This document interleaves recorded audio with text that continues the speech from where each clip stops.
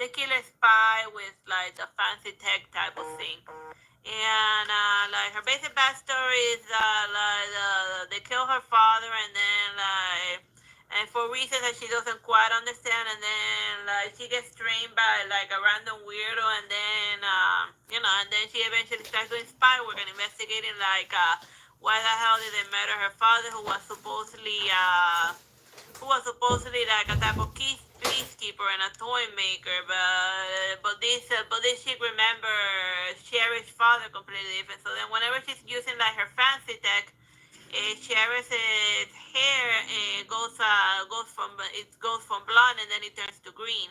And she has this is not like a fancy look. This is more like a type of chick armor that like the nanotech protects her from like damage and stuff, and it does various things as the plot demands it, but it still makes it look hot because like hot chicks are very distracting in battle.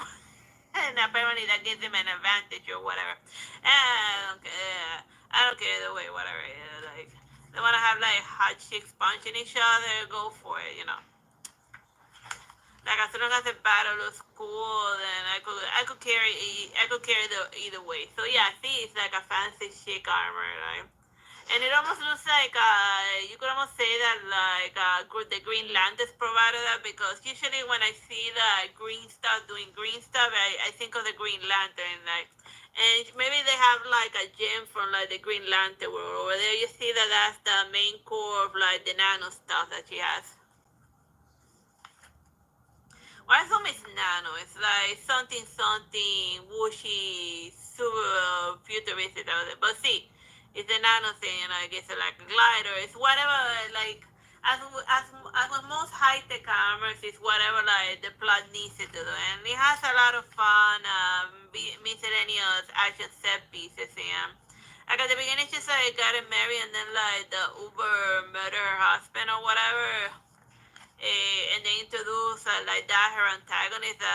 She stabs her husband with like the pointy end, with like the pointy end, and then and then for some time they do like quotations about like revenge and stuff. Cause now she has something new to be revengey about. Like they met her father, and now they met her husband, and for reasons that she doesn't quite understand. Cause like it happened like when she was a child, etc., etc. But like, and then that's part of like the mystery of Cherish. She trying to find out why they ruin her life and stuff. But yeah, like he has like a fun, cool angle type of fight. And she like even without her armor, she can like still kick people in the face. So that's good. She's not complete. Like she doesn't completely have to depend on her armor, on like her fancy tech in order to like rip people a new one. So that's a lot of fun.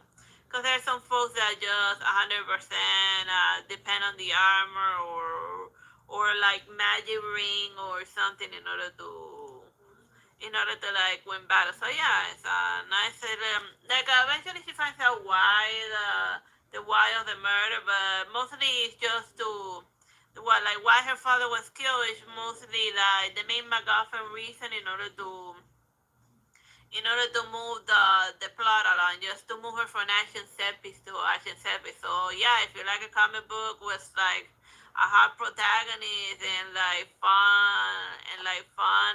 martial artsy type of battles, and yeah, this is a good comic book to read. Bye bye and God bless.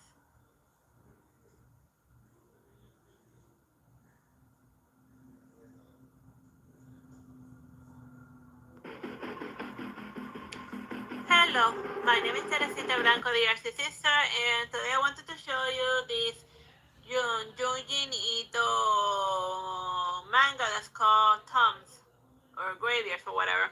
Like, if you don't know who this person is, whenever you see this name, just know that you're gonna be seeing some horror.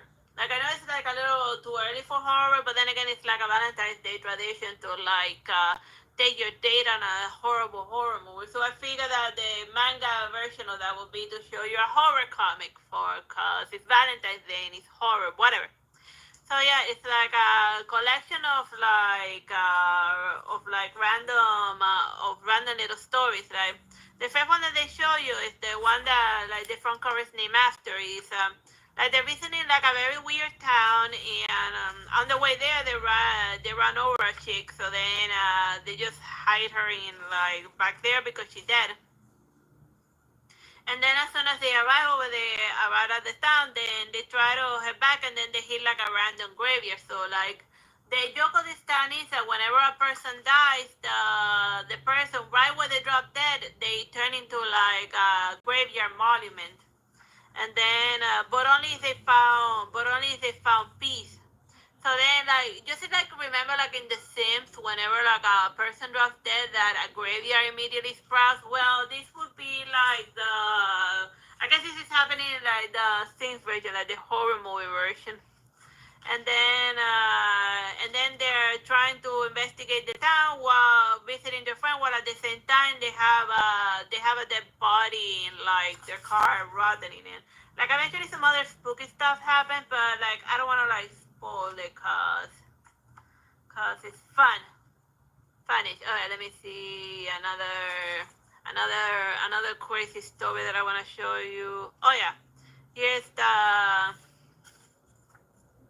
Like in this one, she. Okay, let me see. That's like a weird club. Let me see. Oh yeah, here we are.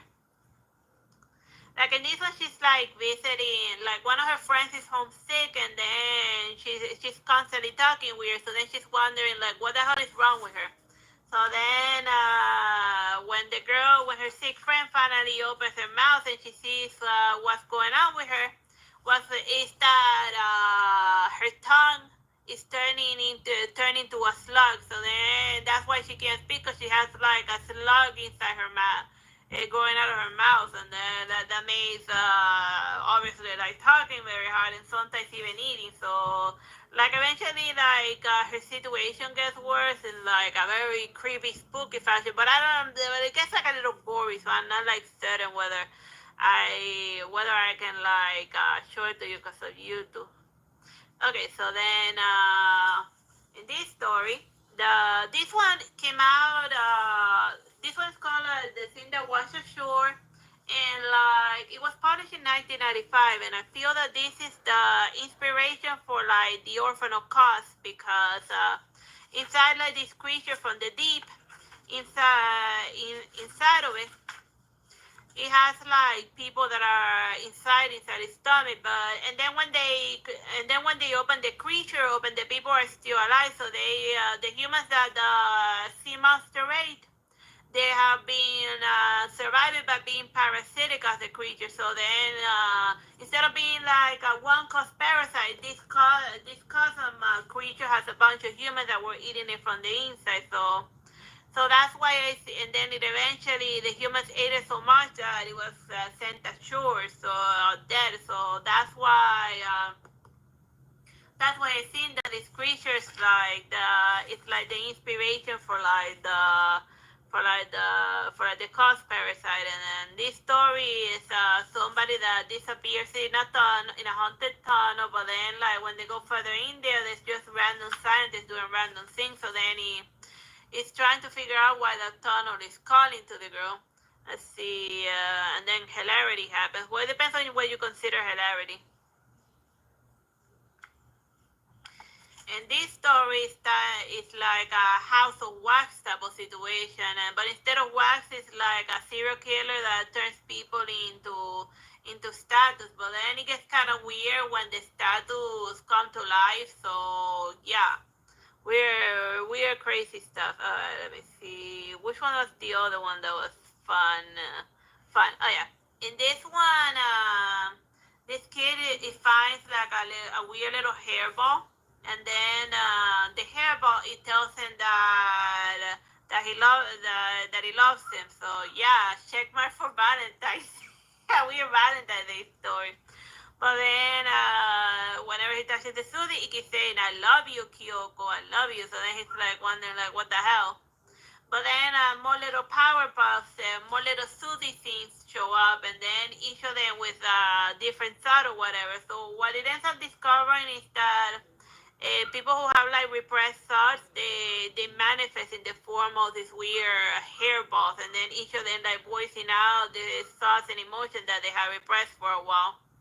And then with something that was very well repressed, and in one of them, it even rats out the weird puff street ends up telling them that somebody committed murder. Over here it says, I killed Mima. So then everyone in town knows that the guilt of this guy, it manifested in the form of a weird tree.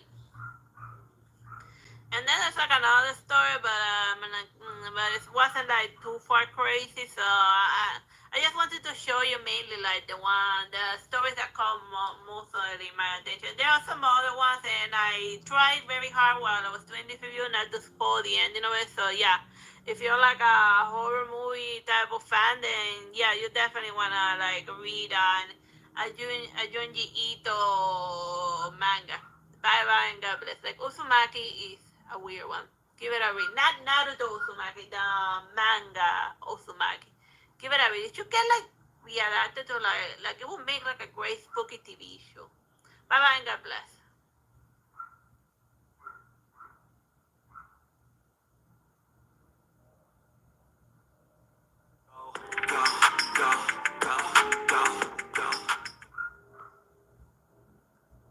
Hello, my name is Teresita Blanco, the Artsy Sister, and today I wanted to show you this Buffy comic book. And it's called, even though it says like Buffy 97, and let me see when the thing was published. Here we are. It's November 2022. But I guess like after 2020, like they started with like the whole nostalgia thing, and this is just a product of its time. But it's refreshing that like it's funny that now people are not only nostalgic for the 80s, but also for the 90s. Like I guess as soon as the 2000s started, like everything started going to hell. Like it's like. Well, it's kind of like how like in the turn of the century, when we went from like 1800s to like how we went from like the 19th century to the 20th century. Then everyone decided that it was like time to go murder each other. So, and the same thing is kind of happening this time in modern times. Like at the start of the century, everyone decided to like go uber violent, but I guess that must be like 100-year cycle that the world does. That every 100 years, like everything's gotta die. But whatever. I'm getting very green. Over here, we're watching Buffy going about like her 90s life, and just like the title says, she like deals with supernatural stuff back. And like the first bad guy that she deals with is like this weird entity that lives inside a fashion magazine, and then she draws people and vampires into like her book, and then the problem becomes like getting out of that other realm and finding the way out. And then like the other bad guy, well, not bad guy, then like they had like do a little bit of magic, and this guy gets prophecies from like this witch.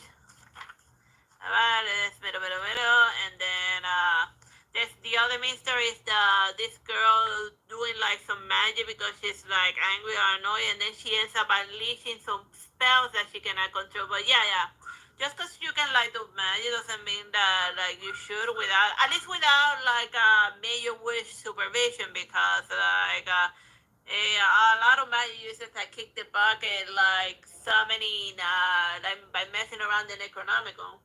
Like I seen like Ash from like Evil Dead, he's if he can like do all of the fact that he can actually use the Necronomicon just shows that he's like a powerful magic user or something. But since he doesn't have like the supervision of like Merlin or something, then he keeps like miscasting or doing a bunch of things or unleashing stuff by accident, because there's nobody there to explain to him what each of the spells does. It's just creating effect without understanding the cause of it.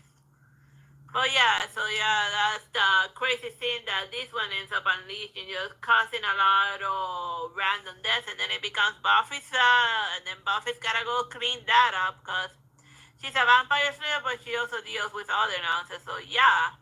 It's Buffy the Vampire Slayer, but she also slays witches and like weird beings from like different dimensions and stuff. And it's fun to see like a world comic book type of world over time before social media and like and also even like and the cell phones were also awful in the 90s, like they were like really during the time of beepers and only a few people have them, so yeah. So yeah, so that's this comic book in a nutshell. But if you're like no, if you want to see more Buffy, then this is now one of the few ways where you can actually do it. Bye bye and God bless.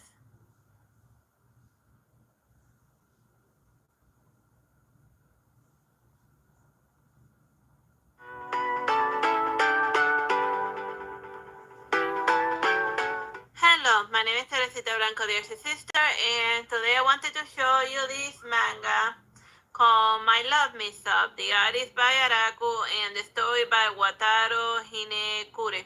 Like I read like in like the back, or which is the front in like if you read it like a Western type comic book, like it mentions that this is actually like this person is this is the first story that Wataru ever wrote. So like it's interesting. While the drawing is like made by a more experienced fellow, so it's interesting to see somebody's very first story being made into a graphic, being made into like a manga and stuff. So it's like a school one, like a school romance type of thing. And I don't usually like reading much about school because it gives me like bad flashback, but this one's well written for a change, kinda. So basically, this guy lost Hashimoto. It's funny because like Hashimoto is like the name of a syndrome in medicine, so like whenever like they say Hashimoto, I start thinking of like a random illness. I wouldn't be able to remember what it is off the top of my head because like, I'm not like a doctor person. Mommy's kind of like a doctor person, so yeah, whatever.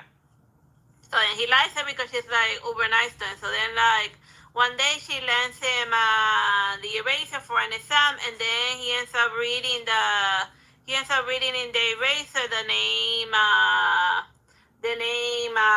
Ida. So then he starts thinking that the girl that he likes is in love with that guy. So then well, as he writes it, that guy. So then he be like, and so then when this guy is passing the papers back, he sees that this guy has an eraser that has his name written on. So then this guy starts thinking that this guy has a crush on him, and then he ends up so he doesn't want the girl to know that the other guy likes him. He ends up pretending that it is him because he's just an idiot because he doesn't want the girl that he likes to hook up with this guy. So then he pretends that he's the one who actually likes him. So and for one stupid reason or another, this guy ends up thinking that this guy likes him. So yeah, that's why it's called like the love mix up.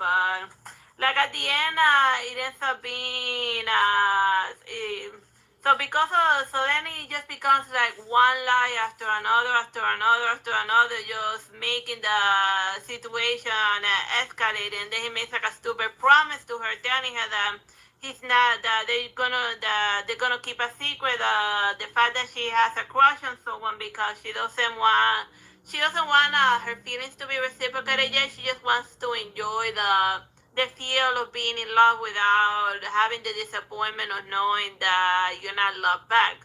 So then, since he created that huge misunderstanding situation, then Ida's just spending all of his time thinking that this guy likes him. So then he'd be like, so when did this whole thing started? And then he'd be like, I can't believe that the first person that ever told me that he liked me was a dude. And he's like when they were like looking for the signs and whatever. But then as the comic progresses, he ends up really getting warmed up to the idea of being liked by another, or being liked by just by anyone, because nobody had ever loved him in his entire life apparently. But then again, since it's like a volume one type of deal, we don't know this guy's backstory or why he would be, why he would like the idea of just being liked by anyone. Maybe he has like cool parents, and then he opens up to anyone that shows him a bit of affection or something. But yeah, so that's basically the comic in a nutshell. And then the main character ends up being, and since this guy starts being extra nice to him, he ends up also starting to fall in love with Ida.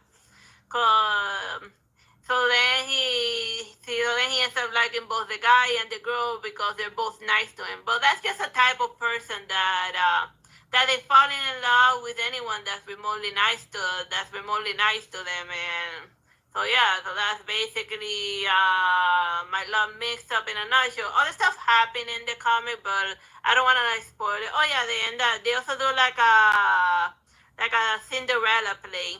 But since Hashimoto, his girlfriend, not like his girlfriend, like his lady friend doesn't want to play the part, he ends up playing the part of Cinderella with Ida playing the prince. So that's one of the other things that happened later on in the comics, so in the manga. So yeah, a high school romance. Bye bye and God bless.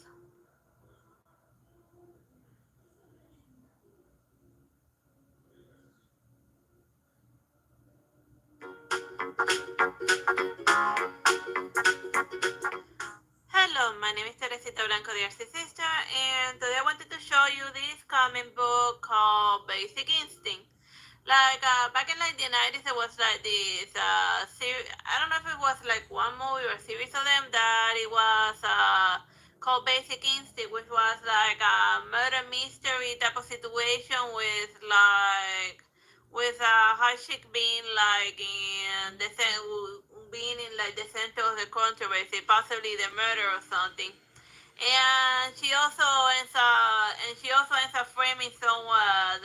I think it was like the main character of murder. Like I don't remember much the Basic Instinct movie because I watched it like a century ago. But anyhow, just it's a murder mystery with like a, and then there's like a hot chick, but she's not like the main character.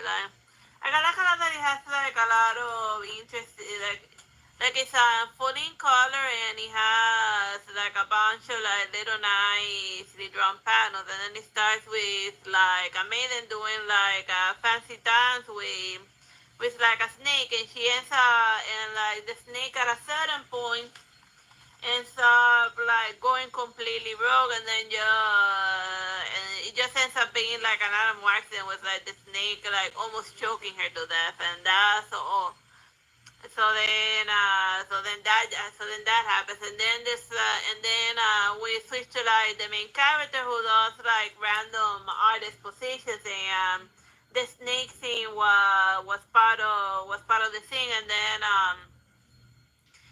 like he gets like accused of murder because he found a dead body, and then like I mean, it was not a crime to find a dead body, but and then later on he gets called by the cops again for finding another dead body, but this time in like his bad stuff. So then he's like wondering like what the hell, why the hell is this happening to me? Like who did I piss off that they keep like putting their bodies all over my path? So then it's like, yeah, that's the basic mystery behind it. Like why is this happening to me? But I don't want to like spoil too much of like the plot and whatever, cause like if I tell you who done it and like all of the clues and whatever behind it, then what's the point of reading the comic book? Oh yeah, like it has like a fun miscellaneous action set piece. So let me see if I can find like a fun little, not the let me see. Somebody. Oh yeah, here we are.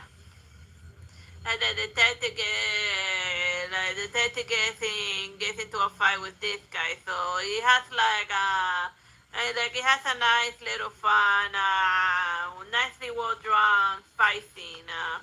But it's like between two humans, so it's not like something ridiculously crazy, but it's like gritty and realistic. So that's a lot of fun. And at the end of the comic, it has like it has like some of the raw pages of the thing, and like between here and there, it has like some that, and at the end, it has like some fun glamour posters of all of the characters, etc., etc. So yeah. Basically, and since this is a volume one, I can only guess there are other murder mystery stories surrounding and centering around femme fatale. So yeah, and also like the main character, like the main character that's getting framed for murder is also he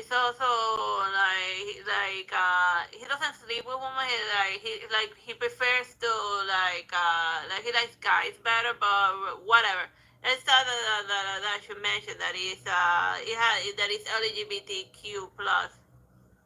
But it doesn't add anything to the plot. He just is, and one of the person that they leave behind in the bathtub that gets him into a lot of trouble. The second victim, it ends up being his lover. So obviously, then the police is more seriously interested in him because, like, you know how it is. Like, whenever, like, the boyfriend or the girlfriend drops dead, they usually call, like, it's usually, like, almost 90% of the time the spouse. So, yeah. So then, like, it also has, like, some weird, like, a slight reality distortion because, like, weird shit keeps happening, like, around him, but whatever. Just give it a nice read. Bye bye and God bless.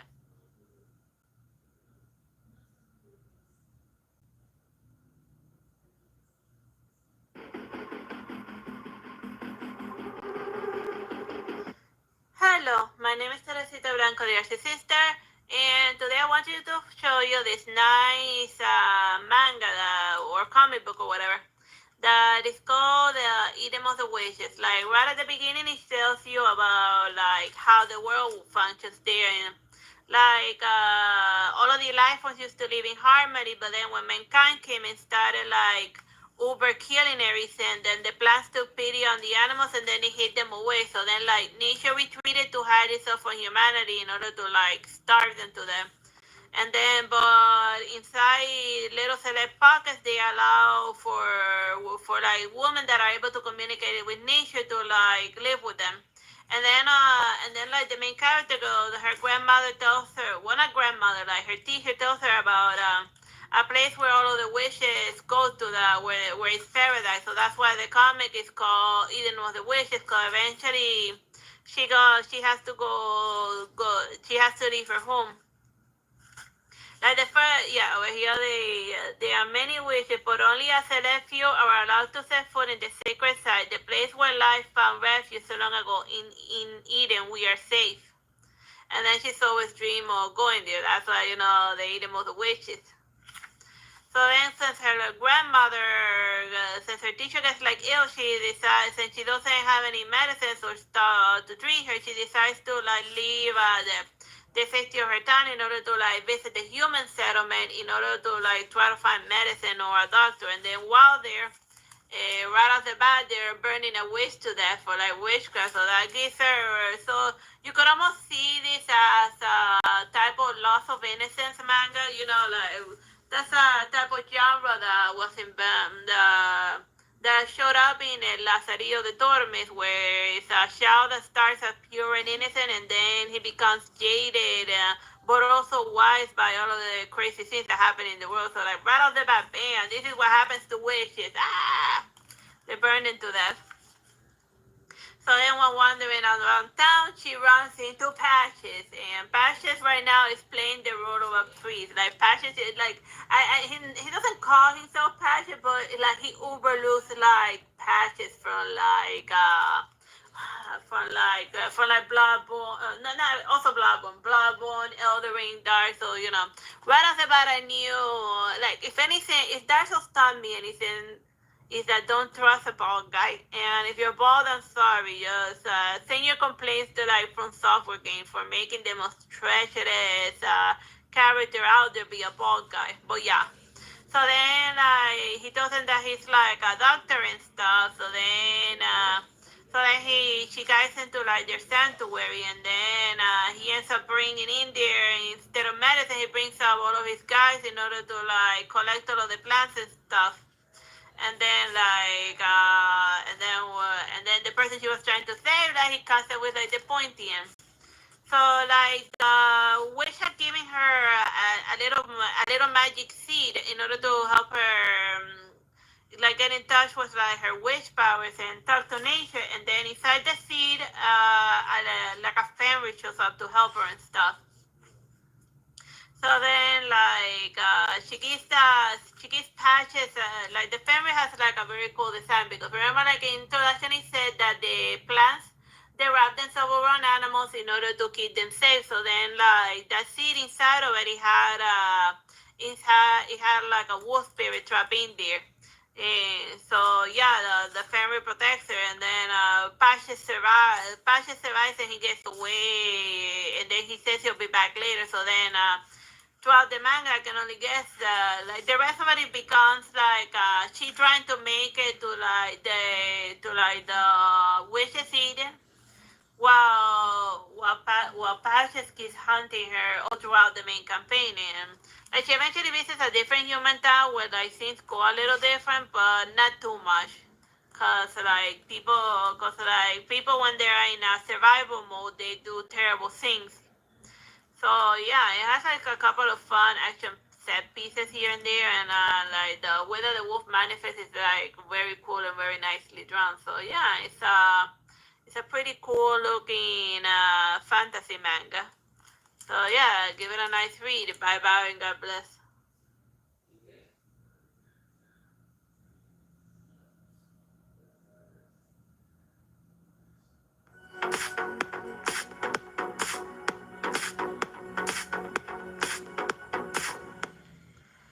Hello, my name is Teresita Blanco, the Artsy Sister, and today I wanted to show you the Superboy comic book that I ran into. Like the first thing that I wanted to joke about is that it's Superboy, the title, Superboy, the man of tomorrow. So I guess is he a man or is he a boy? Or well, he's too big to be a boy, so I guess he's a teenager. So I guess tomorrow he's gonna be old enough to start calling himself Superman or something. And what's gonna happen once it's like old and gray? Like I know that like Kryptonians like take forever to like age and stuff. But since it's half human, it should like I mean I guess in like 200 years it's gonna start looking old or balding like Lex Luthor. But yeah, like I guess it would be kind of awkward to always be called Superboy, to always being called a boy even though you're like old and gray. So whatever. Maybe he'll go through a Nightwing phase and completely disassociate himself from like the Superman and the Lex Luthor name. So yeah, like if you're not familiar with this character, he's a clone of Lex Luthor and Superman. Cause Lex Luthor he wanted to have a child against Superman. So then that's how life found a way. Whatever. Like I only know him from like the TV show, so don't expect like a lot of lore information. So like it starts with him like Betty aching about him not having like a place in like planet Earth and stuff. So then he goes to the Fortress of Solitude to like teleport to a different planet in order to do superhero stuff over there. And I guess that with a bracelet they just yada yada how he's able to speak the language of the locals. There's something Kryptonian Superman or some magic or whatever. So then he arrives in the middle of a battlefield, and then he just attacks a creature that's attacking the people that he perceives the helpless NPC. So then as soon as they see him display so huge strength, they're like immediately freaking out by him and thinking that he's the bad guy, even though he technically helped them. But as with most situation, it's like just coming into the middle of a battle without having any of the local intel, just like punching people at random. And for all we know, the folks that are running away over there are probably like up to some sketchy stuff. Maybe he punched the police for all he knows. But for the sake of comic book sake, he guessed right who was the bad guy. So like the main antagonists in this planet, they're gathering random DNA from like different people in order like they're doing like in order to like make superhuman warriors. So then like they were immediately amused by him because he's a Kryptonian and a human halfling. So then they be like, oh, so they mix Kryptonian and human DNA. That's very interesting. So then like they want to like bring him to his boss to get like his Kryptonian DNA. Well, obviously they're not interested in his human DNA because humans be weak. But then it's just so this is like so then the whole comic becomes him trying to make like his name in like a new planet, and like even in a different planet he's like still messing up and not being immediately like and whatever, because you can run away from like your problems by moving to another planet, but he can't run away from his inner demons and the things that are weighing him down, which is basically his uber obsession with being a Superman and a Lex Luthor clone. In, but as with most, it's just nature versus nurture. I mean, just because it's a Lex Luthor Superman clone doesn't mean that he has to be a superhero like Superman, or he doesn't have to be a mad scientist, corporate jerk like Lex Luthor. There's plenty of options, and with his super strength, he can definitely and super intelligence, he's got options, so he's fine. But then again, since he's like in his teen years, he's more erratic with like his emotions. So cause it seems that he only has two options, like a heads or tails situation. But no, kid, you got all the cards. You can he could even be a doctor. Not like a mad scientist doctor, but like the type that heals people. You know. But that's just but that's just my random idea, and then like the rest is just like a bunch of like cool random battles here and there. I think it's like one that looks amazing. Like I don't want to like spoil the plot or whatever, cause I want you to have like a fresh feel for the comic book and stuff.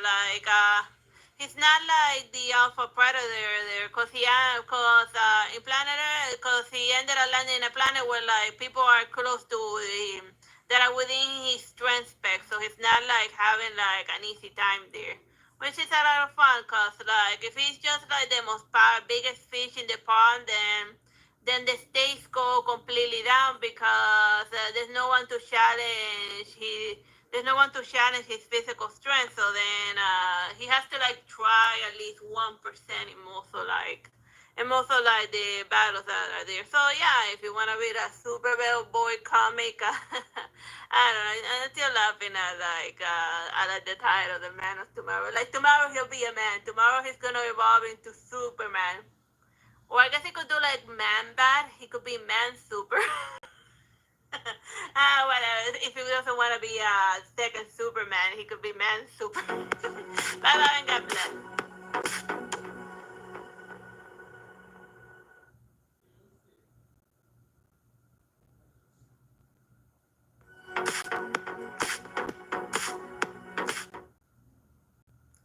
Hello, my name is Teresita Blanco, the Artsy Sister, and today I wanted to show you this new comic book I read called We Call Them Giants.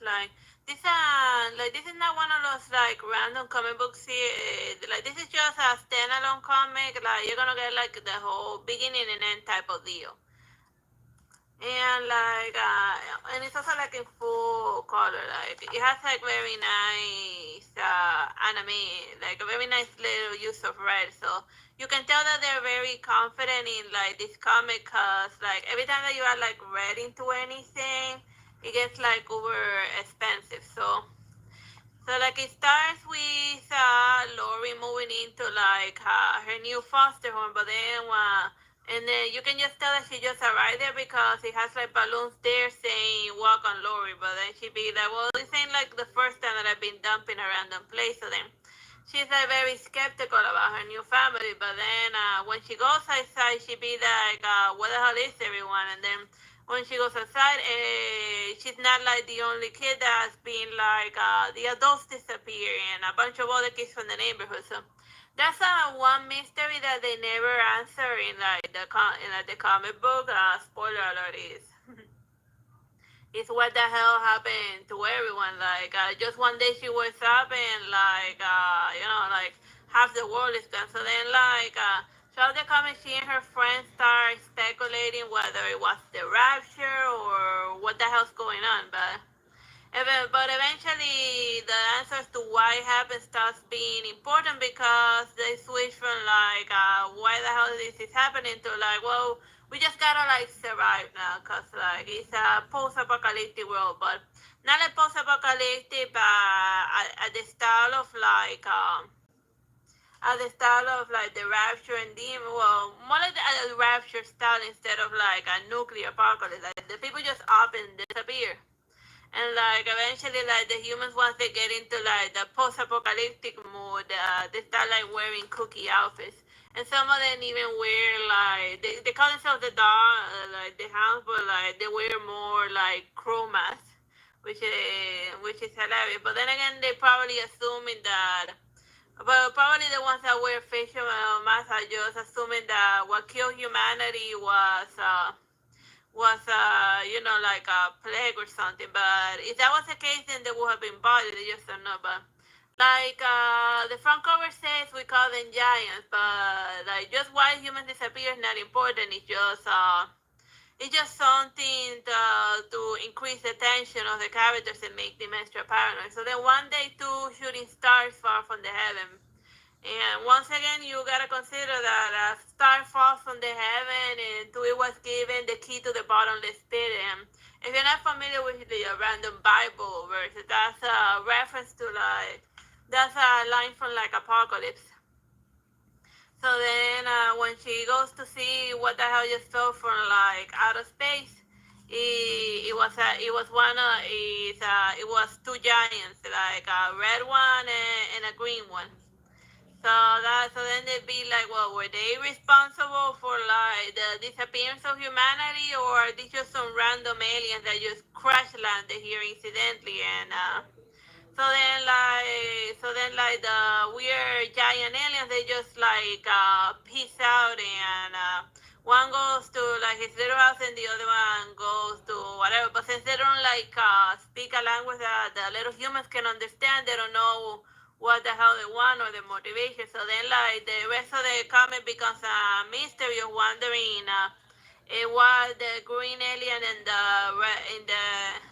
red alien are up to.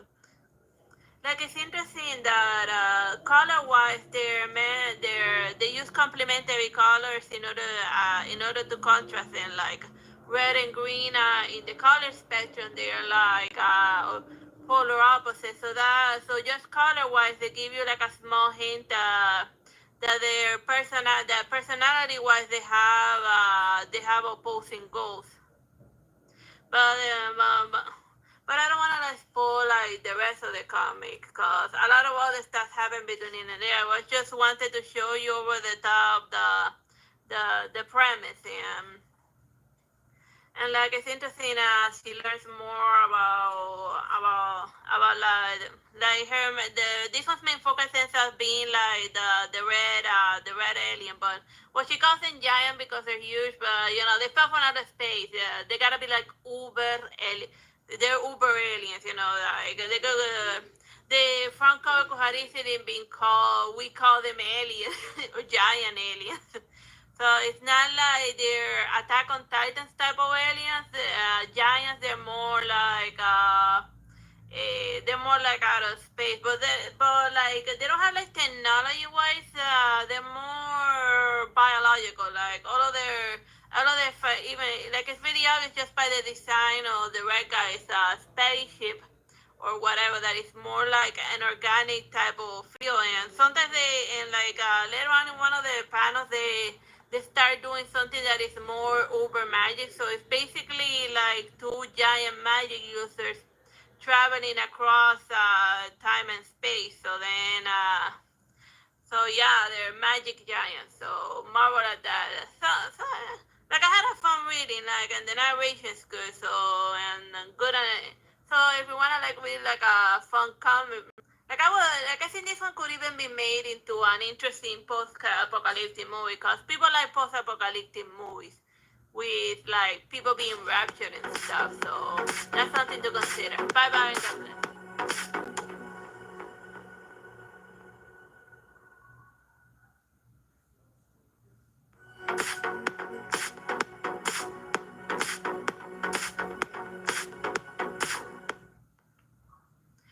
Hello, my name is Teresita Blanco de Artsy Sister, and today I wanted to show you Street Fighter, the manga. But then again, there's been like a bunch of like random little Street Fighter movies and all, yeah. But this one is like Street Fighter 6. Like according to this, it's like Street Fighter 6, and like they show her this maiden in like the background, but I didn't see her anywhere within the comic. So yeah. Despite the name, there's not gonna be, despite it being called a Street Fighter comic, there's gonna be like very, very little the actual fighting in the street. So it starts with like I don't know the names of half the people, and I miss when they introduce themselves. So yeah, this guy's like doing like some random stealth stuff, like random military stuff, and then they throw, and then like the first battle happened is just basically him throwing an elbow punch. So that was disappointing, and then back to like being weirdly random lost. So let me see if then there's like a cool hero pose of this guy, but I don't remember seeing him doing anything in the comic. But then again, I was like kind of like half expecting, half hoping for like a lot of like cool like action battle scenes, but it wasn't that. It wasn't. There wasn't a lot of that to see or at all. There's random car stuff, and also like narration wise, it's just since Street Fighter is like such a big has like a ridiculous amount of characters, and they're all like important because they all have like their little fandom. Then it's just like a bunch of little mini stories of like each of the characters going about their little own side quest, but not so much fighting per se. Let's see. Here's the other fighting scene that I was able to find. He jumps at her, and then she shouts him, and then she brings her a gun, a la Indiana Jones style. So that immediately puts an end to like the street fighting. And that's when, by this point, by the halfway point, I'd be like, wait, I see what these comic book writers doing. They're trying to get around with having to animate, with having to draw an actual, like, a very long street fight. Like I would have expected like something called Street Fighter to have like at least with fighting mangas I would like at least expect like a healthy 50-50, like 50% fighting, 50% plot, or 60-40. But yeah, there's no. This is more plot than actual fighting. Like around the end, it puts like other various. It has like little various little comic scenes from like made by various artists. And this one it has a little bit of a fighting in it. Not that much. It just like a page or something of like random fights. Or two. And that's the longest battle that I was able to find. Well, actually, the entire scene was a fight. Just and that's it. This like only way at the end do you see like a very long something that will be a fight that takes place in the street, but you gotta like jump all the way to the end. And but it's not like part of the main bulk of the story. And like over here, I think over here there's another fight, but also like at the end. So if you wanna see like the actual street fighting in the Street Fighter manga, you're gonna have to like just skip to the end. They're rather amusing here and there, but you know they're not. And like this one definitely has some cool like action panels. Like why didn't they get this guy to like draw the rest of the manga? Just like a nice bunch of like fighting and stuff. Because you know like Street Fighter manga, we had respect for it to be actual fighting by the street. But whatever. I didn't mean to roast it. I just wanted to tell you that if you wanted to, that the Street Fighter manga has the only place that where it has actual fighting in the street is like very close, like in the end, completely disconnected from like the main plot or whatever. Bye bye and God bless.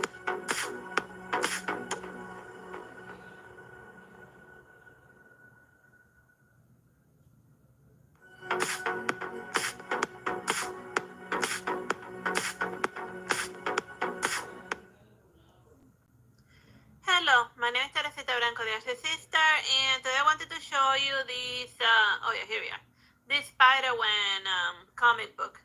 Like, Spider-Man is a different dimension Spider-Man well, Spider-Man in this case, who, like, instead of Peter Parker being the one that got bit by the weird radioactive spider, it was his romantic interest in the school instead, so then she became like the Spider-Man superhero while the other Peter Parker just languished in the shadows. And as established by like right off the bat, they give you like a little origin story in just 2 pages, cause like most comic books, they're assuming that you don't know absolutely anything about Spider-Man. So then it tells you she's a rockstar, she does the drum. She got bit by spiders. She like her first super villain, it looks like a reptilian looking one. And then she was the one who was protecting Peter Parker from like the bullies and whatnot, Miss Congeniality stuff. Remember, like in the start of the movie, Miss Congeniality, that the little nerdy kid was getting like bullied, and then like she punched the bully, so then like but then instead of like being weirdly grateful and like continuing with his life, he decided, well, if she can be like a kid crusading superhero, well, I wanna be like a superhero too. So then like he invents a weird serum in order to try to give himself super strength, but and because he was tired of being like weak all of his life, and then like since he wanted to be a superhero so badly, he just ended up biting the big one. So I guess like Peter Parker, this Peter Parker in specific, since from this dimension, since he couldn't just handle being weak the rest of his life, he decided that he needed to do like drastic stuff, and then it ended up costing his life. And then since she was near Peter Parker when like he dropped dead, then people just assumed that she had caused his death, and then like in the background, Peter Parker's aunt and uncle are like investigating Spider Woman, because like they think that she really murdered their grandson, or they just want to get answers from her, but she didn't have any answers to give him, because he just did everything on his lonesome, thinking that he'd be so smart that just because like you get straight A's in your classroom doesn't mean that you're smart enough to like tamper with chemicals. I mean, at least test it out on like animals before putting like a weird crazy injection that you cooked up in your in your meth lab before trying it out on yourself. Whatever. I don't know. I don't know why I found the tragic end of this Peter Parker were weirdly hilarious, but then again, at least the Spider-Man from the Peter Parker from the Spider-Man Married with Children, he was able to accept the fact that he was able to not be Spider-Man and still live a rich and successful life, because he used his brain and his smarts to move on with life. And he ended up getting like the suit way early, like extremely late when he was married and had kids. He had like he lived a normal life for a long time when he didn't need to do it. Like it's okay to just be like an average Joe. I guess he just couldn't handle that, like his romantic interest. And I guess to impress her, he just like stabbed himself with a point. He just like stabbed himself with the pointy end of a needle and weird stuff he cooked up. But I guess that's like a lot of guys when they're like ridiculously desperate to get a specific chick's attention, then they just do very drastic things. But it ain't worth it. Like if she's not paying attention, if she didn't pay attention to you when you were Peter Parker, she's not gonna pay attention to you once you're like Mutant Parker or something. So yeah, the rest of the comic is just Spider-Gwen just going on various adventures, but balancing her life as Gwen and like her Cape Crusading in her Cape Crusading escapades. Like it has, so yeah, it's a by the numbers Spider-Man comic. It's a Spider-Gwen comic. You know, she's fighting various baddies, well, from time to time being existentially depressed or something, like overthinking all of her life choices and the things that led to where she was. Oh, and like in one of the battles, she ends up losing her cell phone. And then since she lost her cell phone, like the bad guys are able to like track down. That's how they find out who she is and are able to like go up in her house and like wreck all of her things. So yeah, like if you like. That's a hilarious way of like getting the bad guys to discover who you are and like getting in there and like wrecking your stuff. Cause she lost her cell phone, so that's interesting. Like I don't want to like spoil the rest of the comic book cause it has like a lot of like fun little amusing battles here and there, and it's like very nicely drawn. But it has like the athleticism that you would expect of like a Spider-Man comic, cause like it's not a Spider-Man comic. If what you call it, if it's not like jumping around and like being very acrobatic, like that's a guarantee of every at least a good Spider-Man comic, like the cool spinny angles and whatnot. So yeah, the Spider-Man, everyone. I hope you have fun. Well, it just says Spider-Man, but like it doesn't say the one that written by Latour, Rodriguez, Vision, and Renzi, because there's a bunch of other little Spider-Man comics here and there, and like if you title everything Spider-Man, I mean at least name it like something different so that we can tell all of the Spider-Mans apart. Oh yeah, her band is called the Mary Janes. Which is silly considering what the Mary Jane is a slang for, but whatever. Bye bye and God bless.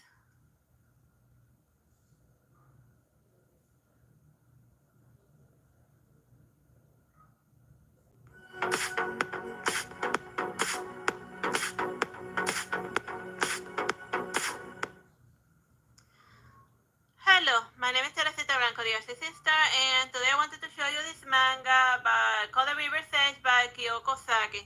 Like it's called The River's Edge because all of the plot related stuff happens by the riverside. That's where like folks come there to like bond and stuff, and sometimes other things. But like the main character is like this girl who's like who's always like standing up for these kids that's like constantly being bullied for like being a little pretty and a feminine, like every and like they don't have proof that he likes guys, but later on you discover that he does or whatever. But like since they don't need, so they just bullying for the hell of it.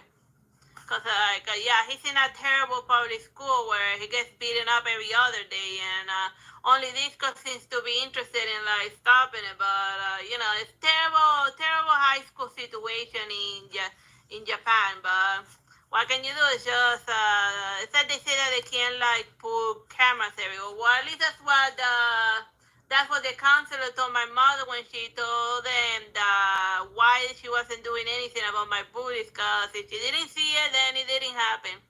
Well, but I don't want to like bore bore you with like sad facts about my life. But yeah, like I gotta like be careful when flipping around this comic book because it has some mating scenes here and there, and there's like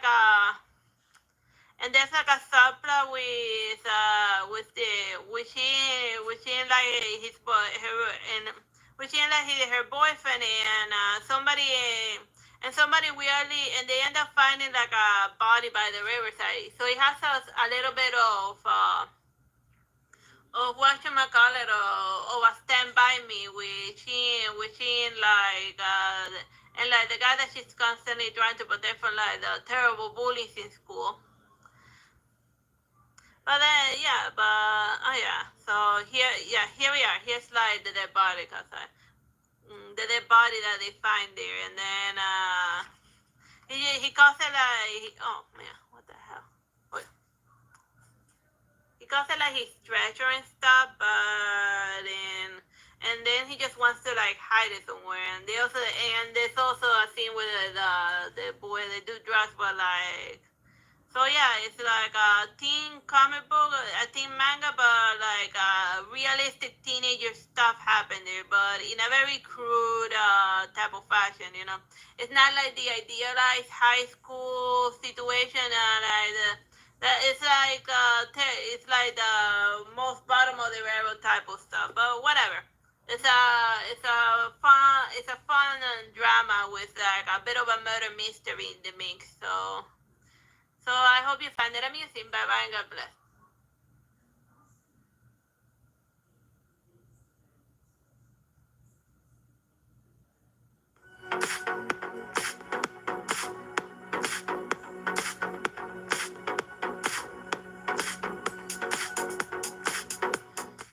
Hello, my name is Teresita Blanco, the Artsy Sister, and today I wanted to show you this comic book called Ain't No Grave. Like it's basically like we follow this gunslinger maiden who gets like an illness. So then since it's not like since it's like an incurable illness, the solution she finds to her problem is to go shoot a death in the face in order to try to get more time with her family, but tracking down death without actually kicking the bucket is easier said than done. So like the story is like mostly it's like supernatural, with like random scene with like other scenes that also take place in reality. But you could also interpret it that the times when she's like in the realm of death is basically like the fever overcoming her. So we pick her up with her wandering about in the wilderness searching for the Green Reaper to shoot him in the face, or like for the gate of the underworld a la Ilya style.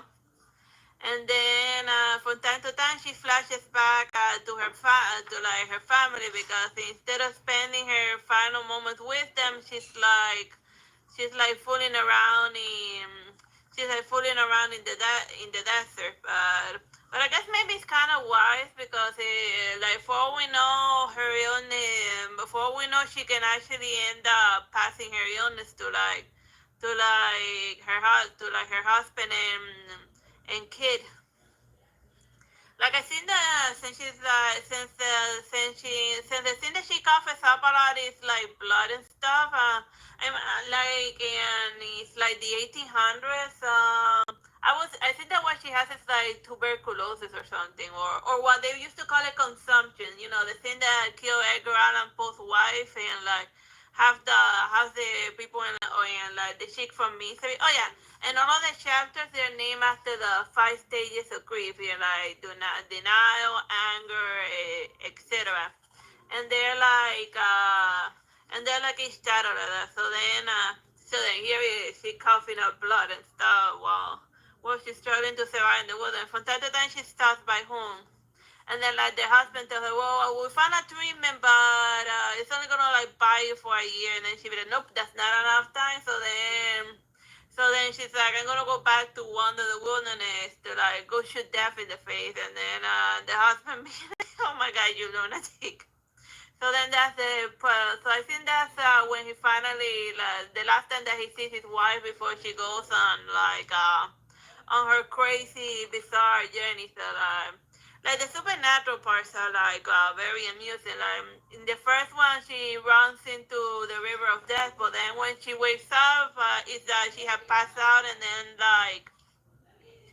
then the river had like, and then she had floated on river. So then you gotta wonder like they had like the supernatural scenes like real, or it's just like the fever and the illness eating away at her sanity. But it's not, but whether they're real or not, it's not important for like the main plot.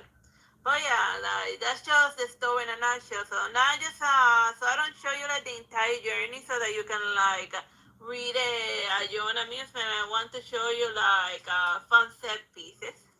Here's Fancy City, and let me see. Oh yeah, there's also like some fun shootouts here and there. Oh yeah, here we are. Like it go. Like if you want like some fun gunslinging fun, then yeah, this is the comic for you. Like I gotta be careful because like in the middle part she goes to like a weird sketchy bar, and then there's like just one panel where you weirdly see a lot of like a lot of like a lot of boob stuff. So then I'm like, oh well, that's completely unnecessary. But yeah, that's let me see another fun. Oh yeah, like eventually. Oh yeah, let me show you like the Green Reaper. She obviously she eventually tracks him down, and then so that's a lot of fun. And like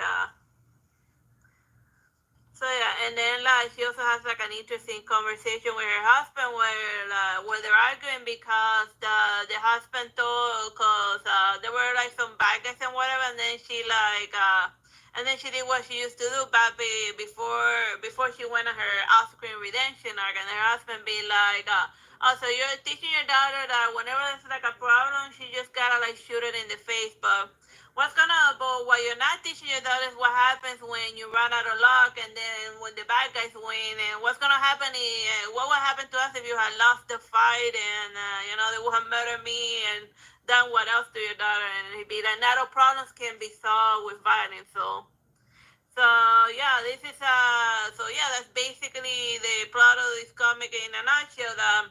She trying to use violence to solve a problem that obviously cannot be solved with violence, because you can't shoot a terminal illness, or you can't just shoot your way out of a terminal illness. But yeah, which is why all of the chapters are named after the 5 stages of grief, which is it's a journey and not the destination. But yeah, it's amusing.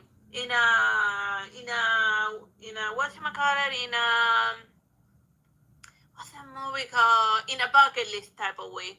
And I got recently see this, and this part could also be string along for like a movie, like a very fun supernatural type of movie. Even if the end is pretty obvious how it's gonna end in a way. Well, I guess I could give it like the Hollywood ending, but whatever. I think they should go. If they do make a movie, they should just go with a canonical ending. Cause yeah, legitly you can't shoot your way out of a terrible illness. Whatever. Bye bye and God bless.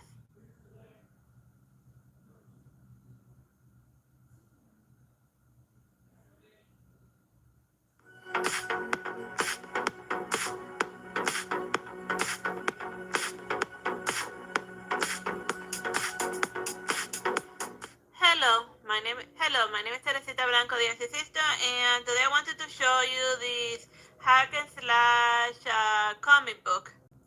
And basically, this maiden, she fights on the creatures that only she can see, but she's also helped by another undead warrior.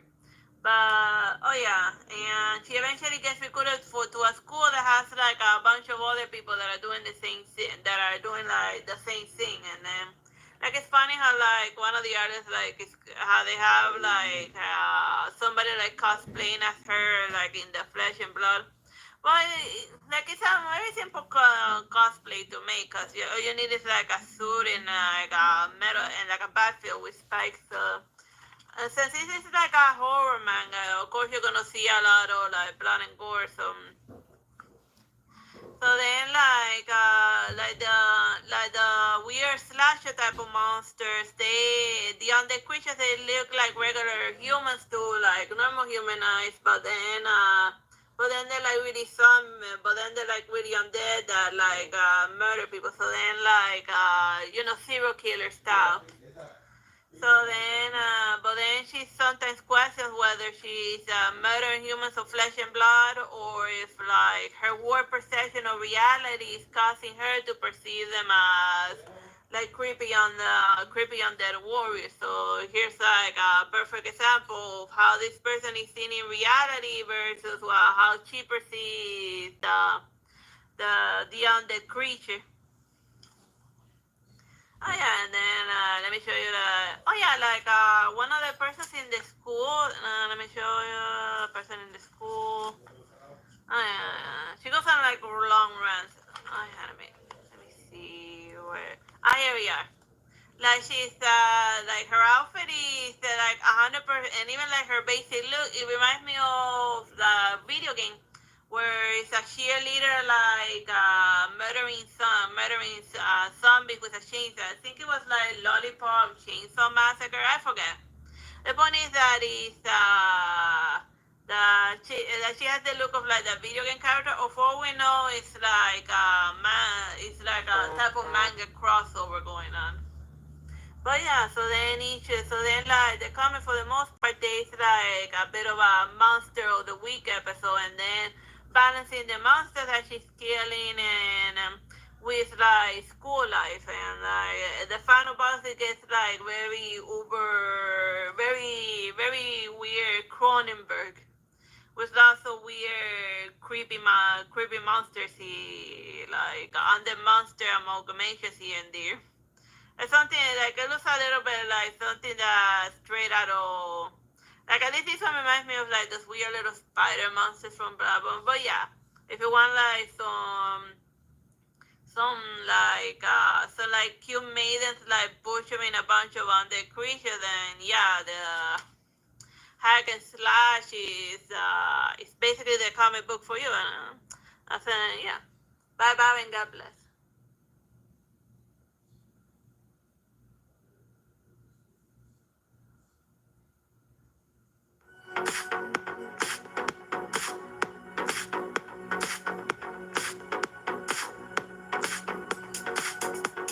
Hello, my name is Teresita Blanco, the Artsy Sister, and today I wanted to show you this weird crossover comic where it's Star Trek meets the Green Lantern, but I guess it kind of makes sense in a weird way cause Star Trek they are like constantly like flying all over space, and the Green Lantern sometimes enters different dimensions while like going on his own little quest. So that's how they made this crazy thing happen. One of the Green Lanterns kicks the bucket, and then he sends the rings to like a different dimension, and then like the Starship Enterprise, and so they all get like this is like the little opera Green Lantern, and you get a magic ring, and you get a magic ring, and you get a magic ring.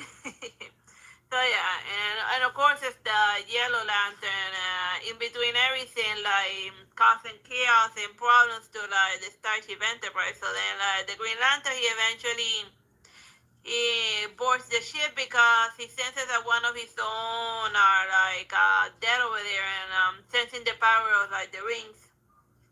So then, like a couple of the rings, they choose a few crew members, but there's one ring to rule them all. It hasn't chosen somebody to like wield it. Like the plot kind of is a little has a little bit of like Lord of the Rings vibes, and in between there's like random skirmishes between some of the lanterns and like the usual bad guys that you run into like in the Star Trek universe, and it has like some cool action set piece, and like I want to show you in the end like who's the one that ends up getting the one ring to rule them all.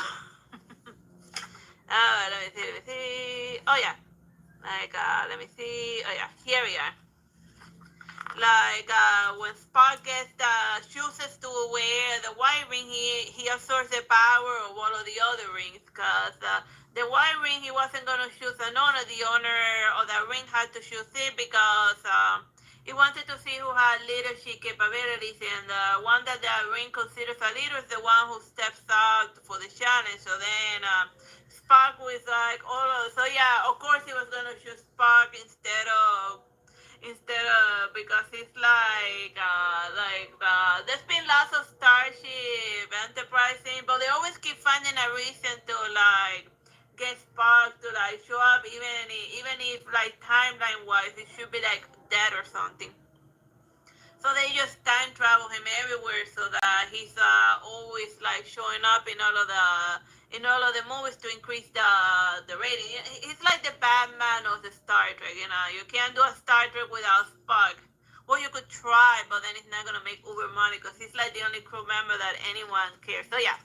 So then over here's the thing that I wanted to show you. That when he gets like all of the rings power, he like summons like Gigantamax alien angel to like go fight the bad guys. So yeah, that crazy scene just happened very close to the end. Like I'm not gonna show you how like the city battle goes, so you have like a fresh take on this Star Trek Green Lantern crossover. But yeah, Gigantamax alien angel.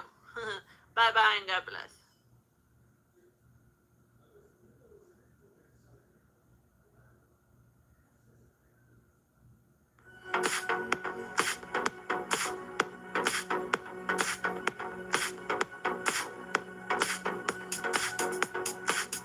Hello, my name is Teresita Blanco, the Artsy Sister, and today I wanted to show you this Superman Brainiac comic book.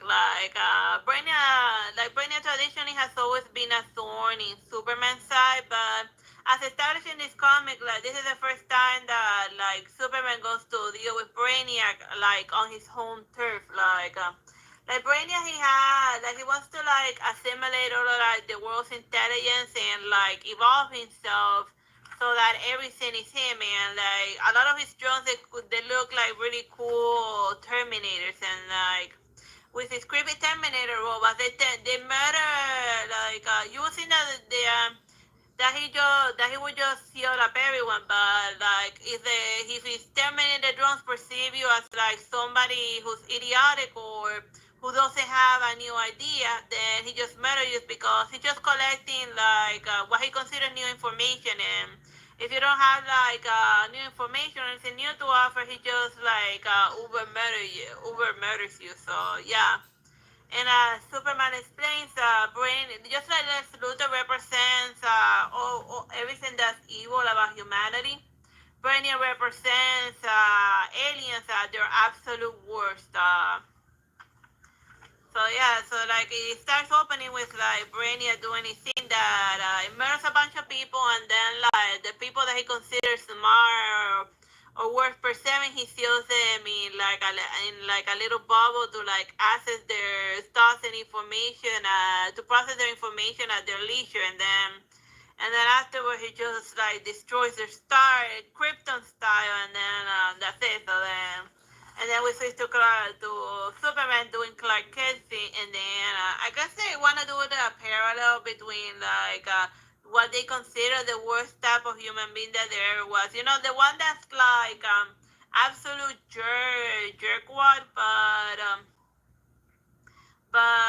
like that co-worker that's always like getting away with bullying the entire staff or just being the absolute worst. But since he follows the laws and stuff, you can't. There's no, cause like there's no prison for bullies, you know. But then again, if you lower the threshold of what is considered a crime, then literally there will be more. The scene will be like completely overflooded with prisoners, cause like over here, like this guy was like putting his feet on Clark Kent's paper, so then he just uses Superman heat vision to like break the chair so that the guy will fall off, and then he took his donut as well.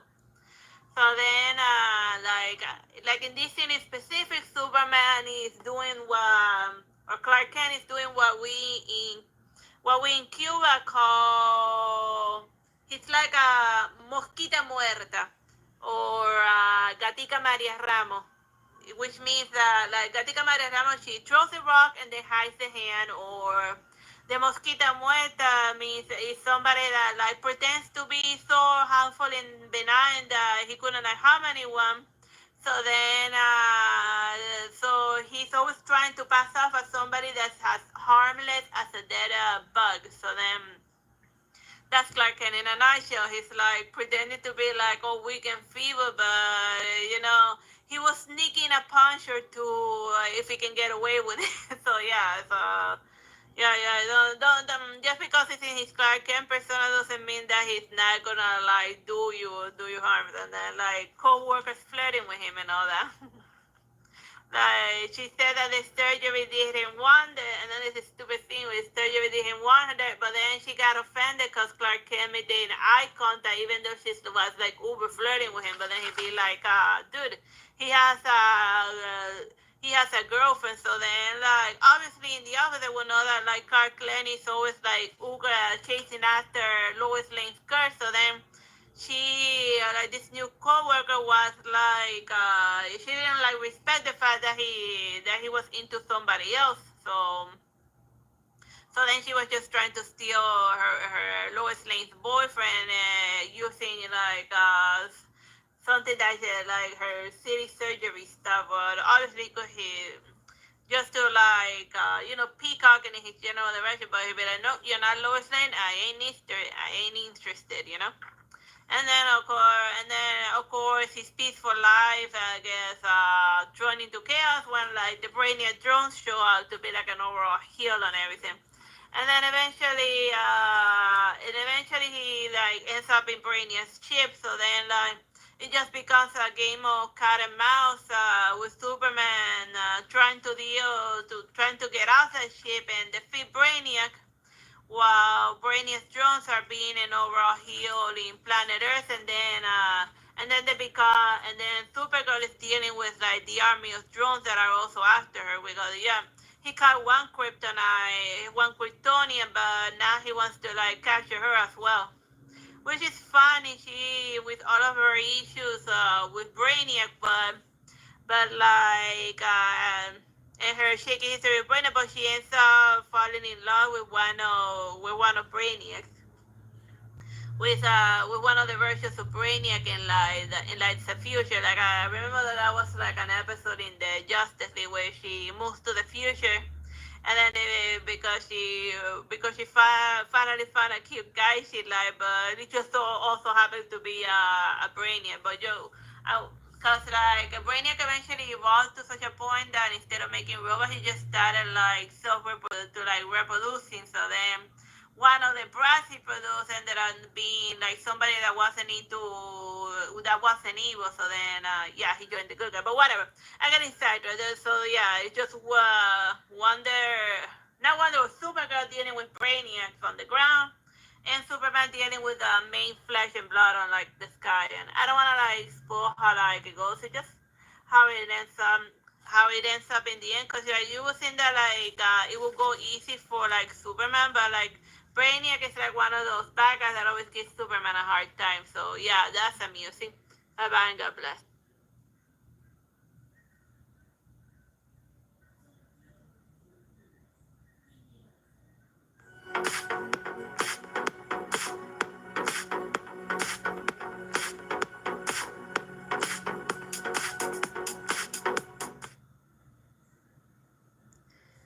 Hello, my name is Teresita Blanco, the Artsy Sister, and today I wanted to show you this Midnight Suns comic book. Like, Midnight Suns, if I remember my Marvels incorrectly, which I don't, is just a different group of like superheroes, but mostly dealing with like the supernatural and that.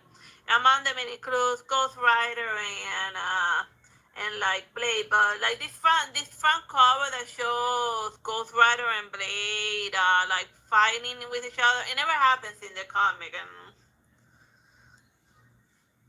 but there is a different type of Ghost Rider, just being an overall heel, but it's not like how it happens there. And of course, and it has like a lot of serious, like amusing, like action set piece. But there's like something funny that happened like very early on. Let me see if I can find the panel that made me laugh. Oh yeah, yeah, here we are. Like the chick, she gives the middle finger to this guy, and then I'll be thinking, that is just hilarious. Like, if you had to censor something, why would you censor like giving someone the middle finger of all things? Like, oh my god, like raising the middle finger. At least according to a Korean drama I saw, in like some countries in sign language it means mountain. So it's not like that gesture is as offensive as it is, and like, come on.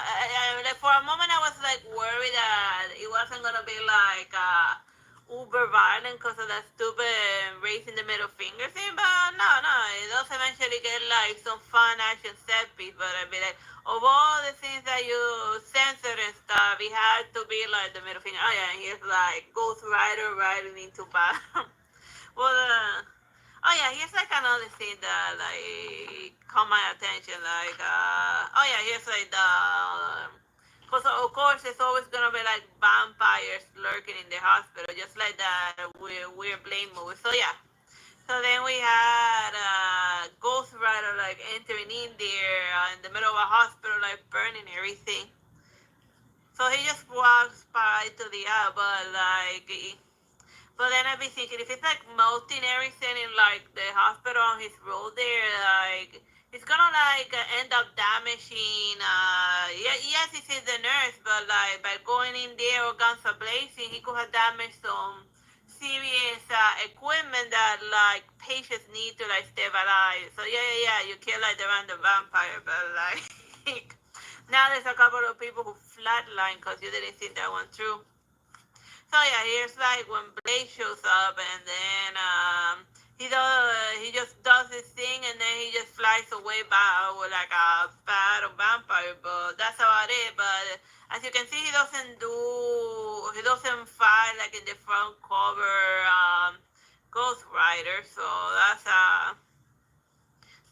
a tad disappointing. So yeah, if you're like getting it for like the front cover, it's like I look right through it, it's not gonna happen. Oh yeah, but there is one cool battle in here that from like, let me see if I can dig it up. Oh yeah, fine. Let me see. Oh yeah, like some werewolf going like yeah. Like somewhere with like butchering a lot of people. Yeah. Here we have like a werewolf biting someone's head and ripping someone's arm off, which is hilarious because you had this cool looking little panel that should have been like the full, like with a panel like this, it should have done it like a 2-page type of deal because it looks very cool. But you had that, but then the thing that you sir is it's like shit giving it's a shit giving this guy finger, which he probably deserves it. So yeah, I just find it hilarious, like people like random the how stupid censorship sometimes is. Or maybe they just censor it as a joke, or like ironically censoring it, but whatever.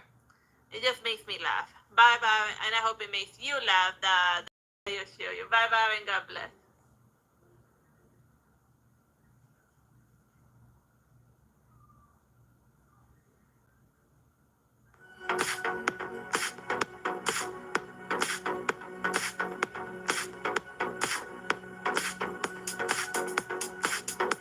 Hello, my name is Teresita Blanco, the Artsy Sister, and today I wanted to show you this Aquaman comic called War for the Throne, or Game of Thrones, whatever you want to call it. But yeah, like in the front cover, you see like the Aquaman that everyone saw in like the movie, like the one that with all of the cool tattoos and like the crazy hair and all of the other stuff. But no, no, no, no. Like completely no the front cover. This is the Aquaman you're getting in this comic, like the traditional blonde, blue eye, weirdo that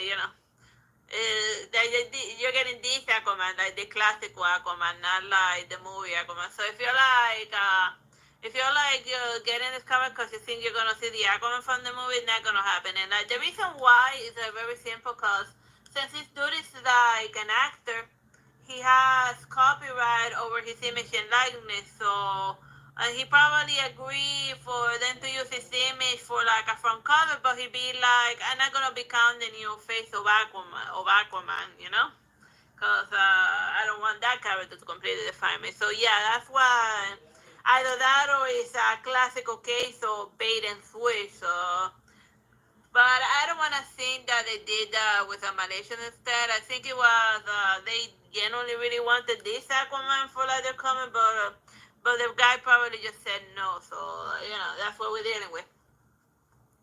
But still, it's Aquaman. Like, and also like the plot of the comic doesn't follow like the movie 100%. It begins with Aquaman's father telling him to like go find his mom under the sea. So then, like after his dad's funeral, he like returns to the ocean, and he has like a lot of cool random fishing. Like they really drew very well like the sea. It's like a very fun.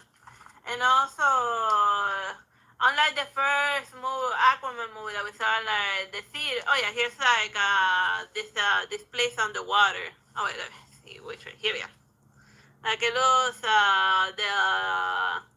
realm under the sea looks a lot of fun. Just a nice two-page type of graphic and stuff. So yeah, so it's basically like Aquaman's brother that may or may not have murdered his queen, may or may not have murdered the queen that is causing chaos in like the upper land, and he even flooded Gotham and a lot of people drowned. So then that eventually draws the attention of like the Justice League or the Justice League. So then like the fish people also end up teaming up with like Batman and Superman and Wonder Woman. So as you can see, it's not like the movie. So it's not like the movie because it has all of the folks there. Oh yeah, so like you can see here just how much the city got flooded because with like the title, because the light beacon that they usually use to summon Batman is like underwater. So yeah, Batman be like, you flooded Gotham, you flooded my Gotham, I go punch you and stuff, yeah. And then so then that chaos stuff is happening, and then from time to time, like fish people show up to like cause chaos and stuff in the surface because the king is going to war on like the land dwellers. So yeah, like I'm gonna show you like a scene that was very funny. That it didn't happen with Aquaman, it happened with Batman and Wonder Woman. Let me see. Let me go dig it up. Fish people. Let me see.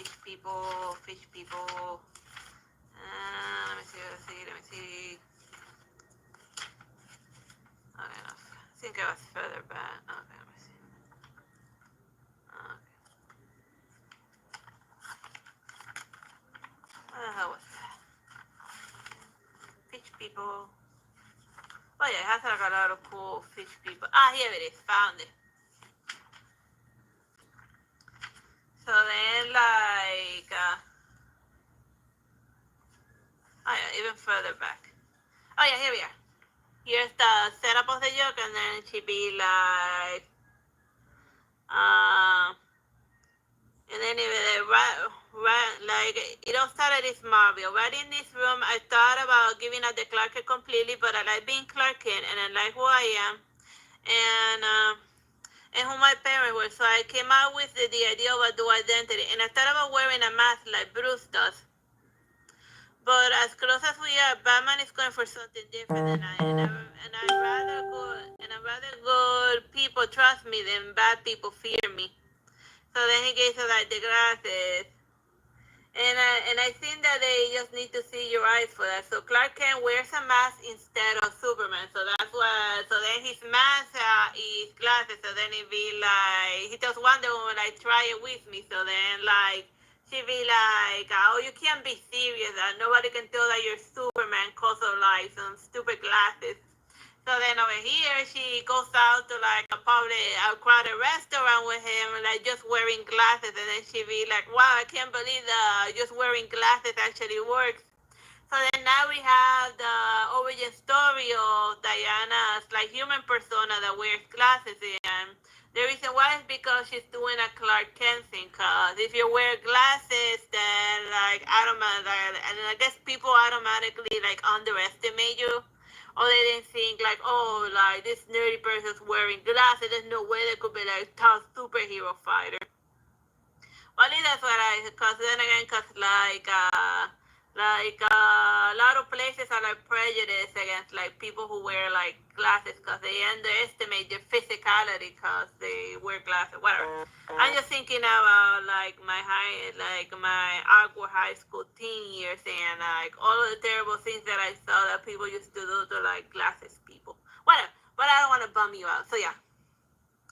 So then, like, she's just surprised that, like, it actually works. And then, like, what Superman figures that, well, most of the time, like, people, you'll see us from, like, far away, so then they can never, like, get a good look of our face, or I guess they just never imagined that we would, like, be stupid enough to, like, be walking out in the public having dinner like normal human beings. So, yeah. That's why, and then they were just having their nice dinner when suddenly, like, the entire place gets flooded up, and then I'd be thinking, well, Superman must have been hyper focused on Wonder Woman that he didn't hear a freaking tidal wave covered in mermaids flying his way. So yeah, that's the problem when you get to he didn't hear a ginormous tidal wave. So yeah. So that totally sucks. But yeah, like I don't want to spoil the ending of it. I just wanted to like show you like cool stuff and a fun joke that I saw. Bye bye and God bless.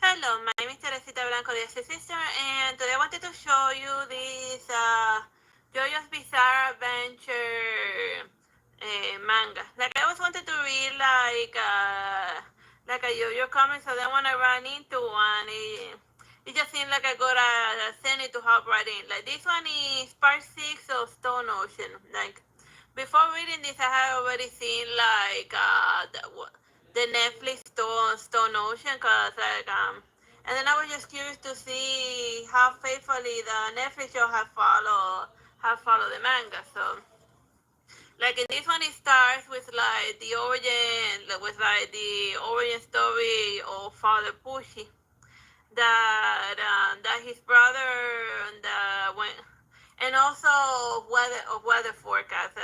Yeah, they got like certain names. So then, like, one of the babies, like, he was born as a fraternal twin, but then, like, his brother, one of the women in the maternity was told it because her baby had been born dead. So then, since she still wanted a baby, she just stole one. She gave them like the old switcheroo. And then he only found out about it because, like, in her deathbed, she went to like the confessional and told him everything about it. So yeah, it basically followed like the TV show did like a very decent 1-to-1 ratio of all of the story. Like it's interesting, like just oh yeah, and here's this version of Dio. Like this Dio looks a little different from like the one in the third part, but I guess it's probably because this guy doesn't know it yet, but like he went.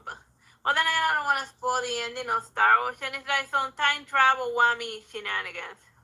And then over here, like here's like the crazy battle with like the slugs that it starts raining from like the sky, a bunch of slug, and then if you get touched by the slug, you start turning into a slug. But yeah, that's JoJo's Bizarre Adventure in a nutshell. So it has like a lot of fun, cool angles of just Jolene trying to like dodge around the slug. So yeah, the Jolene Cuyo, that's why she's a JoJo. And they name her after the Dolly Parton song. Jolene, Jolene, Jolene. They even did a joke of that in like the Netflix show, when she's like in her first day in prison, like one of the prisoners when she's like trying to get at her, she starts singing like this song, Jolene, Jolene. So yeah, other than the slug battle, they also do one. There's also one with the twin brothers like fighting each other in with Anastasia also like assisting, but like with the terrible slugs just being like a terrible just being like a terrible heel, then it's just a very difficult battle and so forth.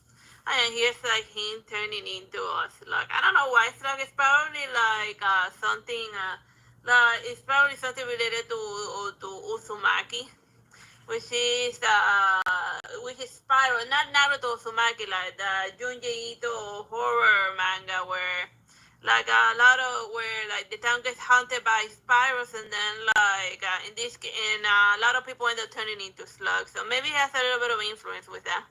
And of course, closer to the end, they fight.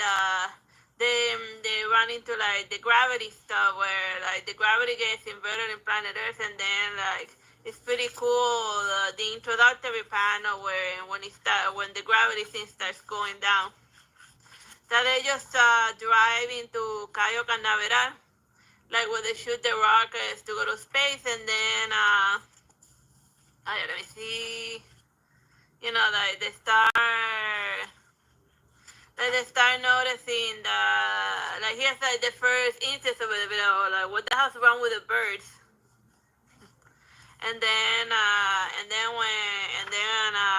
the weird gravity stuff starts escalating, they see like a huge smoking cloud, so like people just rolling down the street, and then they be like, what the hell? And then it's like soon followed by like heavy objects. Cause like the weird gravity power is like, you know how normally gravity you're like stuck to the ground like this, but since the gravity got inverted, now you fall horizontal. So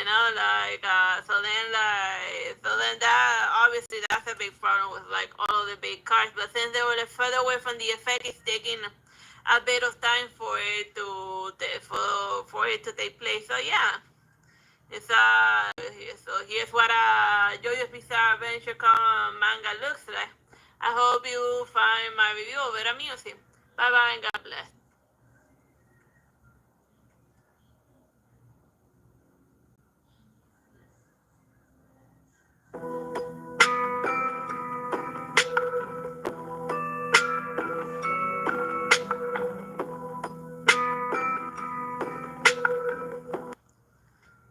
Hello, my name is Teresita Blanco, the Artsy Sister, and today I wanted to show you this horror comic book called Love Sickness by Junji Ito. Like it has like the Love Sickness story, but also like two other stories. But like the main bulk of it is the Love Sickness one. So basically, a kid moves back to his hometown. Well, first I start by introducing like the major problem. Like there's a crossroad in this very misty area, and then like the first person that you run into, then you're supposed to ask that person a fortune telling question, and then she's like, "I'm sorry to bother you, but could you tell me my fortune?" And why your fortune? So this is the crossroad of fortune. I've been hearing a lot of students have been into it lately, but I understand. So yeah, here's what the question. I see. So then what she asked, well then what do you want to know about? My love life. I see your love life. All right, go ahead. So then, like, she asked him,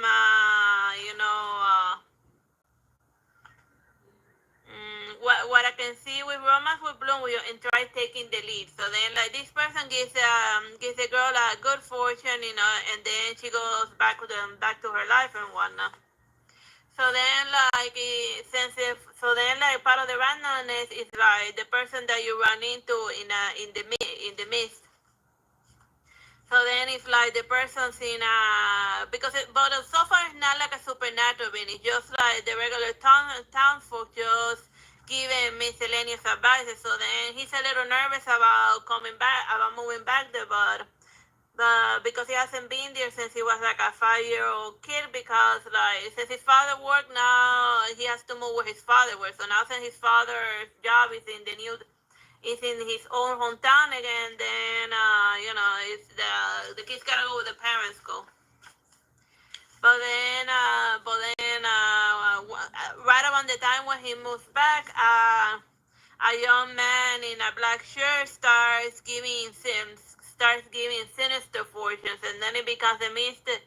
So then he tells this girl that you will never find love. So then, because of the terrible fortune that this creepazoid gave her, she ends up offing herself. So then it just becomes a mystery of like, who the hell is this person? Who the hell is this person in a black shirt? And then the main character remembers that when he was a little kid, a pregnant she'd asked him to tell him his fortune, but since he was a little kid in a bad mood, he just told her that she asked him, "Will my boyfriend and I live happily ever after or not?" And then he just tells him, "Not a chance, dummy." So then, like, the pregnancy, since she fell into despair, she also decided to kick the bucket. So then, he has a lot of guilt with regards to like the misty area, but and then like he starts wondering at a certain point whether the person haunting them is like a relative of the dead chick, or like just some jerk, or is it the baby that's now like haunting people, and sometimes, and at a certain point some even start to suspect that he's the one that's like he's the one giving the people a terrible fortune, or his doppelganger. So yeah. So like most of the victims of the crossword are like women that are very desperate to find love. So that's why it builds into the whole love sickness aspect of it. And like eventually it gets like very crazy. Like I want to show you like one of them craziest panels of it, just like this crazy chick that ends up getting a lot of serious tattoos because of super fortune, and not that he gave him, but like the boy with a black shirt. And then she be, "Oh, hey, what am I going to do? I'm in trouble. I got a full body tattoo." So it just becomes like a huge parade of lunatics. So, and let's move on ahead. Okay, so then like in a different one, it's just some guys dealing in a different story. Just like this is not love scene. It's just some guys dealing with like lots of a family of awful people. And let's see. And in this story, the the little kid, he's feeling like like the thing is like some psychological problem that, but he feels the pain all around the house. So then it's not like something that they can treat physically. They just gotta like massage areas around the pain aura that he feels further and further away in the house. So then it's just like it becomes like a weird, almost like surrealist type of problem. And then since this is a rich couple, they're just paying all of the servants to like deal with the pain, the phantom pain that the kid is feeling that might be real or imaginary. Or I just think it's mostly the mold inside the house, and maybe they should just move them elsewhere. But obviously, the parents are like not dealing with this problem in a logical fashion. Because this is a Junjiito manga, and to hell with common sense.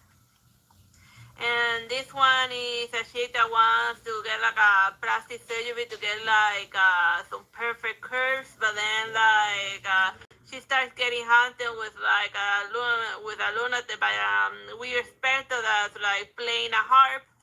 But she said that that the harp is was made using one of the ribs that she removed with her plastic surgery. So whenever she plays it, she feels like a weird vibration. So in like the pit of her stomach. So just a weird plastic surgery story. So yeah, this is Love Sickness in a nutshell. Very creepily weird story, but equally amusing. Like Love Sickness could actually work like as a type of like horror. Like I could easily watch a movie of this. Or maybe like a limited series, like it doesn't have enough to be like a long 40 episode type of deal, but like maybe 8 episodes, maybe 5 or 6. Anyhow, bye bye and God bless.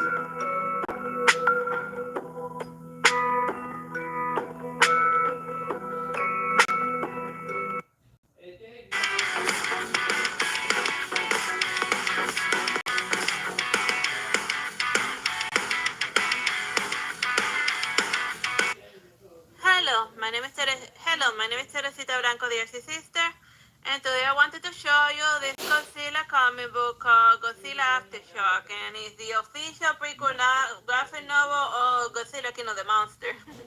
And like I like a lot that Godzilla King. I think Godzilla King of the Monster, I think it's like the second movie, the one where he ends up fighting Ghidorah. Very fun battles and whatnot. So yeah, like most Godzilla, modern day Godzilla movies, at least Western Godzilla movies, they like it spouts some old Godzilla lore, and then like we see like the humans speculating, trying to understand what the hell Godzilla's up to, and also investigating the Muto. But then that's what this thing is called, the Muto. And then like they break away from like lots of exposition to like watching the monsters fight, and then they do a little battle, and then we switch back to the humans. So yeah, that's basically it in this comic book in a nutshell. Just going back, like we follow this blonde chick. Remember the one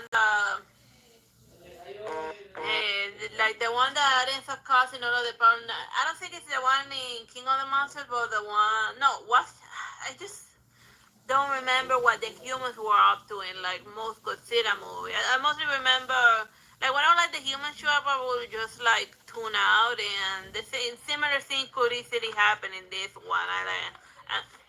So yeah, here, but I'm gonna focus on like what you came here to see, which is not humans speculating about a Godzilla, but hilarious Godzilla battle. So then here's his fight in the Mewtwo in the past, and Godzilla doing Godzilla things. And let me see another Godzilla battle. And here's him again, doing his thing, coming out of the ocean and like throwing the monster around while a lot of while like millions of people are like dropping dead and stuff. And then I see up top of there like helicopters. Like what the hell do you think you gotta like contribute to like the fight? Just to get out of the way while like the two kaiju monsters fight. Or just send like drone scouts. I mean, I think drone technology existed by then, but Army and Godzilla movies got an army, they gotta like excuse or salary or whatever. Yeah. But then again, it's like a fictional world where like giant monsters stomp about. So then they just basically observe them. Oh yeah, and then there's one close to the end. There's like another Godzilla. There's another Godzilla battle, which is pretty hilarious. And then we focus on the monarchy doing I think I don't remember what I forgot what her organization is called. Was it Monarch? Well, this one. She's just like doing random things in order to try to like deal with the situation, and while dragging her daughter around to dangerous situations and everything. But yeah, this is this Godzilla comic book in a nutshell. Bye bye and God bless.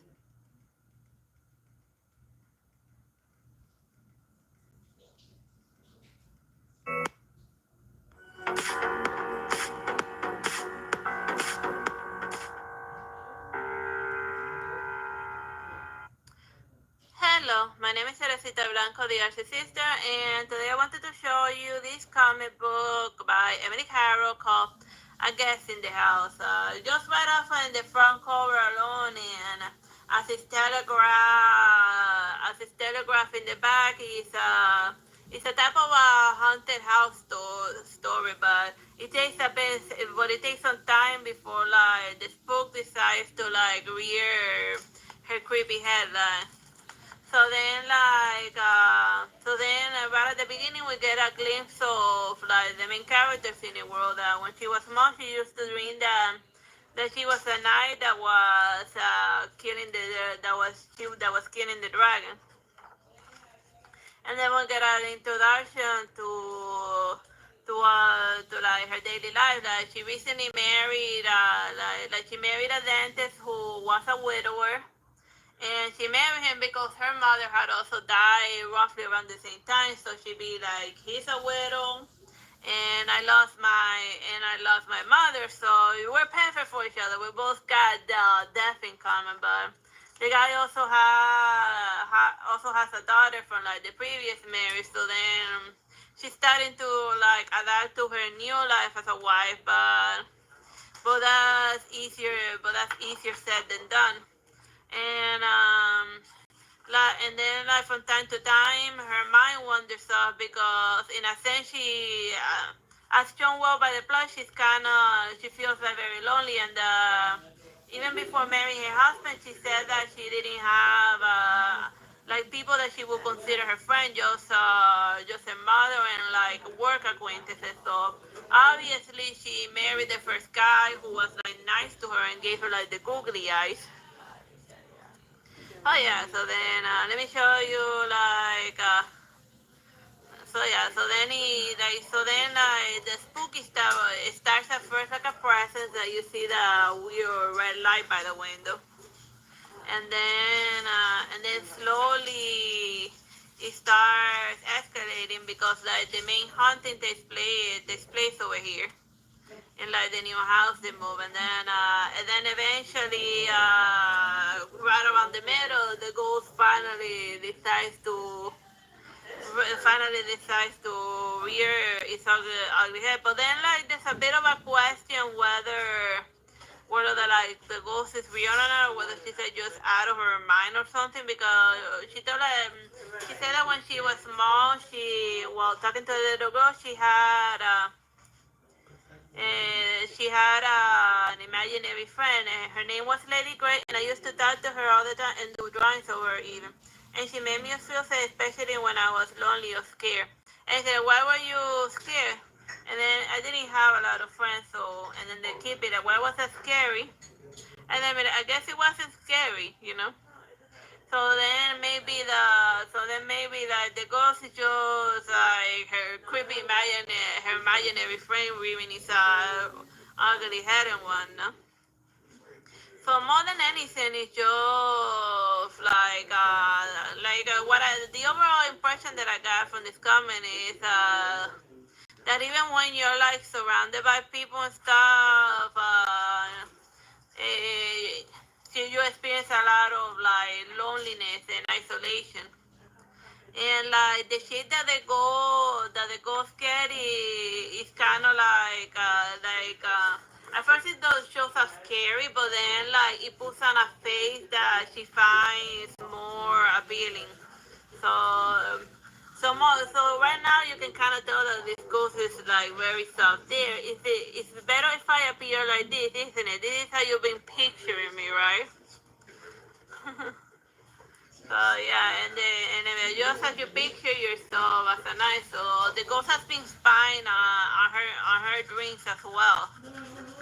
So yeah, I don't want to like spoil the ending because it's like hilarious and it actually surprised me a little. Cause yeah, you think that it will go like most ghost story cliches, but no, something's like amusingly surprising happened in the end. The twist ending. And so yeah, I found ghost story. But oh yeah, and also the way I also interpreted, I guess in the house is not only is the ghost, I guess in the house, but then she doesn't feel as that close to her husband, or like like the daughter of her husband, then at times she also feels like she doesn't belong there, that she's a guest in the house as well, you know. But yeah, so yeah, it's a fun spooky comic book. Bye bye. Oh yeah, like it's a one volume type of deal. You get like the beginning and the end. Bye bye and God bless.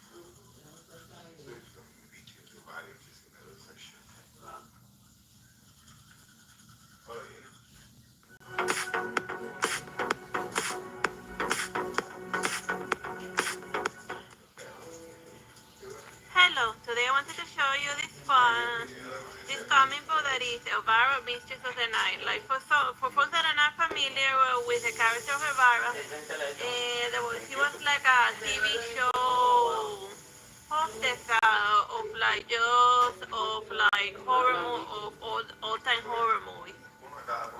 Yeah, but over time she like started showing up in other things because like people just like to look in her, and now here's her comic book appearance. Like the comic book is from like the 2022, so they updated her speech pattern a bit to allude to stuff from like modern times, but mostly for like jokey purposes. But based on but like it starts with her doing a terrible movie with Dracula, and then you see and then over here the viewers see how they imagine Dracula to be like. But her main antagonist ends up being Vlad the Impaler, which is like the inspiration for Dracula, that on the creature. So then like here's a funny gag where the guy's fake vampire teeth fall off in the middle of the skit, so then that ruins the entire take. So then she's like going on to her trailer, and then we never see who, but we can kind of guess who it might be. Actually, if you notice something, the hand over here, it has the bug ring, so the person who pushed her into the time traveling coffin is actually Elvira herself, but from the future. So I guess it's like so if you look at the details, it's like the one who got her into that horrible time travel situation was herself, but I guess it's one of those self-fulfilling prophecy that like the Terminator, in order for the Terminator to exist, he has to go back in time in order to give human and die to Sarah Connor in order for humans to get like the microchip technology in order to be able to create the Terminator. Like I didn't notice the first time I was reading this, but yeah, like right off at the beginning they show you who's like the person responsible for like Elvira's time traveling escapades. That the clue is right there. So then in like her first adventure she runs into the Mary Shelley and her friend that they were telling horror stories. And then on the ground, they run into Dracula, Vlad the Impaler, that Count Dracula, from the clan of Dracul. And then the reason why they call that is Dracula is because of the constellation of Draco, and they were associated with dragons. But this Dracula is it's not like the Bram Stoker cliche vampire, but like what people used to consider vampires back like in the old days. Before Bram Stoker ruined vampires for everyone. They used it there, like they weren't weak to sunlight. So then like in the other adventures, Alan Poe, and he becomes like uber. So it's good that they capture the fact that he liked to go drinking at the bar often. So like Dracula gets shot once, but then he gets up and stuff. And just as Elvira is confused about these time travel things, but since he keeps seeing her in all of the places that he time travels to, he's blaming her for like his terrible situation and even cost her a wish. Cause yeah, time travel is all nonsense, and he wants to get back to his son because he's like stuck in the middle of a war, so he's gotta like get back to his army and stuff in order to like win the battle. And then she looks at like his fancy vampire days that they made up. So like the whole fancy fan wasn't like just made up, but I think Dracula has more in common with more dragons than what we consider. Oh yeah, and like over here so yeah, he takes over here like Dracula, the form of a giant raven. So then they say that that's how Edgar Allan get inspired for the raven. And Elvira, she grabs a whip because in Castlevania, that's how you deal with vampire problems. And then she uses a gaslight, and then she makes the flame whip that's very typical of Castlevania. But sadly, instead of referencing Castlevania, she references in Indiana Jones. Well, which doesn't make any sense. The point is that she should have referenced Castlevania because Castlevania is the game that taught people that whenever you have vampire problems, the solution to it is just to whip him until he drops dead. So, and then she moves to another title. Even though he got like on fire and stuff, he was still more or less alive. Like the duo eventually like take down Dracula, but close to the end. But I don't want to spoil what they had to do in order to finally kill him. But the bodies. And I also don't want to show you like the other stuff because I want you to have like a fresh take on this adventure. So yeah. Elvira whipping Dracula to the not Dracula, Vlad the Impaler, the inspiration for Dracula. I hope you find this comic book amusing. Bye bye and God bless.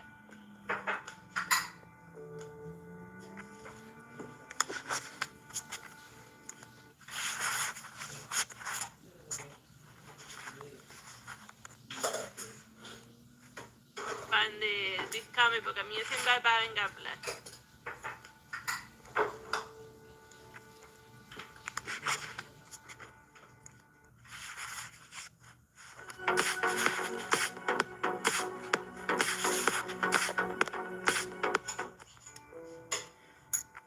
Hello, my name is Teresita Blanco, the Artsy Sister, and today I wanted to show you this comic book of the Batwing. Like Batwing is a Batman, cause you gotta like it's a Batman, but it's also a Batman that is being Batman while Batman is still around. So he calls himself Batwing, but well, not really, cause like when he's fighting other people, the bad guys identify him as a Batman. But since Batman can be everywhere, this is like his way of like spreading the fear of Batman to other parts of the continent. So this kid is like Lucas Fox, which is Lucius Fox. They call him his prodigal son, but the outfit that he's wearing is actually the prototype of the Batman Beyond suit. Like it's getting there to the final form of Batman Beyond, which is the same suit but in red. But since this is like the prototype version, is still not in the Batwing suit doesn't have like the camouflage capabilities yet. And and this guy mainly operates in Africa, dealing with mercenaries and like high tech criminal warlords. So like even the outfit is mostly kind of incomplete, and it doesn't like it's a type of strength. So like it's funny that this lunatic needed a strength suit in order to go deal with like the female mercenary figure. Yeah. Like I thought that the scene was a little bit overkill, but whatever. She's a dangerous mercenary. Like over here they show this weird scene very right on the cover where he's fighting Batman, but this thing never happens, or I guess it doesn't happen in this volume in specific. So yeah. And then over here he's fighting a bunch of ant people. It feels like this, but it's basically him dealing with a bunch of, which a bunch of like warriors and criminals that are using like strength. So by now the outfit oh yeah, and like his background is that he does like mixed martial art. I forgot what's that one where it's in the cage. Well, this type of fighting. So they just so then they can just yada yada over the training. They don't need to do like a training master because the kid already know. Lucas Fast already knows how to fight. So then Batman don't need to train him. So then he's like telling us, wow, look at this awesome strength that I invented, and then this guy is gonna be like using the suit. So then he doesn't like he has like a bunch of like fancy tech stuff, but I still haven't made it bulletproof. And then I'd be like, dude, that's like the most important. He made that. It doesn't matter. Oh yeah, let me see. What does it say? Okay. And it has an interior skin that monitors vitals and produces medical repairs. And poison is the wearer brace design, the suit harness around the arm, holding the bone in place, and administers a shot of painkiller. So it functions a little bit like the Beaster camera from Beaster. And invisibility, the fact that the suit needs to be bulletproof, but it is functional in a low light area. So yeah, it needs, he said that it's not bulletproof, and he's saying that with a smile to his face. And it's so bulletproof, you lunatic, you millionaire lunatic. So yeah, this guy is, that's what he has to dodge, cause yeah, it brings in leap and stuff, but the outfit's not bulletproof. So yeah, I feel like that's the most important thing to do. So then here he's like fighting a bunch of like animal folks. Like it's like a weird it's a tiger centaur. Like a tiger centaur. So yeah. Which is kind of like a little bit like how the Batman Beyond, some of the Batman Beyond supervillains, they're like people who have their DNA mixed with animals. So like Batwing gets a couple of, like someone has some similar issues as the Batman Beyond. But then again, I watched a lot of Batman Beyond, and this is my first time seeing like the character of Batwing. But yeah. Of course, it's just the Batarangs. And like the Batman Beyond suit, he can do like, let me see where he does the electrocution thing. Oh yeah, here we are. Like when in water, he can do like the taser electrocution thing, which is a lot of fun. And oh yeah, let me show you. And like all fancy tech outfits, it can be hacked. So then like the stick, she has like the Batwing suit, because yeah, like your fancy technology is so great until like somebody like jams a USB up his matrix spine, and then like it causes it to malfunction. So then it be like, so then she throws him. So then she throws him off a building to just watch him squirm. So then he's struggling, trying to like reboot the suit before he falls or something. But yeah, and then he crashes and burns. Like it's a fun little cinematic. But yeah, it basically shows you that strengths are like hilariously amazing up until the part where like hackers show up, and then you're like uber screwed. So yeah, like I don't want to like spoil you all of the other adventures of the Batwing, but yeah, this is Lucas Fox using like the prototype of like the Batman Beyond. So like it's not there yet, but it's like not at its final form with like the cool red color, but it's getting there. So yeah, I hope you find this comic book amusing. Bye bye and God bless.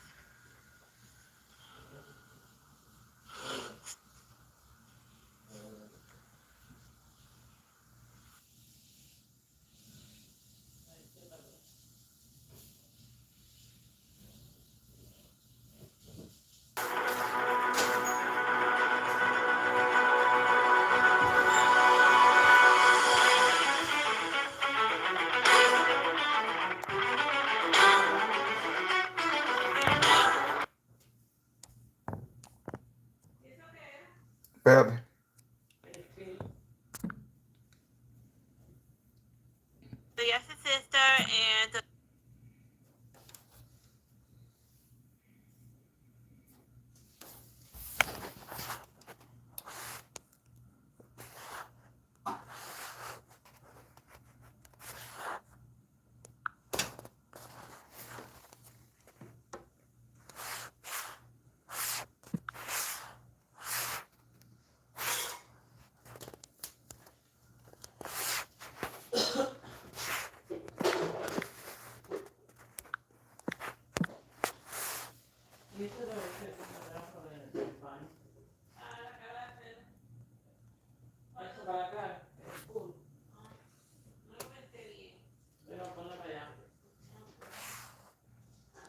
yes, sister, and today I wanted to show you this comic book called.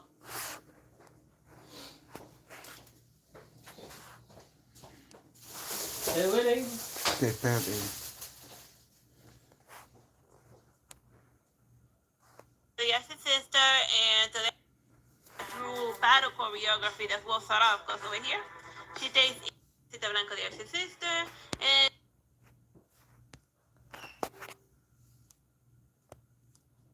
today the Teresita Blanco, the Artsy Sister, and today I wanted to show you the Bloodborne Bleak Dominion.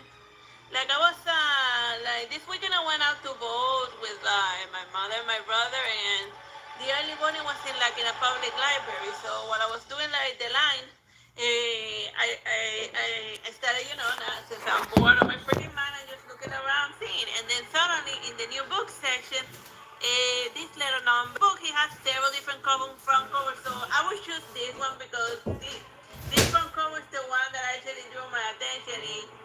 So then I just hurry up and rush to the voting. I didn't bother to read anything, and then I got myself a library card. Like since I'm not familiar with like this neighborhood, cause like I moved here like a couple of years ago, and I usually like explore my general vicinity like very slowly. So then it just got me to try to get like a library card and whatnot. So yeah. So as you can see here, it's like a new book. It was donated to the library in age 24. So you gotta want, and according to like a new book and stuff, and there you have it. And here's a ticket of me checking the book out. So here's the bad fighting her is using the Blade of Mercy, which is like not the best and not the best thing to use against the Marion Queen, because she only flinches if you're using like big weapons, like the small ones. Yeah, you really want to make the Marion Queen flinch. So here's like what the inside looks like, and your main character. We got like Gretchen and her Abraham, and they're looking for her apprentices, some annoying kid named Lucian. So here's something that you gotta like pay attention. Like when you're reading this comic, it has like some now, and then just standard bosses and whatnot. And then eventually they go do some den. This is when they write den, is that you're seeing like an annoying is that you're seeing a flashback. So that's something to consider and whatnot. So then, like I like a lot of like the little fighting panels. They're like, yeah. And that's the biggest highlight of it, like the actual battle thing. So then over here you have the colors that they're gonna go into. Like this color over here is actually like it looks like a Loran color, the one with the skull. But the design of it in specific is that we are little colors that you see in the presentation. So instead of this weird mob guy, the one that you have fought a cleric piece, not the mob guy. They're going on legit 100% like the video game. But whatever, like the break, I guess I must have played the video game a little bit before making the comments. So I guess since the struggle against the break guy, it became a mini boss in the comic. Well, yeah. And he's usually just slow down, you shoot it, and that usually takes care of it. He flinches very easily, and then after after he finishes, you're supposed to get in there and do a visceral attack. That's something that I didn't see in the comic. They didn't do a visceral attack. Then again, that would look very gory. They pull out his guts. And this already is a pretty bloody, a pretty gory graphic novel. So yeah, so then over here they're doing the little callus ritual. First they pour a bunch of mysterious oil in, but it should be a little bit more red because all callus materials it usually start with a truckload of blood. And the icon of the blood is usually like a huge pan of blood, and then over there it shows you the exact number. So like the callus rituals, they're very thirsty calluses in order to activate it. And then over here this looks like a little stomach, and then only a little dab of blood. But no, it should have been a truckload of blood, and then a little bit of everything else. So that's something that they got wrong and whatnot. Also, like, the armor of the chick is like, both of them have like the standard hunter armor, and I think in part, the reason why they do that is because even though she's using the Blade of Mercy, she was dressed 100% like the crow chick from like Bloodborne, then they will have to it's easier to get a person to emote without a mask than with a mask, because like, I guess they could have done like before Vendetta about it. I mean, the before Vendetta, the entire comic is just the guy with like a happy face mask, and they somehow managed to like make him emote with the hand. Just be very Italian about it. So then he does the creepy smoke, and then into the callus dungeon they go. I wander around the callus dungeon, randomly punctuated by flashbacks, like the basic motivation of like the Lucian kid that went into the callus dungeon, even though he wasn't supposed to in one, was because he needed power to avenge his sister, and he felt like the hunters weren't teaching him because she's constantly saying, "You're not ready. You went to fight a wolf without a gun. Seriously." Like going out in Bloodborne without a gun, or even without a magic thing. You either have to have a gun or what's the spell? Dialgo Revita, the one that you shoot with like the tentacles, or a tentacle spell that causes the enemy to flee the same way as a gun. Like if you don't have a gun or that other thing, then obviously you haven't learned how to be a hunter yet, because it's a death sentence if you don't have them. Oh yeah, so he was just struggling against a basic werewolf. But then again, that's the first monster that kills you in Bloodborne. And the kid only survived it because like his teacher went out to like save him and whatnot. And then he's constantly seeing like ghosts of his sister and whatnot. Who's constantly giving him terrible life advice. And then eventually here we have the scene that's in the front cover. In this one, the scene that usually shoot, the Paramancer that you find in the Callus dungeon, over here they actually make her talk and one going on as the mother is proud, and she shall grant your bone to satisfy your hunger for vengeance. You know that remains is a matter of the sacrifice. So yeah, sacrifice. Well then again, like it is kind of like implied in the main game that they do have the ability to resurrect. Well, the main character comes to the resurrection because of the I guess the hunters in this comic, they already lost contact with it, and this guy hasn't been chosen by Pelrad in order to be one of the hunters and whatnot. So yeah. Also like the top of his armor and whatnot is the cloak of Father Gasconian. Even his chosen weapon in the axe is also the one used by Father Gascon. So I guess they just chose it for a stylistic sense. Father Gascon had two daughters, not a failed son and a little girl. So yeah, but whatever. And then over here is just a cover image of the Tumerian Queen. Let's give it like a nice zooming at it. It's a nice panel. Oh, she's just looking very cool and whatnot. And then over here, just your standard just a random monster you run into while wandering around.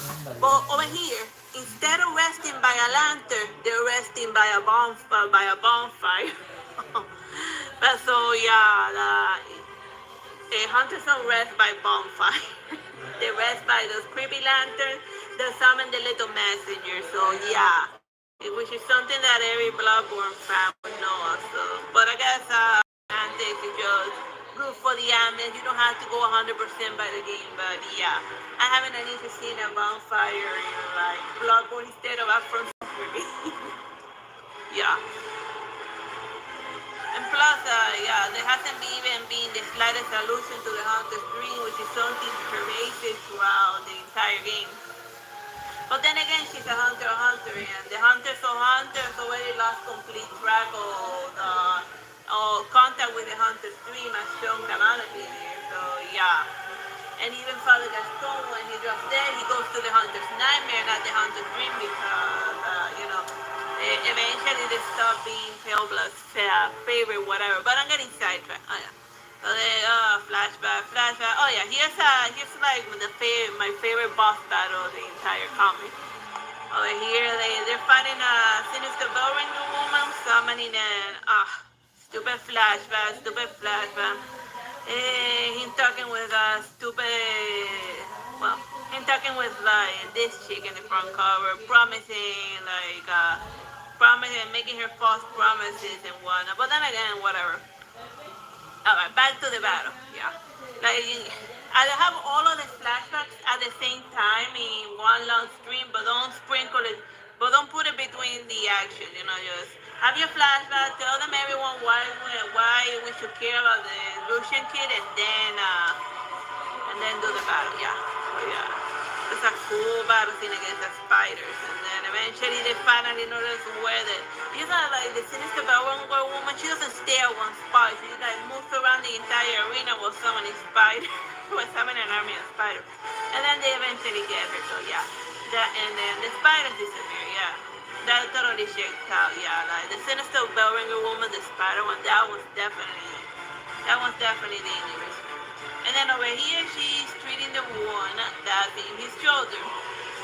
That's another thing that doesn't follow the game canon, where she just takes a random prickly thing and all that. No, you take blood, you stab yourself with like a blood vial. That's how it's supposed to work. Not whatever the hell she's doing over here. Yeah, look at this yourself, bro. Yeah, they're treating the wound without a blood vial. No, you take a blood vial and then it automatically heals you. That's the whole joke of the healing church. You take special blood vial and then you're fine. Yeah. Maybe, I don't know. The point is that why aren't they using blood vial? Oh yeah, and then she's using the Blade of Mercy and the torch in the background. So that's her gun in the back behind her. But then she should also have the torch as well, because but first of all, the gun usually goes to the side when you're not using it, even if it's like a very big gun. I remember that much. And then in the back it's usually the torch or something. Whatever. Semantics. Alright, so then wondering about, okay, we got like some brass. You never do skinny panels in the bottom of the screen. That's like basic comic writing 101. Yeah, like the skinny panels are like a weird mess. Whatever. Okay, so then we got like more flashbacks that nobody cares about. Alright, time for a boss fight. And we had the classic Undead Giant. But this one is with the action, with like the action, the pointy mania. This about checks out, but over here, I remember that this was specific. They usually have like the chains in the background, so when the guy tries to back attack him, the chains hit you when he does his weird twirly twist. But yeah, this guy, the Undead Giant, is definitely supposed to give you like a hard time, and of course now his dead ghost sister is like giving him bad advices, because that's what dead ghost people usually do to you.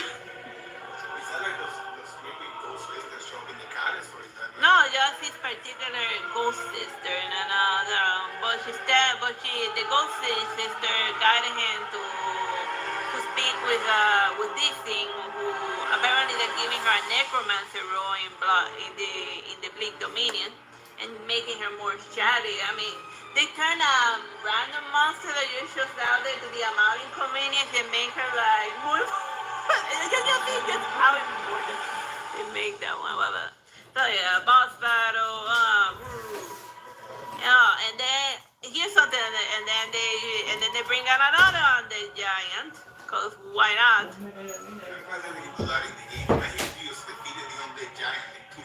Yeah, that'll definitely be overkill. Yeah.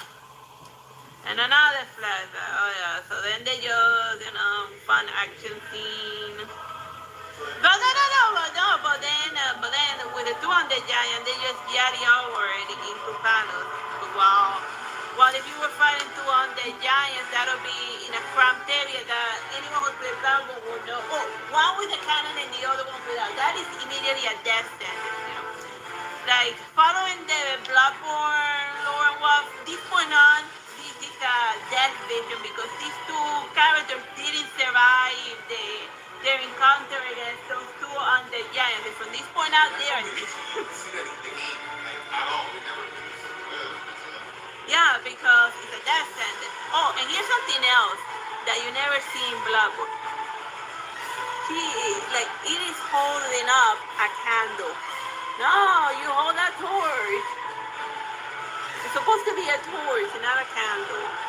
I never seen anyone hold a candle in any, not even in any From Software game. So yeah.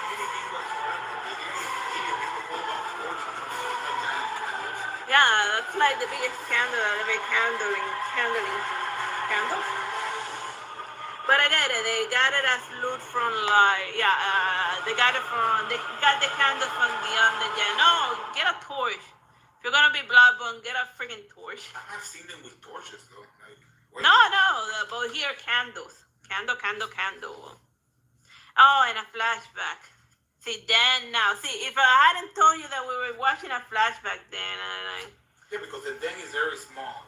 Yeah, then no, just tell right flashback. Flash forward, because then now that's too very ambiguous. No. You gotta really tell them you're watching a flashback. People be dumb, or maybe I'm dumb for not noticing. Oh yeah, here's It's a very good plan. Cue the music.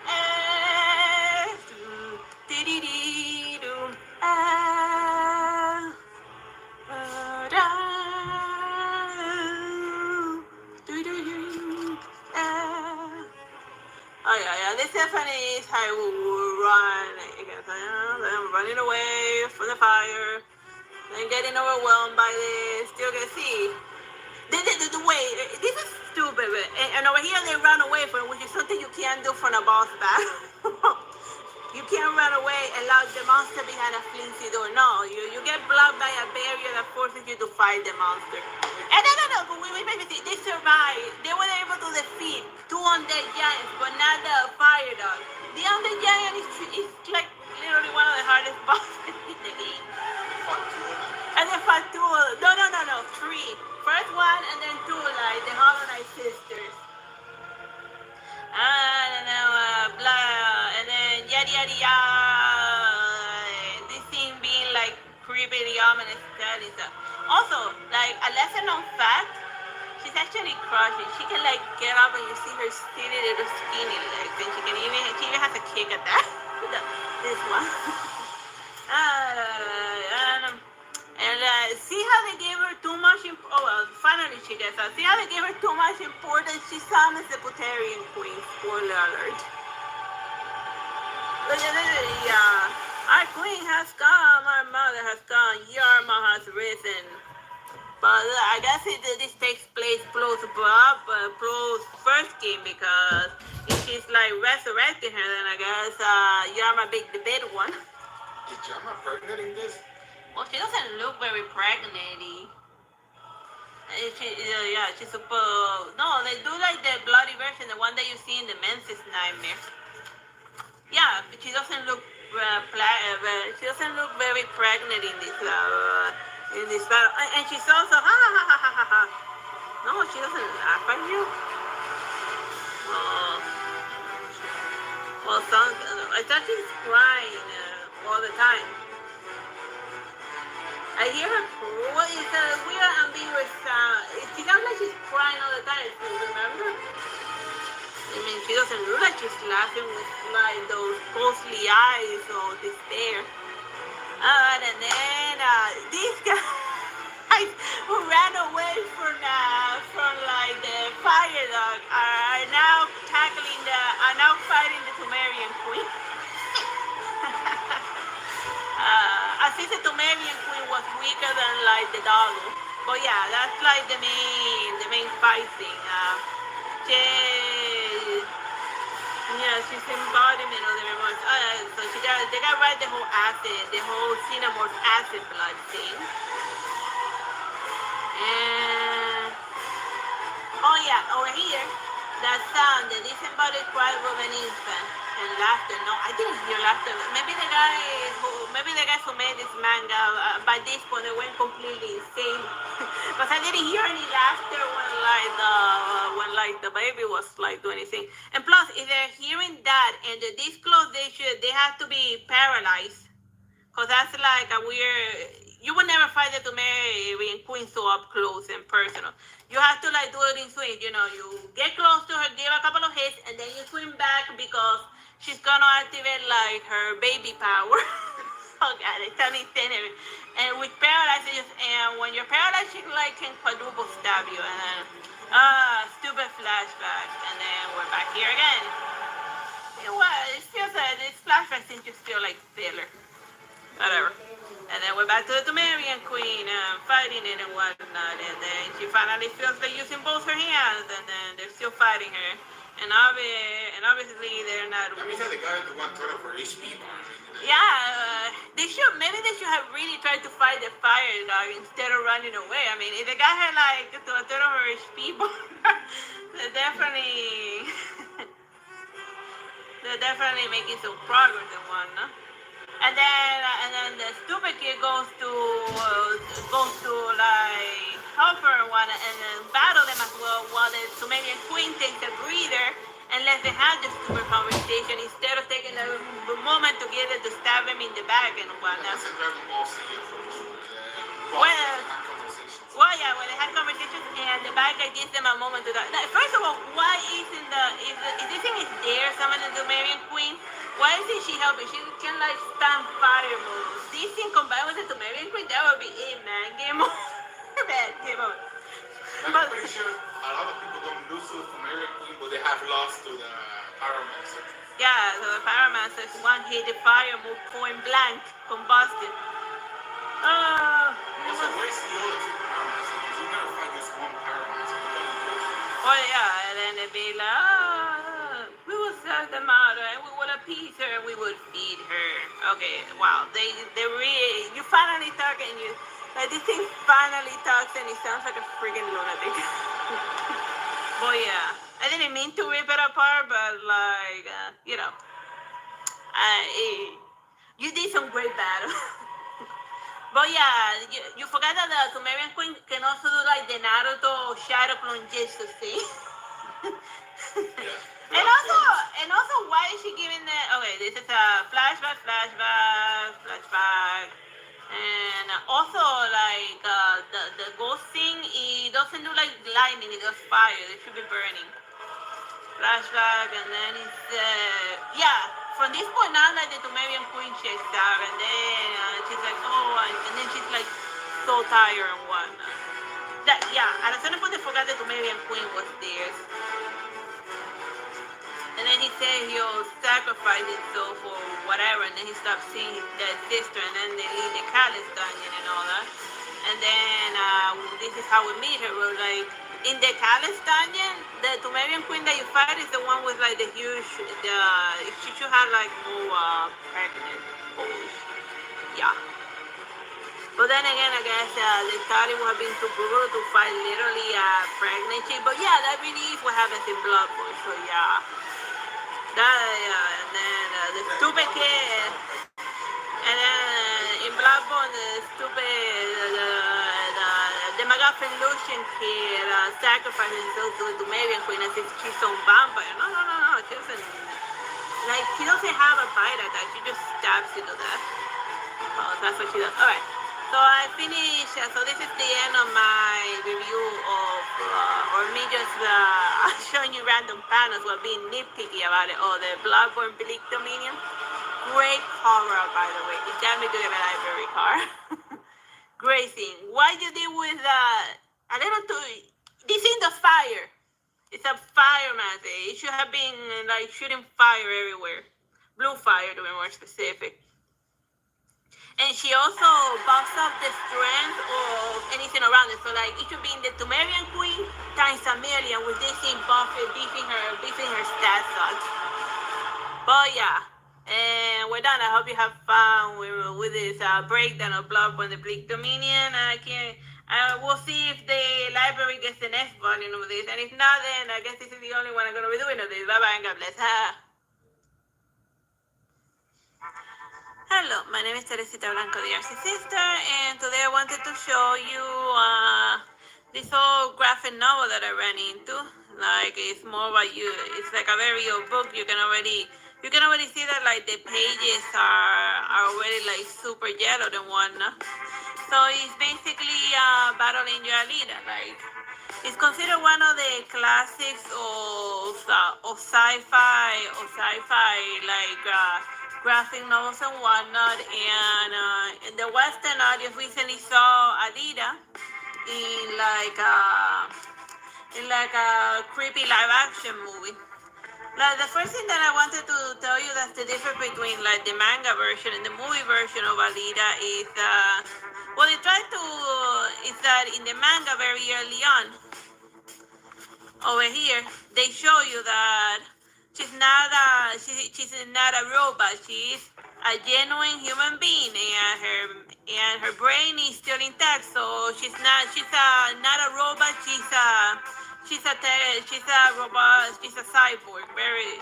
So that is very well early on established.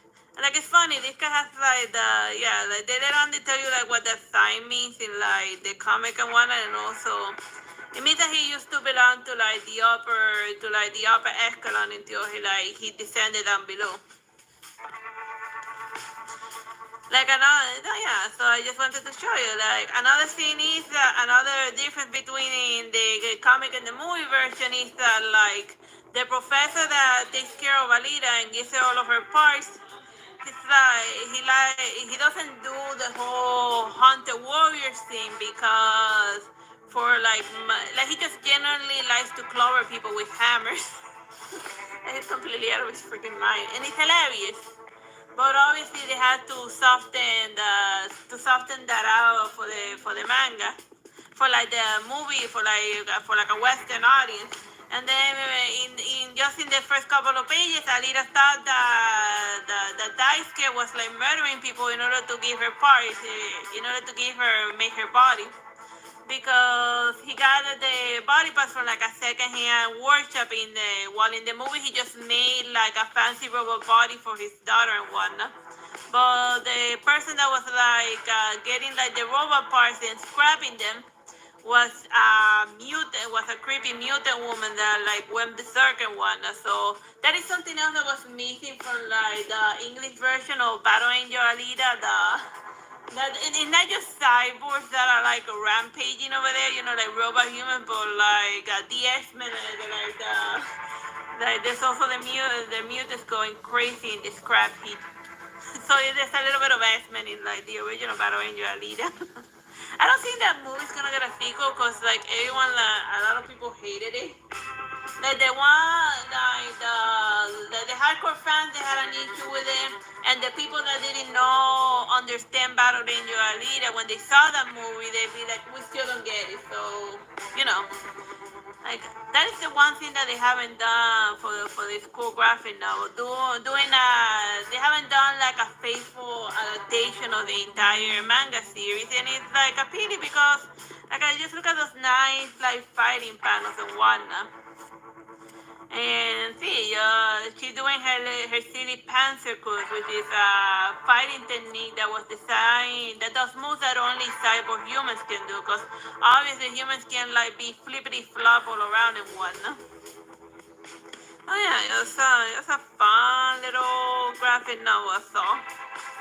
And she also, in her first bout, even though she has like her fancy karate, like the human body, the robot body that they gave her was, since it was made from secondhand parts, it was just not built for combat, and that was on purpose because like the professor didn't want her to like become a warrior because he doesn't like the bloodthirsty monster he's becoming since they also did the whole thing that since he saw Cisalita as beautiful, he wants her to like stay beautiful and pure. He doesn't want her to get like crazy nuts. So yeah, they needed to increase like the blood like by 80%. Well, it's not blood because since she's a robot, she's like oil. I don't know, just like a very nice drawn manga panel and whatnot. And this guy then returns for like a later scene and whatnot. You know, just crazy comic books and whatnot. And also the body that they give. The body that they give Alita, he had it. She doesn't. In the movie, she finds it, her new robot body. But originally, the professor he had a perfectly good body for Alita. But the reason why he didn't give it is because it was a body. It was a robot body designed for like a berserker, for like a human fighter to robot to just go on and fighting forever until he drops dead. And then over here, to think of human beings as nothing but tools is unforgivable. So that's why he didn't want her to have the robot body. So like, even though the owner of the body was dead, he like cause blew his brain to Kingdom Come. The body was so awesome that it was still fully functional, even though its operator was like that. So that's some cool lore related to like Alita's battle form. So just if you're like completely bored of your mind, just check out this fun comic book. It has like a lot of cool fighting panels and whatnot. Just a very fun graphic novel. Alright, so that's about it for now.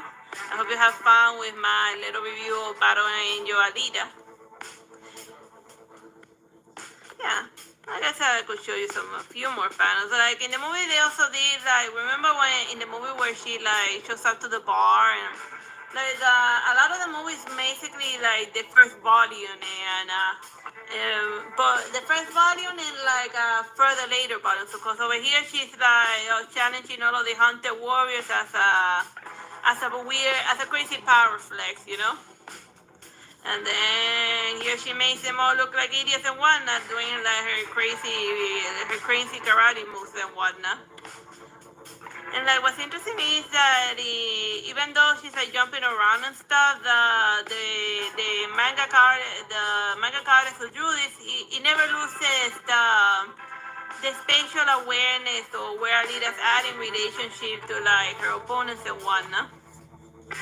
But that's something that I noticed in like some action panels in some other comments, that it just random.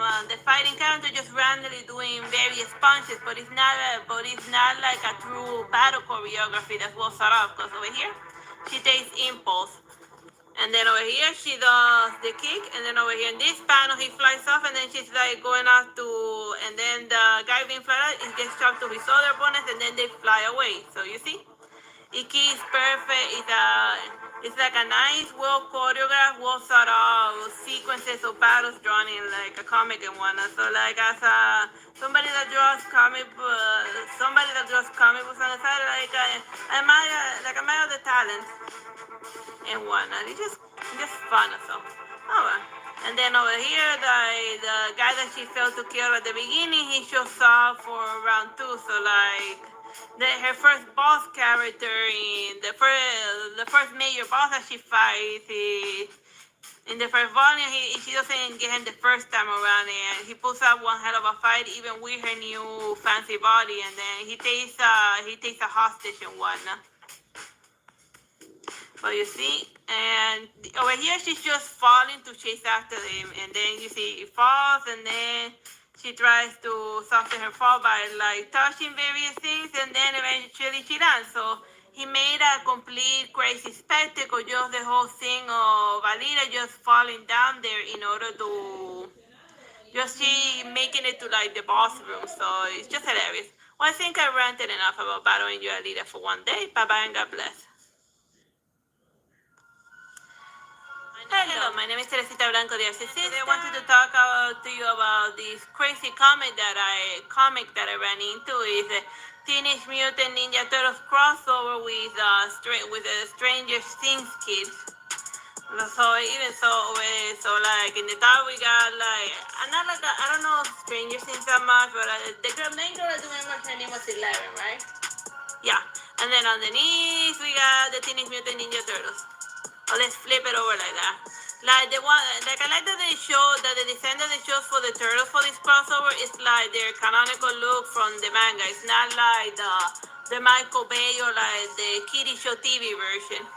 Because Stranger Things as a whole is like a very dark franchise, so you need like the real Ninja Turtles for it in order for this to work.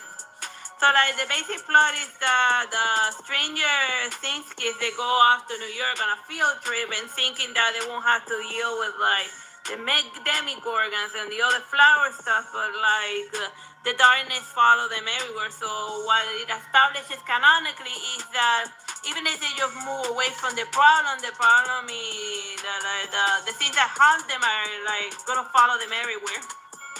So over here we got like the first ones. They're actually a mixture of like the Stranger Things monsters and like those little dog biters that the Teenage Mutant Ninja Turtles are always dealing with in the sewer. So then here we have the first action panel, just like in the first Teenage Mutant Ninja Turtle movie, where they're like saving a bunch of random kids and whatnot in the metro. Yeah, so yeah, like. Yeah, it's like completely insane and whatnot. And then they establish the ninja power, and she shows us that she can do a little bit of telekinesis. So they're both mutually freaking out by each other's resistance. Alright, let's see. We got yada yada yada exposition. I'm not gonna read to you like the comments. Just this is like a review and whatnot. So then they team up to go deal with like to go deal with their mutual problems, cause like there's this weirdo messing around the sewer, so the Ninja Turtles, and then eventually it leads to like some major boss fights. So like, let me show you the. Oh yeah, and of course 11 gets captured, and then they're running weird experiments on her. But then they gotta like they can't just rescue her from the outside. They gotta like enter the dream world and whatnot. And like the world of the mind. So, alright, blah, blah, blah, blah. Let me see, let me find like the cool panel that I like. Oh yeah, here we are. Here's like a very cool 2-page panel. The turtles just like ripping ripping the Stranger Things monster to shreds. So that's an option. Like, it would be hilarious if Netflix actually got around and did they can afford the turtles. They could easily like do the crazy Stranger Things crossover. Yeah. So then they eventually in order to get 11 out of the dream world, they send Raphael in there to go after the girl. And then after much investigation, of course, all of the crazy psychic stuff are related to the crimes. That's the weird brain people, right, Faith? Yeah, I think. And Ultron. Yeah, over here it says Ultron. So yeah. Like I like that they just go full on crazy with their respective roles without them being self-aware of being like silly. You know, it's like, see, this is their reality, and you know they take it with the seriousness they deserve. So, oh yeah. No, yeah, like the Ninja Turtles that they're using is not like the Michael Bay Ninja Turtles, which is thank God that one's like just awful. Oh yeah, so then Casey Jones and April O'Neil, the comic versions, they come in there in order to help them out as they reach the climax, and then and then the turtles they give Eleven a silly little bandana, so she's now a teenage mutant psychic turtle human girl. I don't know. And then eventually they go off and fight the big boss of the area, which is a mixture of the cranks and the creatures from like the Stranger Things world and whatnot. So just a bunch of crazy battles and whatnot. Like, and you can tell that they were actually like really invested in the comic because there is a lot of red in this comic. Like, look at all of that red, and especially in the bandana of the mutant turtles, because like anyone who's tried to like polish a comic in color, they would like the color red is like literally one of the most expensive pigments. Like we use it like as a joke, we like online as a joke, people ask if the color red is Messi's blood, considering like you add a red to one panel in a comic book, and then the book goes from being like $10 to like 20 just for adding a single red page. So then you'd be like, what the hell? So then here we have Raphael that went into the dream world to try to get 11 out of it. And then he started messing with their minds as well, calling them both experiments and whatnot. Because one was creating a lab and the other one was made accidental because of some toxins. And the overall message of the book is that it's the mutant one. It doesn't matter how you came to be. What matters is what you do with the life that you were given. Yeah. I can easily run about Mewtwo for hours, but we're here to talk about the turtles, so yeah. So apparently, so it was just like a one-off type of thing, and like everything everything gets resolved in the end and whatnot, but you know, it just has a lot of like cool, crazy, like nicely well choreographed things and whatnot, and it's worth a read, and I don't, yeah, and if you are a Stranger Things fan or a Turtles fan or both, then this amusing comic book is right up your alley. I hope that you find. Let me see if there's like another cool panel that I can show.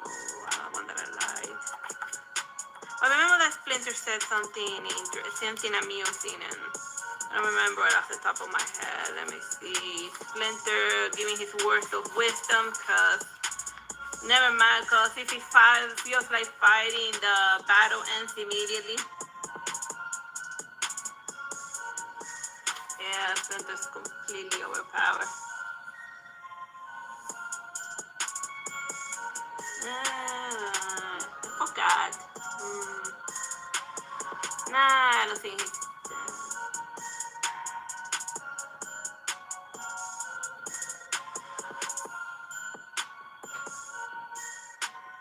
nothing. Just something evil like this, whether another dimension or man's own creation, cannot be allowed to spread. And then that's when they finally team up and go do stuff. But if you think about it, in the Stranger Things, only 11 it has like the psychic abilities. So like the other one, like I don't know if they gain superpowers in the show, because I didn't see much of Stranger Things. And if I did, I immediately forgot it. But like the team should only be the turtles and the psychic girl in that, and then everyone else just they're lucky that the demigorgons take like forever. But then again, the turtles are there to like do all of the heavy fighting lifting. So I hope that you found this review of the Teenage Mutant Ninja Turtles Stranger Things. Bye bye and God bless.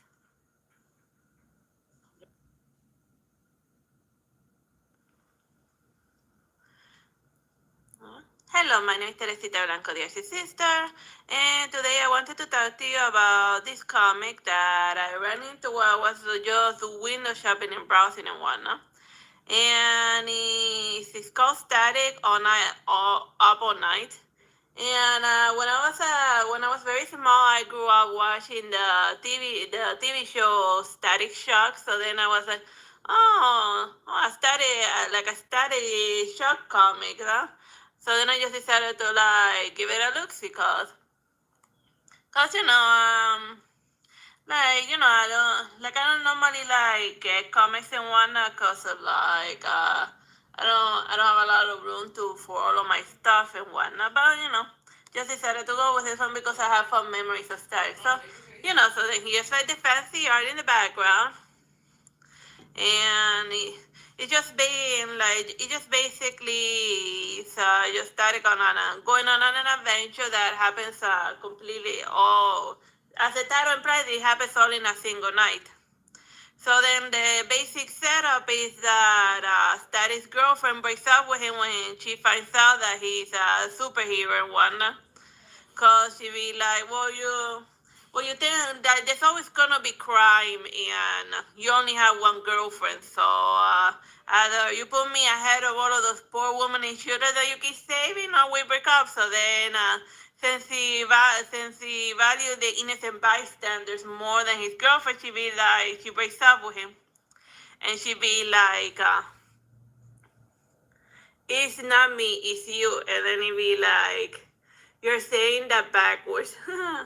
So yeah, so it has like the city trademark, city humor of Static Shock, or Static. Well, I know him as Static Shock because of the TV show, but his official superhero name is Static. But sometimes in the comment sometimes in this comment they call him Black Lightning. So over here they have all of his various names and whatnot. And it also includes the origin story, his origin story in 2 pages, just in case you're not familiar with the superhero. Which is interesting. Like the TV show, they said that he got his powers because of some weird chemicals in a nuclear, in like a random plant that he passed by, and that the smoke exploded, and then all of the people who breathed it gained superpowers. But in the comic version, he ended up getting the superpowers because he was in a peaceful protest, and then the police, and the riot police came at them, and then they shot a strange biological gas at them in order to force them to disperse. And a lot of people that who breathe that gas ended up dropping dead, while the ones that managed to survive ended up becoming superheroes. That's why they call themselves the Bank Babies, because of the sound of that gun when he shot those weird gas at them. And we don't know for like based on historical references and whatnot that sometimes certain law enforcement in certain areas are given like sketchy ammo in order to test that on the population, like some like biological weapons on like the populace and whatnot. But a la Sarin style, just crazy sketchy stuff. Anyhow, this is just how Static got his power. So then, we're all caught up today. So then, as the comedy progresses, he just, his girlfriend broke up with him, but then he keeps running into her. And then at a certain point, she starts being like, oh, is this like your origin story where you go from like being a superhero to like the creepy stalker on the planet? So then they gave him like they modernizing somewhat, because now he has like a modern day type of cell phone, and like any other weird, and like every weird that gets dumped on the internet, he starts cyber stalking his girlfriend, and then over here he's watching her live feed with her and her new boyfriend and whatnot, and then he's like, oh man, she's like broke up with me. But yeah. And then it's just him running into various adventure, and over here, and they end up doing like a bunch of random cameos of like various superheroes and whatnot, or from the Static series. most of them I don't recognize because a lot of the don't like a good number of them don't usually make it to like the TV show and whatnot. And since this is a long running series, it's to be expected that after like 10, 20 years they will add more people to his roster. And he has some cookie little action scenes and whatnot. But most of them focusing on her in specific when he just tries struggling along. So yeah, even though like the comic is called Static, most of the action scenes are done by this girl whose name I forgot. I like read it, but I can't remember off the top of my head. So that's just like at the end of the comic, they also have like a little side story that has nothing to do with anything. Cause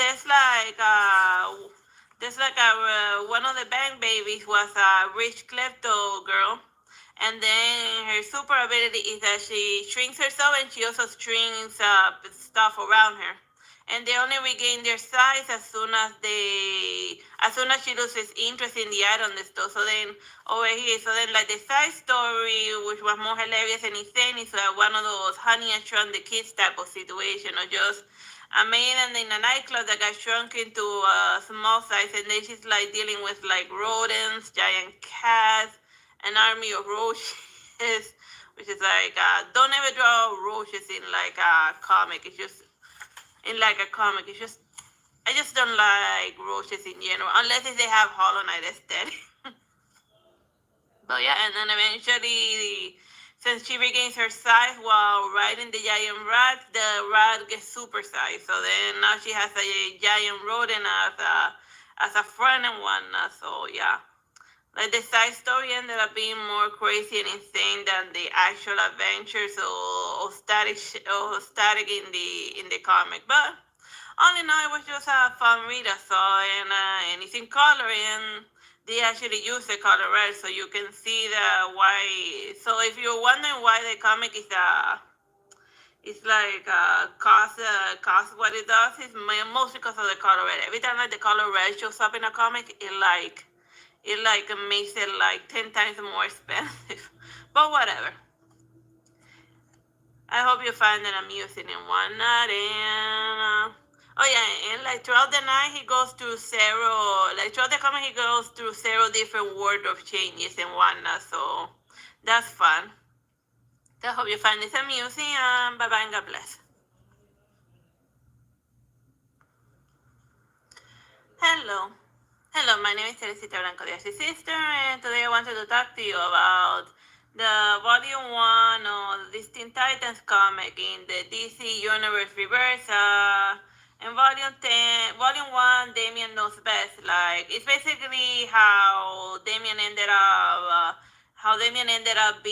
joining the Teen Titans, or how he forced them to join his new Teen Titans, his team and whatnot, because he didn't like the chumps he was running with Ra's al Ghul and whatnot. And it has like a lot of red and whatnot. And of all of the Robins, he's the most unstable, because he's the shadow of Batman and Talia al Ghul, and both of them are like freaking lunatics. So what? So like with like both of them with like yeah. So then like one's taking over the world type of lunatic, while the other one is running around as dressed like a bad type of lunatic. But whatever, that's what Batman's fans like about Batman, that he's just as crazy as like the people he puts in Arkham Asylum. But whatever, we're here focusing on his fails on Damian. Yeah, like I remember canonically, like most of the Robins end badly, and even in this Teen Titan comics, it starts after Teen Drake, the previous Robin, like got AIDS. So yeah, so it starts with one dead Robin and a new one coming over to take his place. So, and the only reason why Nightwing managed to survive the Robin curse was because he changed his name from Robin he became his own type of superhero and got out of Batman's shadow.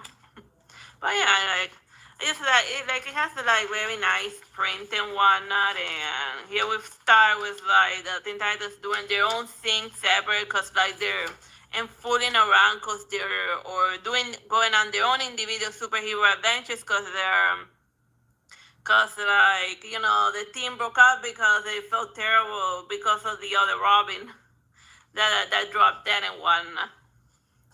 Like I like how like the look of Starfire in this one, that they gave her like a very nice gradients to her hair. That this time it's like instead of red, it's like hot pink, and then it like bleeds into like what you might call it, into like gold. Like it's a good look for her.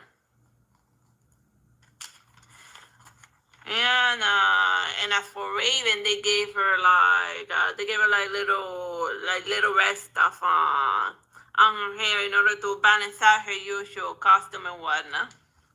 And as usual, she's just having her usual, like she's perpetually living in like The Exorcist, just having terrible visions of dragon hunting her wherever she goes and whatnot. So just everyone's doing their own thing, and then we have this Flash. I don't know, like I'm not familiar with this particular Flash, but whatever. Moving along. And then as for Teen Drake, what is he up to? Yes, us gathering the idiots together because nobody showed up. At his birthday because he's not very good at making friends. And then what he tells them is that they need to be forced to teen, otherwise they're gonna die soon. But the reason why is because the original team that Teen Drake had, well, while he worked with Ra's al Ghul, is coming to like butcher the Teen Titans, which they have been training for off screen for ages, and and then here's the Teen Titans, their nemesis, and the Teen Titans on this side, and the rest is just then dealing with a problem created by Ra's al Ghul and whatnot, just your standard superhero nonsense and whatnot. But yeah, but like it has some very cool fighting action scene panels, and over here he's fighting like his cousin. I forget what like they tell you her name and whatnot, but as soon as I read her name, I immediately forgot it. She's just like generic ninja murder chick number 47. But she has but she wants revenge on her cousin because while they were training, he cut her eye, and whatnot. And then every time she looks in the mirror, she's reminded that she's not good enough to impress her psychotic grandfather Ra's al Ghul. But only Damian was smart enough to know that Ra's al Ghul is actually full of it. So and then eventually these two the cousins fighting each other in like a lava, cause of course Ra's al Ghul has like a lava pit in one, because that's where all of the Sith Lords like to fight. But now I'm getting my franchise is confused. Just a standard sword fight, and it lasts a decent amount of panels and whatnot. So, and then he shows mercy to his cousin, and then eventually the Teen Titans show out to like help him out and whatnot, at various points in the story. But overall, it's like an amusing read and whatnot, and I like that it has like decent, complicated angles. Like the 100, like really work really hard on it and whatnot.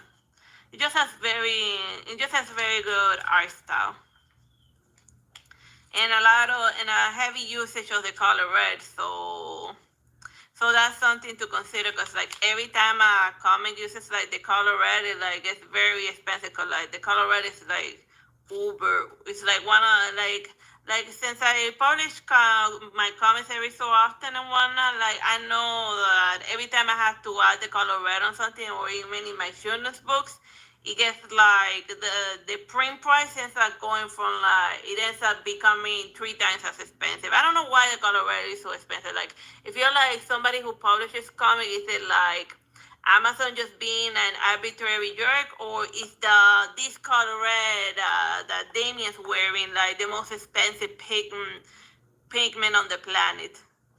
But whatever. So like if you're a Teen Titan fan, just give it a read and whatnot. I hope you find it amusing and whatnot. Oh, and Batman shows up in the end, but for like a cameo, just to like sit there and be Batman pretty. So that's why I didn't even bother to mention him, and that's why even Damian be like, so you didn't show up on my birthday, and when you actually managed to show up to try to help me, the fight is over. So like, screw you, man. So yeah, but then again, Batman didn't have like his own. Batman is just continuing the tradition of being a neglectful father. Like see, cause his father like spent most of his time taking care of patients without well, Batman was raised by his butler, who may or may not be his father, depending on which comic you read. Like it has implied that Alfred is Batman's father in some comics or other, but it's an urban legend. So in this case, Damian has two grandfather figures that are always telling him which path to do. Oh, and also Ra's al Ghul. And one thing I wanted to mention, like Ra's al Ghul has like a stupid mirror that shows like the future, a la Harry Potter style, a la Harry Potter style. You know, one of those stupid weird mirrors. And then it shows Damien his two possible futures, that he can either be Ra's al Ghul or he can be a Batman. And then I'd be like, oh, how about a third option? You could Damien could be Nightwing, or heck, even crazier. If he feels a lot of guilty about all the people he hurt because of working on the Ra's al Ghul, he can put away the sword and like become a doctor like Batman's father. I mean, there are different ways of being a hero, and another way to save people's life is to be doctor about it.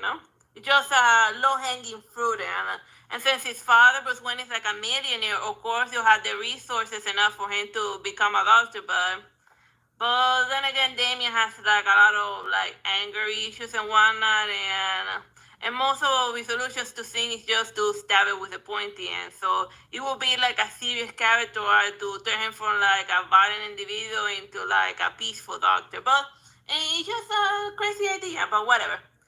Moving along, the point is that he shouldn't have just two options. Like, people are full of possibilities, and he doesn't have to be Batman or Ra's al Ghul if he doesn't want to, or even a Robin for that matter.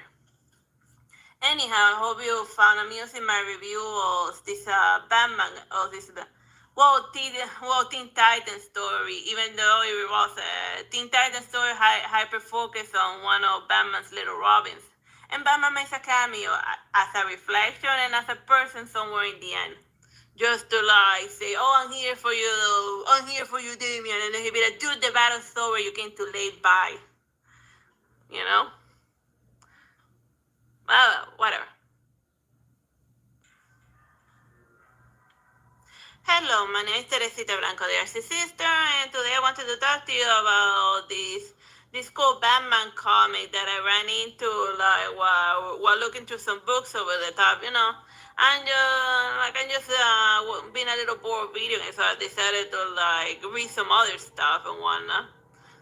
So yeah, so this is Batman Beyond, and for those not familiar with it, it's just it's just the Batman that took over after Bruce Wayne got too old to use the suit and whatnot.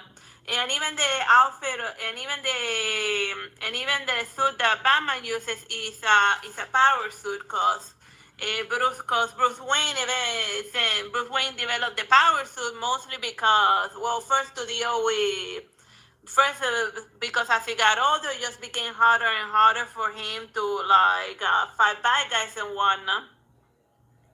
And then eventually he had a moment of weakness, as shown in the beginning of the Batman Beyond series, where since he was losing the battle, he ended up using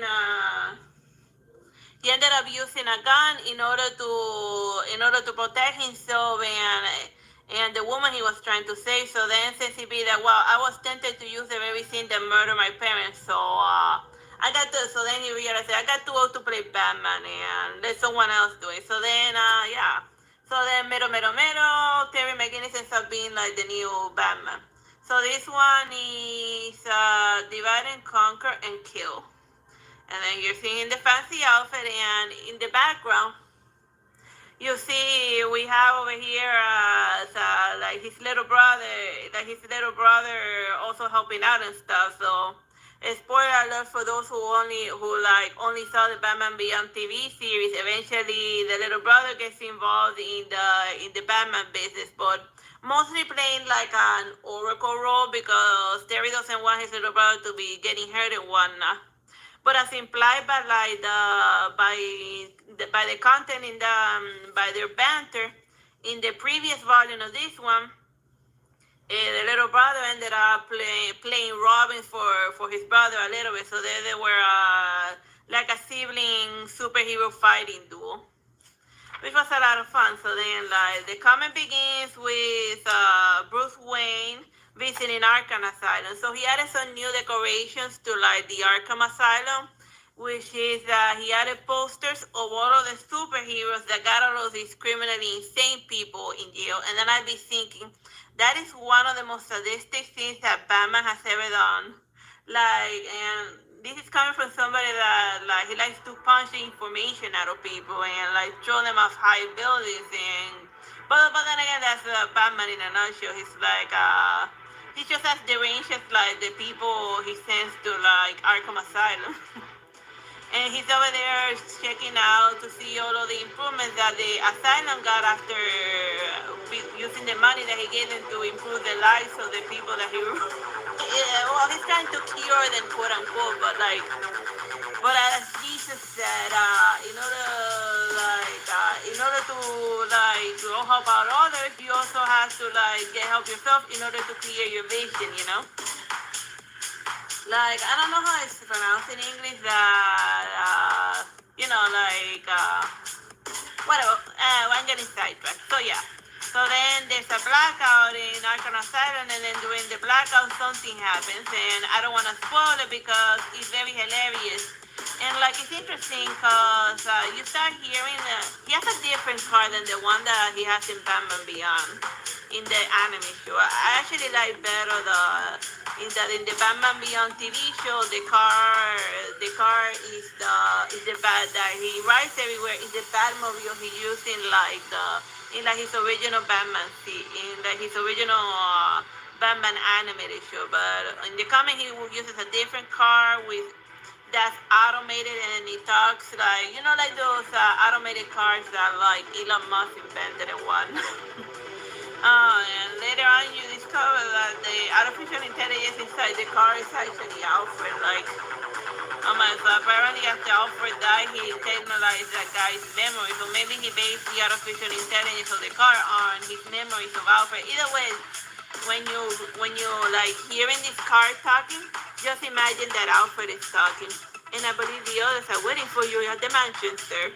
You know? Oh yeah, so then here they are, and then they get into some different adventures and whatnot. And I like that, like, it has very nice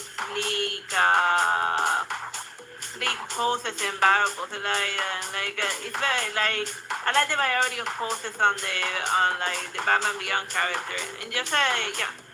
Oh, over here's something hilarious. He starts getting beat up by some guys that are invisible, and then I'd be thinking, just turn yourself invisible. Do you forget that the Batman Beyond suit could turn invisible? That was something that usually annoyed me when I was watching the Batman Beyond animated show, that he would sometimes forget that he could actually turn the suit invisible, while other times he would remember that the suit could do that immediately, like fighting an invisible opponent, just turn yourself invisible, and even the odds, and then just feel around looking for something and to hit it.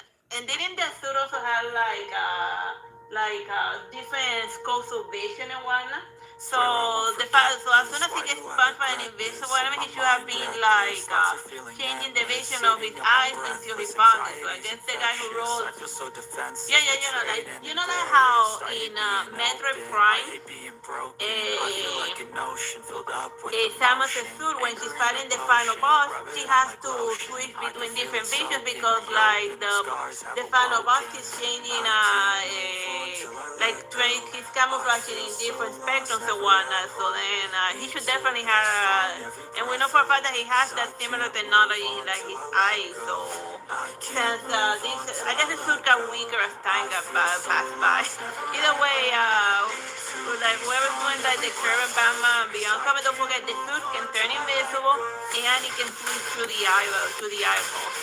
Like it can switch through the vision or whatnot. But then again, I guess he had to get beat up by Tweedledee and Tweedledum, which are like the main antagonists in this Batman Beyond cinema, in this Batman Beyond fight and comic and whatnot.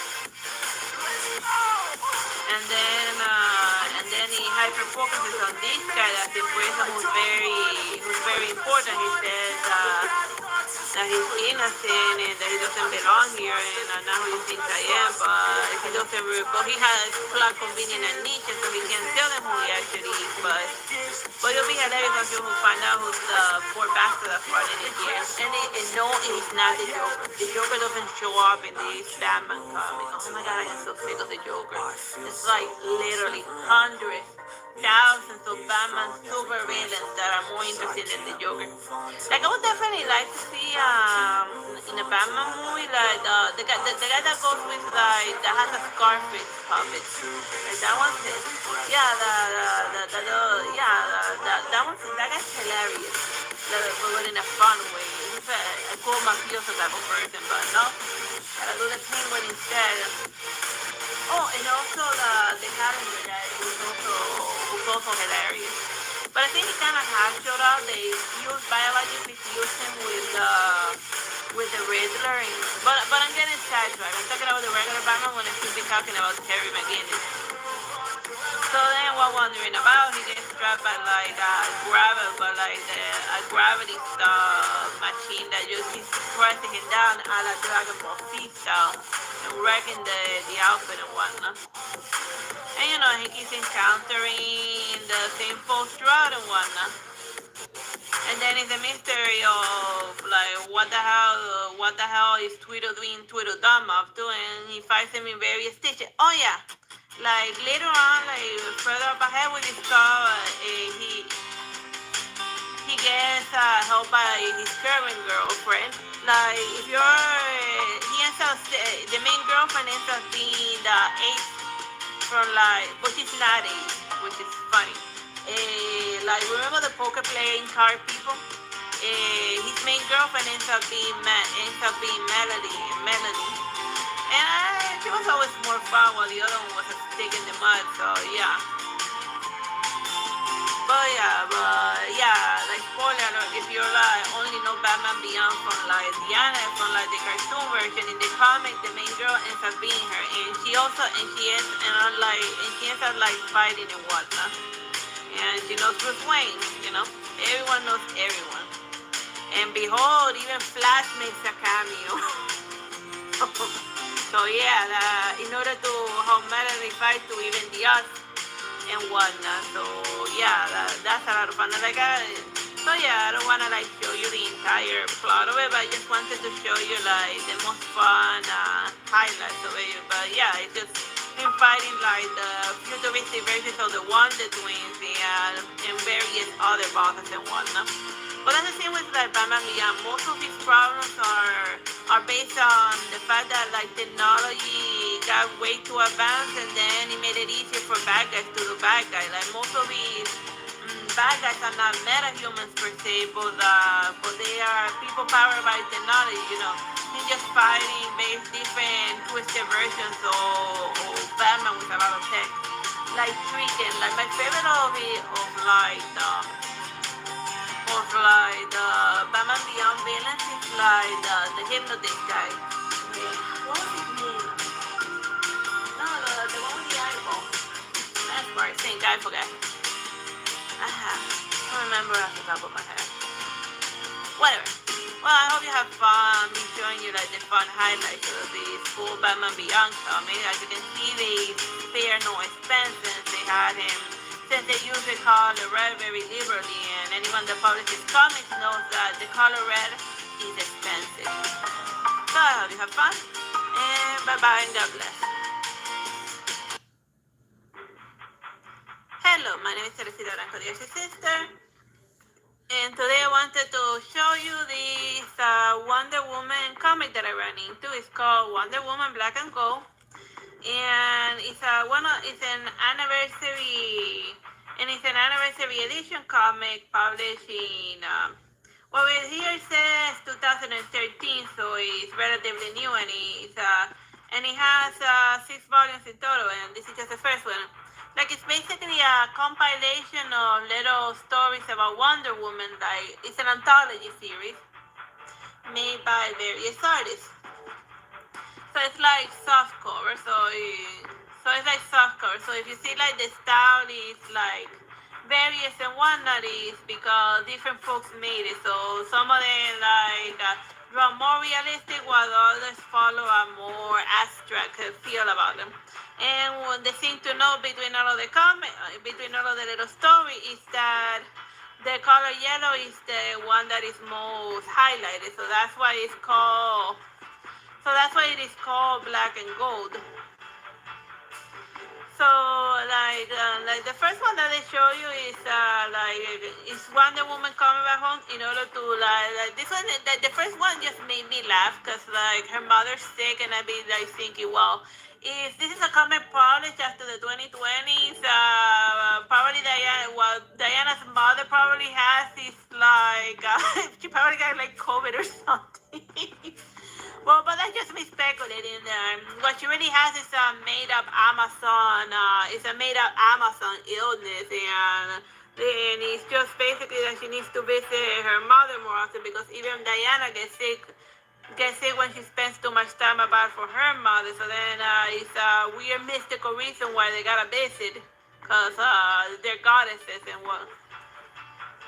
And then some stories are kind of funny, while others are remotely like this one is like the second one in specific is more a bit of a horror story, because she starts getting haunted by like the ghosts of the creatures that she has defeated in the past. But at the end of it, it turns out that it was just Cersei being like a total heel as usual, which I think Cersei is like her main antagonist throughout most of her comics. And you may know Cersei as like remember like the Odyssey, the demi-goddess, or the eternal of Odysseus meant to pay for like eating her food. And of course, they have also some stories of Wonder Woman messing around in the World War II, which was like the main subject matter of like the first Wonder Woman comic. So like if you're curious about the character but don't wanna like buy about all of her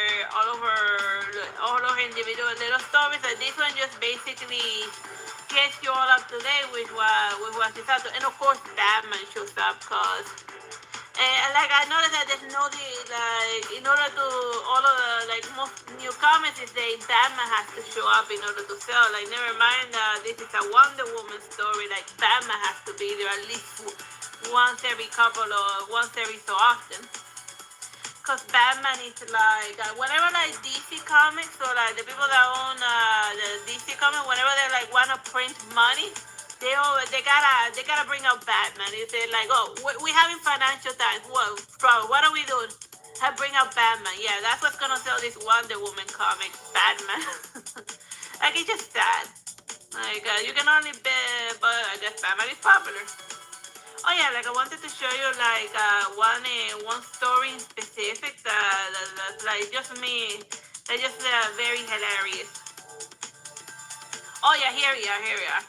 Like in this one, Wonder Woman, she also like planet Earth is like being boiled alive because the sun has gotten way too hot. So What does Wonder Woman do? She gets on her invisible jet. She flies to outer space and she lassos the sun with her lasso of truth. And then she starts moving the sun from orbit. No, no, no. Never mind she moving planet Earth. No, no, no. She's moving the actual planet.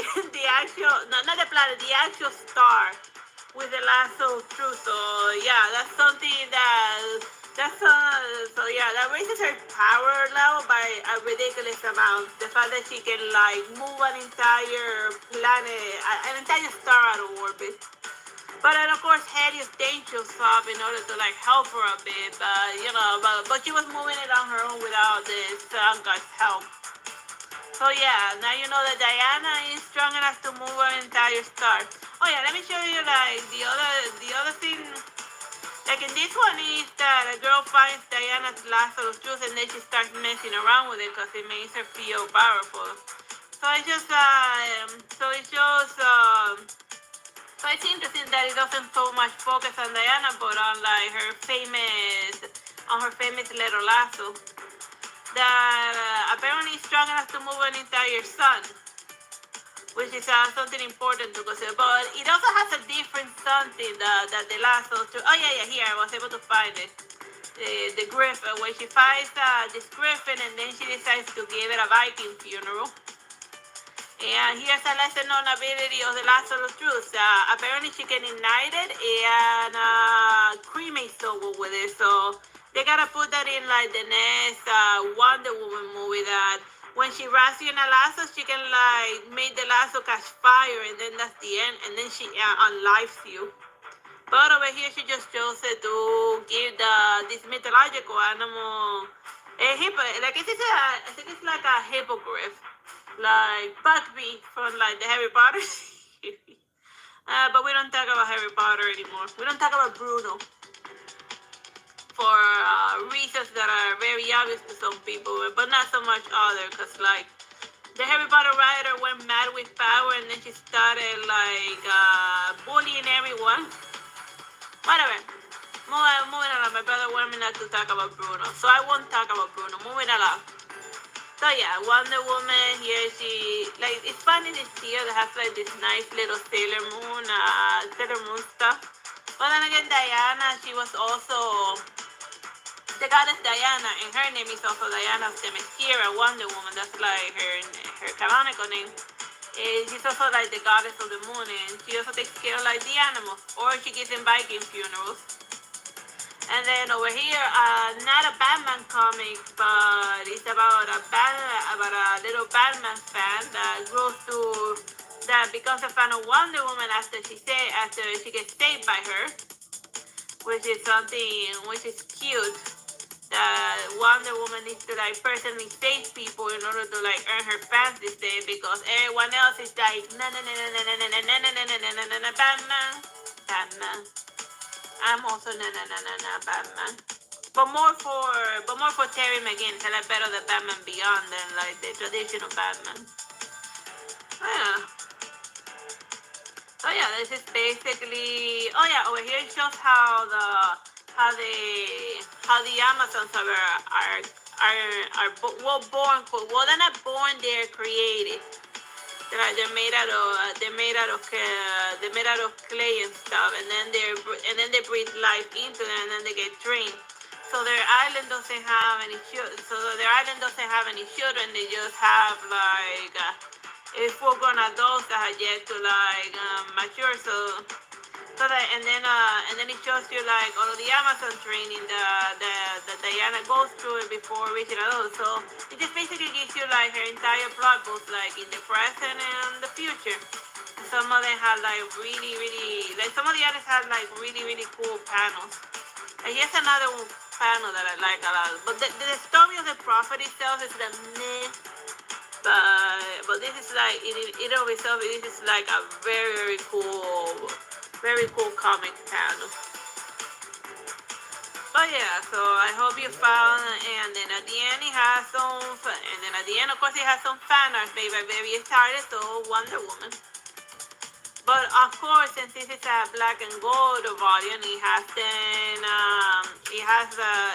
like them focusing just on the color gold, and it's a nice stylistic choice because yes, Diana's the star, but most of the center focus is about her lasso of truth and all of the various crazy things that he does, including lassoing the sun and giving Viking funerals to people. So yeah.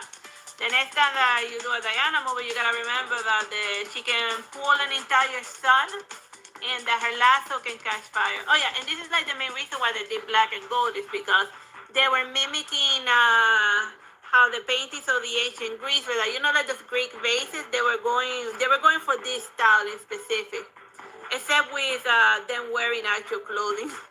But most people only know like the nudie versions of those. So I hope you found this review of the Wonder Woman Black and Gold amusing. Bye bye and God bless.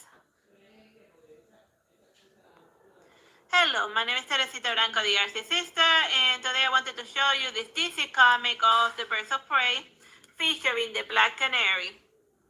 But not this Black Canary in specific. No.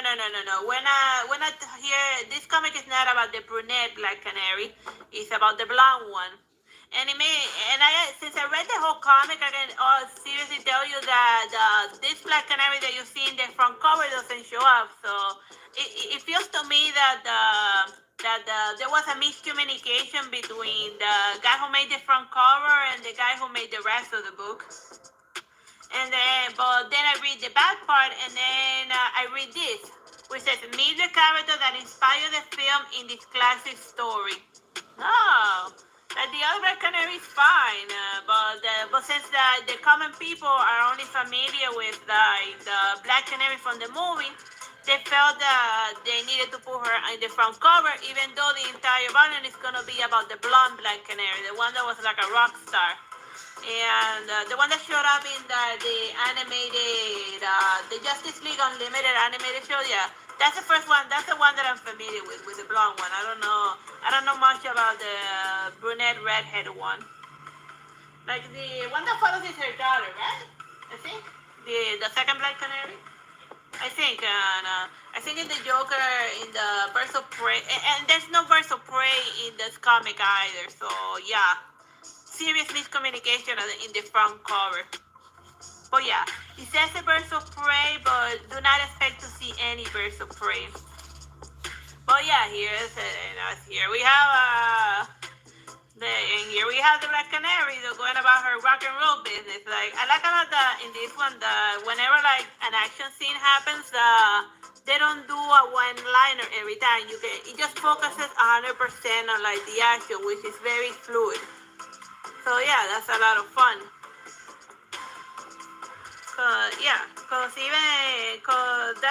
And she also does her signature screech, which is what she's most known for. I don't know any canaries that like scream terror off that do like a siren scream, but I guess it just sounded good, and I guess it just sounded a cool looking name, but I don't know what went into the character design that eventually led to the creation of that superhero, but I guess it just works. But yeah, so it's just she going on various tours while dealing with bad guys. But the reason why people are pursuing her in specific is not because of this kid Ditto. That's apparently like a kid that she found in like a lab or something, and like he's a bit of a meta human. He eventually she's also being followed by like some weird goopy people. Like think of like the Heartless from Kingdom Hearts. So yeah, here we are, the goopy people. They're not after the kid Ditto per se, the one that she's like looking after, but they just want to target her in specific because of some weird things she did to their boss. Yeah, it just has a lot of fun, and eventually she acquires more supervillains that are like try to go after her. but like that's the biggest highlight of this comic, the action panels. Like it doesn't get distracted with like random talkie because anyone who's ever been in like a real brawl, you don't start talking. I mean, if you start talking in the middle of a battle, that gives your opponent like the chance to shiv you. And shiv is like stabbing with a pointy end. Yeah, and of course, since she's like a rock singer, you can expect a lot of like singing numbers, and also ninjas, cause ninjas are very brutal. Let me see something else. Oh yeah, let me see something else that I wanted to show you. Another fun boss battle. Let me see. Fun boss battle. Well, she eventually gets targeted by one of her rivals. Fun boss battle. It's like oh yeah, here are the goopy people that are back. Fun boss battle.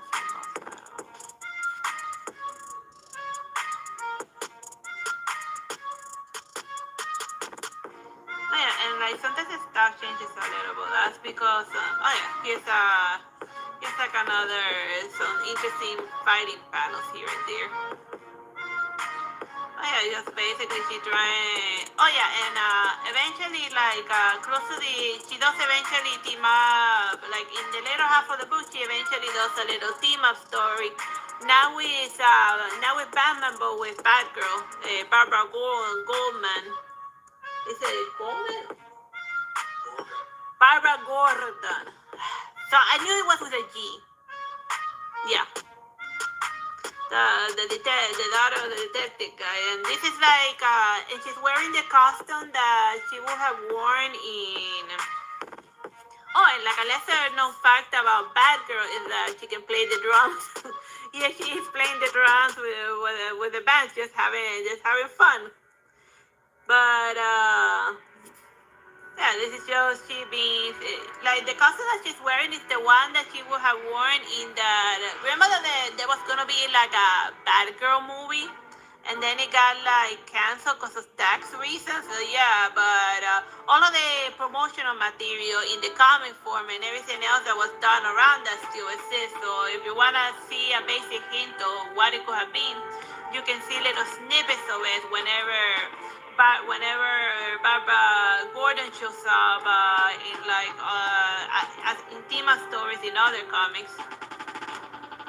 So yeah, so you get like some Black Canary and also a little bit of Batman in the form of Batgirl, and she also has like close to the end like her own weird signature moves. Let me see if I can find her weird little karate move, because it's called the Five Palms of Heaven, which is something that the other Black Canary didn't do, which only her mother did. So then she does that move, that signature, like you know how like Kill Bill, how Beatrice Kiddo has like a cool fist move. She has her own signature fist move. And then when she does it on the bad guy, she unlives him. She doesn't arrest him, just unlives him, which is hilarious. So this is the Black Canary in a nutshell. I hope you like the comic, but never mind the front cover. If you can look past the bait and switch, it is actually a really good comic about the blonde Black Canary. I hope you find, and it has a lot of cool fight and action set pieces, and it's very amusing. And so I hope you have fun with me telling you about the blonde Black Canary comic, and bye bye, God bless.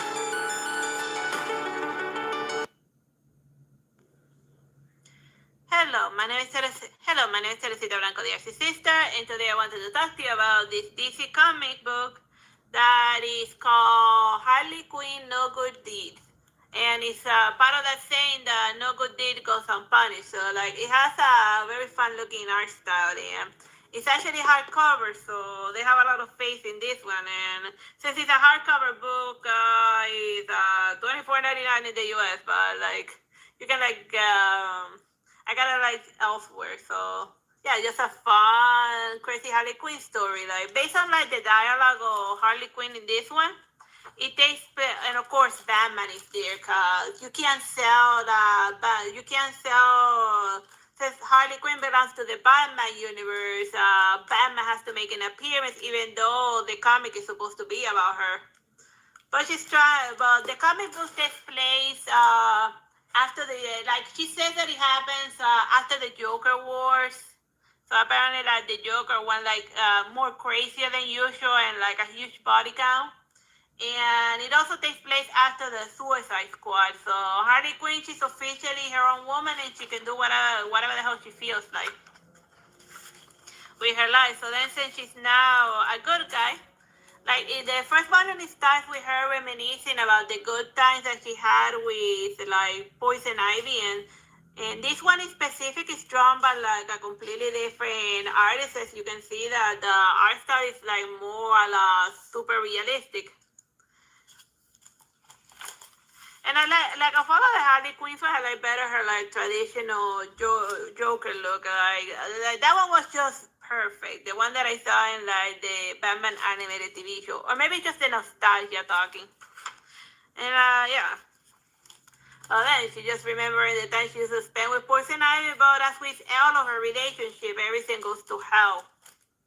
Cause she just has like the most rotten luck in the world, as far as nonsense is concerned. So yeah, just she being carried with a lot of balloons, trying to make things right, trying to undo all of the terrible things she did. But as shown by the dialogue, she not only she like hurt people, like she has a ridiculously huge body count. Oh, then this is like most of the comic is gonna be drawn in this style, which is a lot for as shown by like which was fine by me. You don't need to go a little. You don't need to be too uber crazy about it. As long as the action scenes are very well defined, and this was good as far as like fighting is concerned, with Harley Quinn's trademark erratic way of more like psychotic way of fighting. Like even though she suddenly grew a consciousness, she's still a little clown at heart. But you know, not all you can be a clown, but not be a murder clown. Not everyone has to be it. And by it, I mean like remember like the Stephen King it. So the basic plot of this one is that she's trying to fight crime a Batman style, but she just keeps doing it wrong, and even the Cape Crusader has to eventually bail her out very early. So it's fun to see Batman be doing Batman stuff a bit, just dodging and then just dodging and doing his thing, which is like very amusing. So eventually, as the comic progresses, Harley Quinn finds something that she finds what she wants to fight for, and like this guy ends up being very important to the plot. I mean, it ends up being like the one her damsel in distress type of situation, where she's trying very hard to save this Joker. Not Joker, one of those former clown posses of the Joker.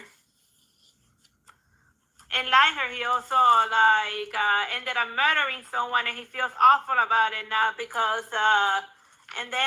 But the real bad guy of the story is Doctor Strange, or this guy in specific. What was his name? Hugo Strange. Yeah. He's the main bad guy of that story. Like he cons the U.S. government into giving him a bunch of money in order to rehabilitate the clowns. But his idea of rehabilitation is just to do human experimentation something, because that's what you do with criminals in Gotham. Just turn them into your guinea pigs.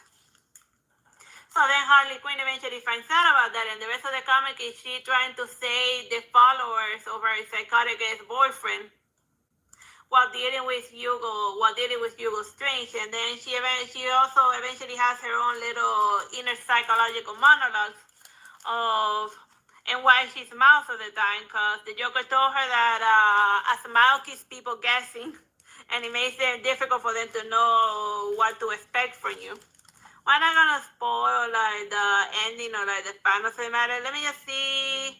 Not there, further back. Like eventually in the sewer, she runs into somebody that's hilarious. She is Solomon Grundy, which is actually a Superman villain.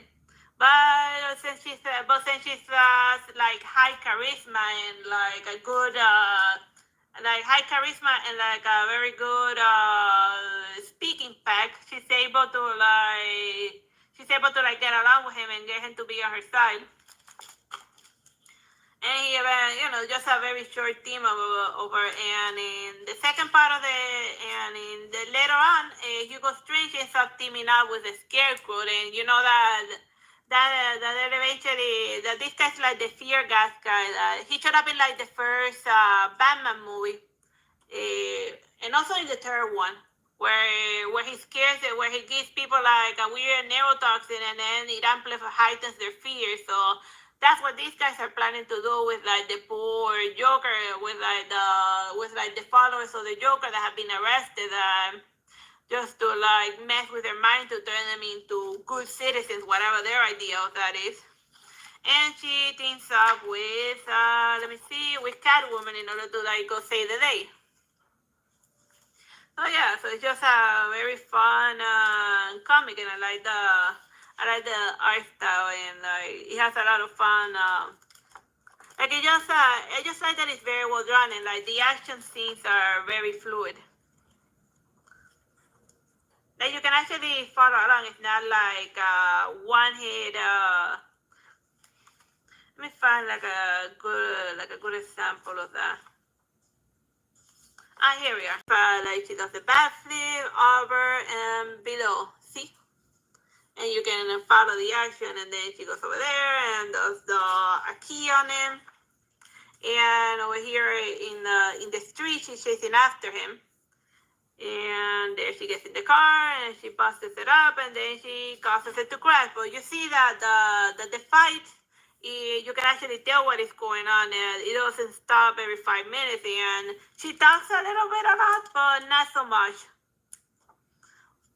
Just when it should matter. And then when she starts having her inner monologue, she sees her own reflection of the person she used to be.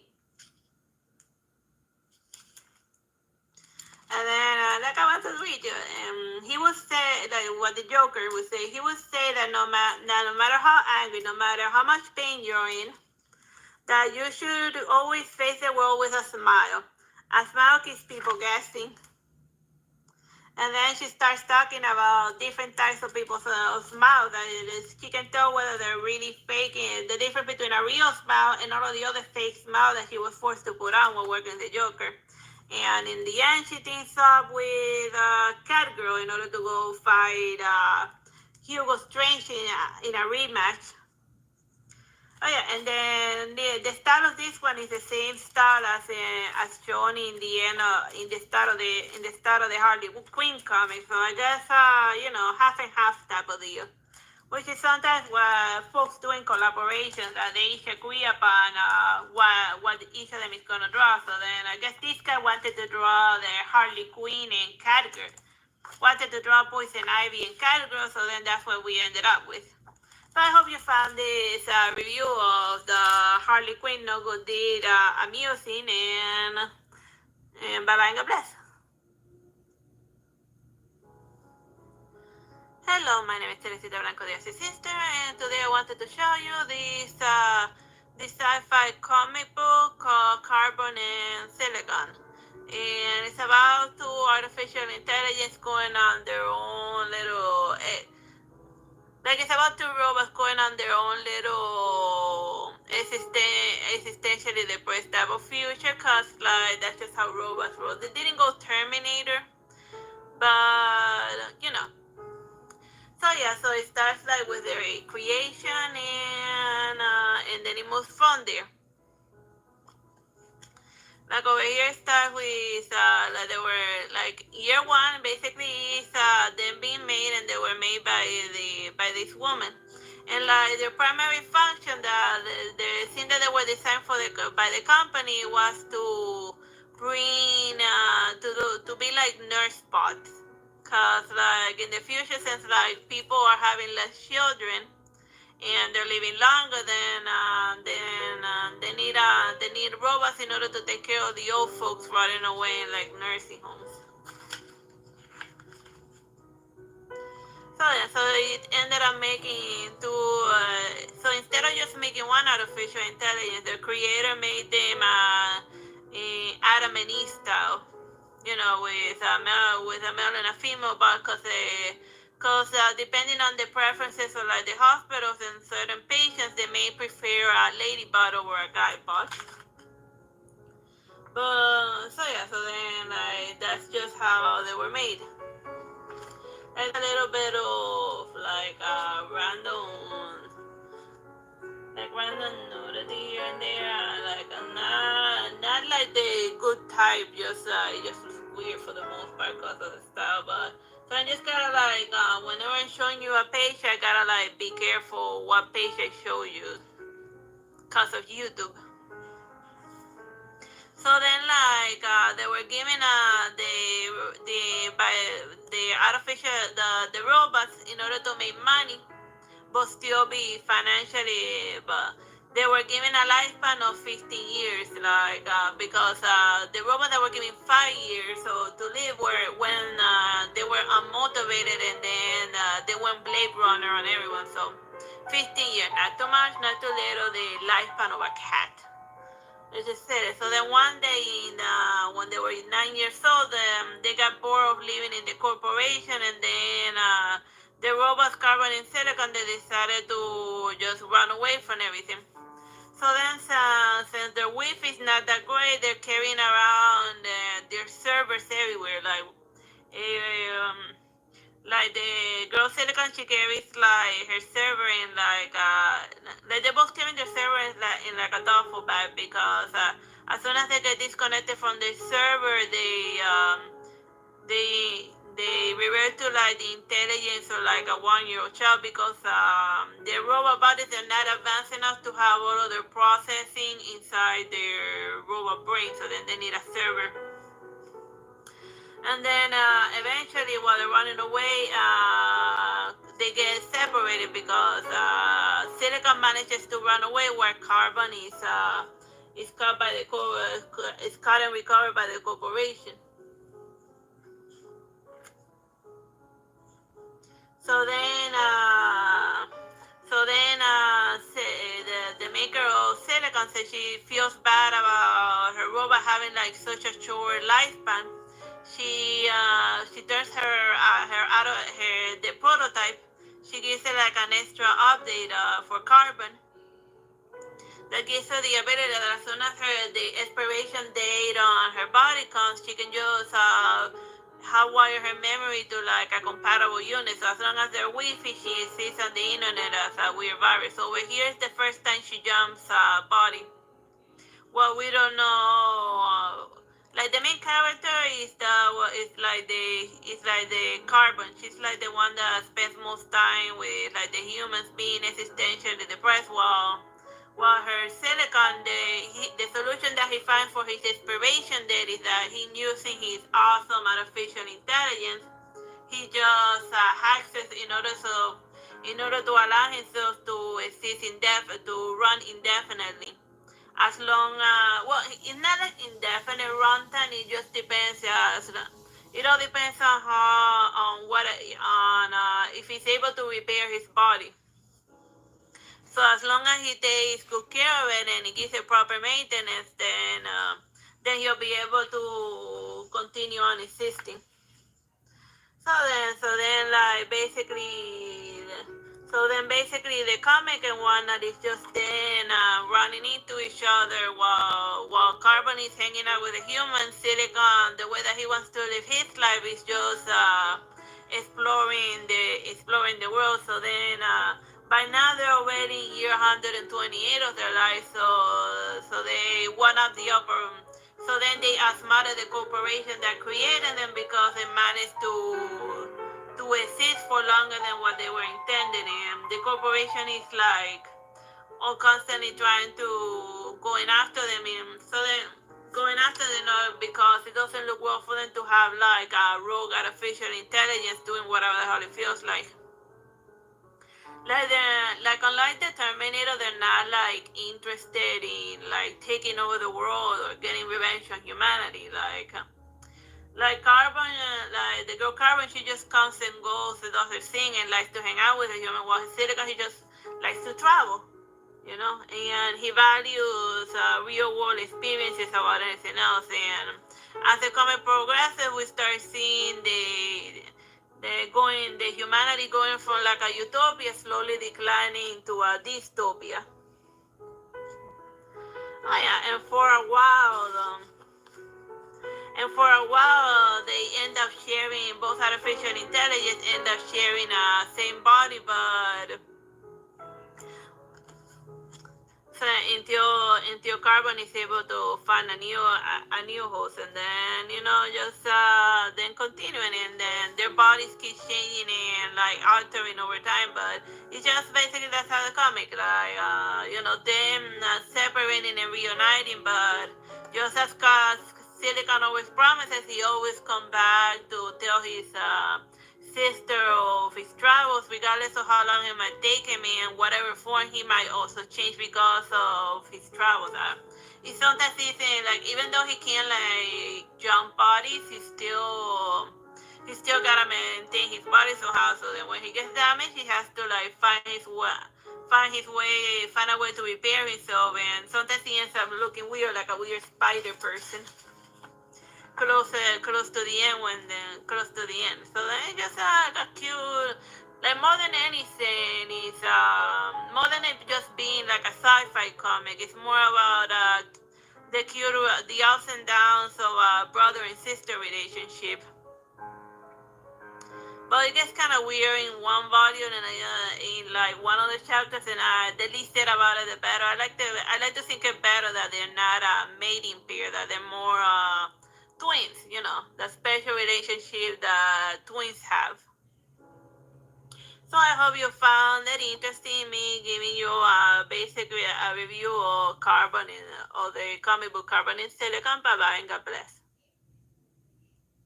Hello, my name is Teresita Blanco Plays, Artsy Sister, and today I wanted to show you a fun graphic novel. Well, it's called Manga Classics, and this one is Romeo and Juliet, but drawn manga style. So it's just interesting if you can stomach like the traditional, just reading the poem without, just reading like the play without pictures, So it's just, or you can just watch like the weird Leonardo DiCaprio movie. So, like, if you're not familiar with, like, the Romeo and Juliet play, like, right in the front cover spoils the ending. Both spoils the ending of the play. So, yeah, both of them die in the end. So, and also the narrator tells you right at the beginning that this is a tragic story of how two lovers that were equally allied in dignity, how they kicked the bucket because of the stupid petty grudges of their family. And here's the back end of the novel. Oh, let's just show it like it has a, yeah, like it's mostly like in black and white, and since this is like a Japanese manga or graphic novel translated to English, it's read backwards. Yes, that's why the side and it looks different. So you just read it like first this, and then you move your way around the panel. So then here's the infamous, "Did you bite your thumb on me, sir?" "No, but I am biting your thumb." And then just because of like a stupid little argument, how the fight escalates until the entire city is fighting because of the Capulets and the Montagues. And then even the two lords eventually like face off against each other, like while their poor wives be like, "Dude, calm the hell down." While the fight initially broke out because one guy insulted the other guy, and then a dueling broke out, which is interesting. Like in France, the dueling had gotten so out of control that they just had to outlaw the practice. So basically, a duel is where you can legally go murder a person.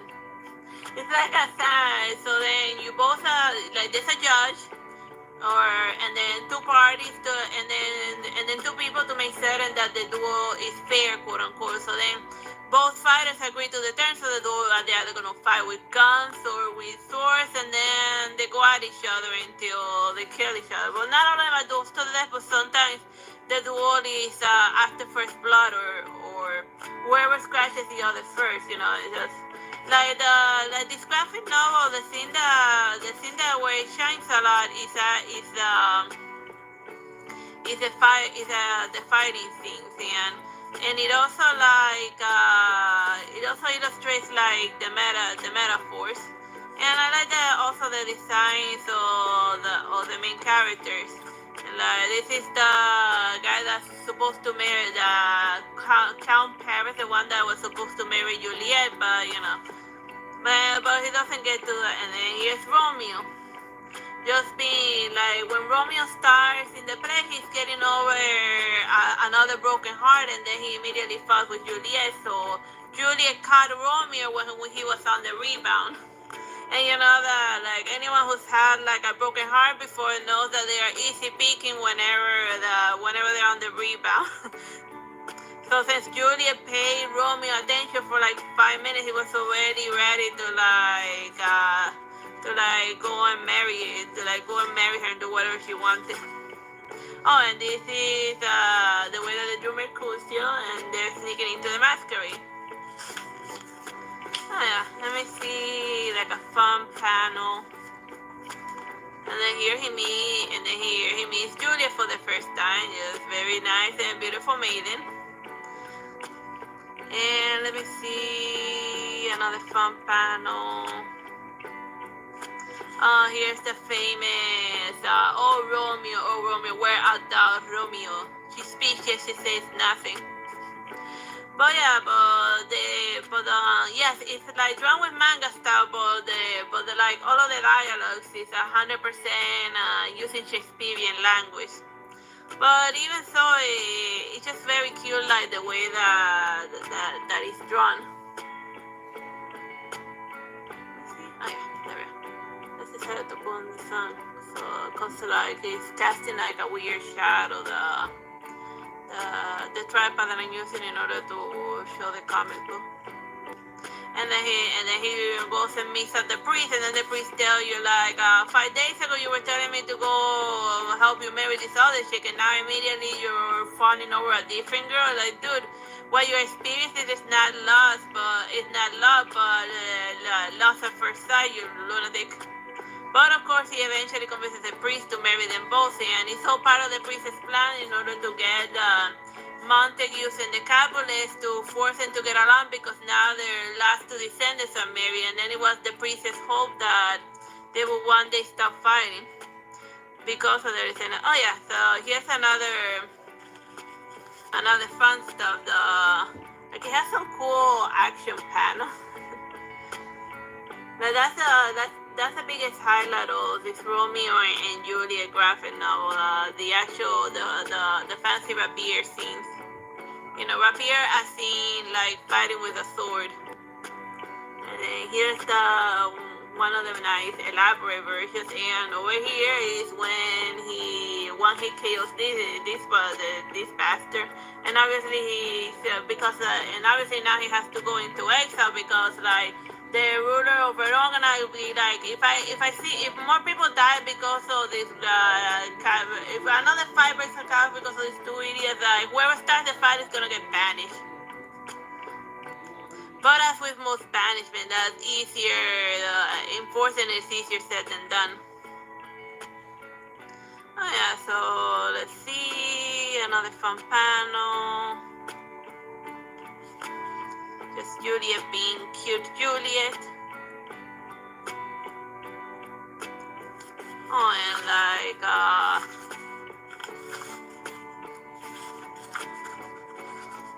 and her father being a total heel.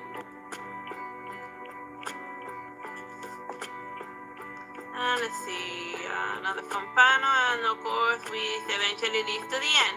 And as you can see back here, they have this manga classes of a bunch of other classical works, which will work well if you can't stomach traditional books and you prefer books with pictures. Like they have Para Imperialist, Emma, Sensibility, The Count of Monte Cristo.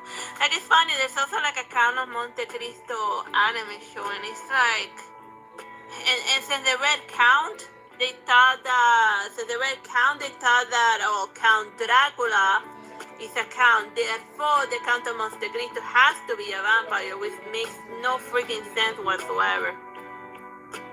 And then over here, The Scarlet Letter, Jane Eyre, Good Expectations, Les Miserables, and Tom Sawyer. Well, I hope you have fun looking over the top this night. Oh yeah, here's Mercutio biting the big one. Getting stabbed to death with a pointy end. All because Romeo trying to start the fighting because now he has the hearts for a Capulet, and suddenly the Capulet may not be all bad. So then Mercutio ends up dead, and he's not even part of that feud. But it's just basically like stupid family feuds and causing the death of like themselves and everyone around them. And that's just basically the theme of Romeo and Juliet. Like to start to put that in like whatever the reason they're fighting now, it's not even stated anymore in the Romeo and Juliet play. It's just that they gotten so used to hating each other that that's like second nature to them. And they don't even remember the reason why they're fighting anymore. So, you know, like if you don't know why you're like fighting, then like put your sword away and chill. Alright, I hope you have fun me showing you like this graphic novel of Romeo and Juliet. Bye bye and God bless. Hello, my name is Teresita Blanco, the Artsy Sister, and today I wanted to show you this fun Legend of Zelda not comic book, it's a manga, like a Japanese manga. That's why like I holding the book from the back end, because you're in a Japanese manga you just read it from this step from like right to left instead of left to right. So once you get past a little quirk, it's like a very amusing one. And then here we have cute little Zelda. So yeah, like the first couple of pages of this Legend of Zelda graphic novel is drawn with fancy colors. And the main bad guy for most of, well, bad guy quote unquote for most of the comic book is Shadow Link. And anyone who's played the Legend of Zelda 2 knows that he's a formidable opponent. So like the gimmick of the four swords is split you into four versions, but you still need to have all of the four swords nearby in order to actually take any damage. So it's like gives you like a Shadow Clone Jutsu type of situation. But in this manga, the way that they went about it is that they gave each of the Zeldas their own. Yes, they have the same memories as the main Zelda, but they can also act independently from one another. And since the Zelda from the four swords, they made him like an arrogant jerk. They made he's his own worst enemy half the time. So then over here they separated into nice colors, a la Ninja Turtle style. If you think of it, they got like the green, the blue one, the purple one, and the red one. But they still had just the same personality and memories of the main one, but yeah.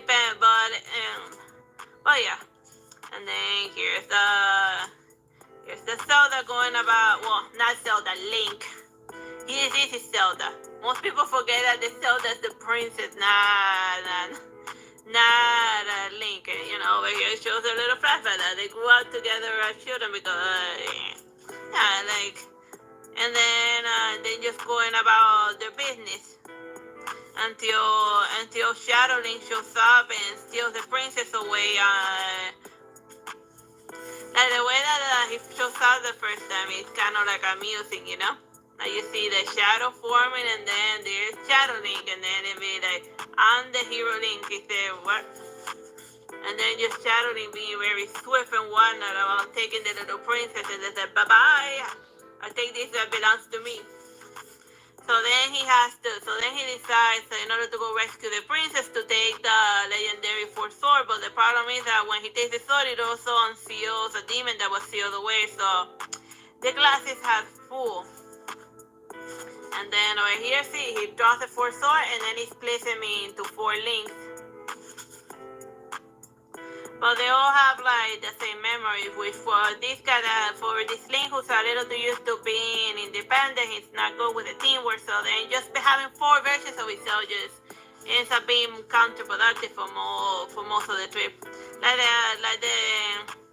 I don't know if it follows the Four Sword story, because I remember, like I think gameplay footage of like if this was like the Ocarina of Time or obviously Majora's Mask, then I would be able to tell you if it follows the plot of the video game better. But since this is like the Four Swords, I'm not too familiar with that Legend of Zelda in specific. But I have seen like the gameplay footage, and back when I was visiting a friend, that he played the game, and I just saw only like the beginning area. So usually like the Fourth Sword guys, they used to like they don't wander too far from Link. So the fact that they gave and when he's talking, it's usually the green one talking. So like it's kind of creative that they made the 4 links each your own individual identity, your individual self. And then eventually, so then there's a bunch of boss fights here and there. And then eventually they get separated. And even Shadow Link picks up one of the other Four Sword Links to turn them into the dark side. Just getting evil stuff into his head, so that so then they just become separated. And since they become separated, then each of the links develops a different memory by going on their own individual adventures, and then reunited later for like the final boss fight. But it's just like, and then they also gotta fight Shadow Link in order to gain the purple one back. Yeah, this purple one is the one that goes off with Shadow Link. But yeah, the main thing that shines in this one is the fighting. Let's see like another fun boss fight. Let's see, close to the end. Oh yeah, when he fights this knight, his father, cause of course he has to fight his father being controlled. And then you saw a bunch of cool little panels. And then and so I don't know why it's and instead of being like a damsel in distress for most of the comic book. And oh yeah, let me see another fun one. Oh yeah, the creepy dog one.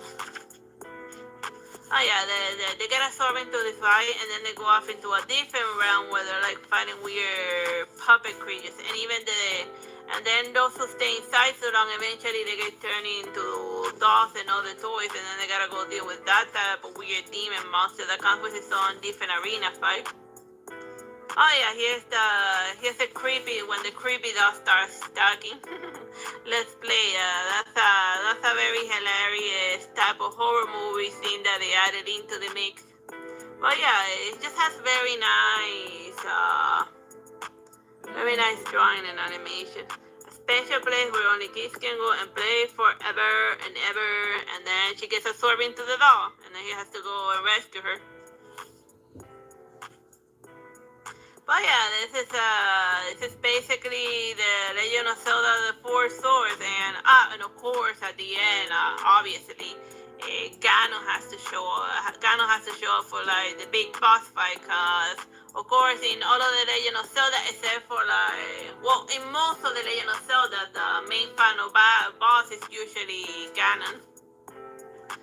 Or except in Majora's Mask, which was the Skull Kid, I think it was called. I haven't played that game in a while, mostly because I have like bad memories of like the moon falling over and hitting me in the head over and over again.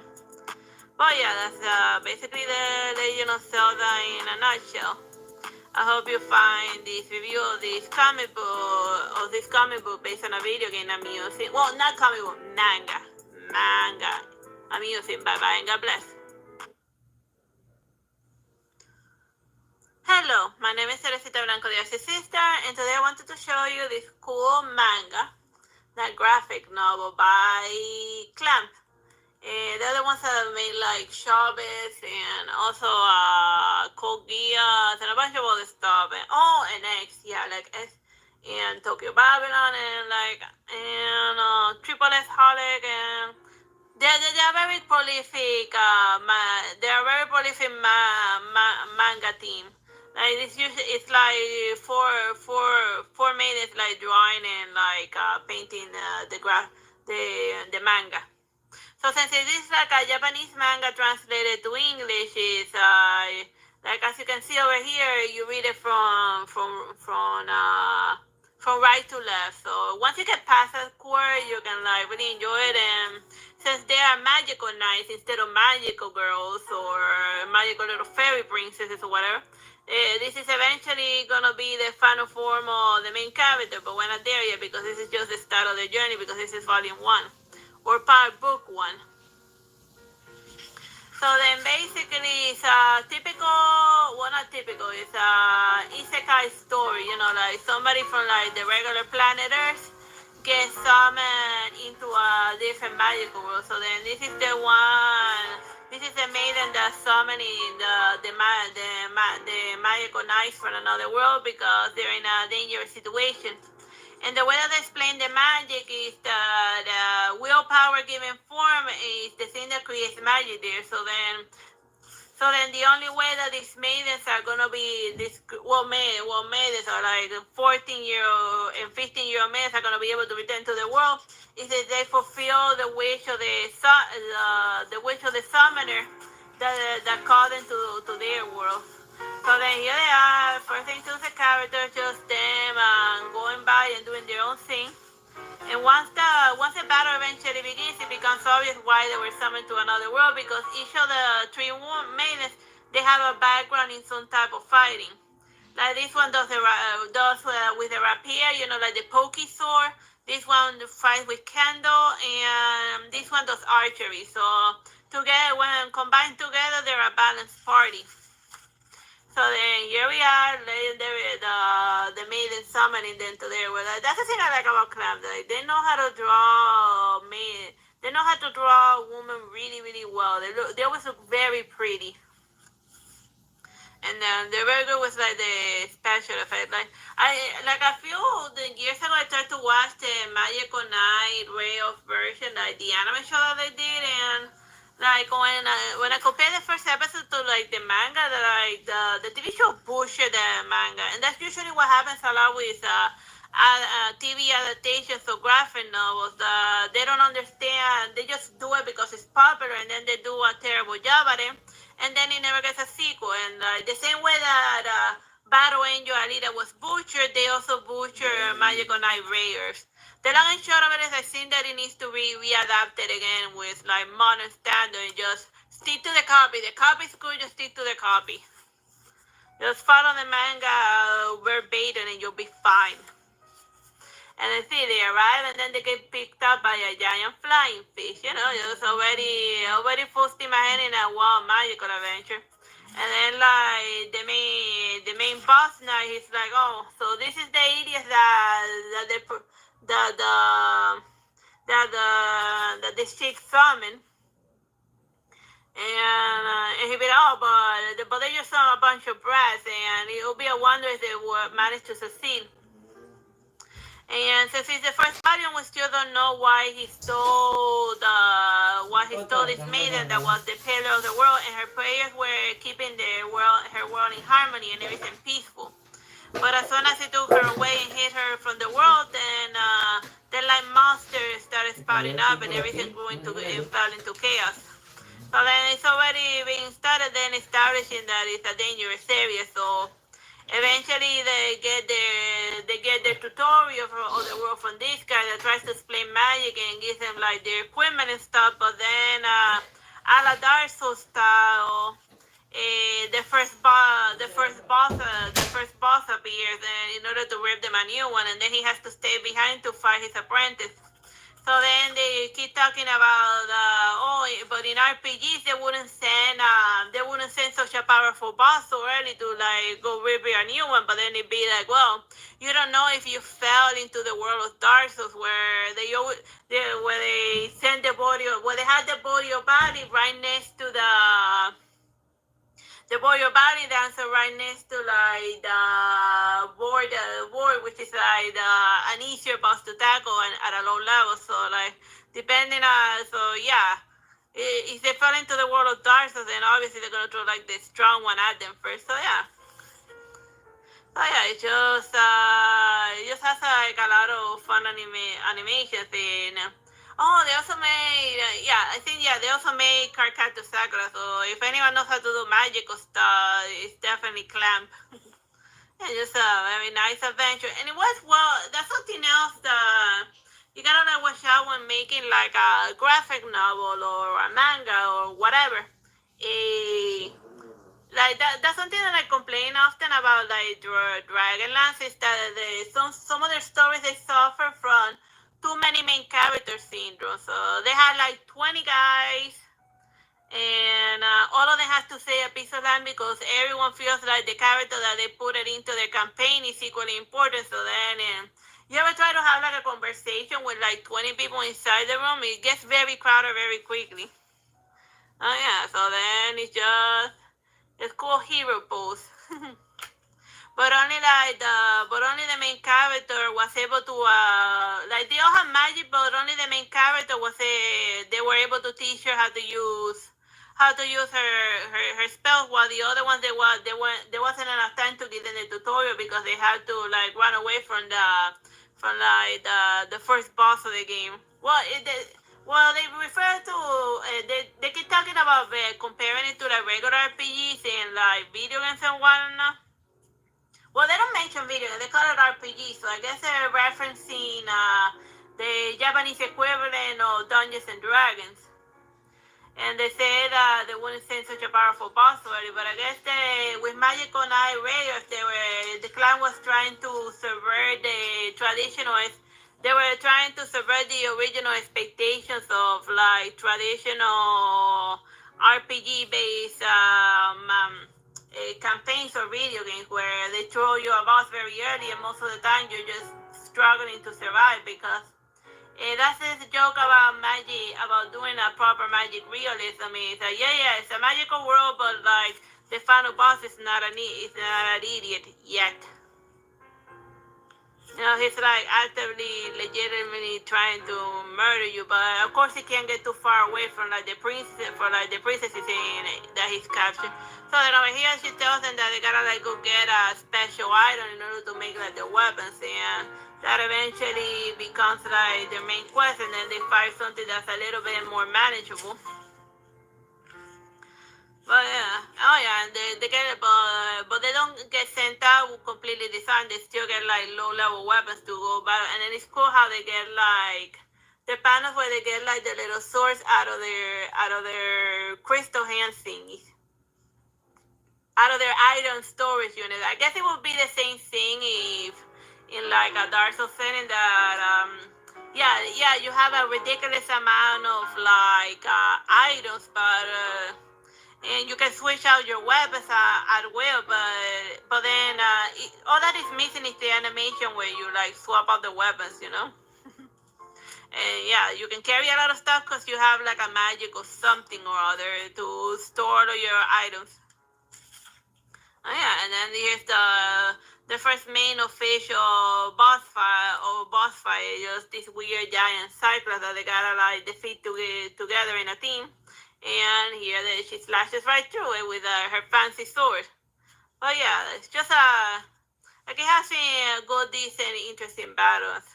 And I'm glad I was able to share this fun Magic on Ice rare. So like they're still not officially Magic on Ice in the first volume. They gotta go to like a after they get the weapons, then they gotta go awaken the Magic on Ice to acquire their powers in order to like for them to get their final form and then they gotta go after the final boss. But like most things, it's the journey and not the destination.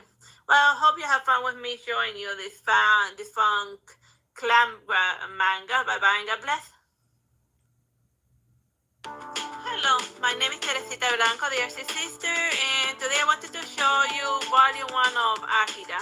Like most folks that are familiar with Akira, they just the only thing that they know is a very cool anime movie, like great sci-fi stuff, a great sci-fi classic. But the pity is that since the movie was so popular, the Akira has never gotten like a good anime show. People just think that, oh, you just saw that you already know everything you need to know about the manga Akira just from like the movie. But no, no, no, no.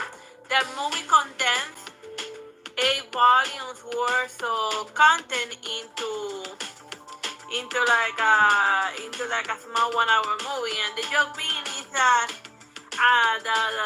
the psychic Akira does appears as being of flesh and blood in the manga later on, but like I'm talking here about like volume 7 or so, or volume 6 or something. But I'm getting ahead of myself. The point is, just look for example just how big and fat volume 1 is. It's like you have plenty of content just to make a very long, nice anime show. And here's front and back, and as you can see, it's like the copy that I got here is like very well. It's like a second-hand type of deal. Like it's being read a lot, and then it made it to where I am. So like the first title of the movie Akira, it starts with like the main character just being like a biker gang, and even in the movie, and like following the manga, they gave the main character Spike. They made it red. I think his name was Tetsuo. I forgot. And the other kid that gains eventually psychic powers is Canada. It's very close to Canada.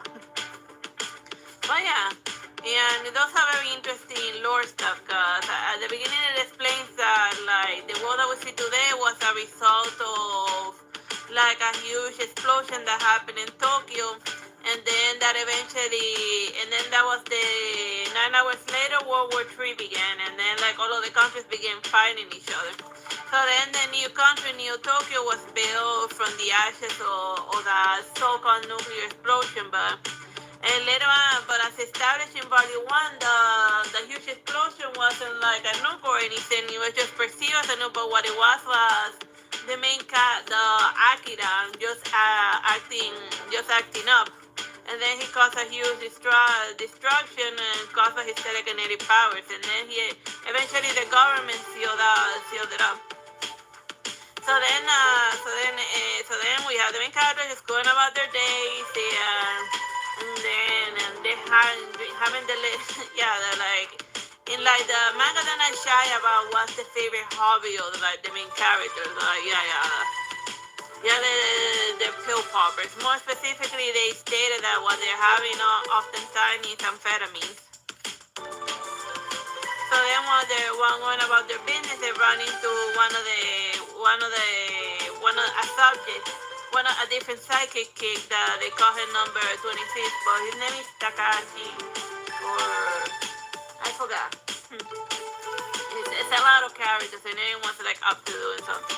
Like he escaped the life because he wanted to see what the world was like, maybe because they didn't let him watch his favorite TV shows. So then, with the government going after the precious test subject, crazy madness ensues, and then our main characters just get caught in the middle.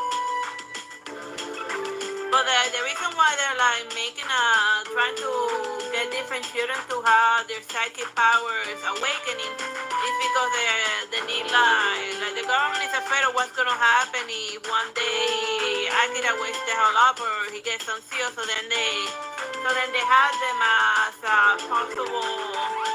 as possible living weapons in order to try to tackle Akira. But after using most of their psychic powers for very long, as shown very here, overusage of that ability has caused them to prematurely age, and some of them are even just wheelchair bound. And it starts very early on the main kid, he acts like a punk and all that, but in the end, even holding a gun to another thing just to piss off the government. But at the end of the day, he doesn't have the guts to actually go on ahead and commit murder. He just talks because he's a leader of a biker gang. So obviously he's used to puffer fishing in order to impress his friends. But at the end of the day, he just doesn't have it in him to do the deed. And then during the skirmish, like in the movie, Akira, they don't develop very well these fancy little pills that the sidekick children desperately need. But in the first volume of the comic Akira, they definitely go into depth about why the fancy pill is so important. But I don't want to completely spoil the entire plot of the first comic. It's just worth reading. It has a lot of cool, fun action set pieces, and very nicely drawn. Especially this one when the entire floor is breaking up because of the kid's psychic energy. It just was fun. Yeah, let's see another cool. And at least not in this volume, but you don't see the famous Akira slide, no. Alright, let me see if I find. Oh yeah. Here's where they have Akira seal, and this entire structure, it kind of reminds me of I think that. Let me see when this thing was published, so then I'm not talking out of my. Let's see when was it published.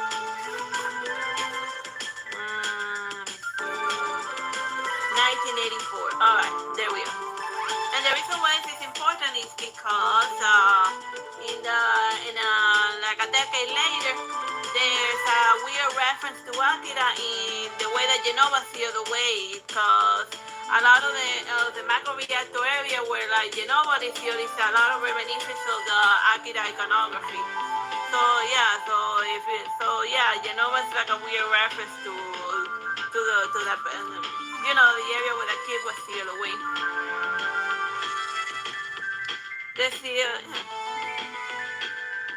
And as implied by the scientist talk, is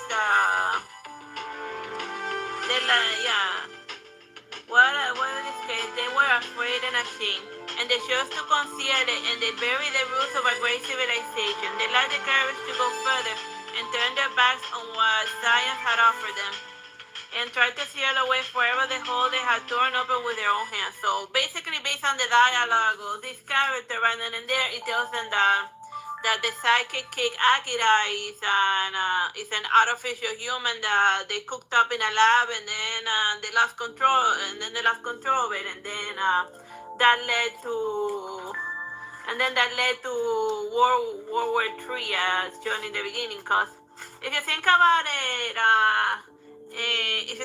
since Japan isn't allowed to have their own standing army or the fancy nuclear weapons and whatever, then I guess a way for them to get ahead in the art space is they're gonna be looking for fancy weapons and nukes, but what if they develop a biological weapon? And not like a weird germ or something, but a human with ridiculously powerful telekinetic ability, a Mewtwo if you would. So then that was Akira, their little Mewtwo that got out of control. So yeah, he's being constantly kept in cold storage at absolute zero, -73 degrees. Oh yeah, I could easily go on about all of the fancy. Oh yeah, another thing, I remember this weird other anime show that they had another psychic person riding a motorcycle, and the way that Canada ends up running his bicycle without using his hand, just his telekinetic ability. I don't know if Akira copied them or if they copied Akira. I just remember that off the top of my head. And over there, they're just playing the chicken game where or just both of them chasing after each other. Oh yeah, and even his bike has to say citizen. And CEW. Alright, so I hope you have fun with me giving it with this fun review of the Akira manga. Yeah, so I hope that one day we get a proper anime show adaptation of the Akira manga. Like it could be like a 50-50, like a live action one would be tolerable, but ideally I would prefer something animated. And by animated I mean drawn like by hand, and not like those creepy CGI stuff that they call animation these days. Well, I hope you have fun. Bye bye and God bless. Hello, my name is Teresita Blanco Plays, Sister, and today I wanted to show you a manga called The Adventures of Tom Sawyer Mark Twain. So this is like a manga classic that shows like a series of mangas or graphic novels, if you would, that just comic book adaptations of classical tales. And this one, the one that I ended up getting is like the first one. They have both. Like if you want to read both of them together, then they also have them available. Huckleberry Finn as well, and also the Scarlet Letter. I don't get why the Scarlet Letter is like considered a classic. It just depresses me most of the time. I don't care, mostly because the writing is, oh my god, I can't even tell you how awful the writing is in the Scarlet Letter. It's just a very heavy read, not because of the subject matter, but because of the like old-timey 1800s language. And then over here, Tom Sawyer and her going about, just having fun and stuff. And like, since it's like a manga, then you read it from like right to left, and it follows the book pretty much almost word for word. It said that they don't need to do the narration because they don't need to bother with the narration because it's all being drawn. Yeah, just has a very nice look to it. Except when but there is some things that they don't like 100% illustrate, like when Aunt Polly smacks around Tom Sawyer just for giving her lip. But then again, physical punishment was common in like the 1800s. But it just sucks being a kid back then. So she just has to teach him responsibility. She has him paint a fence, something simple and normal.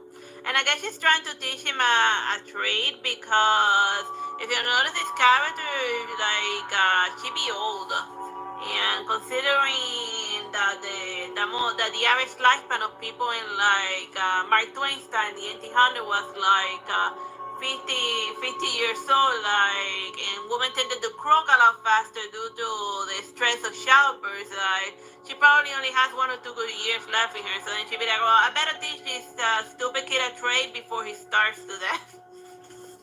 So that, and also, she also sends him to school.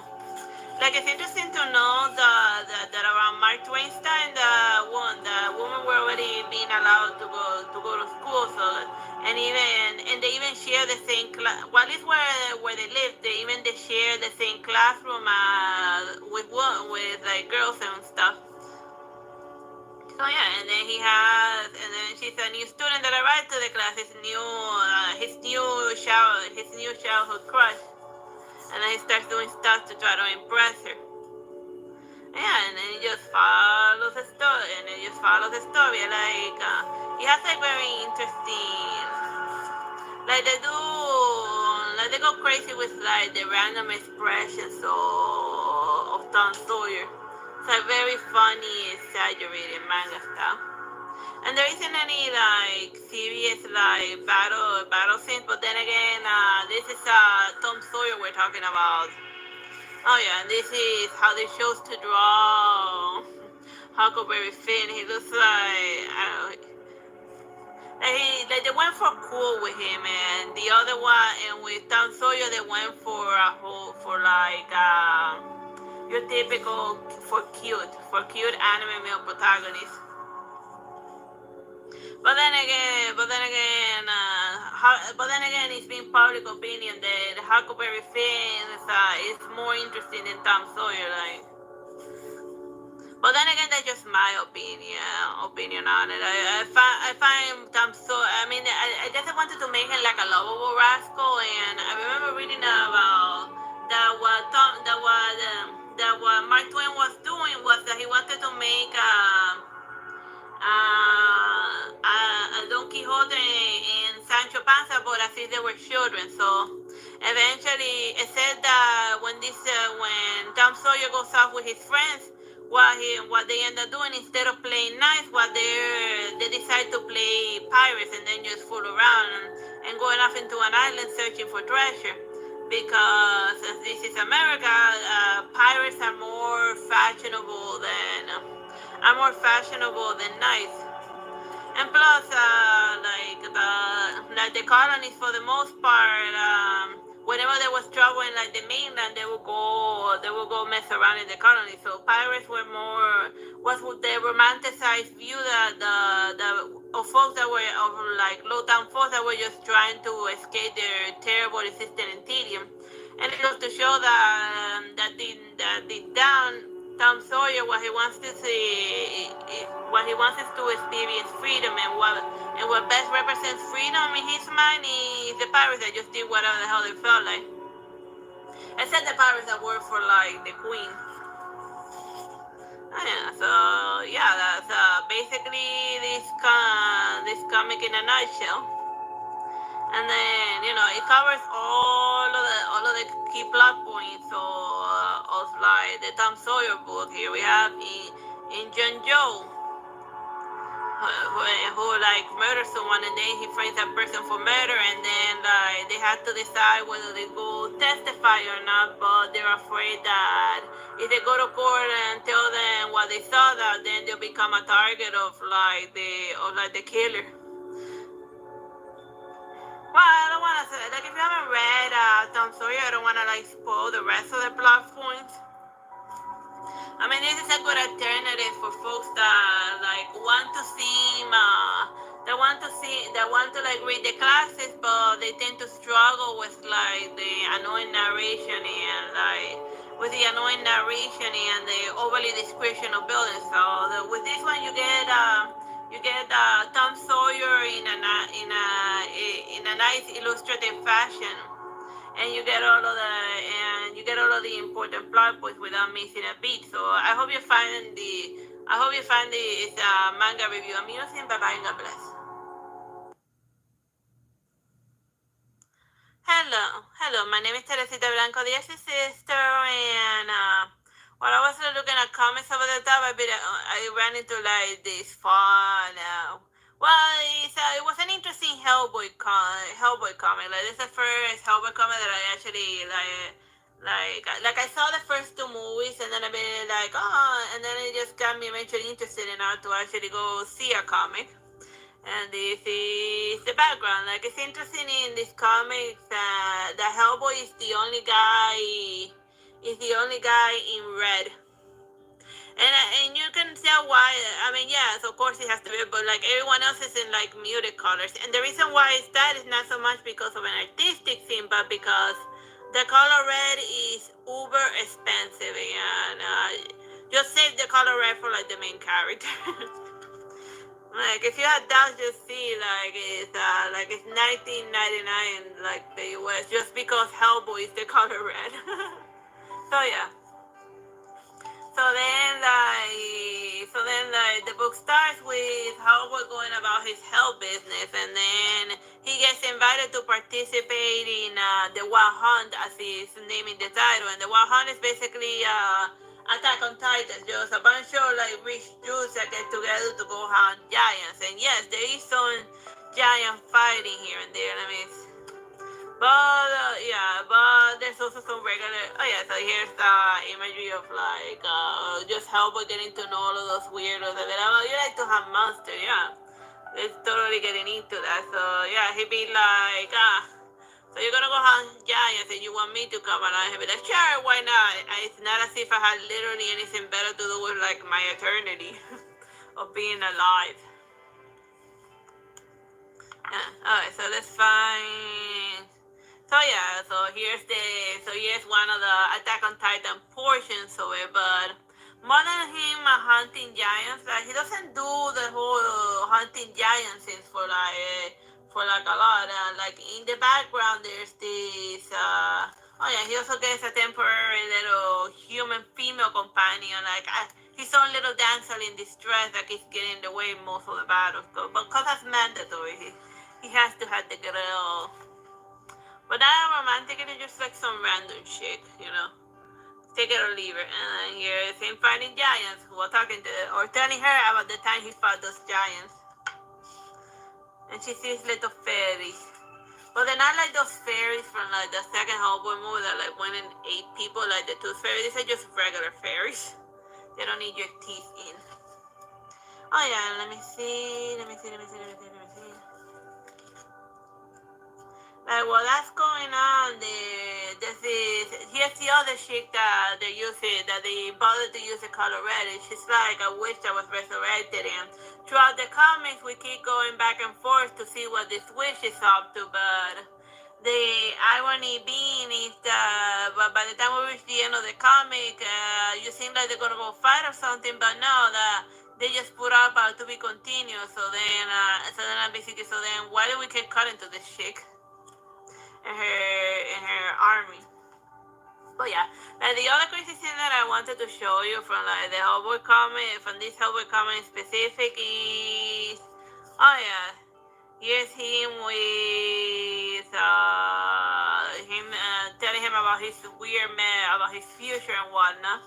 Okay, let me see, where's the hell's Morgan Le Fay?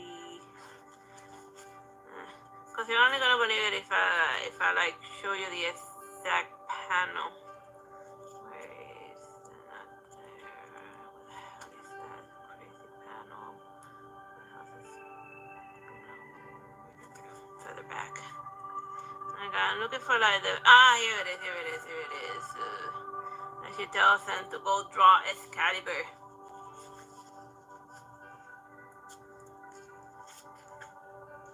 Okay, here's the Morgan Le Fay, and she says Hellboy.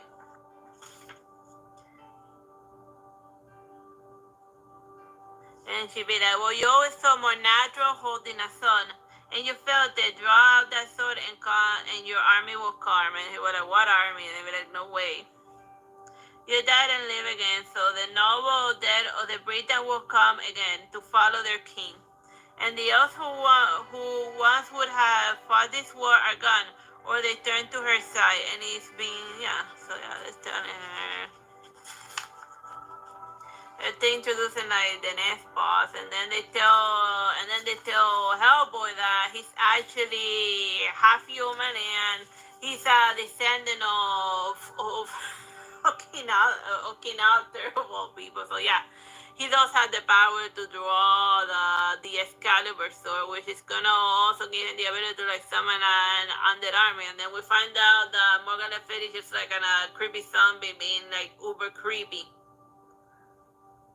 Yeah, but yeah, so like in history they say that like in like fantasy, so they say that King Arthur had a child named Baldwin from his house after he slept with his half sister Morgan Le Fay, and then that inbred guy went and tried to murder his father for the throne, but then he got ate. So then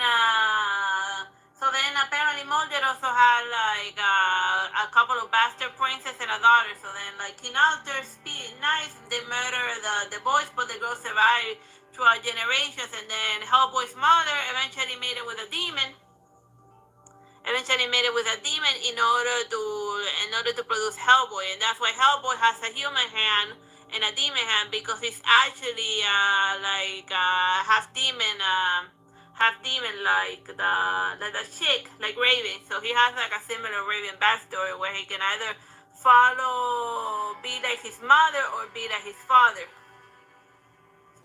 So yeah, that's this comic is worth reading just to like learn crazy new fact about Hellboy being being having some elven blood in his vein, because I remember King Arthur was half elven, but then again after generation that blood probably got uber diluted. So yeah, he's half demon, half human with a little pinto Neanderthal in it. So I hope you have fun with my review of Hellboy. Like it has a lot of like fun, cookie little fighting panels and nice art and whatnot. But like the whole Excalibur subplot, that was just a little too bonkers for my taste. But any excuse to give Hellboy a new student, and that summons an instant army. So I hope you have fun. Bye bye and God bless. My name is Teresita Blanco de Artsy Sister, and today I wanted to show you the Angel of Elfhamburg by Aki.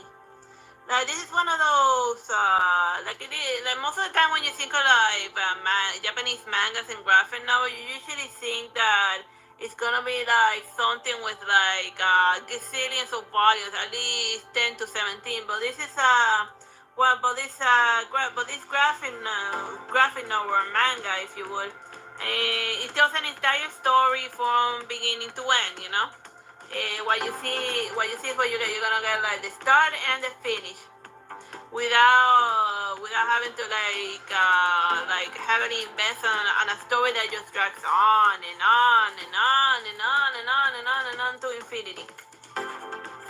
So yeah, basically the story is about we're like in medieval times, and then this king, I think his name was Madeth, and he becomes king after like defeating the previous lord, but then since he's illiterate, he doesn't know anything about being a king. He's constantly relying on his friend Lalabar to like help him, like write his letter and does most of his things for him. But then one day their friendship like completely changes when the night guy sees that there's an angel hovering over his friend's head, and then the angel kisses his friend on the forehead. So then just this random supernatural thing that he saw, it creates a rift in their friendship, and then it slowly he starts to dig up from within his night all of the resentment that he had for his friend, because it'd be like, why does this illiterate, opportunistic guy that just murdered the previous king gets to be king when he's like a freaking idiot, and I'm doing all of the work and yet he gets all of the credit? So anyone who's ever like dealt with like middle manager, everyone who's been like an employee, been doing all of the work and not getting none of the love, then yeah, you can definitely get why there's so slowly growing resentment from this night guy towards his friend that is now the king. You know, everything was like cool when they were the same ranks, you know, like two villagers. But now that when power comes between them, then the resentments begin. And then the final straw that broke the camel's back, it'd be like there's this angel hovering over my friend, and then like he's divine and blessed, but the angel doesn't come near me. And then he just pisses him off and be like, this guy doesn't deserve to get all of the blessings and nice things that he's getting. But because so yeah, it's just fun around the ages. And then the angel that the kid seen from that only them, like it's funny, the angel likes to hang out with like the king all the time, but ironically the king, he cannot perceive the angel. Only his friend, who isn't blessed by the angel, is the one that can see the angel. So then like it seems that the angel is gonna be like very important, but most of the time the angel is just like quietly watching these idiots ruin their life. And then things get even worse when the king decides to like get himself a pretty bride, and then he has his friend write all of the letters. So as you can possibly guess, when like the shit goes to speak to the king, it becomes obvious who actually wrote the letter. So that eventually leads to like one disaster or another. But I don't want to like spoil everything, like spoil the entire manga. But if you're like expecting like a high, like a lot of action or something, Even though they're like nice, don't expect that. This is more of a this is more of a drama type of thing. A medieval court drama. There's not gonna be like there isn't gonna be like cool battles or like death, and the only supernatural thing that's happening is just an angel that only one of the characters can see, and then I'd be thinking, and then another one can see it, and then I'd be thinking that maybe the angel is just a physical manifestation, it's just something that only he's seeing because he's finally lost it, because of course, why the hell not, or maybe that's weird, or maybe I don't know, or maybe I'm just over speculating. Either way, whether you see something or not doesn't really matter in like the long scheme of it. But since they're like a religious country and they're like they start overanalyzing the angel and what it's doing or not doing, when the angel most of the time is just like just doing its own thing, whatever. So I hope you find amusing my review of the Angel of Carmelo. Just nice from beginning to end. So, with just this one volume, like I said, it's just a one volume manga. I hope you have fun with it. Bye bye and God bless. Hello, my name is Teresita Blanco Plays, Artsy Sister, and today I wanted to show you a comic book called The Madness. And here's the front, and here's the back. Like, it's basically an anti-hero story, like not funny like Deadpool, more like dark Watcher stuff. So basically, we had this female thief, and her entire gimmick is that she can use. That she has various powers, but she only ever uses them one at a time. And the reason why she does that is because when she was a child, she also, it's just weird. She has a stand, or what she thought it was an imaginary friend, and then and people from JoJo will get the joke that she can bring a type of creature into fully fledged manifestation, but it's a different aspect of her. And then eventually, they used to hang out together when they were small, but eventually this aspect of her became independent enough to go on her own adventures, and then they went off on two separate lives. But they had almost practically identical power stats. So then for a while she thought that she was just imagining things, and then one day they drop a freaking nuke on her too, because she kept like robbing random people, so she made a wrong enemy. So then since she survived, since she was the only one who survived the nuke being dropped on her, obviously she's gotta like go get revenge. So yeah, it's funny. Well, it depends on what you consider funny. Here we are, her beloved husband going there, like dying Sarah Connor style. But she made it up alright. Well, so right as anyone that they dropped something heavy and explosive. So then the rest of the comic is she tracking down all of the people that were responsible for getting her killed, and then like in the second chapter they show you like her weird backstory. Oh, but the one that we're following is not the cute little girl normal human one, but her creepy stand that she thought it was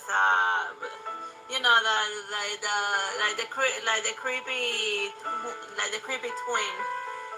But it's not like a twin per se. Like in Batman Beyond, they introduced some that like they separate the two aspects, yin yang.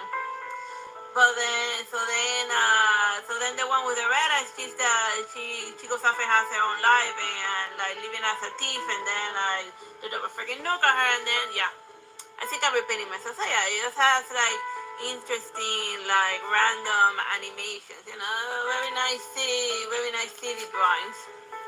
And there's also a little bit of gore here and there, but I'm not going to linger on it. Oh look, they did Like they did a silly parody of the Scream, and then in the back, and then on top of there is it's like the nuke that fell on top of her house that drove her like freaking insane. Oh yeah. And over here, we have some gore with like guts sticking out. Yeah, it has like its own little issues here and there, but I don't want to like linger on any page in specific. So if you, yeah, and it's also not like too long. I think you get like a bit like by the end, everything clears. You get like a definite ending, but I don't want to like spoil it. I hope you have fun with my review of the madness. It has in like the first battles, like sometimes they tend to like talk whenever they punch, and that's a little annoying, but more or less, it's decent. It kept my attention, so I hope you have fun with it. Bye bye, God bless. Hello, my name is Teresita Blanco Plays, Artsy Sister, and today I wanted to show you this fun Spider-Man comic. The Spider-Man specifically that we're following is the Miguel O'Hara 2099. So this is basically like the Batman Beyond, the Batman Beyond version of from the Spider-Verse. And as you can see in the front cover, is Spider-Man dealing with like zombies, Frankensteins, and a bunch of other Halloween theme type of issues. So, but yeah, it's funny to like show you like a Halloween type of superhero comic in like the middle on like the start of the Christmas holiday. But whatever, this is when I found it, so this is when I'm showing you. Oh yeah, and he has a silly boss battle with Dracula of all people. So yeah, that's hilarious. So yeah, but it's mostly like an anthology. Like in the first one, the Spider-Man is dealing with like zombies of all things, but you know, a different flavor of zombie, and they have like more powerful. And this is like and the Spider-Man has like this helper guy who's like an undead samurai. And then it has like interesting battle, but like most and cool little action panels. But as with most superhero comics, even between the fight scenes, they're always like randomly like talking. Like you try to talk while you're getting your kick this in, and let's see how it works. Oh yeah, here here's a fun one. This is like cool rolling kick. Oh yeah, it's, like it has a lot of Firewest. This one has a lot of cool angles and poses. So yeah, it's a good one. Okay, so yeah, since it's like an anthology, like most of the problems usually get resolved by the end of the chapter, or not. I mean, the T-virus problem didn't get solved. Spoiler alert for the first story. So yeah. And then over here, Dracula shows up to be like a total heel. And then Spider-Man fights Dracula, but what's hilarious about it is that Dracula goes to bite Spider-Man, and then Spider-Man be like, you know what, here Dracula, he bites him before Dracula bites him, so then yeah, take that Dracula. It's about time he gets a taste of his own medicine, so it's hilarious that Dracula got bit and beaten by Spider-Man of all people, so yeah. They gotta do that in the next Spider-Man movie. Just have a Spider-Man bite around but it's just that people forget that spiders, they bite.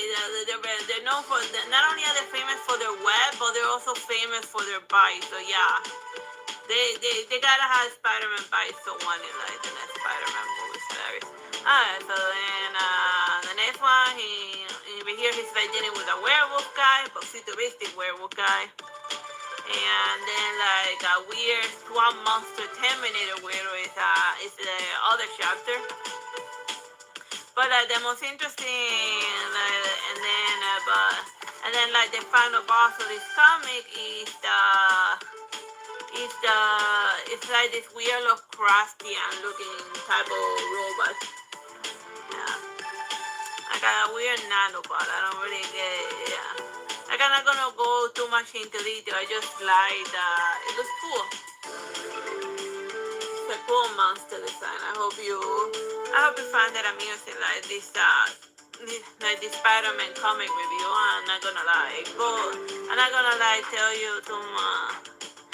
I'm not gonna like overly explain it so that you can like read it and like enjoy your own journey. Oh yeah, like at least in the first one, it starts it starts like most zombie movies. You know that he's just Spider-Man is just there minding his own business when his mother shows up. Infected by like the T, I call it the T virus, but it's whatever futuristic. Like she was like doing volunteer work, and then one of the persons she was helping bit her, and then she went home to go by her son. So then he just ties her up, and then he takes her to his undead friend. So I don't know, that dude like my mom caught rabies. Can you tell me what the hell's going on? And then well, after analyzing what's flowing through her, she's not undead, but she's not alive either. So this is a different type of virus, and then I'll be like, oh, it's probably the T virus again. But yeah, it's just a different flavor of zombie, but it's still in the end zombies. So yeah. But zombies never go out of style. I hope you have fun with my review of this Spider-Man comic. That has a Halloween theme. Bye bye and God bless.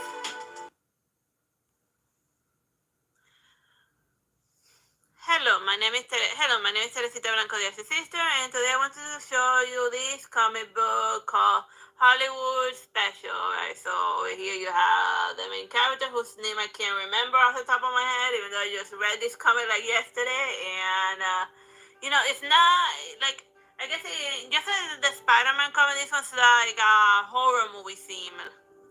And then here's like the main bad guy going over there, this creature that lurks in the mines. So yeah, the basic story is that and like she's an like it's an ad. Oh, that's interesting. Like I see you, huh? Like when the creature captures you, it says I see you. So right off at the beginning, once you read make it to the end, you get why this is it. You get the joke of it.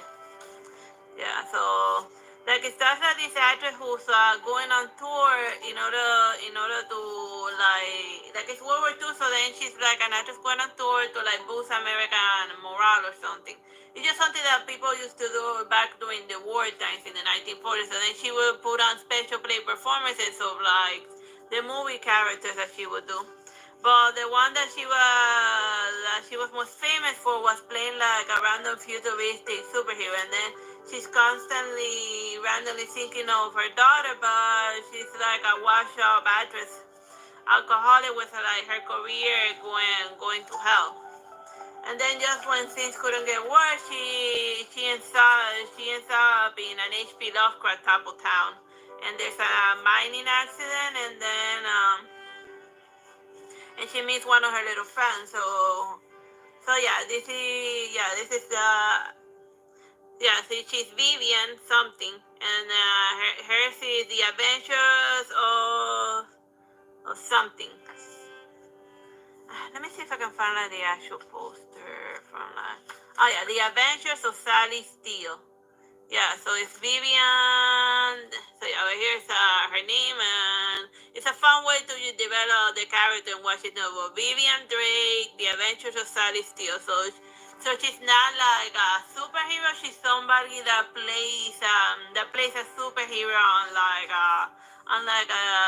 movies and stuff. So, but little children of those days, they can small children for sometimes can't tell the difference. I remember that there was like a famous incident back in the old days where a kid went because there was a guy playing one of the Superman actors. A little kid went up to him and tried to shoot him because he thought that he legit was Superman. Then he thought that like the bullet wasn't gonna hurt him.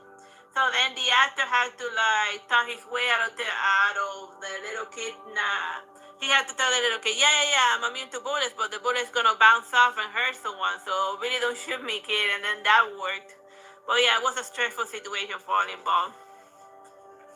So yeah, so then like they go to the mines to try to see what the hell, but no, it just but then after the mining, so that's when like the spooky stuff starts happening.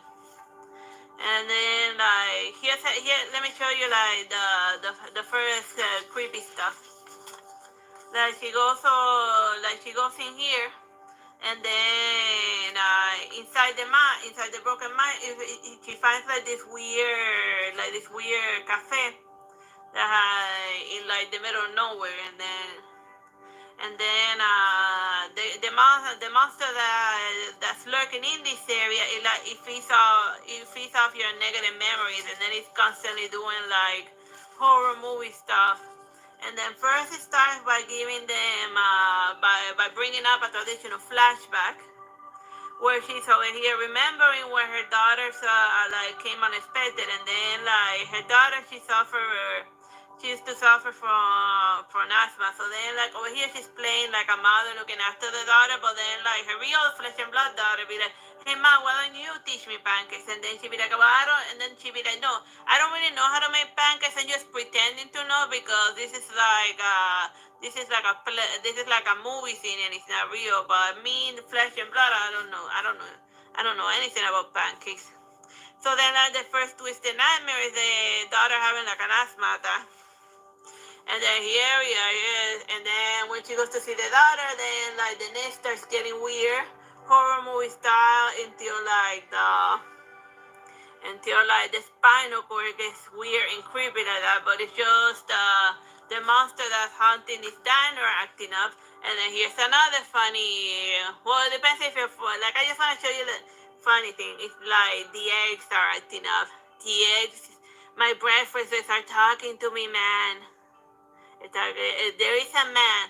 There is a man in the corner. So yeah, it's a fun horror movie type of comic book. Like it's fun when like if you're gonna like make like a horror comic book manga or like or at least I try like 1%. Like, yes, it's a comic book, but yeah. And then eventually this creepy Lovecraftian gore scene shows up, and then time to run away.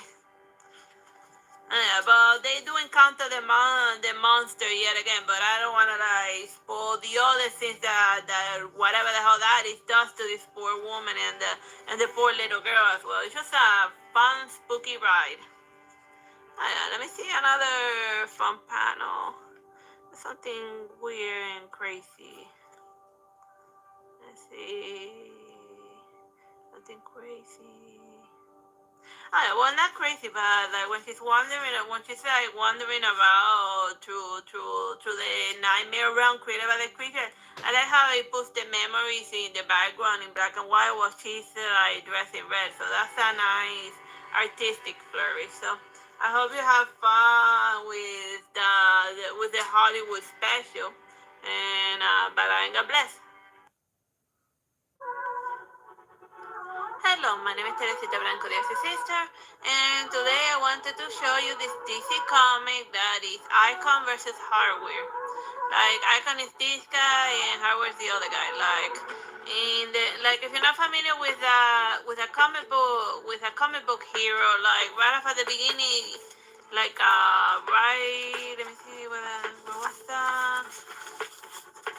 Over here, it gives you like a complete huge summary about everything you gotta know about Icon. So he's basically a type of Superman type of alien that crash landed on Earth because of reasons. But he crash landed in 1843, and he was raised by African American slaves, and once his powers awoke, he fought against the Confederates and in order to free slaves, and then he lived happily ever after, more or less.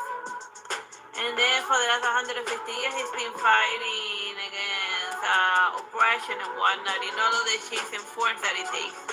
And this is his sidekick. I forget what her name was.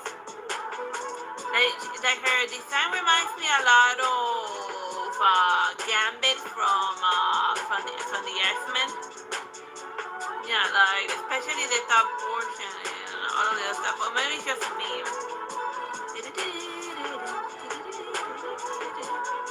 Anyhow, like I first saw him in the Static all night long, where he started chasing after Static, telling him to like go home and like get hit started on like his homework, and then I'd be like, well, he's such a wet blanket. Well, anyhow, over here he's just fighting hardware, or so the front cover claim, but then instead of switching to that, it's just the whole setup for the Epic Five. But he sent his protege in order to teach her a lesson. Well, either about like oligarchy or some stuff. He sent it to like to an almost an all white girl's school to have her get bullied. Or as he told his wife, he told her that like he sent her there so that she learns how like the privileged class lives, but then I be thinking like people get bullied all the time, regardless by everyone, regardless of like their skin color, whether like you get bullied for being rich, for being poor, for like having straight hair, no hair, like medium hair, for showing weakness, for showing strength to the wrong individual. The point is that the school segment of this comic book is the one thing that I don't like. So we're just gonna ignore it for like the rest of the review, and you can like skip it as well. There's really anyone who's been through high school. It just feels like filler because we see hardware doing hardware stuff and fighting icon between and fighting icon every so often, and then every couple of pages it just back to like to this chick whose name I don't even remember, getting bullied in the school that icon sent her. And I be thinking, dude, if you're like such a goody two shoes superhero icon, then why the hell do you send your project to like a place where you know for a fact that somebody got like bullied into like offing themselves, you know? And then here we have some weird alien shenanigans, and then we go back to this chick that wasn't even in the front cover. But I guess they were trying to like promote her indirectly by stuffing her in the middle of icon, but I'm like, oh yeah, here's a cool panel like them fighting T-Rex. That's very insane. And of course, there comes the little sidekick. And as if you notice, the drawing style, it varies from time to time, like almost like it was done by like different folks. But I wouldn't have minded the story of what's her name in going to school if it wasn't sprinkled throughout the volume. Like just pick a whole chapter and just stuff it in there, and then that just basically gives you the urge. Like if you think it has that is important to the plot and it has anything to do with anything, not really. You can just skip that part and like go back to seeing Icon doing Icon stuff. And occasionally she's like complaining about existentialism or something or other. I wasn't really into the character. Whatever. So this is just basically my review of Icon versus Hardware, also featuring this chick going to high school and like high school drama that has nothing to do with anything, but whatever, it's there. But it's there as well. So yeah, the stuff that has to do with Icon versus Hardware, good, nice, solid comic work. The rest, I've been through high school. It's the biggest cliche on the history of the cliche, and I don't dig cliches. Bye bye and God bless. Hello, my name is Teresita Blanco, the Artsy Sister, and today I wanted to show this comic book that is Star Trek Day of Blood. They should put the red shirt in the background because like the red shirt, I remember that there's a meme that whenever there's a red shirt in like a Star Trek episode, that means that's the one that's gonna die. And yeah, it's a back cover, and it's like a hardcover type of book, and it's basically like the entire thing is just basically the Klingons doing Klingons, they're just acting up. And yeah, so it's the Day of Blood and it seems like yeah, and some other stuff. So basically, the Klingons one day, some Federation guy goes and visits their planet to see one of their little celebrations, and then out of the blue, there's a coup d'etat, and then he just gets cut up in the middle, and then they chop him with a pointy end, and then for the rest of the comic, it's just Federation dealing with a civil war. All between the Klingons and all of the problems that they're causing between each other. And I just find like there's still this like silly, impractical looking weapon. But it looks a lot like, it reminds me of obviously Star Trek is older, so, but this weapon reminds me of the one being used by the orphan of Cos. Like, here's a good example. Like, when he's like pointing this guy with his pointy end of his sword, couldn't he, that his hand is long enough to reach this part of the weapon and like try to push it aside or something? I'm just saying that a weapon that has so many handles available that your opponent can grab and then start poking you against it just doesn't seem very practical. But whatever, something sci-fi, something. Spock is here, both the future and the past version, cause of course, yeah, you gotta play the hits, but not the other ones that are but not the other Star Trek folks that you will be more familiar with. But Spock is there. It's like, as far as Star Trek, the way I see it, Spock is like their Batman. Like, he has to be there in like literally every adventure in order for like people to be into it. And just for them to hedge their bets, they have both the future and the past, the present and the past and the future version, just like running around doing spot scenes. And we move. Oh yeah. So the other scene, like middle. Oh yeah. Let me show you like a fun action panel. Where the hell was it?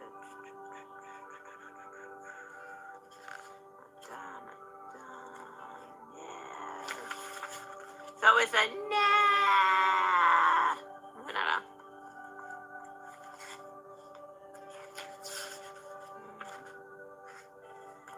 I totally saw it for like a second. Nope. Totally missed it. Well, it's I'm mostly just fighting with a silly weapon. It's just get like a lightsaber or something, or just do the Han Solo and just shoot him in the like, it's like our guns do the guns immediately like disappear whenever they land in the Klingons planet? I mean, why you would think you would have like a gun on you all of the freaking time, so you don't have to like deal with that nonsense and multiple guns, whatever. Oh, and at the end of the comic, there's like a bonus comic that is drawn Rick and Morty style, and like the way that it flows, it follows some of the weird humor and hilarity that you normally see in a Rick and Morty episode, more like a parody version. Like, for example, he's fighting a Klingon, and then he tells him to like teleport both of his arms away, so that now he's no longer a problem. Like, that's a way to weaponize the teleporter. If they teleport your different body parts, if they don't teleport the whole of you, and then that usually neutralizes you.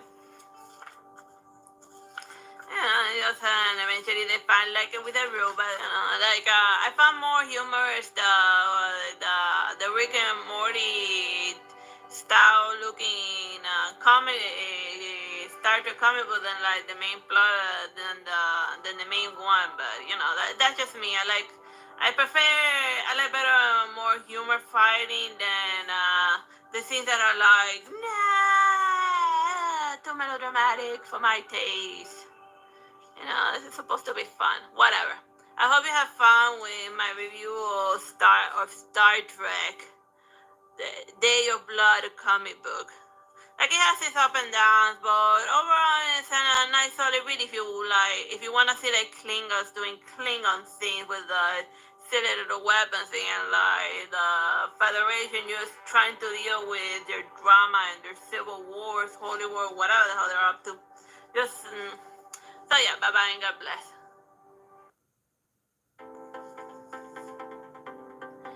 Hello, my name is Teresita Blanco Plays, Sister, and today I wanted to show you a Marvel comic book called Silk. Out of the Spider-Verse, but it is the closest thing where we're gonna get to Silk, so just I don't know if I'm still waiting for Silk Sun. So yeah, like even though it says Silk, like the first one, she's like practically being a tag along on a Spider-Man story. And this is more of a compilation. Like the first the start of it is 1 to 4 of the Spider-Fly effect, and then we got Spider-Woman Alpha, and then Spider-Woman 7 through 8, a little bit of Silk, so Spider-Woman and Spider-Woman Omega. So it's a Silk, but maybe 75% Silk.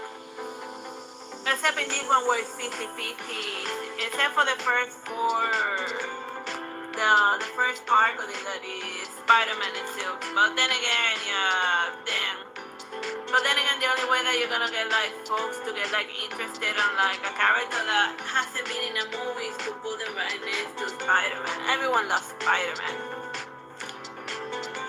Yeah, so and they have a little sparring match, and then they run into like this crocodile-looking weirdo, and then they get sent back in time to go deal with. I think it's Hydra, the ones that are like causing a mess in the past, and then they team up with like Uncle Ben.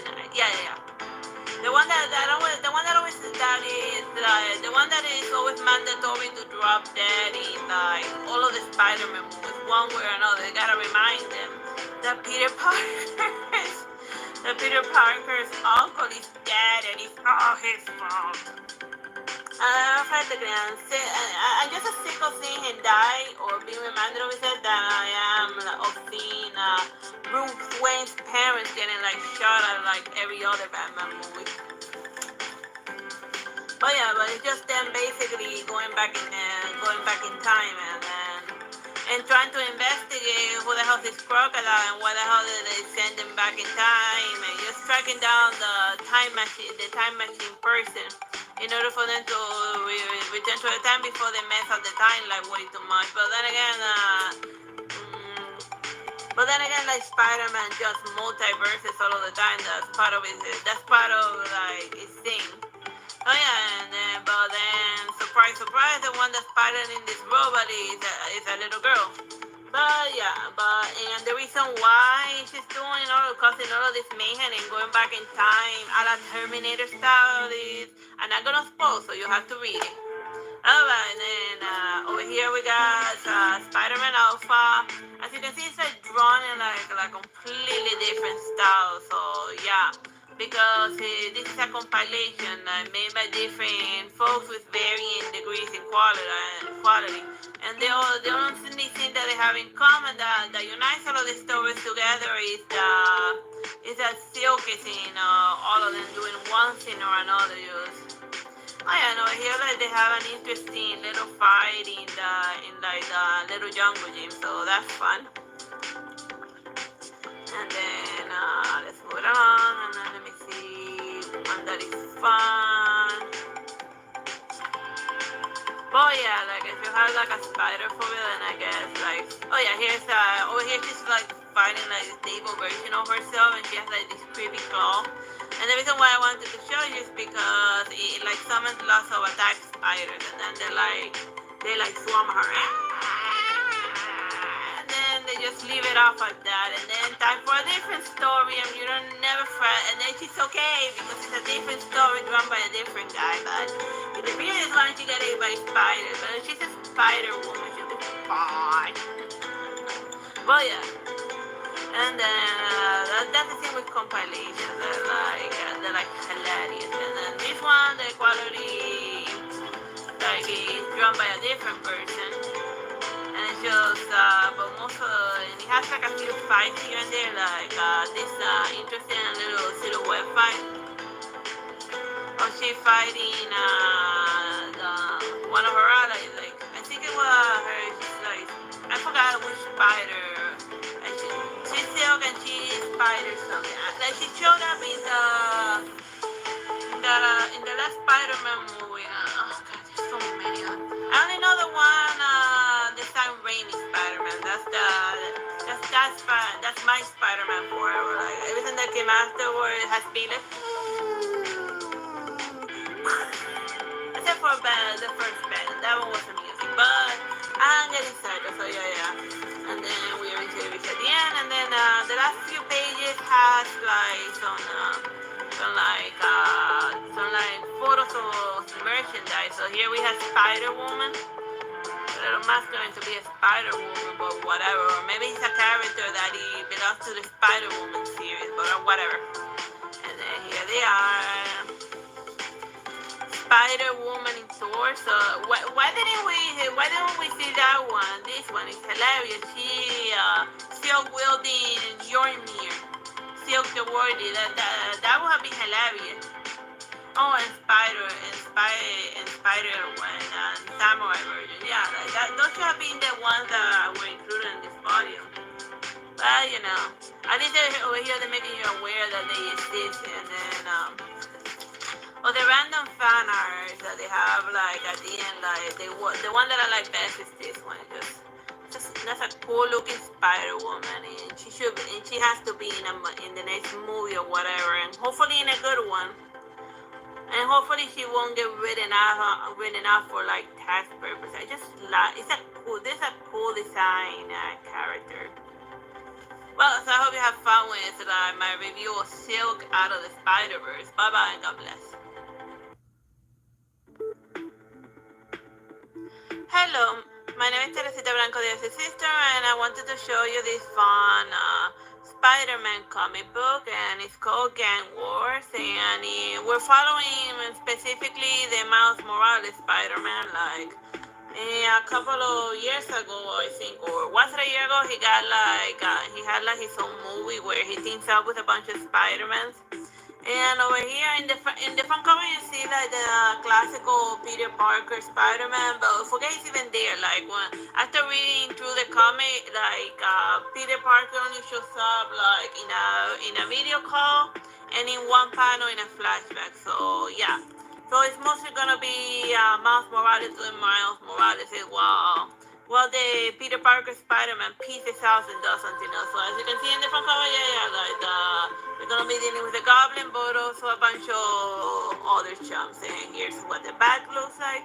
Like it's a scene comic. It's not like, but very early on, instead of fooling around with Peter Parker Spider-Man, he's gonna be some fooling around a bit at the beginning with Venom. But not the Eddie Brock Venom, just a different Venom. Because like as a symbiote, he just keeps hopping bodies to body, searching for somebody that is compatible. But yeah, they team up for a bit, but then like while Venom is doing intense, here's the panel then teaming up for a bit to go deal with the bad guys that are like wrecking the city apart. But as it usually happens when Venom is trying his advanced interrogation on this fool, and by advanced interrogation he'll stab you with a pointy, and he goes berserk because Miles Morales doesn't approve of the way that he's handling the perp. So then they get in like a stupid fight with Venom. But yeah, so like if you just like a comic with a plot, see what I tell you, like Peter Parker only shows up to do a Skype chat with Miles Morales. Nothing serious. Pretend he's not even there. But yeah, like this one is just basically a little bit of plot moving the main character from action set piece to action set piece, which was fine by me. I don't mind reading quote unquote a comic book where it's mostly like 80% action and 10% plot and 5% filler and 5% I don't even know what. So then he fights here like some of these guys, yellow guys. They look like they belong to the monarch from like the Venture Brothers. So yeah, so just as the title says, gang war. So it's basically like a bunch of like super villains, just like fighting over territory with disputes, and while like the regular citizens are just like trying to survive, and then Spider-Man in the middle being like, oh my god, like can everyone like please freaking chill, cause like you're breaking everything apart, Lisa. Alright, so other than that one, oh yeah, so of course here we have like the main, well, one of the main villains, more or less, one of the hot, like it's not the goblin, it's a hobgoblin arisen. Be wary. And then to deal with like the hobgoblins, he ends up forming a team in order to go like deal with the problem, and then the rest of the comic just like a fun crazy action set piece. But I'm not gonna like spoil the plot mostly because I couldn't find any. But then again, I was just more like distracted by all of the fun action set pieces, which was fine. Like this is a fun comic. And and here we have like the artwork in the back of it. Just over here like banana bed, and this one looks a bit like the Spider-Man version of Batman Beyond. But that's just me. Then again, you could say, yeah, but whatever. So it's just that the Miles Morales costume is a little bit like Batman Beyond, but just a little bit, or maybe just my impression. Well, anyhow, I hope you have fun with me giving you this review of this comic book of Miles Morales. Bye bye, and God bless. Hello, my name is Teresita Blanco Plays, Artsy Sister, and today I wanted to show you this fun comic book, this Star Wars comic book that features Mace Windu, and it's a Twilight run. And so here's the front. So obviously this happens before he got shot out the window by Emperor Palpatine. So but which is funny when when a character canonically dies, and so every time you see them like in danger in like an adventure or another, you know that they're gonna survive because you saw in the movie when he was supposed to drop dead. Well, it's not important. And then here we have the back of it, just lightsaber versus lightning stick.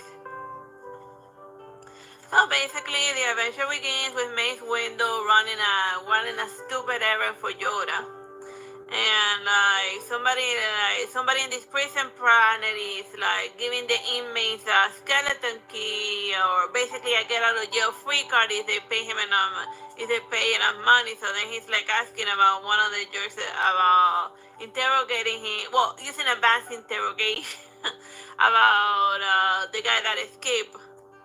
And then he calls the guards, obviously. So yeah, just getting a lightsaber real close to your face, give it a nice close shave. Yeah. So that's hilarious.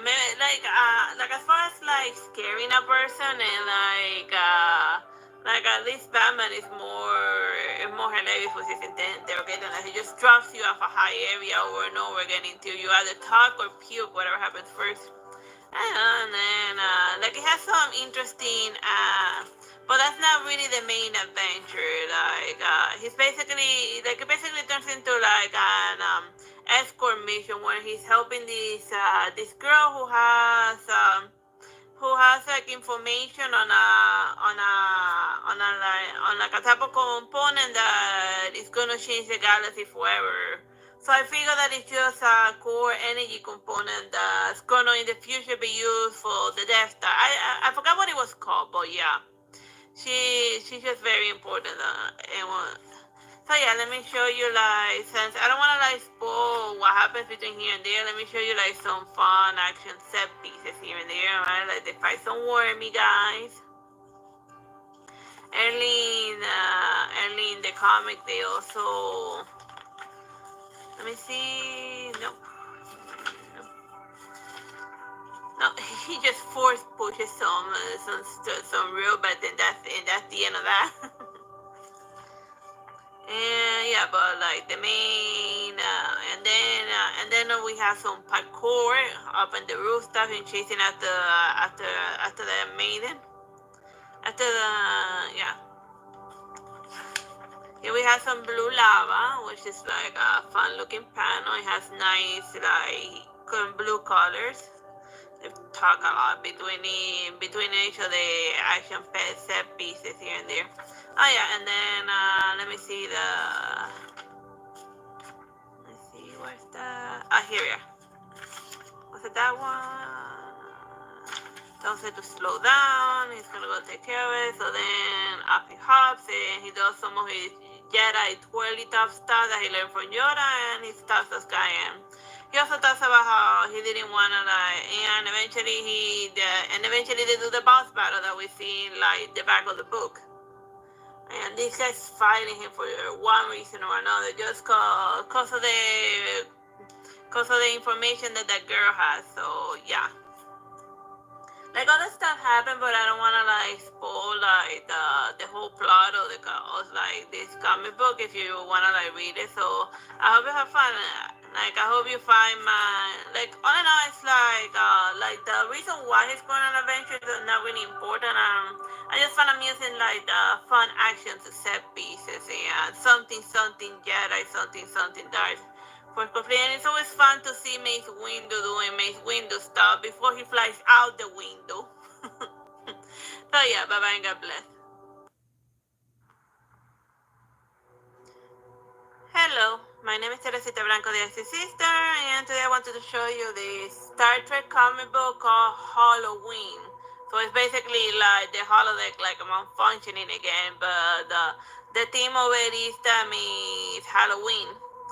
Yeah, so basically, what's his name? They call it Red Jack. I'm not very familiar with like all of the Star Trek stuff. That can possess both mechanical and physical beings, like stars acting up. Like he takes over the holodeck, and from there he starts expanding his influence outwards on the fleet. And then from time to time we switch to this woman who's like an empath, and then she's like, as a psychologist, she's trying to deal with like the fear that Red Jack is creating and feeding us in order to go deal with it. So like these are over here are like the two first victims of it, like yellow shirt and blue shirt lady. Since they didn't have any names, you can already tell that like it's pretty obvious that they're the first ones getting tagged in these episodes, since they're none of the main listed main characters. So the first form that Red Jack acquires is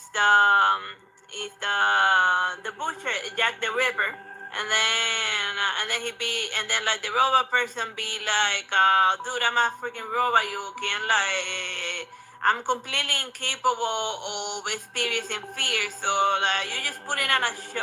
So then he'd be like, you just put it on a show for nothing, man. So then he'd be like, well, I can't make you afraid of me, but I can make others fear you. So then like he cuts out the robot's head. And then he turns him into a Frankenstein monster, and then off he goes. So then what the psychology comes up with is that in order to go deal with a monster, then they have to like become monsters themselves, because they'd be like, since they're playing the role of monster, it's gonna be harder for Regia to influence, to like exert his mind control. So then each of them picked a specific team. One of them is Jekyll and Hyde. This one, the creature from the Bad Lagoon, the werewolf, and the mummy. And more specifically, the city hat is a reference to, what's his name, to Queen Nefertiti, so yeah.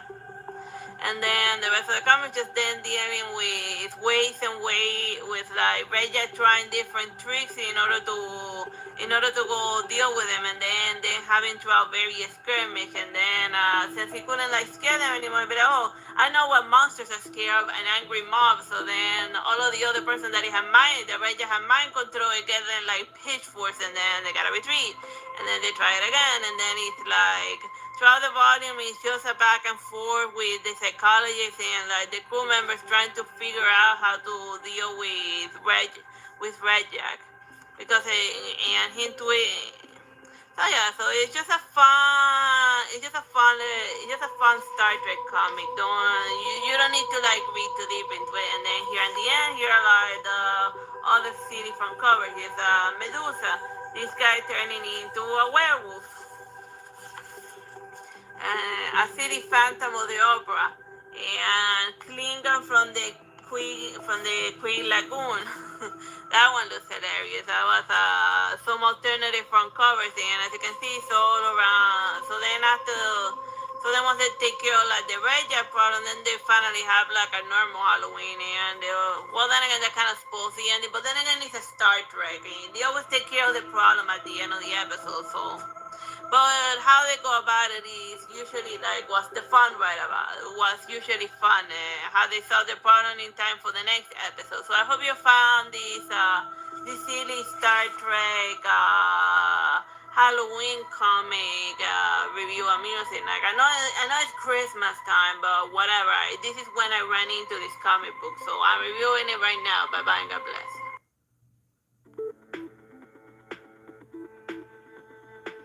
Hello, my name is Teresita Blanco Plays, Artsy Sister, and I wanted to show you this Blue Beetle comic book. Like most folks are familiar with Blue Beetle because of the superhero movie. Like basically got like a superhero movie, and like for some reason it tanked. Mostly because nobody went to watch it, including me, so I wouldn't even begin to tell you what it was even about. But I did see a fun Teen Titans animated movie that featured him. So basically, I know that like he has like this weird alien scarab on his back that grants him incredible powers and like a fancy armor and weapons, but he's also like a bit of a parasite draining his life force. And from time to time, if the Blue Beetle feels threatened, it may completely take over and like hit the insta kill switch on everything. So then there's the one that's taken over by the Blue Scarab, and then there's a different Blue Beetle that's a Blue Beetle mostly because it's blue, but he relies on his own technology and not on the power of the Scarab. He'd be like, well, he saw like the sketchy Scarab, he'd be like, nope. So yeah, it's just Blue Beetle minding his own business, and then a red Scarab that has a bone to pick with the blue one, like shows up in order to like be a total heel and ruin his eyes. And as most bad guys usually go. So then the beginning just starts with like a random battle, goes of course, and then him bonding with the other Blue Beetle guy, and then he goes to the beach and then he goes to the beach with his family, just standard stuff until the bad guy finally feels like showing up, and then and the first one he tags is the normal human Blue Beetle, and over here it looks like he totally overkilled him because he stabbed him with a pointy end, but spoiler alert, he survives. And why? Because this Blue Beetle didn't have the common sense to double tap him or like decapitate him as like a real super villain would normally do to make certain that he's actually dead, dead. But then again, this Blue Beetle the Red Beetle was actually, so instead of like the Scarabos, they should have just called them the Beetle Wars. It's not too many Beetles. Well, John Lennon came back and he's after Ringo to rip him a new one, whatever. I'm getting excited. So yeah. So just basically, the Red Beetle hunting the Blue Beetle, but since this guy was calling himself the Blue Beetle, this guy thought he was the one that had the Scarab, and then he ended up getting tagged but because of a mistaken identity. Yeah. He technically is a Blue Beetle, but no. He was after the little bug, because he's got a bone to pick with him. So yeah, so then the rest is just him like gathering teammates to go deal with like what they call it, the blood scarab. And this tarot card is the sun. Oh, wait a minute. That's the number 8.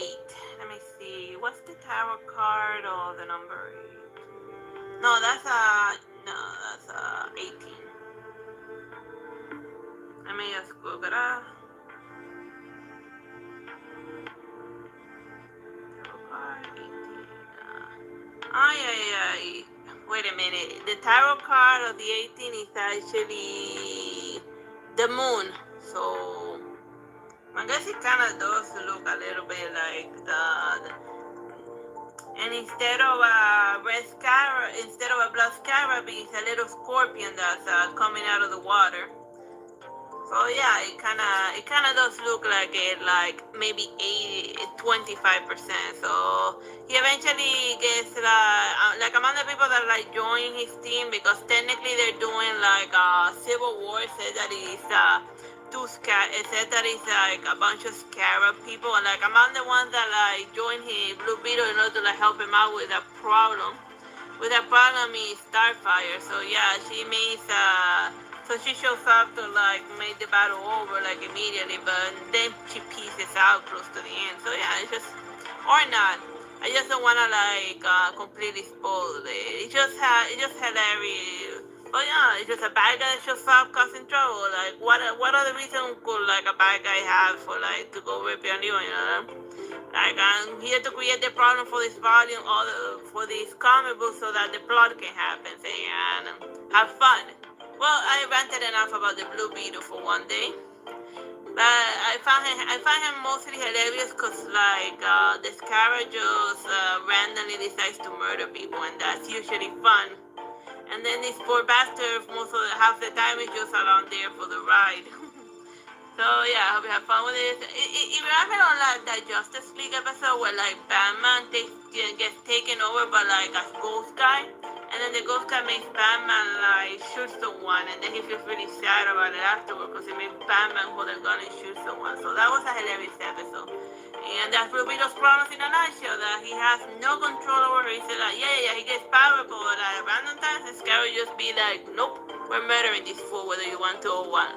Now, bye-bye and God bless.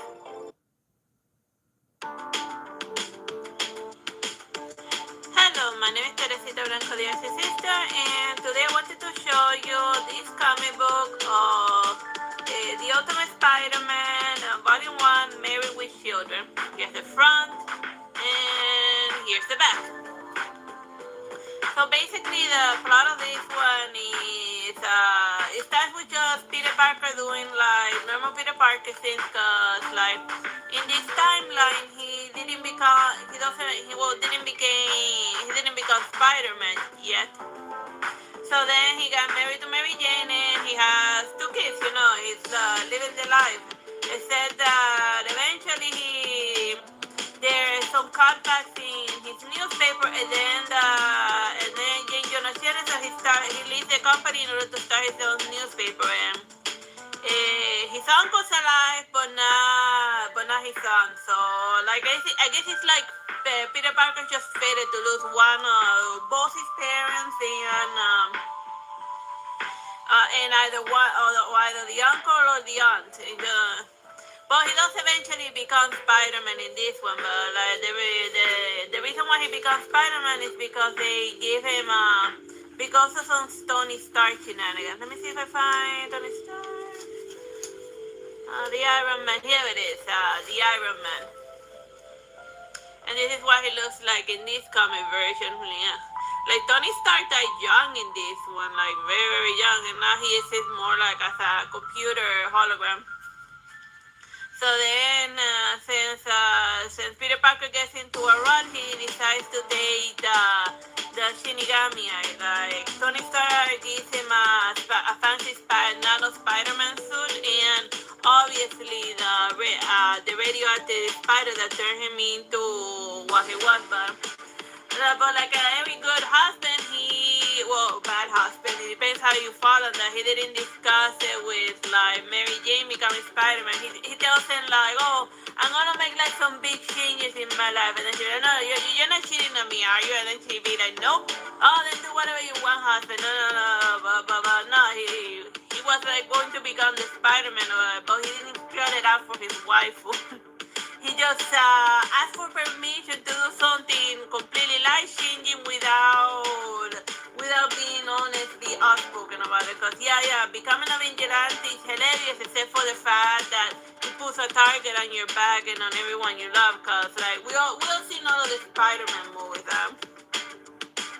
That as soon as they found out his secret identity, like, his family's screwed. Oh yeah, so then this ends up being his standard model at the beginning when he saw Spider-Man around and he's still figuring stuff out. And then he ends up being that for a bit, and then he runs into the Green Goblin. But the Green Goblin in this Spider-Verse is the same guy, Harry Osborn, but the junior, the kid. But he's riding on his suit is actually an Iron Man suit that he bought from like when his company merged, when Osborn merged with like Tony Stark's company, and then there were like three Iron Man suits left, and then he just called it one green, and then he started calling himself the Green Goblin, and then that's it. But it's basically the Green Goblin running around in an Iron Man suit. But he unlike getting it from like a weird guy, he gets all of his strength just for like the suit. So just basically, it's Iron Man the suit. I would say yes, maybe. Whatever. He's running around in an Iron Man suit, calling himself the Goblin. Alright, and let me see. And eventually, like his smallest daughter discovered, like he just let me see the scene where like the little girl. Like he just arrives home and just to like eat something because he got like the munchie, and then like his youngest daughter freaks out and like, and then he be like, do his daddy be that, and then because of her he ends up, because due to his youngest daughter's suggestion, he ends up changing the look of spider or the outfit into something that we're more familiar with, and then and then more stuff happened in the volume, but I don't want to like spoil it. Just so then here's him looking at like the different possible outfits, like the Venom one, this one, and then with the blue version, he's practically almost a Blue Beetle, and then no, just going with that with the classic one. But basically he could have like the suit look whatever way he wants, so then obviously that's in the trouble. But basically he becoming Spider-Man because not by accident, which was like how it happened in the past that he didn't get a choice to become Spider-Man or not. He just kept him, because like in the movie Peter Parker, he just gets bit by a radioactive spider one day and then he becomes Spider-Man. But this time, in this timeline, because of some time travel woman shenanigans, he becomes Spider-Man much later, but he gets to choose whether he will become Spider-Man or not. And then other stuff happens, some boss fights here and there, etc. Mostly against Kingpin. He's like the main antagonist in this volume. So it's a fun Spider-Man one. If you want your Spider-Man with a little bit of existentialism and having to balance being a Spider-Man and like taking care of like his wife and children, which is something that a lot of folks. Well, then again, like being a vigilante is like kind of not so different than being a police officer, kind of, because they're both fighting bad guys. So I don't see why like superheroes are so smart about balancing like your duty to like protect the weak and the innocent with like being like superheroes or whatever, you know. Like if police officers can can like do their job and also take care of their family, then obviously like superheroes should be able to do that. I mean, it's practically the same job as etc. It says that they work at night. Whatever. I'm divagating. Some Spider-Man coming. Bye bye. Hello, my name is Teresita Blanco, the Artsy Sister, and today I randomly ran into a Thundercats comic. I was only familiar with like the Thundercats because whatchamacallit, like Cartoon Network used to put it like ridiculously very late at night. So, but like this one, Volume 1 almost. This one is like starting from like the very beginning of like the Thundercats series. So yeah, so if you're not familiar with them, then good for you, cause like this volume starts from like square one. So basically, like the leader Lionel, as explained in the comics, the reason why he has a little bit immature is because his hibernation part malfunctioned. So then, while he was asleep, he ended up aging up from cub level to like full-grown adult. And then he has the sword of omens, which is the thing that he always like yells, thunder, thunder, thunder, and then he gets like the sword. But it's fun, and then as explained here, they were leaving their planet, cause like Thundercats seems a little bit magical, but it's actually more of a sci-fi type of genre. They were leaving their planet because they were being chased by the mutants, and then only one spaceship survived, and then it's just them surviving in a new planet. But like they're already like very screwed because they only have like two ships to repopulate the planet. That's not enough genetic, and like three guys, and not enough genetic diversity. So like they gotta like go find like a new cat in order to join, lady cat to join them, cause like they're doomed. They're doomed. And then, like, it's funny here in one of, like, the boss battle, like, the sword of woman ends up breaking, which is hilarious that he has, like, it's not like a big spoiler because it happens, like, 20 pages into it. And then, like, remember, like, in Yasha where, like, the tiger breaks and it's, like, and then hilarity ensues? Yeah. So that's basic. So he also, so Lionel in this Thundercats comic, he ends up having a Tiger moment where he be like, wow, like, the Sword of Woman failed me. Like, other than just the sword doing sword stuff, it also, like, this, the ability to show him whatever he asked for. So, sight beyond, Sword of Woman, give me sight beyond sight. So then he's like looking around for stuff. So then he discovers that there's another Thundercat. But as anyone who's seen the cartoon show knows that she's more trouble than she's worth. And they thought that they were gonna be safe in this new planet. Well, they're stranded, so it's not as if they got like any choice in the battle. They don't have like the parts to either leave this planet or go to a new planet, and the mutants are still after them because of like a fancy gem that their leader had that granted a lot of powers. So yeah, and yes, Monra, the ever-living, does show up, but he spends most of the time of the comic like just sitting there on his throne, whatchamacallit, like Thanos waiting for his movie to come. Now we're just waiting for Thanos to like finally get off his chair. Oh yeah, and it's funny, like Monroe like doing like some necromancy, trying to talk to like the dead King Jaga, and then he'd be like, answer me, and then like he'd be like, rah! It's hilarious. Like, he has some funny moments here and there. It's like, yeah, like when they go, like, just because you're like necromancing their course in order to speak, that doesn't mean that they're gonna like answer. And even if with your magic you compel them to speak to you, they can just yell at you to like get around that nonsense, which is hilarious. It has like its funny moments here and there. And yeah, and like, like further on after like the Monroe battle, there's like one where a different comic possibly drawn by like a different fellow where it's just Lionel training with which is with the cheetah girl. I forgot. Chitara. There we go. And then, like, it has some fun little hand-to-hand action set piece and bonding and whatnot, you know, just, like getting to know your good mates by just sparring with them, because that's just what you do.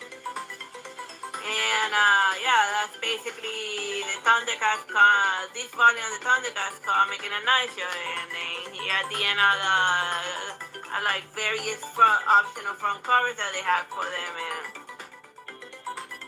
the first one was more or less decent.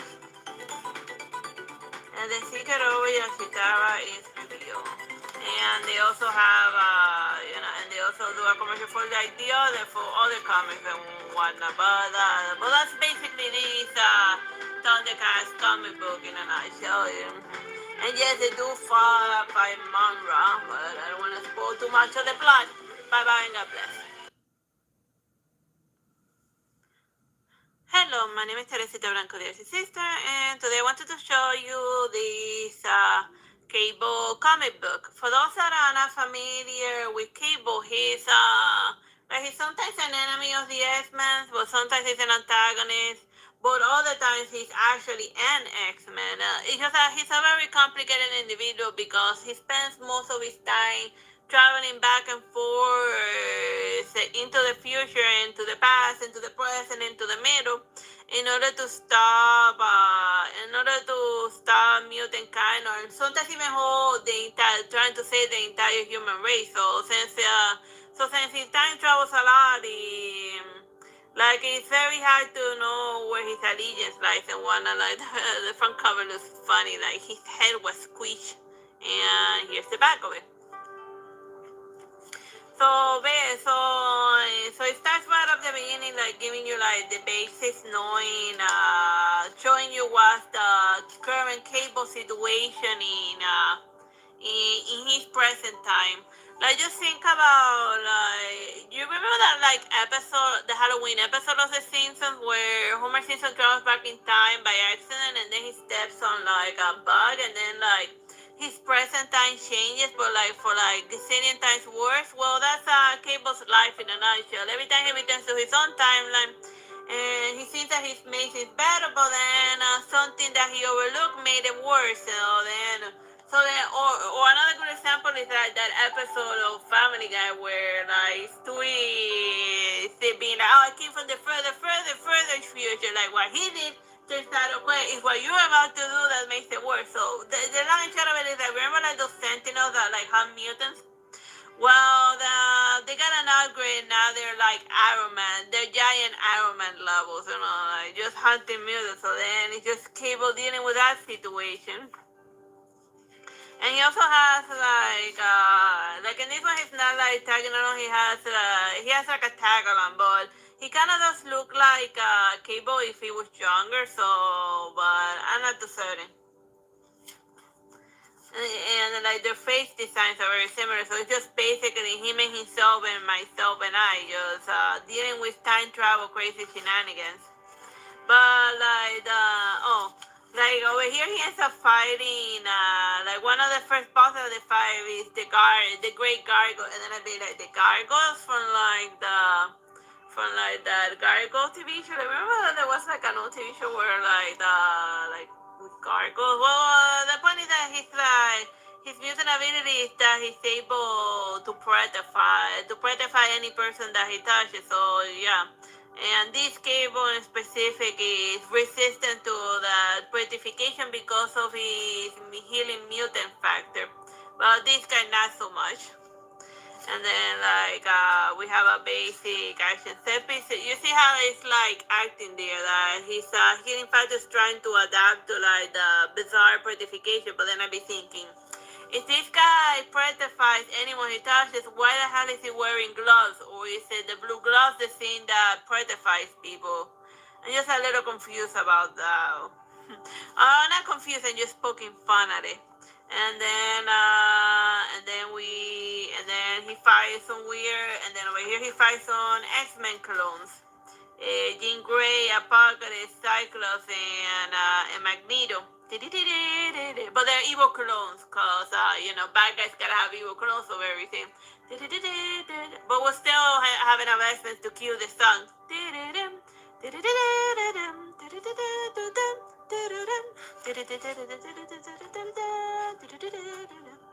Oh yeah, so like the main future that he's trying to stop in this particular. Let me show you what the hell was it? Like which Terminator Dark Fate he's struggling with. Like he has not her. Let me see. I think we gotta like push it back a bit. So see what Terminator Dark Fate he's complaining about in specific. Like it's one where like all of the humans and all of the mutants they become like cryogenics, and then here we are. Like they become a hive mind because they all become like overpowered telepaths, but then so then there's no more conflict because there's no reason for them to fight each other because they're all one and the same. A placid homogeny without hate but also without love and without a sense of life. And then he'd be like, I never stayed long enough to learn the details of how they rewrite our DNA. I couldn't stay or breathe the air. Or breathe the air itself, it would have started to change me. So like just him being there, like he just got a glimpse of a dark fate, and then he'd be like, I gotta get out of there because he started like as soon as he got there, he started to get absorbed by the hive mind. So all he knows is that he gotta like go stop the Parvenu industry from helping humanity or ascending to or descend, depending on how you go, into like a weird electronic hive mind. So yeah, it's basically the plot of the Terminator. It's basically time travel, whammy shenanigans to like save the future, the past, or the present from the middle, etc. Time travel plots are always hilarious to try to follow and make sense. But if you like time travel, then like time travel shenanigans, then yeah, you're gonna enjoy reading about Cable. So I hope you have fun with my review of Cable, not Cable TV. And then here's another purple guy they fight at the end. Very fun stuff. Bye bye and God bless.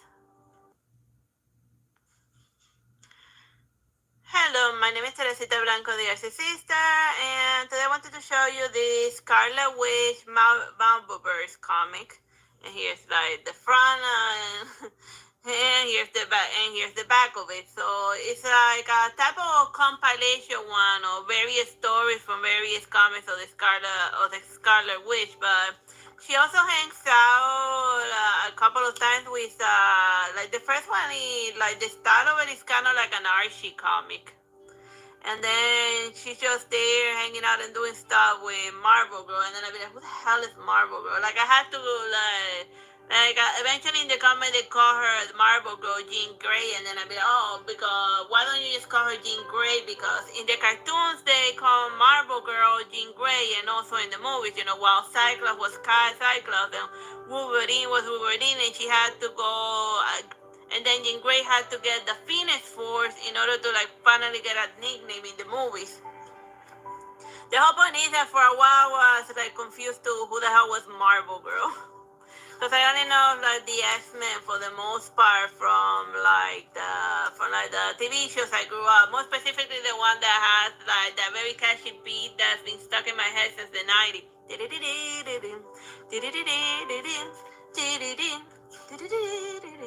But yeah, as you can see, it's just various stories. Like the first couple of one is just Scarlet Witch hanging out with Jean Grey, and then in this one they fight Hydra.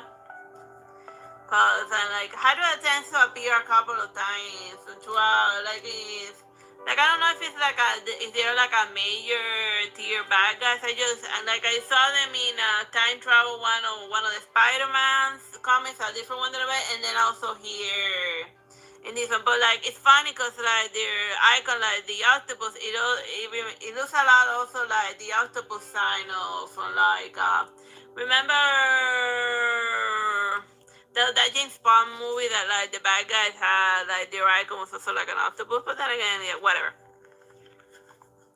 So yeah, and like in this one, the Scarlet Witch teams up with the Thing in order to fight the Snake guy that uses mind control. That uses a hat filled with snakes in order to like mind control people. So that's hilarious. I don't know why that guy makes me laugh. It's just something silly about the snake hat. But then again, you can tell by the style that from this compilation comic that this one's like old. That this one has like old, very old. And then it says here that it's Spider-Man and Tiger, but they're gonna be focusing on the one where Scarlet Witch teams up with Doctor Strange. Cause like in the movie you just see her like an Doctor Strange supervillain, but they sometimes work together. It's like a sometimes type of deal. And then like Doctor Strange for a good portion of this one in specific is like an astral projection goes just going around doing like random stuff while the Scarlet Witch does this thing. Which is and then eventually they end up fighting together. But most of the time she's like doing her thing, and Doctor Strange is astral projecting. And then in this one, the last one, not that one. Let's see, what the hell was it? Oh yeah. Like in this one, she gets transported into like a weird alternative realm, which is like dealing with like various undead creatures, and then Vision has to go in there to like bail her out from like the other world that she ended up at.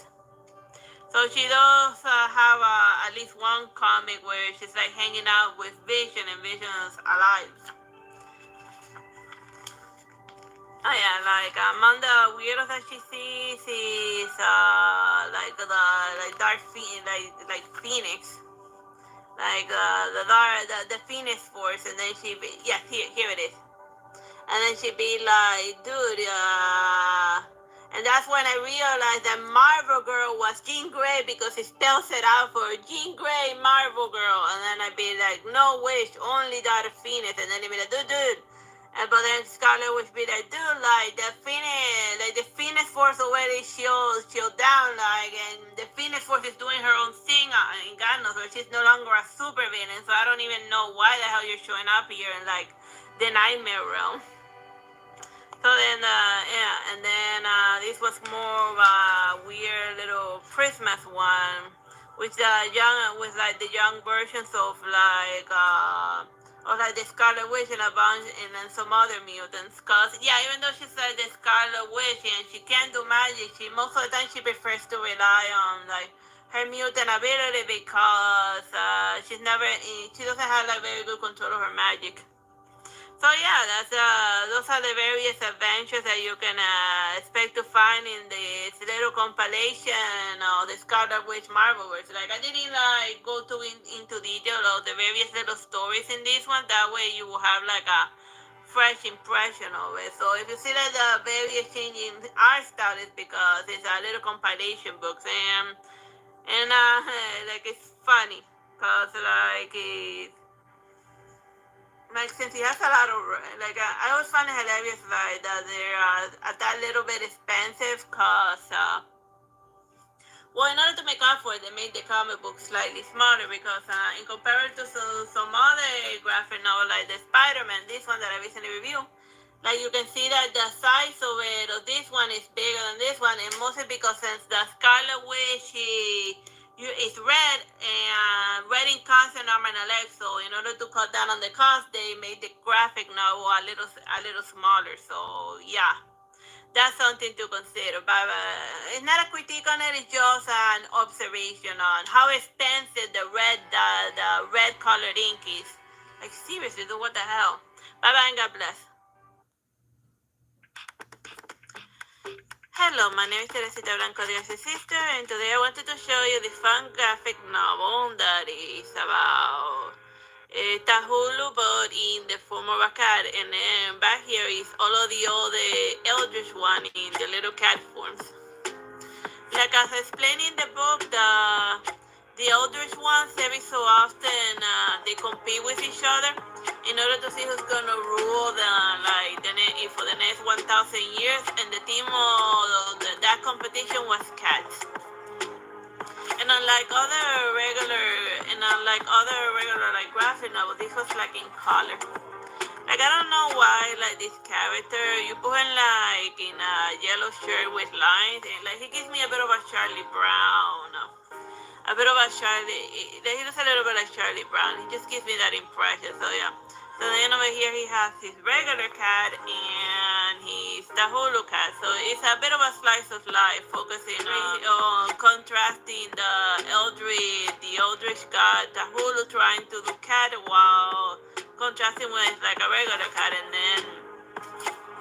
then one day he just found it explains how he ended up getting it. He just found him over there in an abandoned box with like some weird scribble around it, and then he just decided to like take it home. You know, he's a cat person, and then he figured that he wanted to evolve to like it. So then as a joke, not as a joke, like he in like every normal person he posts pictures of his cat. So like the regular cat, it gets like cute comments, while like when he posts a picture of his Tahulu cat, they say the world is a madness hat and humanity shall tremble.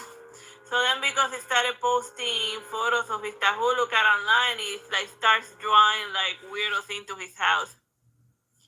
And then first one is this Eldritch one. And then he's like doesn't get along too well with Tahulu, and then even like a weird cult ends up like establishing itself inside the house. But I don't want to like spoil all of the. Oh yeah, and even like fish people visit him. Like I don't want to like. Oh yeah, there it is. Like the Tahulu cultists, when they find out where the Overlord moved, they move outside his backyard, and then they do cultist things outside his house, and it'd be like, oh my god. Like it's just like a regular cat, and he'd be like this green cat is just acting like a regular cat most of the time. We're like, why are these lunatics going all like crazy about him? And then as the comic book, he's just super blasé, just trying to adapt to the weirdness, while other people tend to go more crazier than the other one.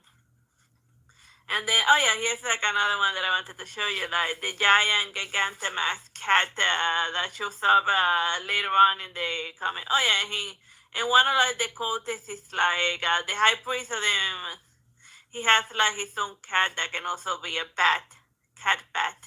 And then on top of there is a ginormous Eldritch one, but that is the size of a cloud, but it's also the shape of a cat, because the theme of this competition is cat. So just it's a crazy graphic, like it's a crazy manga, but it's in color, and I found it amusing. And as you can see, like it does like purple instead of red. Like it avoids the color red as much as possible, because as everyone knows, the color red be expensive. So if you're like a cat lover and you're also a fan of H.P. Lovecraft, this graphic novel is it's like the perfect synthesis of both the things you like. Hey, bye bye and God bless.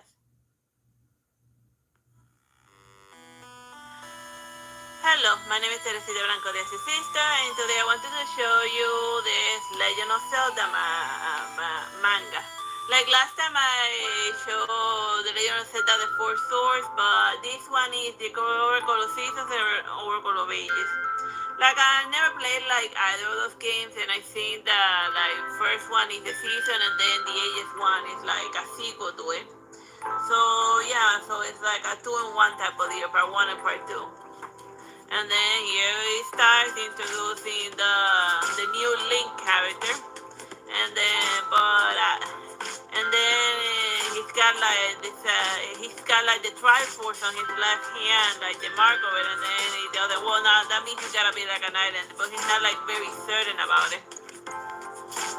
And then he eventually meets up the Oracle of Seasons, and then she's not Zelda, but she like Zelda. like usually in the Legend of Zelda, Zelda barely shows up, but in this one in specific, Zelda shows up even less if that's even possible. So yeah. So instead it's just like the two oracles, and like it's not too heavily on like the fighting, and most of the time it's like yeah, most of the time they're ripping him a new one. He like as far as the links I've seen in like the manga department, he's the weakest link. Bye bye. But it's still humoring. So yeah. You know, he eventually, since he's not strong enough to like deal with the monsters on his own, he ends up forming a party. He ends up acquiring a witch and a little kangaroo, and then like together they form a balanced party. Usually like the rogue, the strength build, and the magic build. That's the Triforce of a very standard RPG party, which is like basically the rogue and the other guy like keeping everyone away while like the mage like charges up his one hit KO move. So yeah, so let's skip ahead to the next or to like the Oracle of Ages. And this one has like a nice harp. It takes place after the other Oracle of Seasons. And yeah, and the thing about that harp is that it has the same power as the Ocarina of Time. Like he got sent back in time, and then he meets his ancestor. And then while in the past, him and his ancestors start pondering on what it really means to be a knight, because yeah, like this guy's a knight, but like the one who's ruling is like a tyrant that like works his citizens like a slave. And then at a certain point, they have a little something. Well, you remember like in Back to the Future that like Marty McFly ends up befriending like his ancestor or like his father in this case, and he does the same thing, just becoming friends with like his cooler ancestor. And at a certain point, he almost like disappears from existence when this poor bastard gets hurt because of his time travel shenanigans.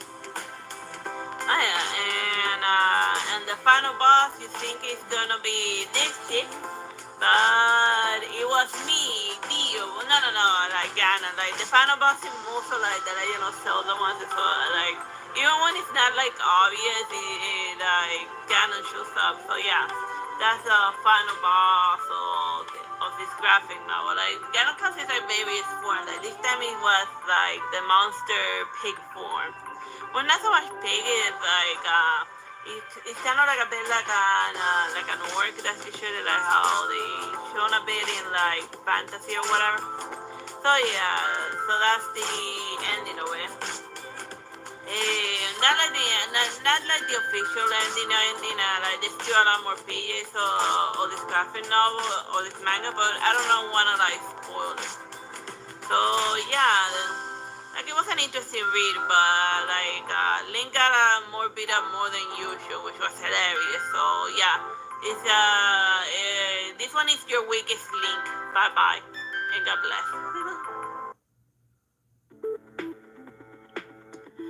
Hello, my name is Teresita Blanco de Artsy Sister, and today I wanted to show you the Super Sentai Gorenger manga. Like, if you're not familiar with this, Super Sentai is basically what the Power Rangers were called back in Japan. And this manga in specific, as explained here in the introduction, it was written to go along with the TV show. So then you will see like the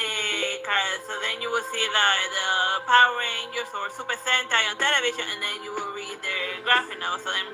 Like this one is a compilation of the issues from like 1975, and it was made by they call him like the king of Himitsu. I don't know. Wait. Oh yeah, Shotaro Ishinomori. like he's like they call him like the king of graphic of mangas because even till this day he has published more mangas than like anyone has ever published in Japan. So yeah, he still holds that world record even after like 70, even after like well it was even after like 100 years or so later. Well, this is not to say that other manga artists are not trying to like catch up with him, but that the publishing business has gotten like super annoying over that time. So then over here he gets like the Red Ranger suit, and the Red Ranger is he does karate, and his father, is like the leader of the dojo. So then it explains exactly how the suits function. Like the helmet, which is like the most important core part, it releases some electromagnetic waves that stimulate certain regions of the brain in order to help the body access to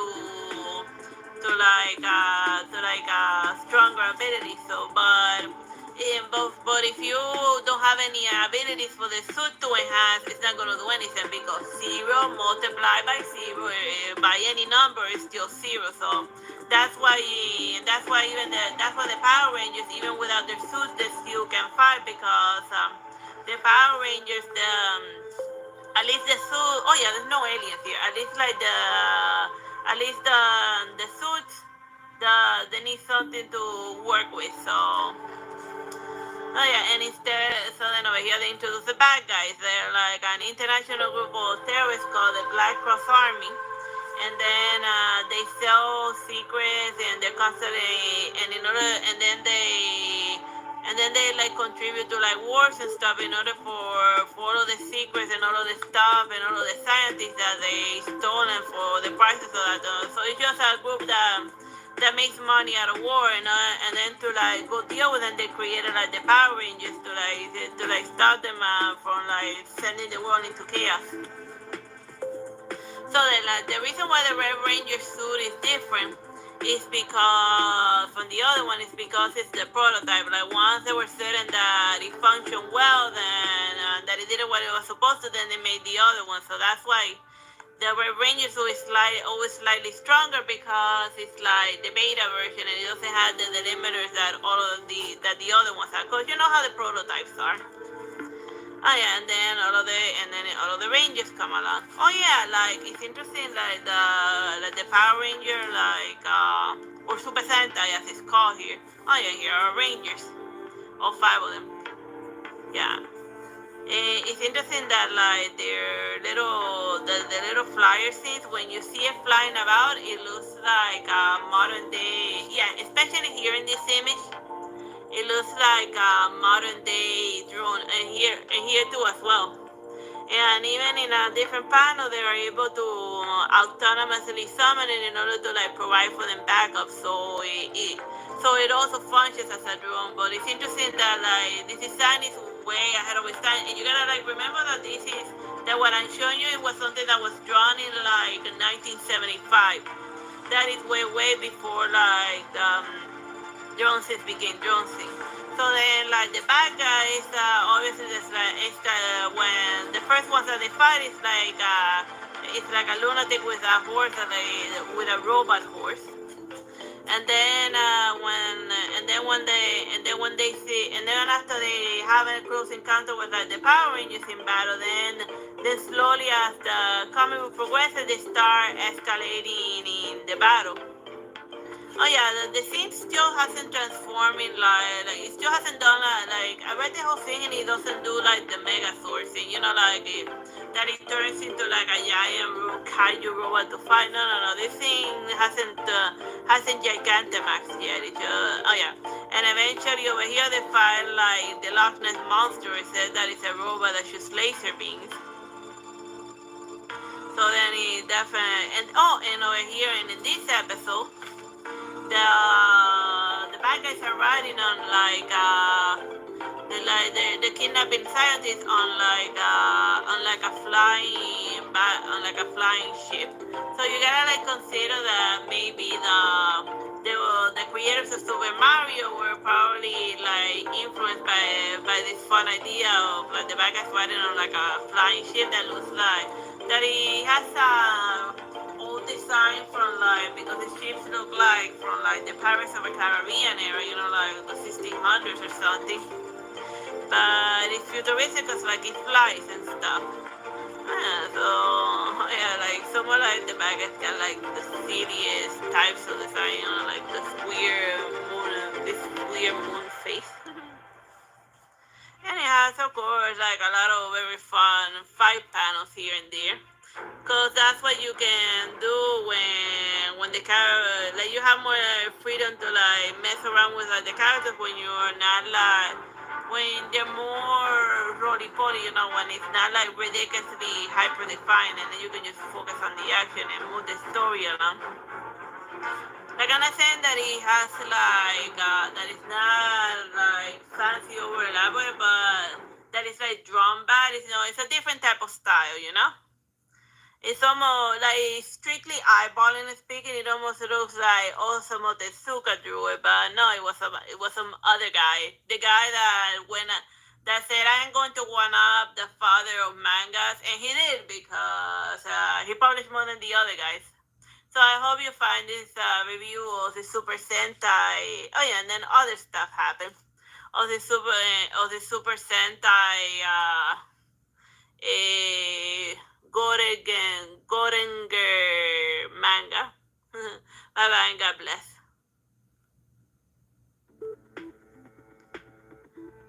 Hello, my name is Teresita Blanco Plays, Artsy Sister, and today I wanted to show you this graphic novel comic called The Ruins by Peter Cooper. Oh yeah, so like as you can see, like the front cover is just a monarch butterfly, and in the front cover these are, and more specifically, it's like Tulum or something, you know, like Mayan ruins. So like this graphic novel is like we're going like over here they show you like yeah they're going to Mexico. So basically, oh yeah, like it has like a fun cutaway gag every couple of like sometimes I do cutaways in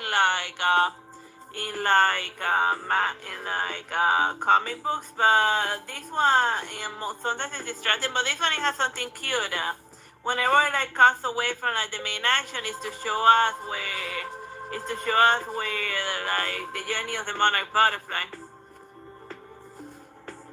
So then like here's a two main character, and this guy's like a bug guy, and you can tell that he likes bugs because his reaction to seeing a roach instead of like squishing it, he just throws it out so that then it's a problem to like the guys from the apartment below. And like just imagine if like some lunatic throws a roach out the window and then it like falls on your head.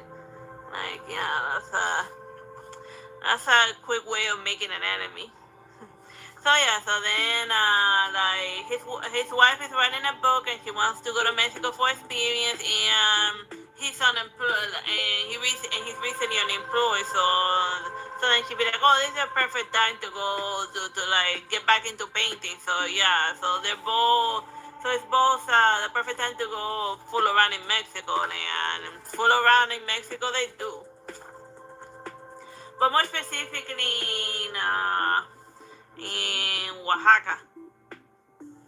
Oh, sí, but it's spelled Oaxaca. So then, like it's fun. Like it's amusing because I also like fool around. Like I had gone to vacation in Mexico a couple of times, and I haven't been in like Oaxaca yet. So it's like and I like a lot watching movies and stuff where it's like about traveling to new places. So it's a good concept idea, you know, just do an American couple just fooling around Mexico, like looking for inspiration and getting into like silly little adventures. And then every so often she starts like over here she's kind of like half imagining like her husband getting his heart cut out because she wants a baby and she feels like the husband doesn't want a baby, and then more than just the book, she's going down there for like memory lane because he doesn't like he's a bit clueless because he doesn't realize the fact that since he's like into since he's doing proper tourist stuff, he doesn't realize that like his wife has issues with like how stagnant the marriage has become. So then, it's him doing tourist stuff while the wife is in the middle of like midlife crisis. So that's amusing, and I like a lot like the pictures of the ruins. Oh yeah, very important. Like you gotta like if you're like a manga artist, like draw. Like I like that they draw the food, even if it's just like one panel with like draw the food. I like looking at pictures of food. So yeah, that's something to consider. And then once again, they cut away to the butterfly doing butterfly things. So then here's the butterfly crossing the border. And then over here, she's writing her book, and then meditating on Mexico. Oh yeah, here's another great panel with food. Yeah, it does look nice. Like I think they're spicy, yeah. It's a good oh yeah, and like aside from like the other stuff that is going on in between is that when they arrive when in the region every year, well, at least once a year in Mexico, at least they tell in that region that the teachers go on strike in order to ask for like better wages, and sometimes and then in this year the strikes are becoming more violent, and then every so often they get like a freaking earthquake. So that's a lot of fun. So if you like Mexico, but oh yeah, here's another one. Here's like and here's like the nicest panel in the graphic novel. They even like stress it out, like they went to like the butterfly preserve. That's a lot of the monarch butterfly preserve. Like it's just a very nice panel for like if you like butterflies and bugs and like wandering around Mexico. Oh, yeah, it's a fun like not all like comic books gotta be like uber serious. Sometimes it can just be about a couple with their marriage and crisis, like going through the motions. So I hope you found amusing my review of the ruins. Bye bye and God bless.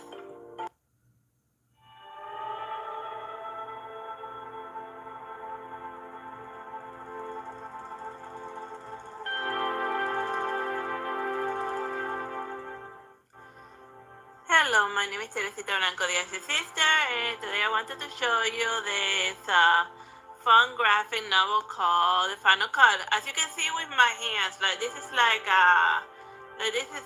a hardcover book, and it's very fat, and it's in full color, and it has a lot of red. So as you can expect with anything that has a lot of red, it's gonna like cause an arm and a leg. Or like over here it says 34 bucks. But I guess that could be a lot or a little depending on how you budget, or if you get it like on discount or whatever. But that's not important. I'm just commenting that whenever you see anything whenever you see anything that has a lot of red, I don't know why the red makes everything more expensive. Seriously, dude. Well, whatever. It's not important. So yeah. So the reason why it's like called The Final Cut, and it's because it's about like a group of friends that decide to make like a horror movie, but in the style of the 80s. But in the middle of it all is this guy who's kind of like becoming a little weirdly obsessed with like the redheaded friend, with like the redheaded maiden. I forget what her name was. Yeah, so then he finds it very strange that she says that she starts like randomly complimenting his drawings, and one that just coming right after to watch him draw, and then like since he considers himself a little bit of an alien type of creature, and he doesn't like he finds it difficult to like relate to others. So there's a overarching narrative in this entire comic book, the whole loneliness and alienation. And there are a couple of and then there are a lot of couple of like that's like nothing here and there, so I gotta like be careful what page I like jump into because yeah I can't like show that because it's YouTube. But it's not like a la gente, it's just it's only done for like plot purposes, just to show like this dude's obsession for like the hottest redhead that's ever passed by his comic book. And then over here he's like showing the first horror movie that he made with like a school film project. And he's a little weird alien worm, and then he turns him into like a killer with like a fork. And then eventually he gets KO'd in the end. Because that's usually how it goes in like those horror movies, like person turns into monster or a monster appears, the monster gets killed, the end, or the monster wins, depending on the nature of like the movies and whatnot. So then like eventually they go into the woods in order to go film the little student film, cause going into the woods is like filming in the woods is like the easiest place to go do movie stuff, cause like yeah they don't gotta like worry about traffic or even asking for permission, even like just right off the top of your head, can you think of like how many like horror movies or just regular movies that are done in like the woods? And yeah, they went to the woods to do student film stuff.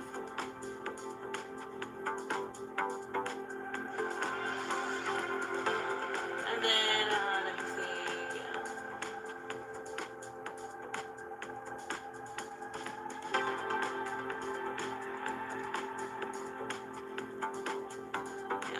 And then he has random dreams about nonsense here and there.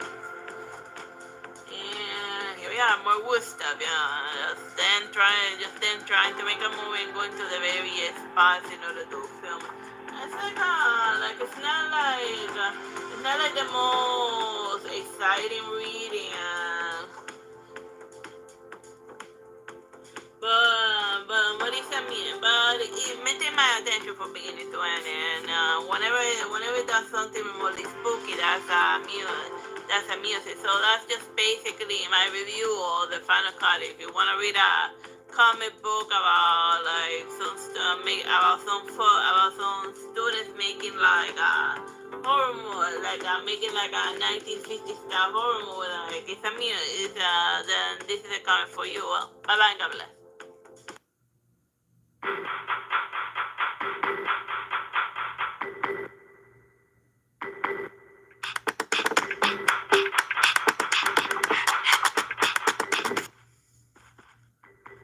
Hello, my name is Teresita Blanco, the Artsy Sister, and today I wanted to show you this. It's not a comic book, it's a graphic novel, very different, And then, I just ate recently, that's why the hiccups.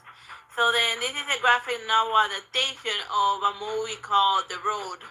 I never saw the movie, but I guess you can just read the comic book and then talk about it with your friends. And then here's the front, here's the back, and it's basically a lone wolf and cub situation, a father and son trying to survive in a post-apocalyptic wasteland.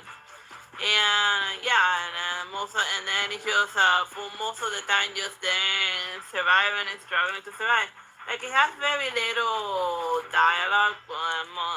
Most of it is just a lot of cool background ambience. And the graphic novel is also a little bit on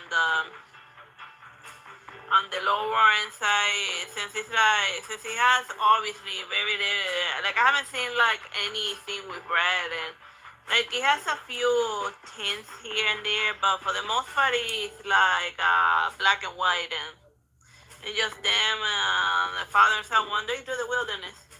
Oh, that scared me. Here's some red. Yeah, when this area is on fire over here. But for the most part, it uses a lot of very muted color, almost sepia tone. I guess maybe they're trying to mimic the ambience from like the movie. So, but yeah, it's just them wondering about. They run into another human. Time for an action scene. Wandering around again some more. See another fun panel, and then it shows the bonding between between father and son, and then one, and then they eventually find like one of those little bomb shelters where they have like a bunch of like supplies to survive on there, and then for the first time in a long time, throughout their journey, they're able to relax, and he even gives his son a terrible haircut, and even he shaves himself in order to make himself presentable to no one, and they even read a little. Yeah, but then so that's basically this graphic novel. This graphic novel in a nutshell, and then they even make it to the beach. So then, the whole survival scene of this story is punctuated with like a couple of moments here and there where they're allowed to like survive and just enjoy life for at least for a brief moment before like they gotta get back into surviving. And like the son is obviously not very happy with one time in the book he tells his father, Dad, I wish that I was with mom, and they be like, dude, like don't talk like that, son, cause like the mom be dead. And it's just a very miserable existence. So this is a great comic to like if you like reading about like existentially depressed folk, cause like they live in like a post-apocalyptic type of area, but it's nicely drawn here and there, and it's so it amused me. So I'm not gonna tell you the ending let me see, but I'm not gonna tell you the ending, but I guess if you saw the movie The Road, then you already know how it ends. So like, there's really no point in like me telling you the ending because you already know the ending. But if you haven't seen like the movie The Road, then I guess this whole comic book is gonna be or graphic novel. This is gonna be like a fresh experience for you. Bye bye, God bless.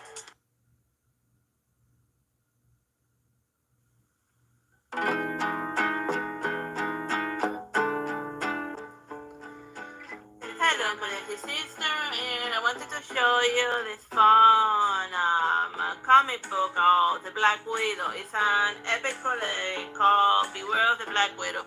It's like a compilation of like comic books of the Black Widow, starting like at the very beginning from when she was first introduced as an Iron Man villain, and then when she eventually became her own character. So if you want to see the evolution of the Black Widow as from just eye candy of Tony Stark into something else, then here it is. So like from very early on, at least in the first version of the Black Widow, over here they just introduced her like a femme fatale. They hadn't made her fight just yet. And then she was given so then it was more of an espionage type of mission. But very early on, they wanted her to have red hair. Alright, but I'm not gonna tell you how it ends. So you can just read this one and have like a fresh impression of it. So then eventually here. It's like a fun volume where, like in this one, she gets like an anti-gravity ray, and then she causes like a bunch of havoc around the place. So that was like a very amusing volume. Anyway, so then on a different one, she teams up with Hawkeye, and then his main romantic interest, at least throughout all of the old timey comic books. All of these ones are from like let me see, this is right here. looking down. They were. Oh yeah, here we are. And the first one is from 1954. So over here it says it. So yeah. So this is like really old stuff. So yeah. So over here we have Hawkeye fighting Iron Man because Black Widow told him to, and then since he lost his chick, he's gonna do whatever she wants. Oh yeah. So and also, oh yeah, I forgot to put on the light. Also, like, and over here her hair is black, so I guess for like, at least in her early appearances, they couldn't decide whether they wanted her redhead or whether they wanted her to have black hair. Alright, so let's keep moving forward. And over here. This is officially when the Black Widow starts taking more of a fighting role.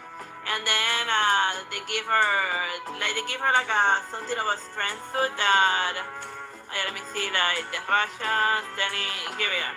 They gave her the outfit, and then her gloves and her feet, they stick to surfaces, and they give her like a web sling. So over here is when they're turning the Black Widow from like a regular super spy into into a Spider-Man knockoff.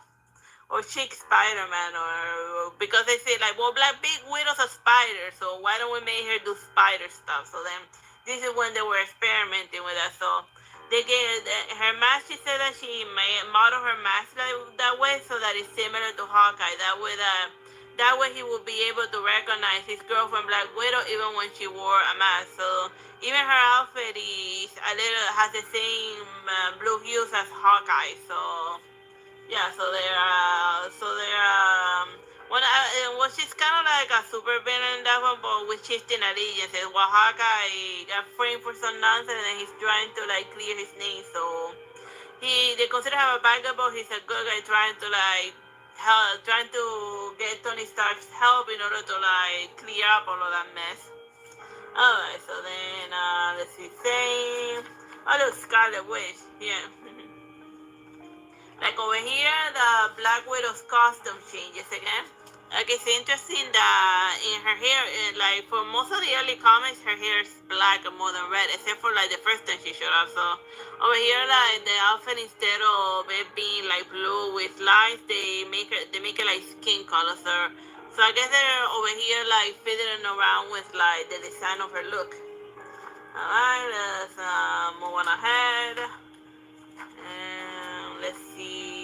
Over here the outfit is back to being black, but her hair is now like pitch black again. Whoa, black with blue highlights. So her outfit went back to one form or another. Like most of the time, you're gonna be seeing more Iron Man than the Black Widow, which is hilarious. Oh yeah, like there's also like a crazy. This doesn't have anything to do with the Black Widow, but there's also like this crazy fight of a Hydra versus Hercules. I don't know what the hell's going on there, but I guess it was like the 70s, and yeah. So there's also that. Alright, let's see. Keep moving along. Oh yeah, we see well, let's see. Let me see. I saw like the Uncanny X-Men appear in one, but oh yeah, so over here over here they settle more for her outfit a bit. They decided more like, yeah, it's gonna be her costume. And then well, not even for a long while. Like over here, like the designs of the comic panels change because it's gonna be more fighting oriented. And as you can see here, the Black Widow's outfit changes yet again, and now it's just pitch black, and her hair is red. So they'd be like, so I guess they decided, oh, let's just make her red because like the first time she showed up, she had red hair. So yeah, and also like why wear makeup on her eyes if she's gonna be wearing a freaking mask? I'm just saying, that's just me and being nitpicky. And then over here in this Black Widow one, she's like gonna be fighting Spider-Man, and then he be like, oh, she like a villainous spider person. But she didn't get bit by a radioactive spider. She just has a strength suit and a web sling. It's purely based on technology and on her regular acrobatics. And then they fight around a little bit, cause of reasons. And then eventually that becomes her defined look for, I guess, for like the future generation, just the black outfit and like the red hair. And the rest of the comic shows she getting into various and she even like by now the Black Widow. Like she still doesn't have like her own standalone comic. She's always like appearing as like in a cameo or as a secondary one. Like first as a temporary Spider-Man villain, but then as a helping out Daredevil out of Daredevil situation until eventually she becomes cool enough. Well, not even that. Like in none of these ones she has her. Well, I guess over here, even in here with the Inhumans and the Black Widow, she like at least in the early 70s, she wasn't like famous enough to get like her own comic book where it shows everything having to do with the Black Widow, which is more the city. Oh, and by the end, at the end of the comic, they show you negatives from the Black Widow comic that they were. And some of them were even like censored and whatnot. So this is a museum if you're interested in seeing how the evolution of the Black Widow character, how she went from like being like femme fatale into being like one of the, how she went from like being like a femme fatale, just another villain for somebody, and I kind of distraction for Tony Stark. Until she became like a core member of the Avengers. So I hope you found like this review of this Black Widow comic book amusing. Bye bye and God bless.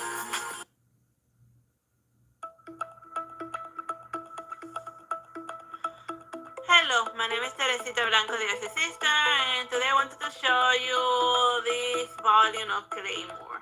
Like I wanted to show you like volume 1 of Claymore, but like I haven't run into it, so I'll just show you volume 18.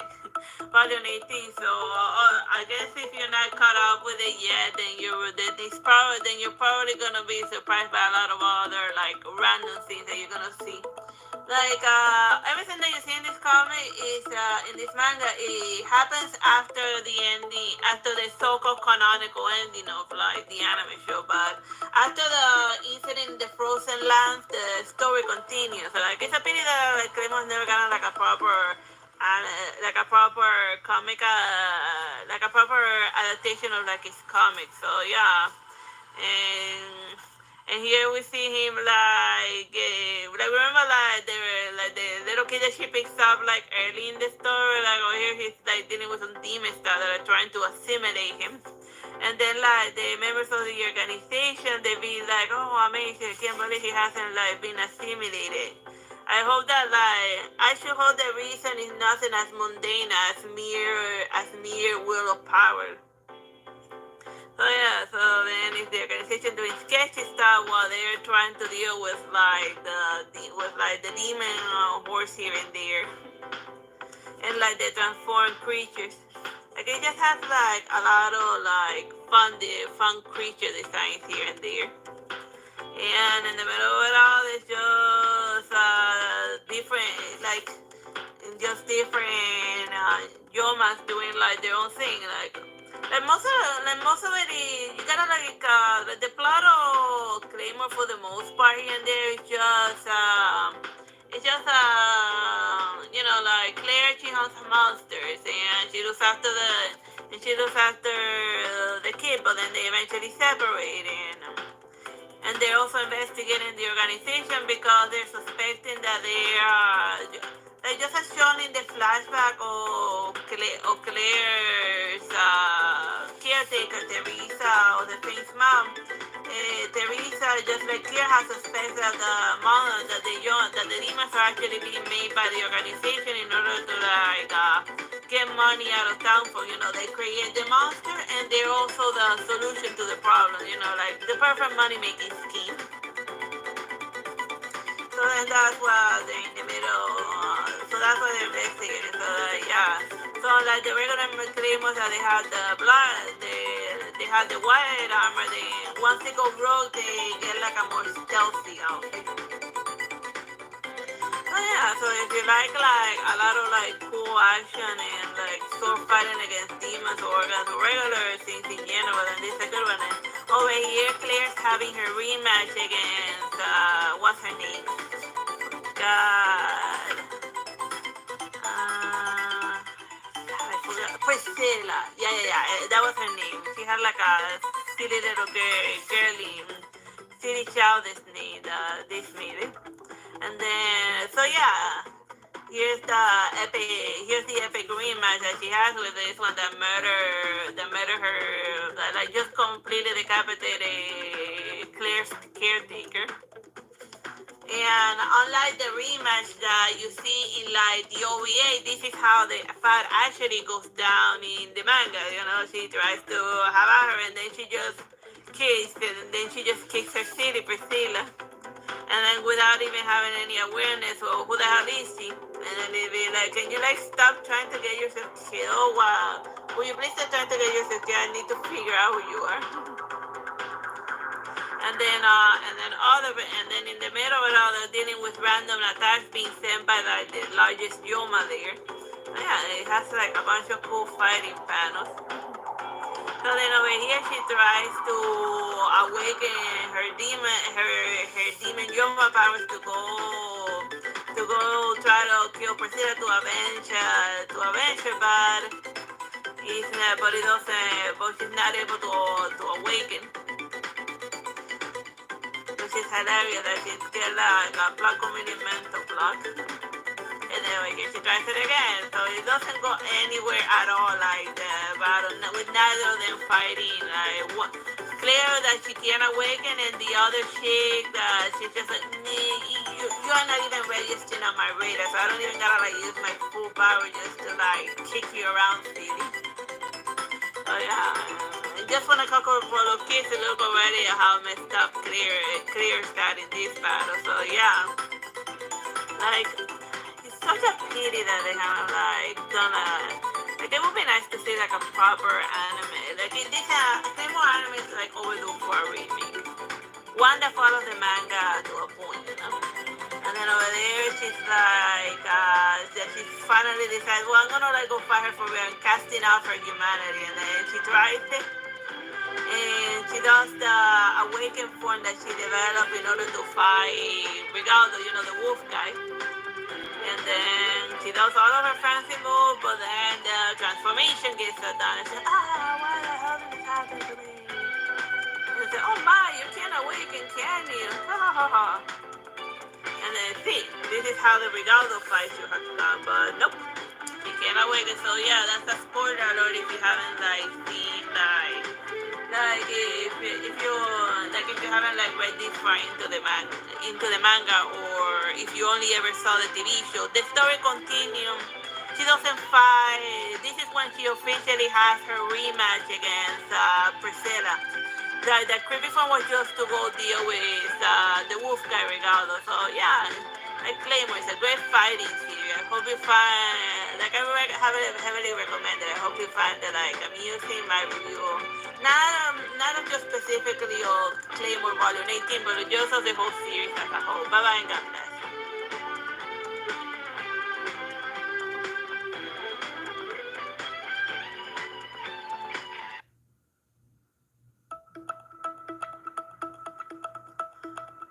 Hello, my name is Teresita Blanco Plays, Artsy Sister, and today I wanted to show you this manga, or graphic novel, if you would, of Buddha by Osamu Tezuka. So if I for those of you that may or may not know, like Buddha was like obviously he's the one who founded Buddhism like 2,700 years ago, and You can, and then this shows that, and then this is a novelization well, like with pictures of like of his entire life.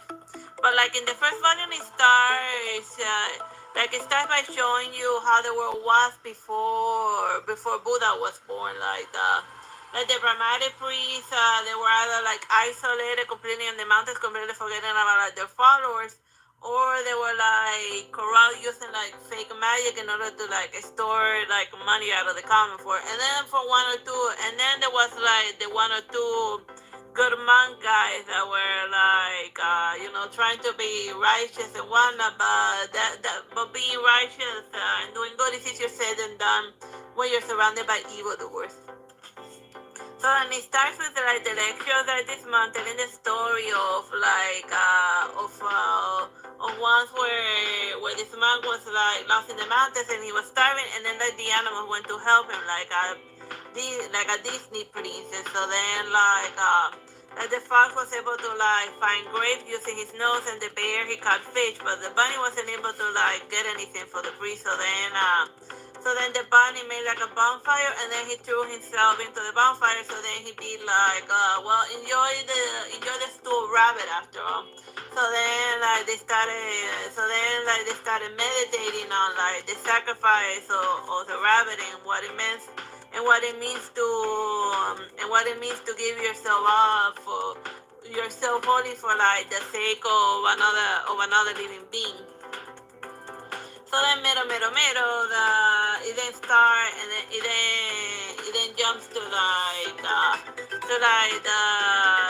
this Chakra character, and him dealing with his daily life, and then he eventually goes from being a slave to like being getting adopted by like a soldier guy who didn't have a son, but then he has to keep his low caste a secret. And then over here they introduce like the antagonist of this volume in specific. Well, he's just like a warrior guy doing warrior season. I want to show you this page in specific because like it's hilarious, all of the crazy moves that like his horse can do. Like it's just a funny action scene, and then he ends up killing a snake that had eaten this little kid, and then he was like being wow. You people are like so stupid because the little kid he had sacrificed himself to the snake in order as a trader for like the eggs, doing a parallel with the story of like with the fox and the animals, and then he'd be like, dude, what are you, stupid? Like it's just a stupid snake. Murder and eat it so you don't starve to death because it's a jungle out there. And then over here, Buddha, the baby Buddha's finally born. He finally but like he was born to a king. Like most people know Buddha as like the priest guy who live in a humble means, but like Westerners don't know that like Buddha he was like a rich prince but when he discovered suffering, he threw it all away in the search for enlightenment and how to stop suffering. So because of a weird prophecy, they say that if he saw the suffering of the world, if he didn't see the suffering of the world, the Buddha was going to become like a great king, which is what his father wanted. But if he saw suffering of any kind, he was going to become a great religious leader. So then that's why in like the other volumes he starts seeing the type of life that his father creates for his son, so that he never witnesses suffering, so that he can become a king to his people. And then over here we see the Buddha's mother died giving birth to him. So yeah, spoiler alert.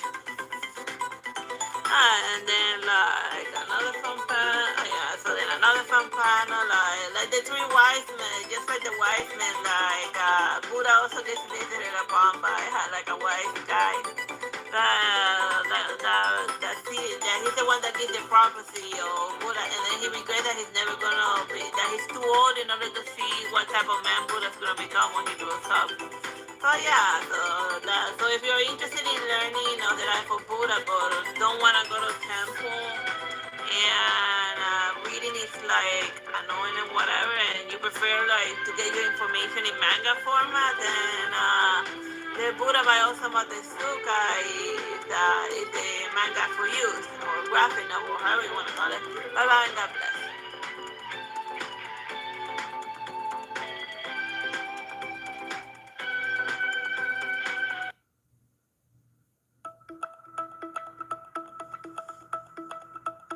Hello, my name is Teresita Blanco Plays, and today I wanted to show you a graphic novel, a manga called Beasts and Guards, published by Tokyo Pop. Remember Tokyo Pop? I think that company, it sunk on the ground literally because, the tsunami came in, flooded all of their offices. So I don't know, I don't think that I think that they went bankrupt because, the tsunami, but their comic books still circulate here and there. So, yeah, I got this one back when it was new, and it follows the main character, Dina, who sees dead people.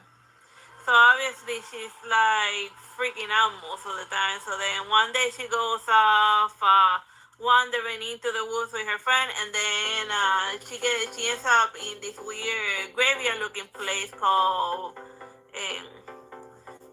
the Beast and Guard is actually I think it's the name of the town. So then she ends up unwillingly signing a contract just for touching the king. And then she has to help out a bunch of dead people move on to the afterlife. But what that exactly entails is that they solve a riddle. And then the spider chick tells her that, dude, if you don't work for us, we'll just murder you. So yeah, she has no other choice. But at least she only has to solve one riddle per night and release a spear from the afterlife. So each of the little chapters is them going into the nightmare world of the dead person and resolving the unsolved issues in order to help them pass on. But just because it's a nightmare world doesn't mean that they're immune to damage. So then they help out. She and her friend Vince, they help out the first person, and then they get to live for another night. And then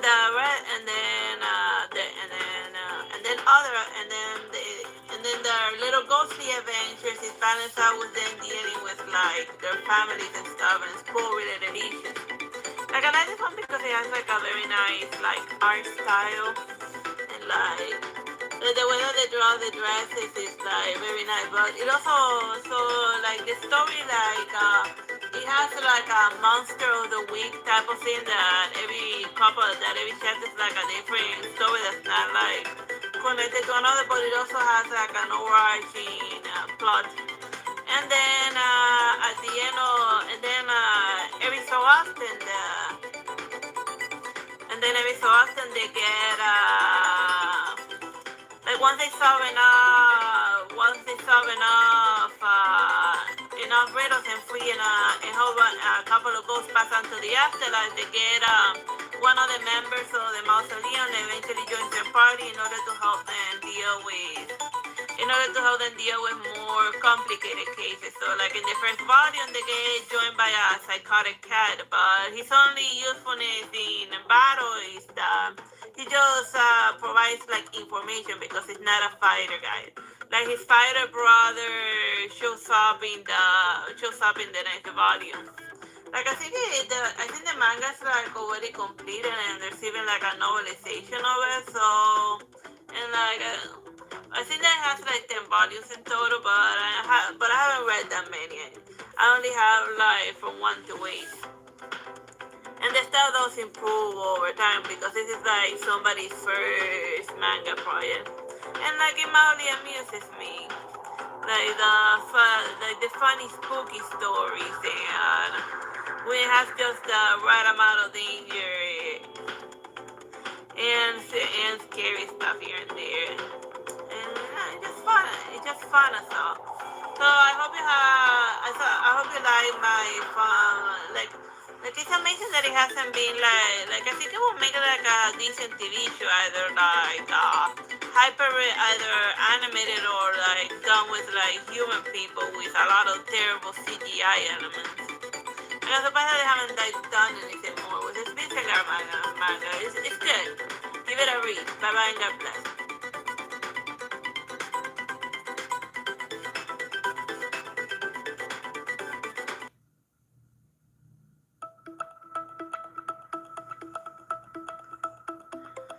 Hello, my name is Teresita Blanco, the Artsy Sister, and today I wanted to show you this manga named Alishino. And this manga is read from right to left instead of left to right. Like, the thing I like about Alishino a lot is like the drawing style, like the characters are very pretty, like, and even like the fancy eyelashes also get like done one at a time, and it's hilarious as all that. So basically, Alishinos are, as explained rather immediately at the, and here's like a fancy manga panel.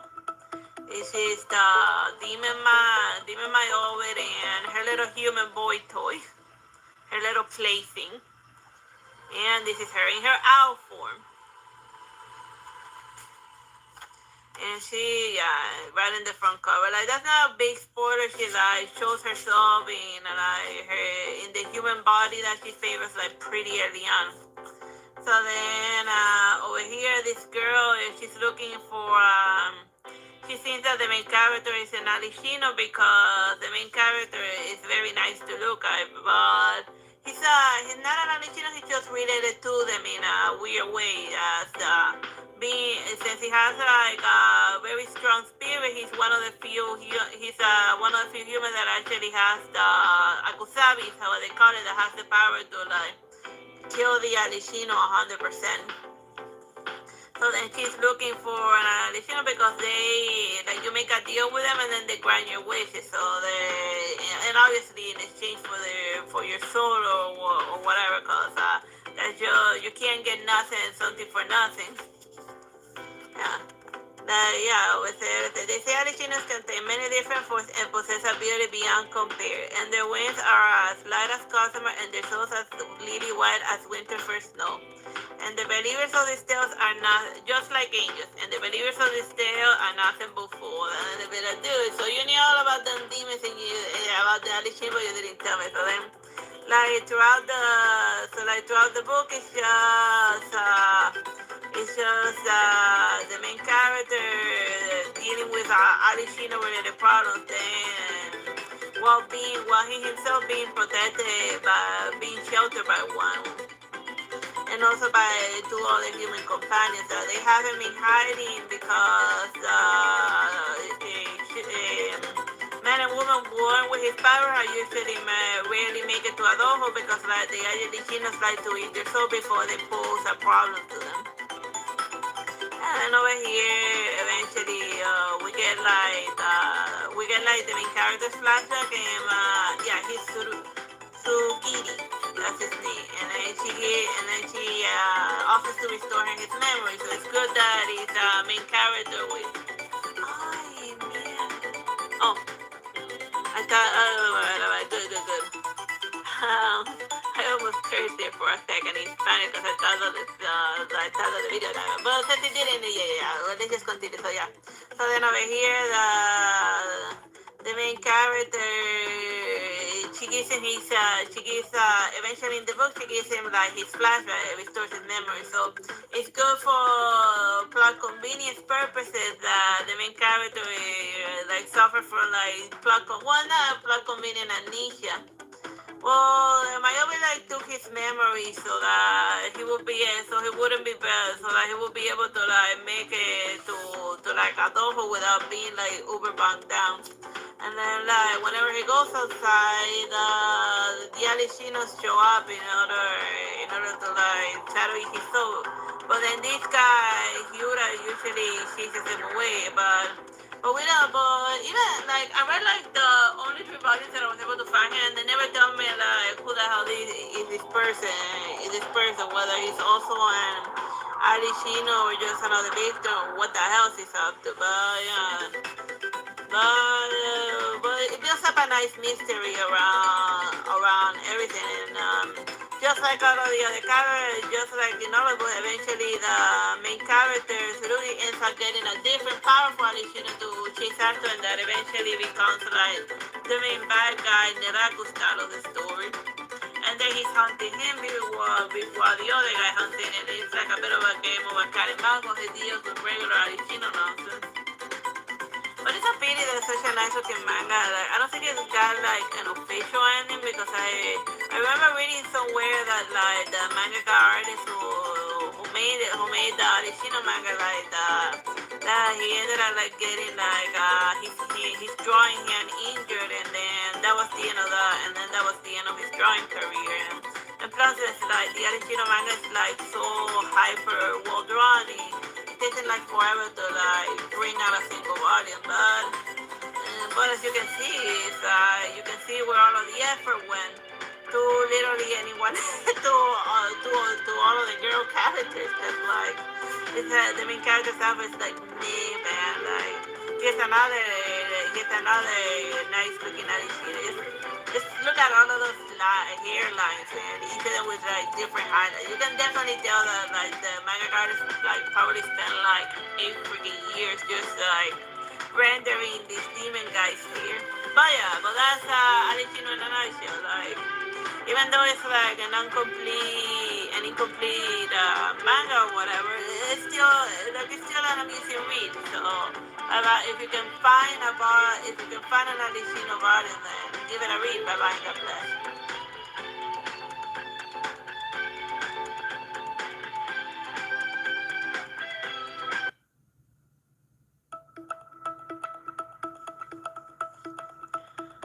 Hello, my name is Teresita Blanco de Artsy Sister, and today I wanted to show you this manga called Saikano, the last love song of this little planet. Wow, that's a mouthful of a title, like this this whole, like, you know, it's very much, most of the so-called explicit content that, like, shows up in most of the volumes is, like, meh. Like, it only gets, like, the manga doesn't get, like, it's so graphic. It only gets, like, really graphic in, like, the later volumes. But, you know, but the story isn't about that nonsense. It's basically, like, the main character, she's made into a biological weapon, like an ever-evolving nanobot. But in the middle of it all, she's like having her little romance with Shin. I think Shinji. Yeah, I think that's what it's called. Yeah. And then like when Shujin. I don't know why I started Shinji. I still got Evangelion stuck in my head. Anyhow, so the entire manga, for the most part, except for a few sections, is being told from this guy's perspective. He just reacting to like the nonsense of his girlfriend. Like, he wasn't as in order for like before she was sent out on her first sortie, she asked Chuyin to like become her boyfriend in order to like build that courage, but she wasn't supportive. But then suddenly he agreed yes, and then the volume started with right after he said yes to like becoming her boyfriend. So then she just wasn't expecting for like the guy she liked to say yes. So then she gives him like a shared diary, which is something that like boyfriends and girlfriends do, and then he's like still not certain about becoming like a couple. So then he ends up like breaking up with her, and then they end up getting back together just immediately, and then like they have very early on their little kiss, which is cute.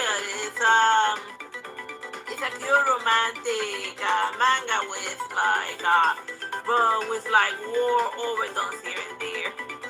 Because like the world is ending. That's why it's called the last love song on this little planet. And here's when Julie sees her in her battle form for the first time. And this manga, like it has been adapted as an anime show, which I watched. It follows the manga more or less at a 1-to-1 ratio. Like even the but with a lot of elements toned down here and there, except for like the final episode does the main scene more or less 100% faithfully. More or less, I'll say like 20, yeah, whatever. It doesn't matter. Not important. And it also got adapted to like an OVA. It also has like an OVA, and it also has like a live action adaptation of the series. So yeah, this is like if you haven't it's very this kind of things are very popular in Japan, but for doing a certain period. Like I doubt that most people like remember though this. So yeah, it's like one of the few mangas that take place in school that is actually readable. And then here's a funny one that he sees her like flying back home with like her fancy robot wings, and then he be like, I got goosebumps. At that moment, I understood. And then, but then, so when she saw that she was being watched, she got like uber shy and disconcerted. So then she removed, so then her wings like disappear, and then she just fell flat on the floor from like really high up. So it has like silly humor here and there. It's not all like depressing or like smoochy melodrama. And like it balances both the seriousness and the different elements of it very, very well.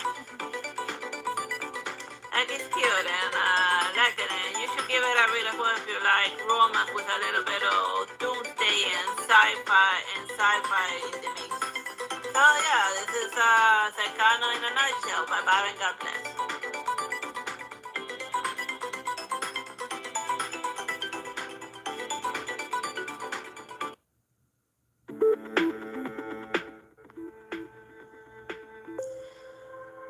Hello, my name is Teresita Blanco, the Artsy Sister, and today I wanted to show you this comic book about Cuphead, and by Zach Keller and Sean Dixon. It also has it's not like a standalone comic. It actually has like several of them that I saw over the top, and but I just decided to show you like volume 1, and and here's the back of it. But like the front cover, you see it like blue, but that's mostly cause it's front covers that have like very strong colors cost like an arm and a leg. So I guess they wanted to save money because like on the inside, the main character Cuphead has like as you can see here, he has like the color red on his outfit. So I guess they save money by making the front cover blue in order to save all of the red for like the main character Cuphead and his brother Mughead.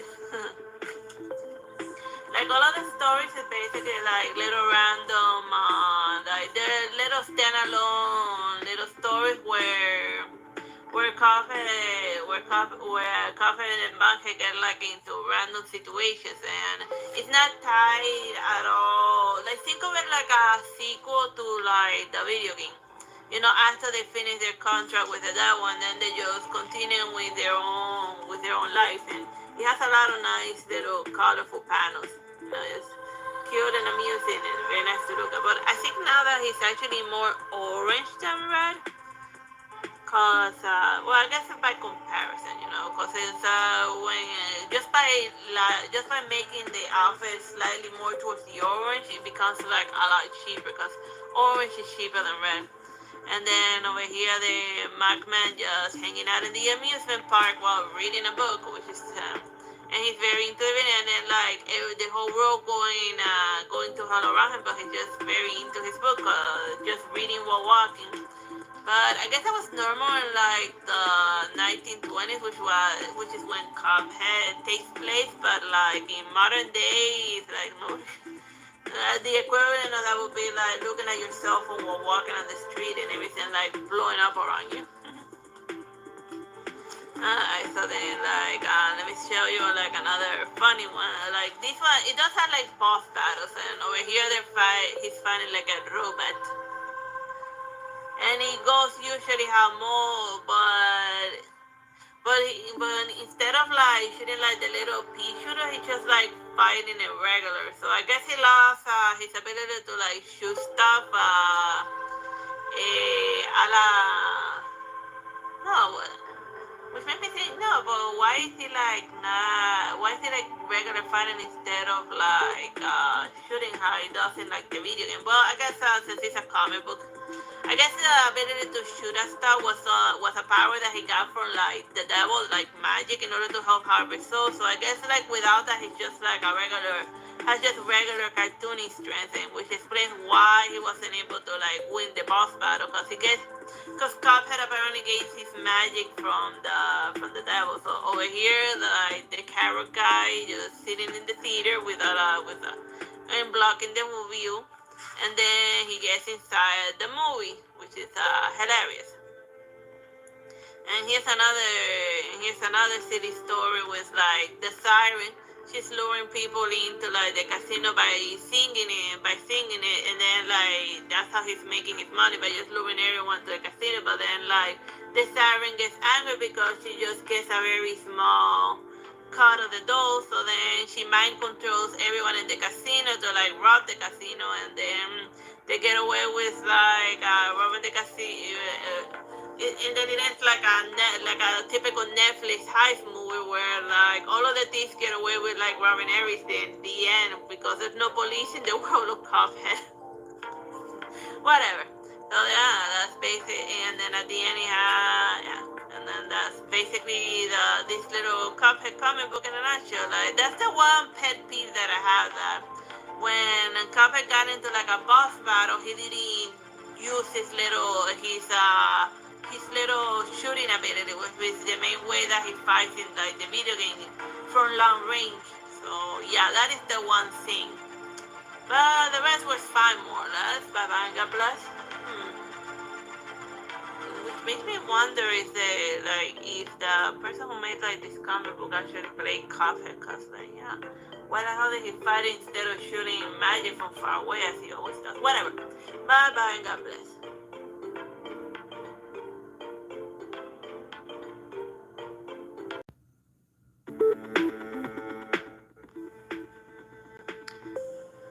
Hello, my name is Teresita Blanco, the Artsy Sister, and today I wanted to review this comic book called I Am Iron Man. Kind of like that song. I think it was like, God, I have it at the tip of my tongue. Ozzy Osbourne. That he made like an Iron Man song. So yeah, here's the front, here's the back. So it's basically like it has like little disconnected stories even there of Iron Man doing like Iron Man things. Like the first one is like in a cold winter area, bailing out, getting Thor out of jail. And then this one, and then this one she's like fighting like a weird clay maiden that she uses like clay and like electricity in order to like control monsters that he can fight here and there. And then in this story, he's talking to a telepathic fish. Well, I don't know. I guess they just wanted to do a funny one with him talking to like a giant telepath fish. So, and it's very nicely drawn. And not every superhero story's gotta be like it's gotta be him like fighting an opponent all the time. Sometimes a story can just be about Iron Man and like a telepathic fish, and that's alright. Let me see this one. Oh yeah, I remember this guy that he showed up in like the Phoenix Saga, I forget. Like introducing it in like the cartoon, and then over here he's like fighting some other dude. And then over here he shows thinking about his parents and saying happy birthday to his mother. And yeah, and over here tells him thinking about like his mother from like all of his interaction all the way out to the point where when she died and all of the things he taught her. So it's just a very nice melancholic way of reminding that Iron Man wasn't just obsessed with his father and his father's work, that he also had a mother, Maria Stark. Well, at least it wasn't Martha Stark. Because I remember that Superman and Batman both had the mothers with the same name, and that caused a lot of hilarity. And let's see, and more space adventure, and this time with him hanging out with Doctor Strange. But they're not like competing anything. They're like at this point of the story, they're like more super chill about it, and then. Over here, he's like, boom. He's like talking to like a weird, like a polar bear looking guy in the Cube Correctional Facility for Superhuman Criminals. He just, there's Arkham Asylum and then there's the Cube. I don't know, like Arkham Asylum sounds a lot more fun than the Cube, but whatever. Just a place with the whole criminal. Who cares what it's called? And then there's a prison break, so then time for a boss fight. So yeah, this is basically all you can expect in like this Iron Man comic. And at the end here, like the fancy drawings, without actually spoiling how each of the chapters ends, So I hope you like this review of this Iron Man comic. Bye bye and God bless.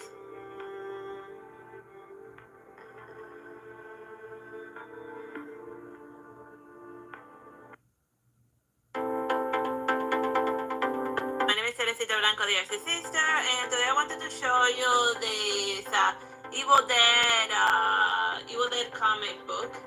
Yeah, for those that are not familiar with like the Evil Dead series, even though it says like Army of Darkness, it's basically Evil Dead. Like Army of Darkness is basically like Evil Dead too, but they named it something different cause of reasons. I don't remember why they named it differently. Anyhow. Like in the Army of Darkness, Ash gets sent back in time because of the power of the Necronomicon, and then he has to return to his own time by using the book yet again. Which made me think that like part of like a lot of folks they like touch magical items and stuff, but they don't do much of anything. So which gets me thinking that the wise one that Ash made it back in the past is actually himself after he mastered magic and like managing with and working with the Necronomicon, cause like time travel. So like at least in like the beginning of the comic, they like it just feels you it doesn't that you never saw an Evil Dead movie or even the Army of Darkness. Like the Army of Darkness is like Dark Souls before it was Dark Souls. It's like very fun. Very fun, crazy movie.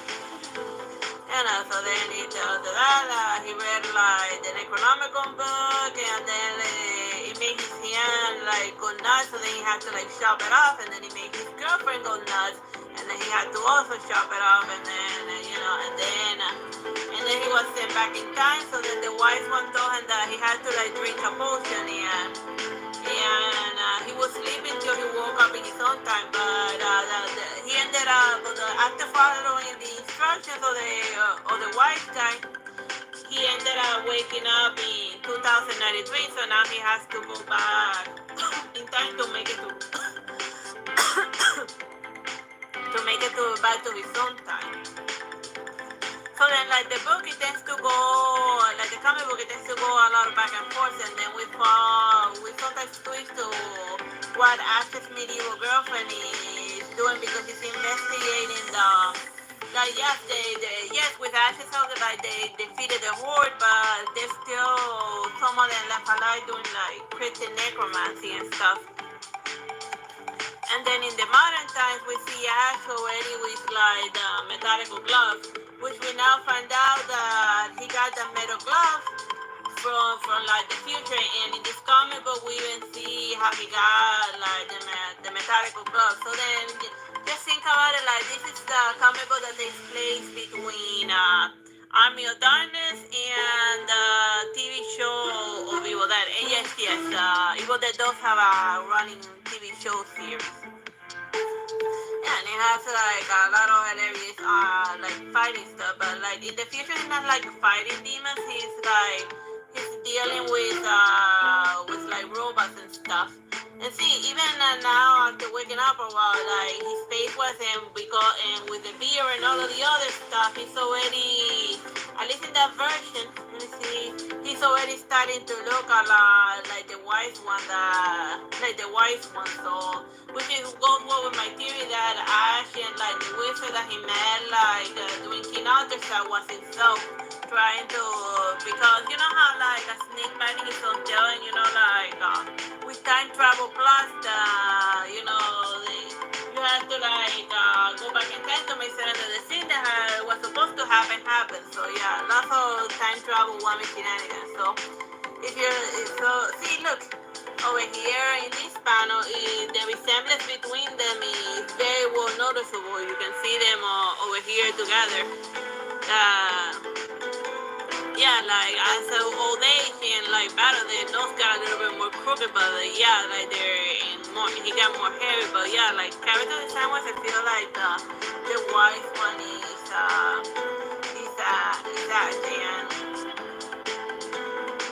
but like once he got older and he learned to master like the powers of the Necronomicon, so like since he couldn't travel into the future, he said he saw into the future and then he's possessing a drone robot. So he said, well, that makes absolutely no freaking sense. Oh yeah, and of course it got like a lot of blood and forcing, but I'm not gonna linger too much on it. Oh yeah, so over here we have him getting like his hand and from like one of the robots that he found on the ground, following the and installing it upon himself, following the instructions that the wizard guy gave him to it. So yeah, and then other stuff happened, but I don't want to spoil it because if I tell you like absolutely, oh yeah, and then like at the end of the book, he does manage to say the words, the magic words right while holding the Necronomicon, the Claudio Barara Nicto. But like the Necronomicon, when he does it, like the Necronomicon changes form, like it transforms. And I'm gonna tell you to what, because I don't want to spoil the ending. But yeah, if you're like an Evil Dead fan, then you definitely want to find out the answer to that question. So yeah, that's enough about Army of Darkness. Bye bye and God bless.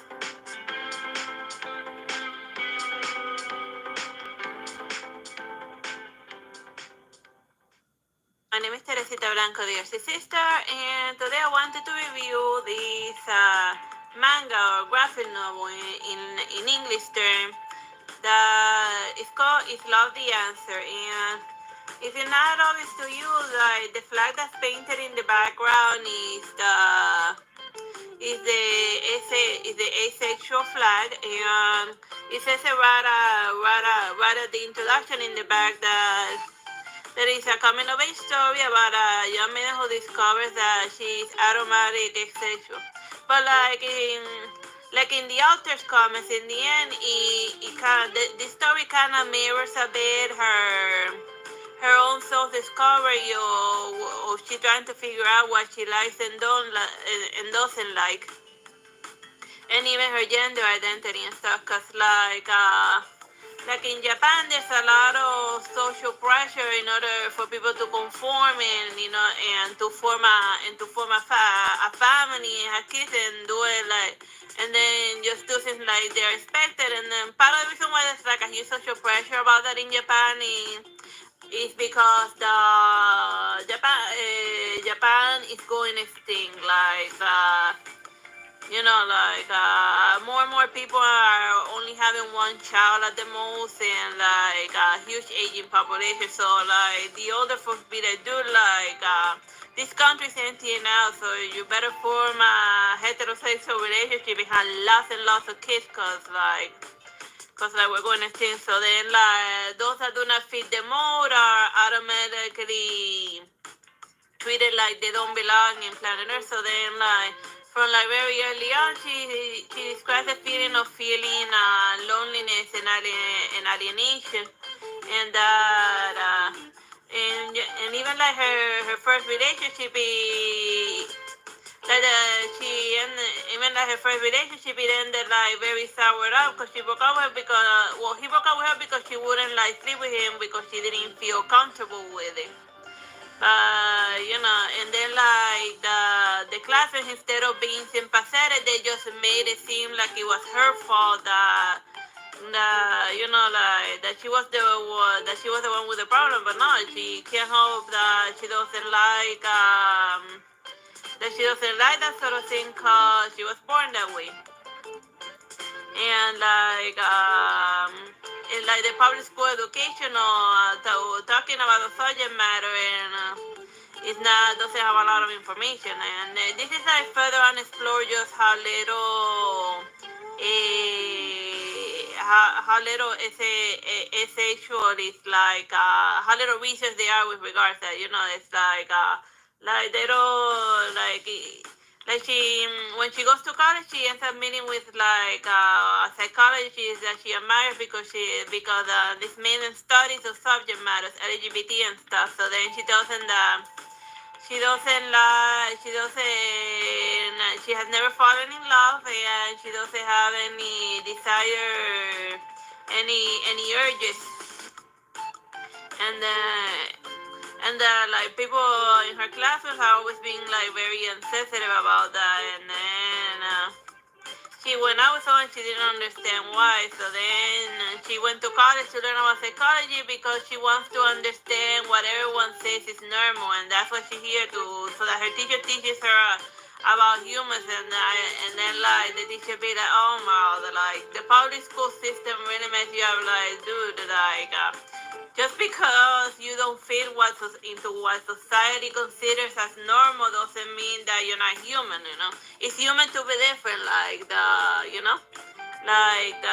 world thrives in variety. Variety is species of life, and we shouldn't all be and just because we like different things or not like the same thing doesn't mean that we can't be friends. But yeah.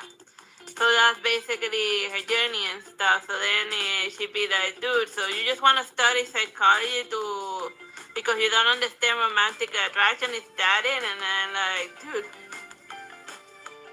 And then she realized romance is supposed to be great, and not being able to like anybody is normal because any regular person would definitely. But you feel like you don't get it, then why should you have to do it? And why should you force yourself to do something that doesn't feel natural for you? So then that's like the first friendly advice she gets. So then as the book progresses, she gets like other advice from other folks who fall within that spectrum. Like if you read this, it's not like the main character is like 100% representative of like asexual, because like there's a huge range of things. That's why it's like a flag. Cause there are those that don't like romance, but they will mate with you, and then there are those that will mate with you but don't like romance. Etc. etc. And it does bring like at a certain point she does like read some literature. Like over here she's reading like the book that the teacher gave her, where she has to answer some questions so that she can finally pin down like where she falls in all of this, to get like to put a name to like this is how she feels on the inside. But even before that, putting that aside, over here, like when she was little, she used to like watching like this anime. But then like when she went to ask her friends to continue watching it with her, they told her like, you still watch those types of shows when you're still watching that when you're little. That's not normal for somebody in elementary school.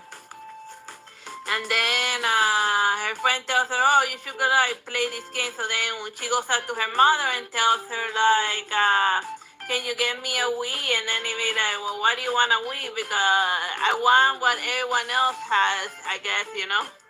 because she doesn't wanna like get bullied in school for not liking the right thing. So yeah, like a lot of like her trauma stems from the fact that she doesn't know that she has a problem pinning down what she likes and doesn't like because she prioritizes more being liked by others than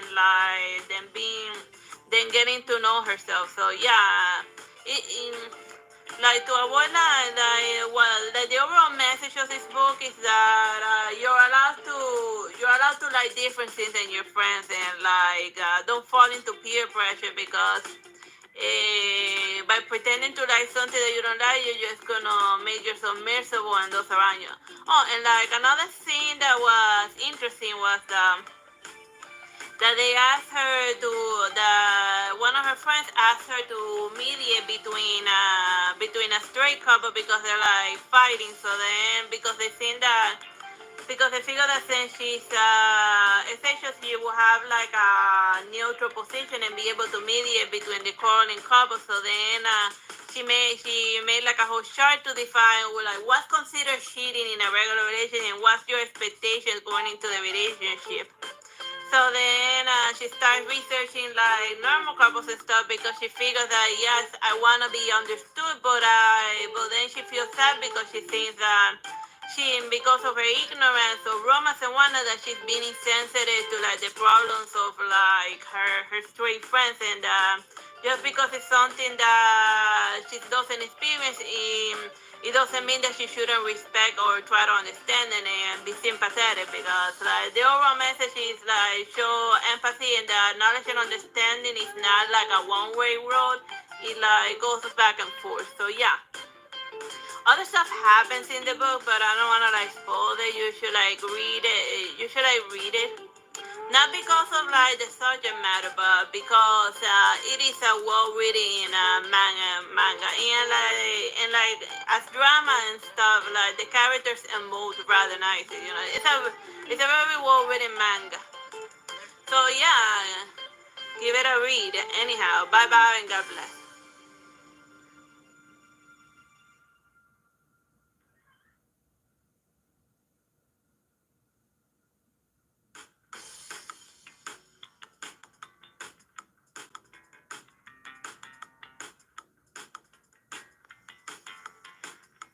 Hello, my name is Teresita Blanco, the Artsy Sister, and today I wanted to read to you this Elden Ring manga. Yes, like a lot of folks don't even realize that Elden Ring has a manga, which is like the Japanese word for like graphic novel. So yeah, this is and the story was written by like the people who made like the game. So it's not like it's a manga project that was written by some randos. Like start from the comic industry. It's like something that was made by the creators of the comic. So yeah, here we have our protagonist, or Tarnish, or Ashen One, whatever he's called in each of the game, and some of the stuff on the back. And yes, you can see that like Patches is there.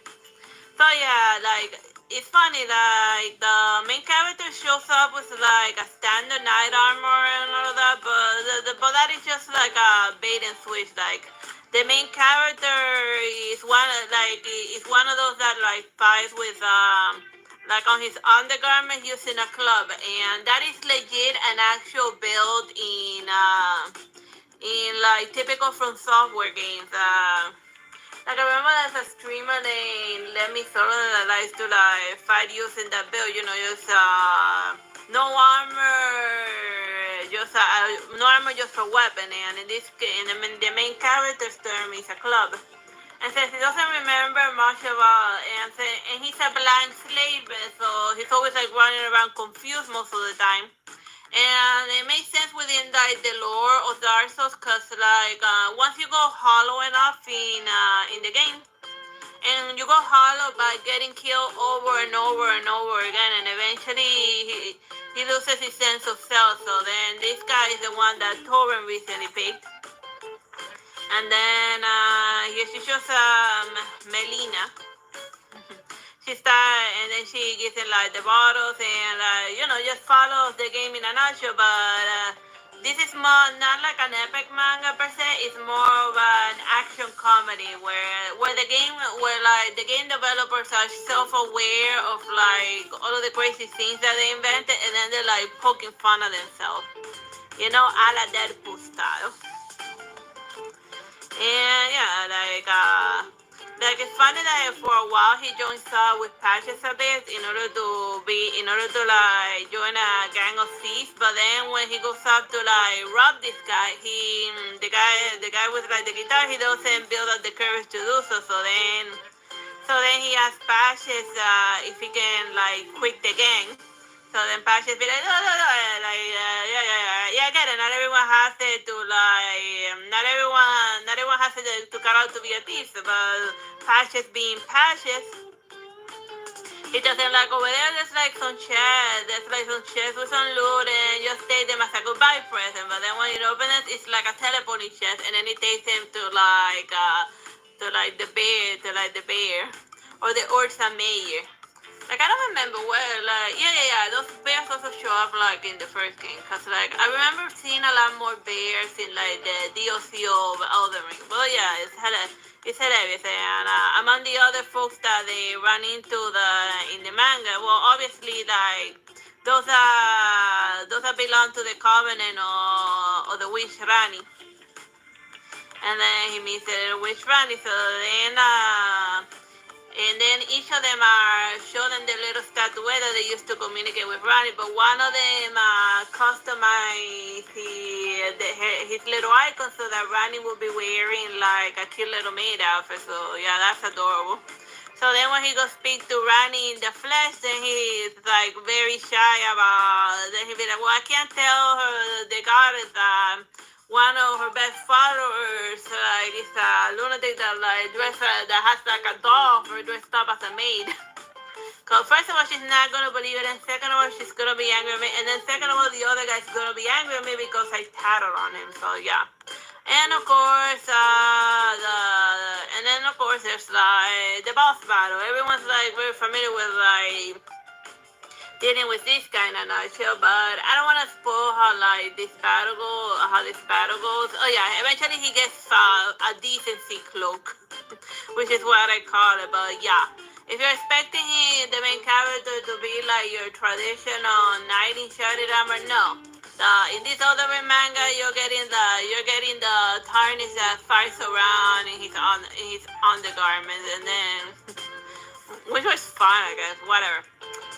Anyhow, so yeah, this is my review of Elden Ring in a nutshell. It follows like the lore to a point, and it even pokes fun of it. And there's Patches. Bye bye and God bless. I recommend the read. Hilarious.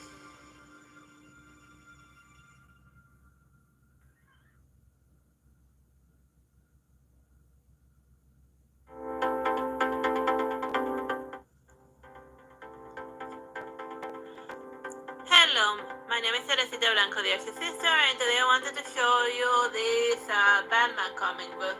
It's called Batman the Wayne Family Adventures by CRC Bain and Starbite. And original stories by Webtoons. I always try to find random Batman comics, but they're easier. But finding them is easier said than done. It's not you're not gonna see them crime fighting or anything. It's just basically a bunch of little humorous chapters here and there, and mostly focusing on the Robin's acting stupid, and Batman just trying to keep everything from falling apart, and obviously just and then he just be like, oh, Alfred, just you handle this, and the Robins don't respect Batman, but they respect Alfred, which is hilarious. And here, let me show you here's one of the little funny stories that they have.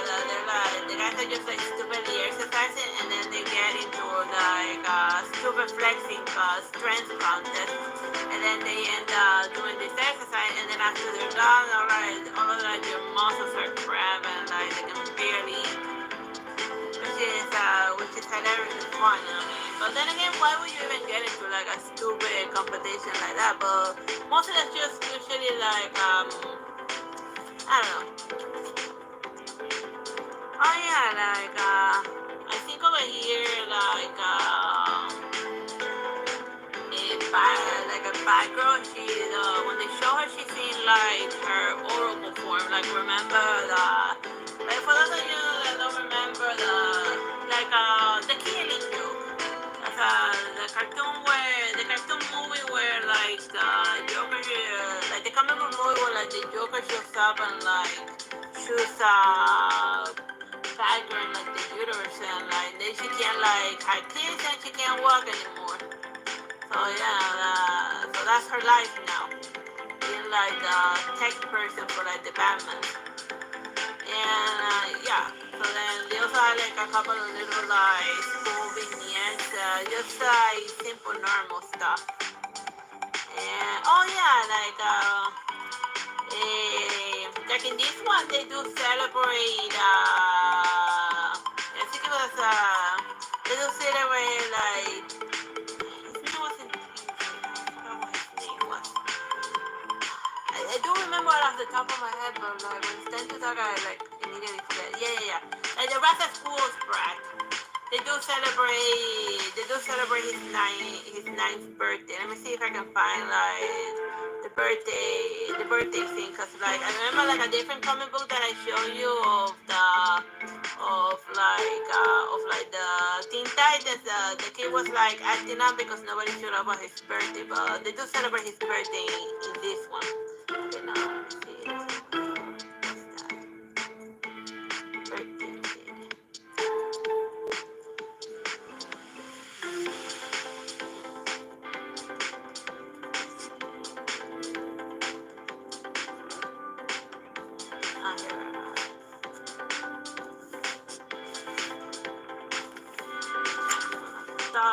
Yeah, I think it's definitely this one. And then, yeah. They celebrate, at least he doesn't celebrate his ninth birthday alone. He just he has like Damian Wayne. Oh my god. I knew that he had a demon name. Cause like, I knew he was named after the Omen kid, but then I couldn't remember what was the name of the kid from the movie The Omen. But then, yeah. Damian Wayne. This Robin is name, Russell Huskin is named after the Antichrist from like the movie The Omen, which makes me laugh. Yeah. So over here he doesn't start his own thing just because at least they celebrate his ninth birthday. So then over here it's probably like one of the like they get like she pulls on his sheet and then he like tries to murder her, which is like hilarious because he like can't put out with like annoying adults. But Bruce Wayne is trying to socialize the kids so that he like learns to interact with like normal human beings, and that's usually easier said than done because like up until that point Damian Wayne was like being like uber ninja. And then they have another one focusing on Damian Wayne also like where they force him to go to like school in order to and then they tell him to like try to make like a normal friend, and then he be like well, I don't have absolutely nothing in common with this kid. I was like trying to be like an assassin killer, and now like and my father be Batman, and my mother is just like running a crazy organization. So like what am I gonna talk about with those people? Oh yeah, so that's basically this comic book. There's like other skits here and there, but I didn't want to spoil the entire Wayne family adventure. I just wanted to like show you the highlights of the ones that I found the most amusing. Bye bye and God bless.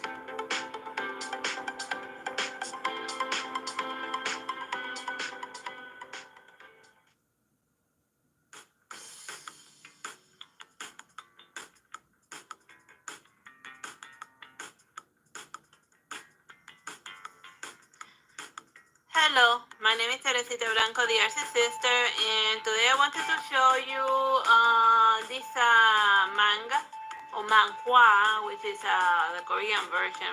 I don't know how to pronounce it, I don't speak Korean. Anyhow, it's like Dog Days, and it's a story, it's a story of like a human who gets a dog. It's like, there's nothing like supernatural about the dog, it's just Marley and me, but in Korea.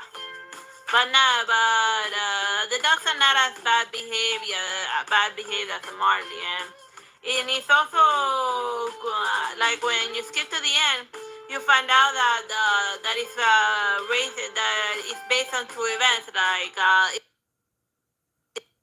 it's the author of the book telling them her experience with like the dogs and like all of the crazy and cute adventures that they had when she first got when and how her life changed after getting a dog. So yeah, if you have a friend that's considering whether they want to get a dog or not, this is a good manga that you can give to them in order to get them to decide to get a dog, and it doesn't like embellish it. And it doesn't like exaggerate what the dog does. It's just a very realistic thing about a dog story. You know, like in the she's thinking about like the first time when the dog bit her, and she remembering when she first took the dog to on her walkies, and when she got neutered and like all of the other stuff. And eventually, as it usually happens, she gets another dog. Yeah, like her doggo is named Carrot, and then they find like this dog that doesn't have an owner, but then eventually they get one called that they end up naming Potato. And then since they couldn't find like a home for like the other dog, or as usually happens, they just end up keeping it. And then, like, as the comic progresses, just little episodes of the dog, but then they also meet other dogs throughout the story. But yeah, like, it's 100% focused on the dog. It's not like you get like 80% dogs, 10% human, and 5% and the rest 10% bad weather. Cause like yeah, they have like some cool panels of like terrible storms and typhoons and stuff. And I have a thing where I like to watch nature being jerks to human. And yeah, so once again it's raining. And then the dog's dealing with like the rain. Like it's very hard to to draw like the rain in a way that looks convincing. And you can tell like just by this like it was drawn with like watercolors and like a black ink or something. It's just nicely drawn just to convey the proper mood of it. And a good portion of it is just like the dogs doing dog stuff. So yeah, if you're a dog lover, then yeah, this is the manga graphic novel for you to read. So yeah, Dog Days. You get 2 doggos for the you get 2 doggos in one manga, as well as cameos for another doggo. I didn't see any cats though, but yeah, I guess Korea is more of a dog place more than a cat place. But yeah, whatever. Bye bye and God bless.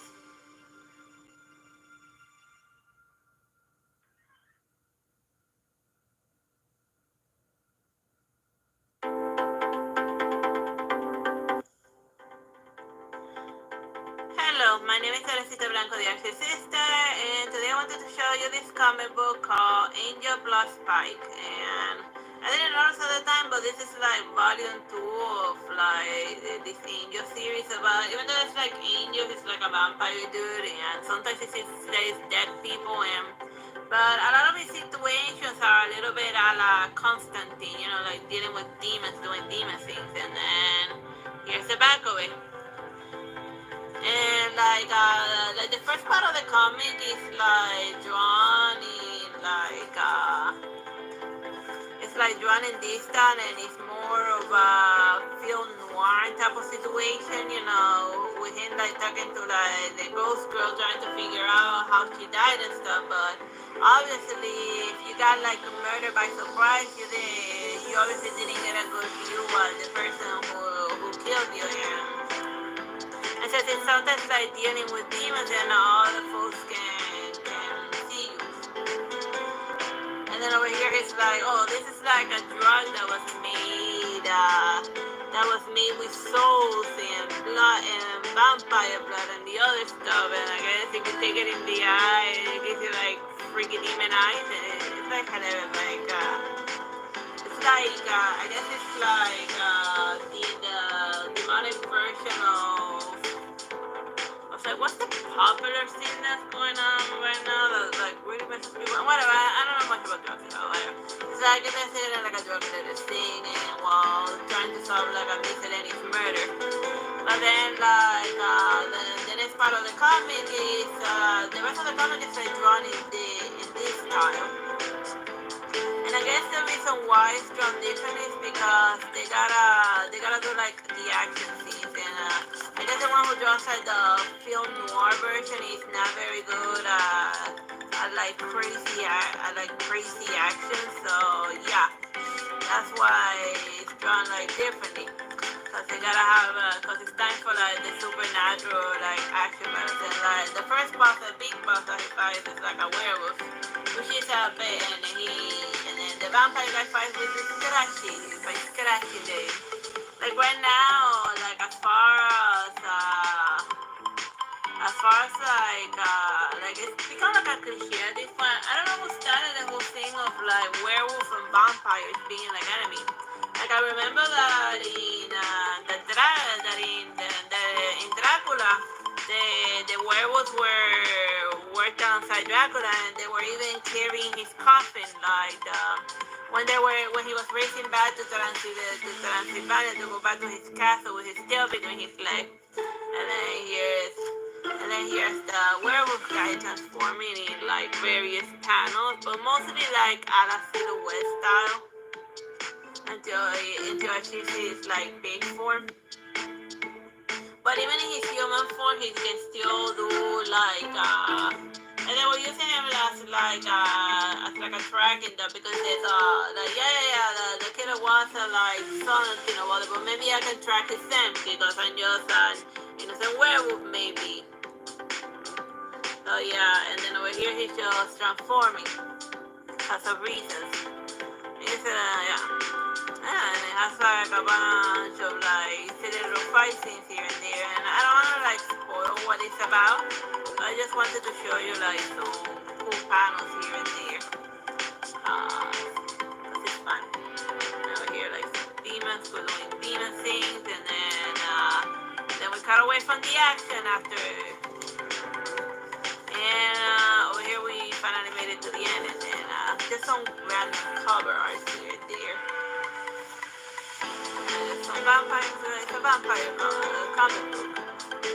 Although I never saw the vampire guy, at least maybe it happened in Volume 1, but in this one I didn't see the vampire guy like sucking people's blood. Maybe the one, or maybe I just missed the panel because I was paying attention to like the crazy werewolves. Whatever. But I hope you find this review of Angel and Spike. Like it has like fun, but if you like it's not like a vampire a la Twilight or even a la Two Houses. It's more of it's like it's Constantine if he was a vampire. You should get bit by a vampire, Constantine, to make it more hilarious.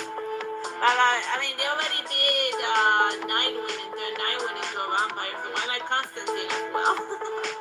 Bye bye and God bless.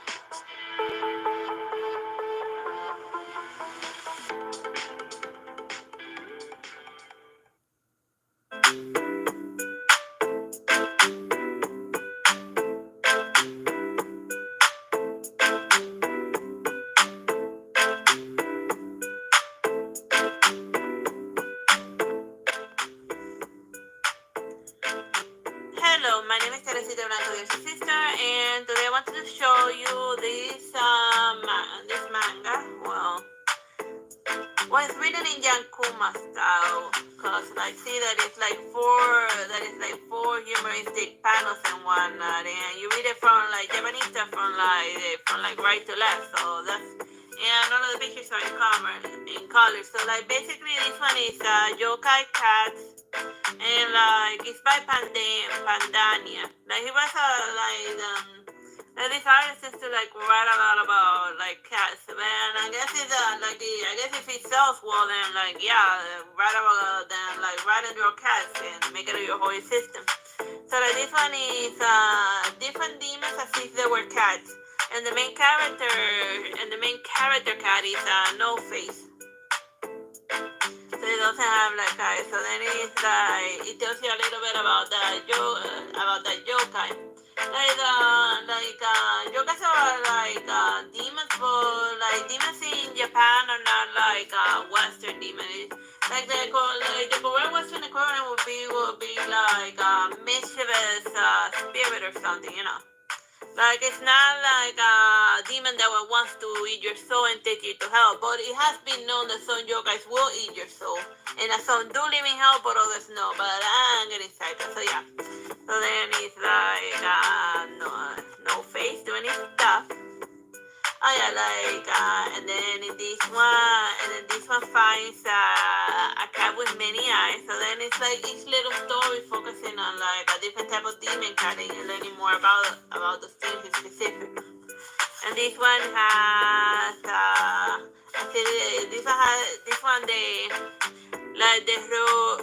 Rokurokubi. I can find it funny because it's a cat with a very long neck, Like, can you imagine like a cat with like a snake-like neck, or like a giraffe cat? But yeah, just the sister and like the one that I liked a lot was the story about the Ningu Gyo, which is like a mermaid demon cat.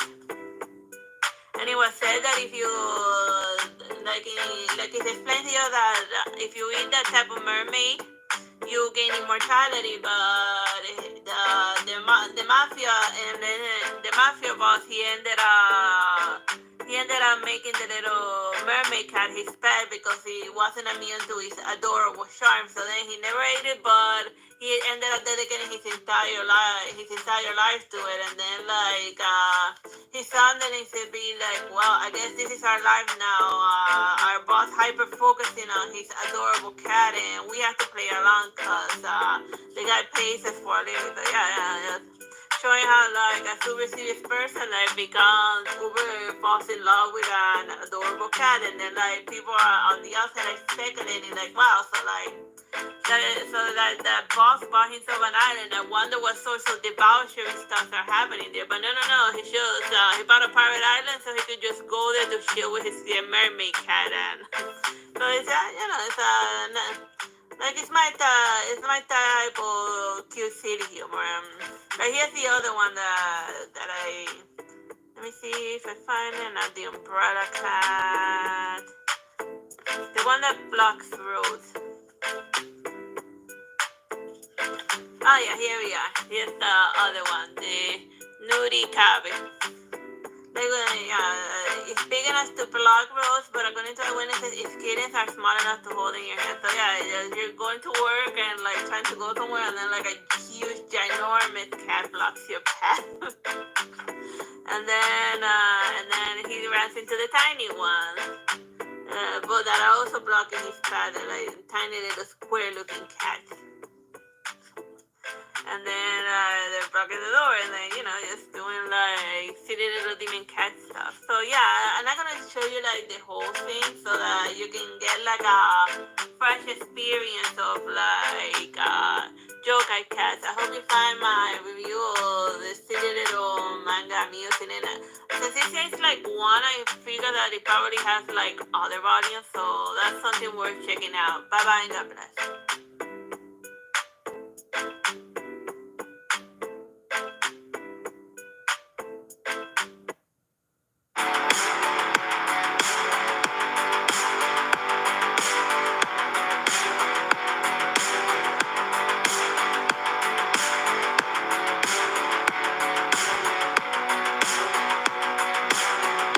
Hello, my name is Teresita Blanco Plays, Artsy Sister, and today I wanted to show you this fun Batman comic called Batman Black and White.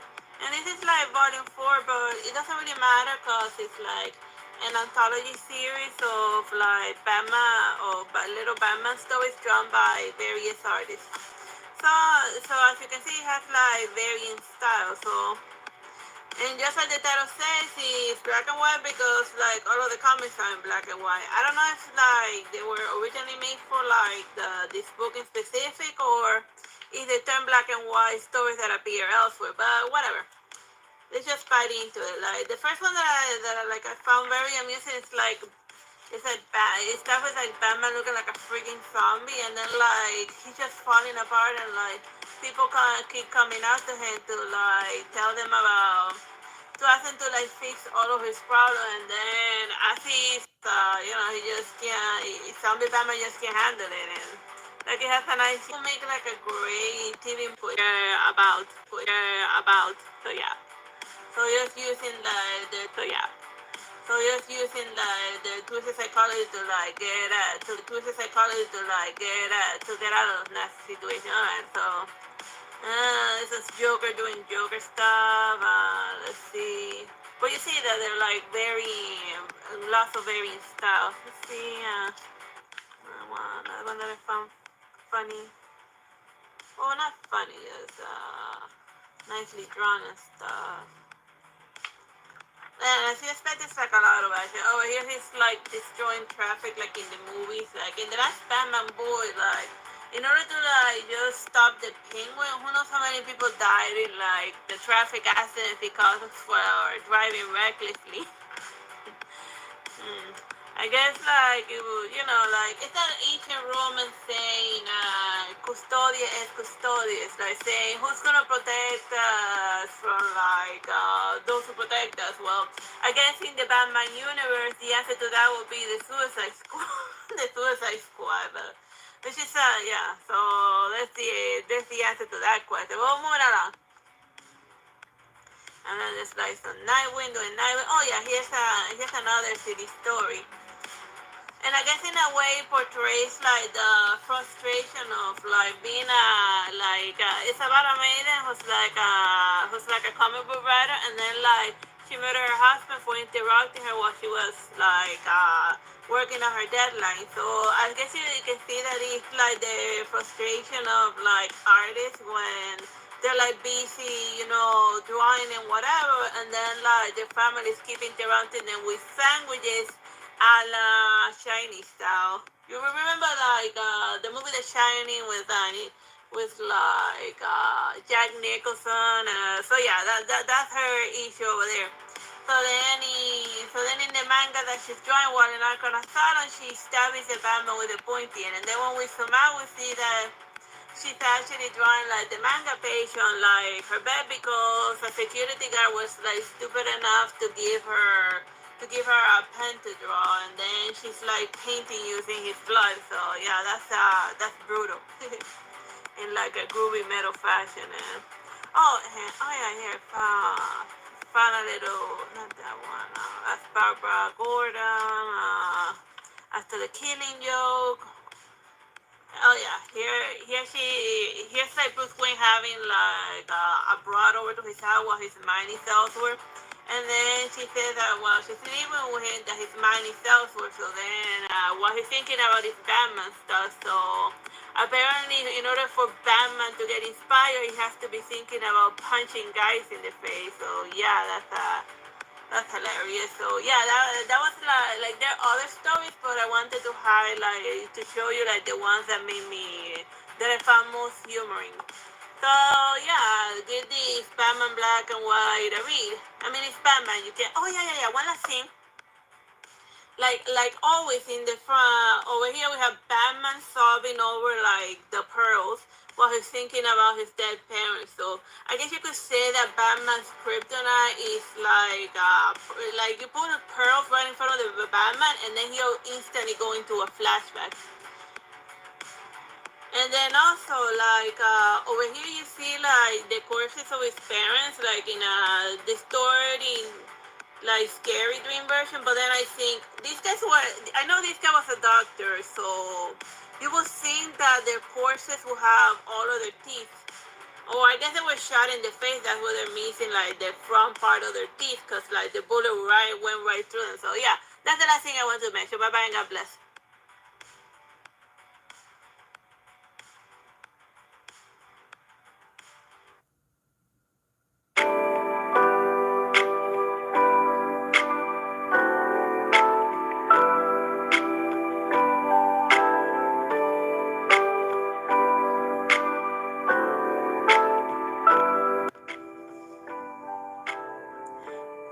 my name is Teresita Blanco, the Artsy Sister, and today I wanted to show you this manga called The Essence of Being Amused. Not amused, but being, see the silliness of the title. Is it being mute? Is A space mute, not being amused, because as you can see, like in the face of the main character, she doesn't look amused at all.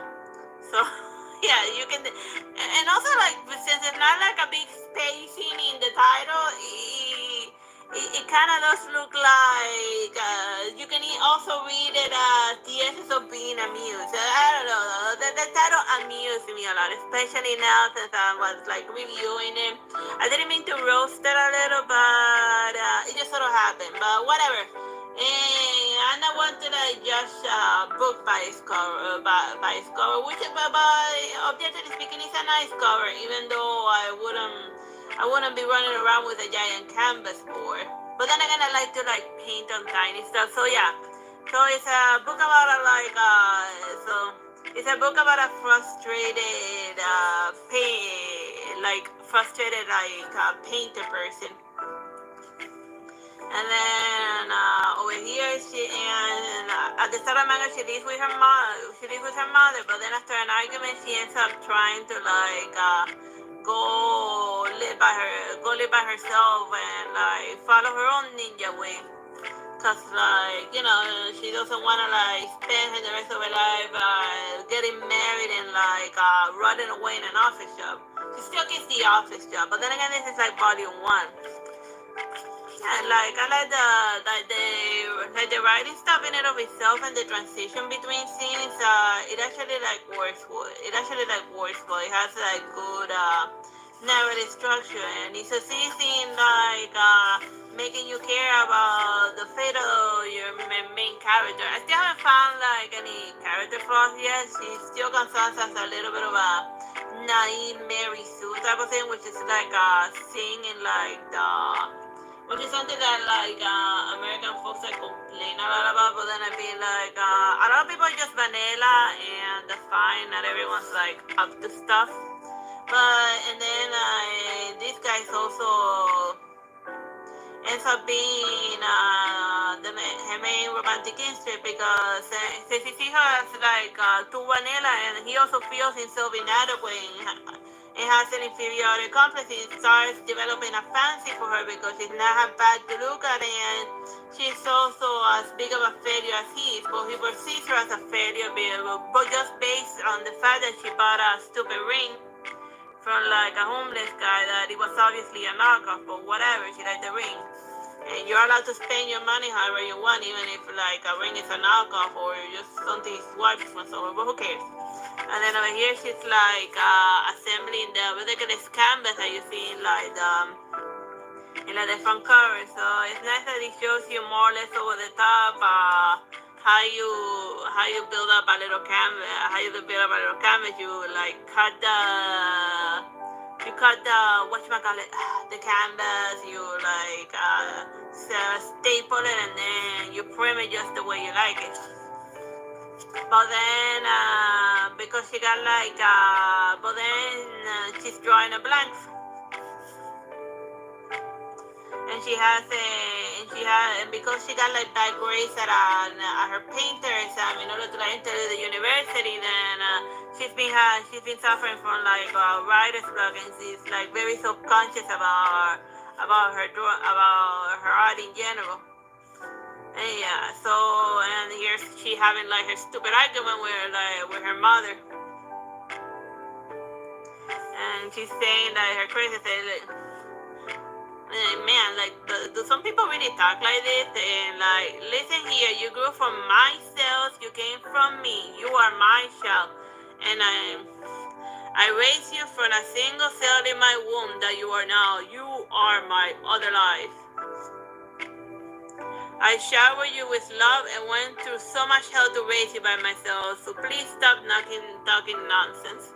And then she slaps her daughter.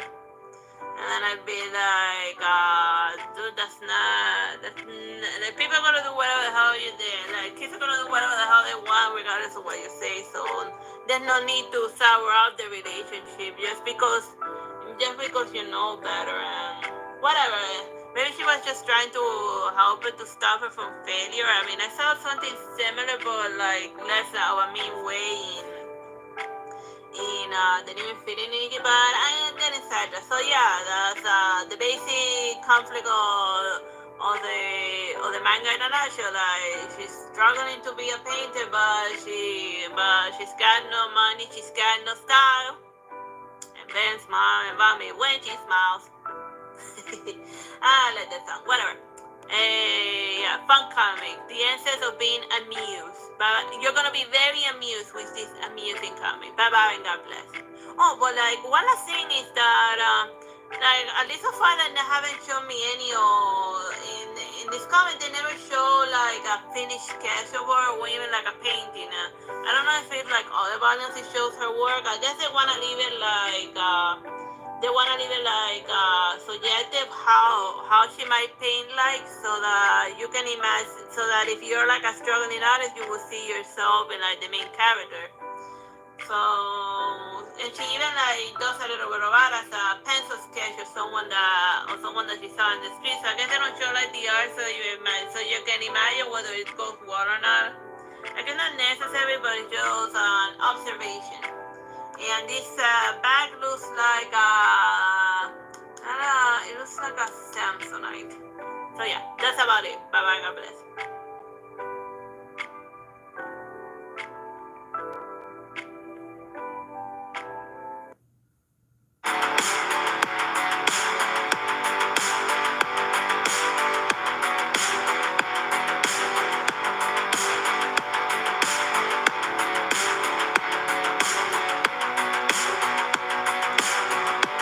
Hello, my name is Teresita Blanco Plays, Artsy Sister, and I wanted to show you this Teenage Mutant Ninja Turtle 40th anniversary comic book celebration. It's like relatively new. It came out last year, 2024.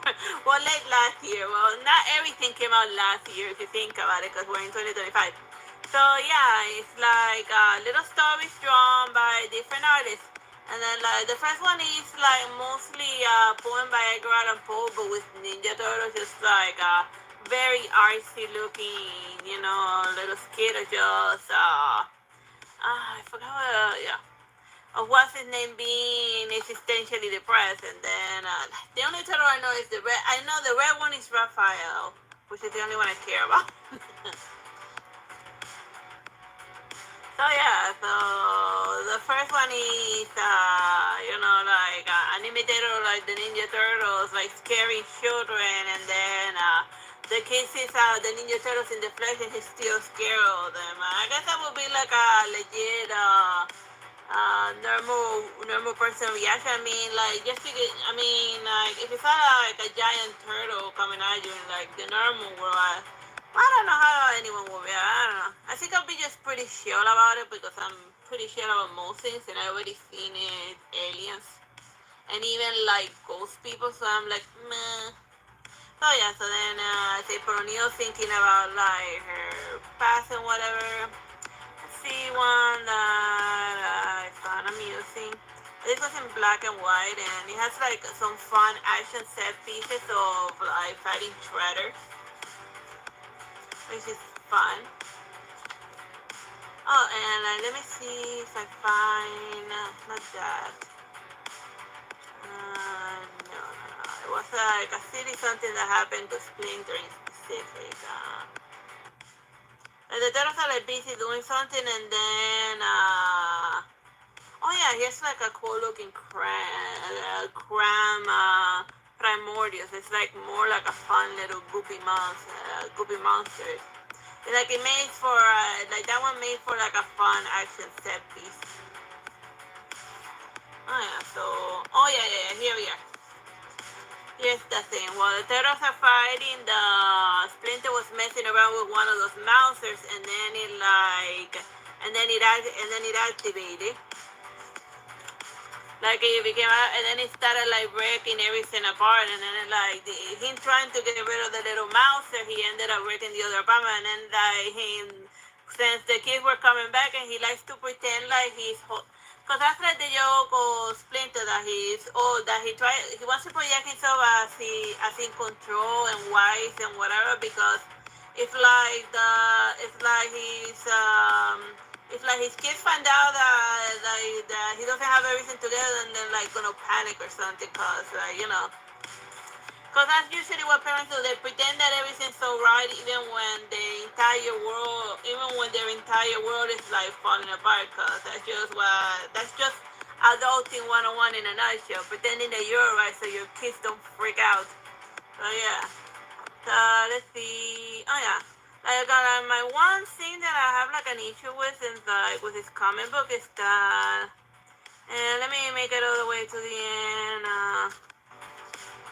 Is that 80, and not like 80, but you can see it right over there, right at the top, that at least 25% of this comic book is like random fan art, so not like actual plot per se, just like cool little graphic, but that's just about it. Like, it's kind of, I guess they couldn't come out with any other Teenage Mutant Ninja Turtle story, so then they just fill out the rest with fan art. Like, these few stories that they come out with were hilarious, but yeah, that's something to consider. The 25% of this comic book is just like fancy fan art. But I guess I could kind of work if you just want to like tape them to the wall. I mean, I guess. But then again, most people like to have like their comics in mint condition. But yeah. But I'm not gonna tell you like the other stories and whatever. I just wanted to highlight the ones I want, and the fact that 25% of this comic book is like fan art filler. So I hope you find my review of the Teenage Mutant Ninja Turtle Anniversary Comic Edition, the deluxe edition. It's like the stories that they have are fun, but yeah, they could have a little more instead of filler. Bye bye and God bless. But then again, what do I know? I mean, like, it must be really hard to come out with stories in general, and I can understand the frustration of an artist to just want to get your paycheck as soon as possible. Bye bye and God bless.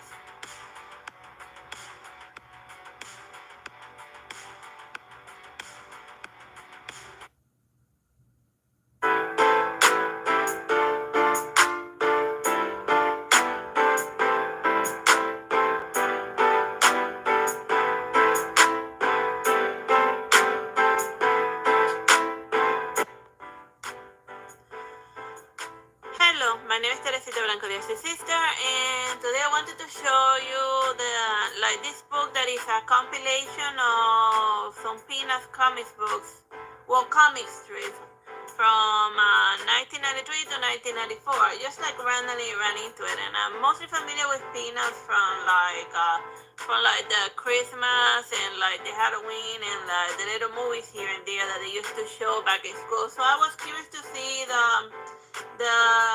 comic strips that inspire like those TV specials.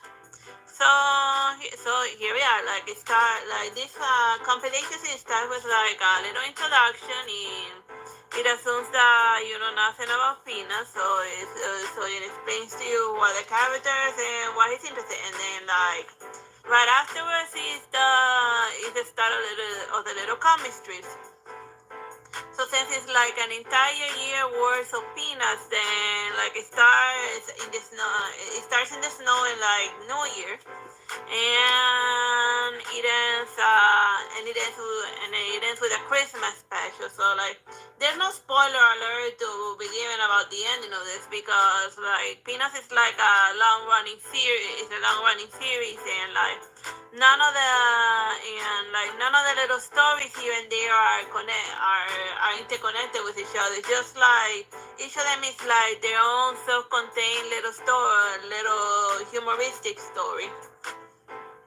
And like I wanted to show you over the top, like a lot of them are about baseball or baseball jokes here and there, because the main character Charlie Brown, he's like owns a little league team, which is fun. And then based on the contest, like his dog Snoopy, he's smarter than the average doggo. And sometimes they do skits with Woodstock, but it's mainly which is like the little bird. But most of the time it's but whenever they're doing like a comic strip with like the focusing on the animals, it's mostly Snoopy doing Snoopy things. Oh yeah, like here's a funny one that I wanted to show you. Like Snoopy asked him like, "Can you share the umbrella?" And then this is what he ends up doing. Like he just sits between it, but he's still getting like wet in the head. But at least his feet are dry. So yeah, just a little comic strip. Let me see another one. Another one that I found very humoring. Like there was one where like he's trying to like fall asleep, but then like his brain activates, and there's a couple of them with him just struggling to fall asleep, and then it's just not happening. And then over here is like the baseball kicks. And there's a bunch of little baseball kids here and there. Let's see, we'll start with Snoopy doing Snoopy things, talking with a little bird. Him right into their pen pal. Because that was like a thing that they used to do back then in the US. That they were like, it was like a school project that you would like write to a pen pal from like somebody that's participating in the program that lives on the other side of the planet. And like it's fun. And this you just send like a random message to someone, and that goes immediately to spam because like people are paranoid now, and they assume that anyone like that they don't know that is trying to contact, then it's probably like scheming something or other. But I'm just messing around. Yeah. Let me see. I think I found like the one about having like issues falling asleep.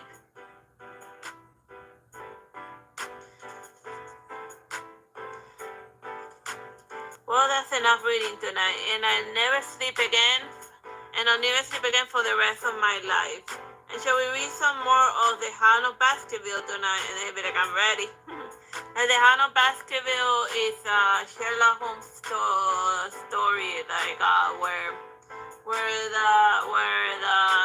the serial killer is a human who trained an attack dog. But so then like the Hound of Baskerville is like murdering random people because a human is controlling it. So then like. First of all, it's trying to like track down the dog without getting eaten by him, and then second of all, it's like,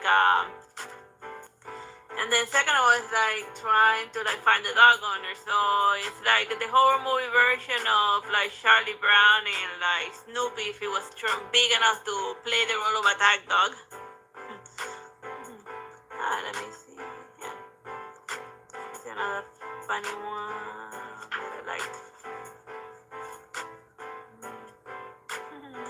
He gives him socks and then he wears it in the hand. See? This is just silly things that children do.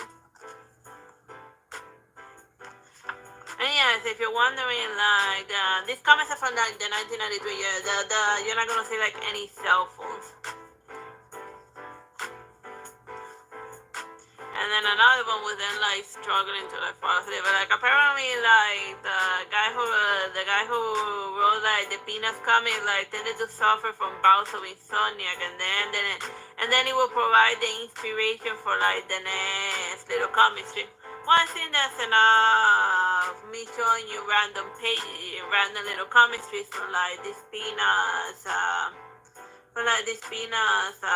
comic book. Well, it's a book compilation of like a bunch of comic strips, and like it's a very thick book. So if you're curious about learning more about Peanuts, then this is a book for you.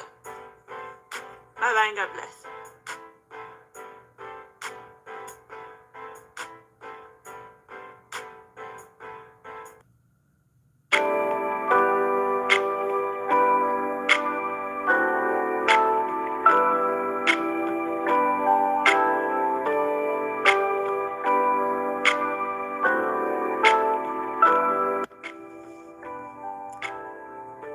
Hello, my name is Teresita Blanco Plays, Artsy Sister, and today I wanted to show you this comic book called Off the Menu. It's written by Oliver Gellar and illustrated by Kersillo Silva.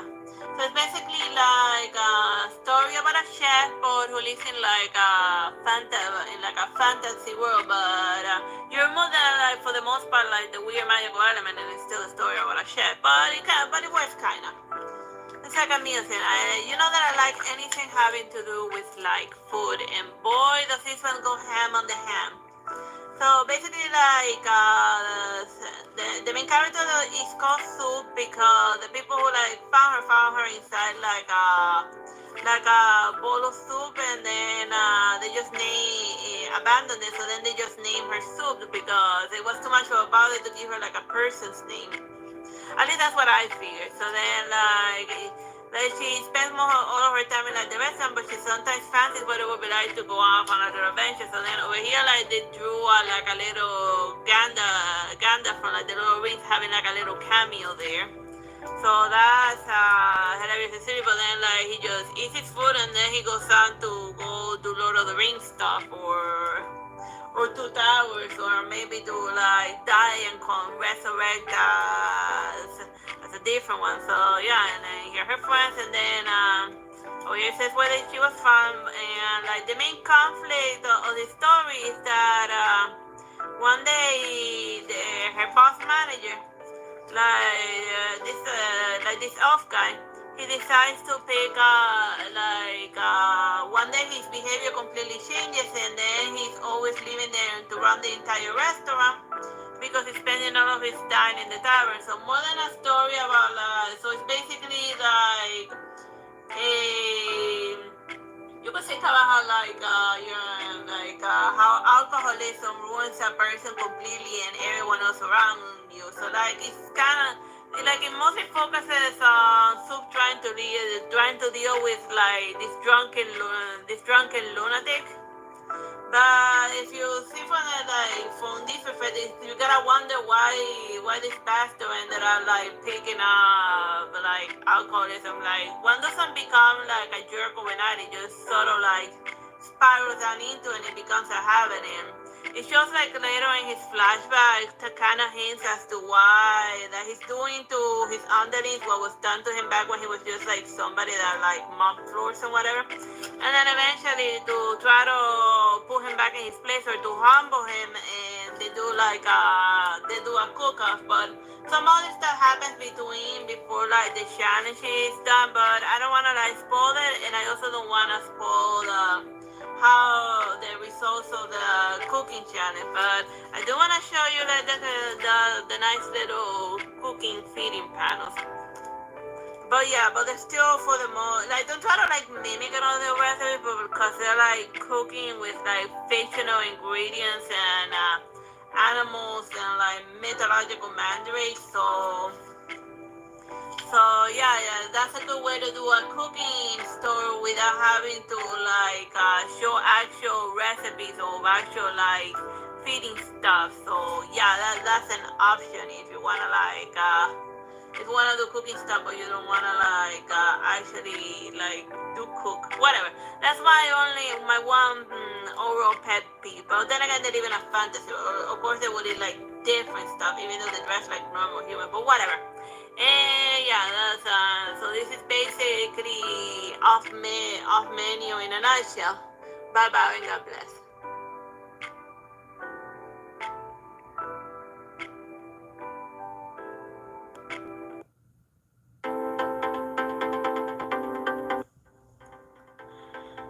Hello, my name is Teresita Blanco Plays, Artsy Sister, and today I wanted to show you this Flash comic, Volume 8 of Zoom.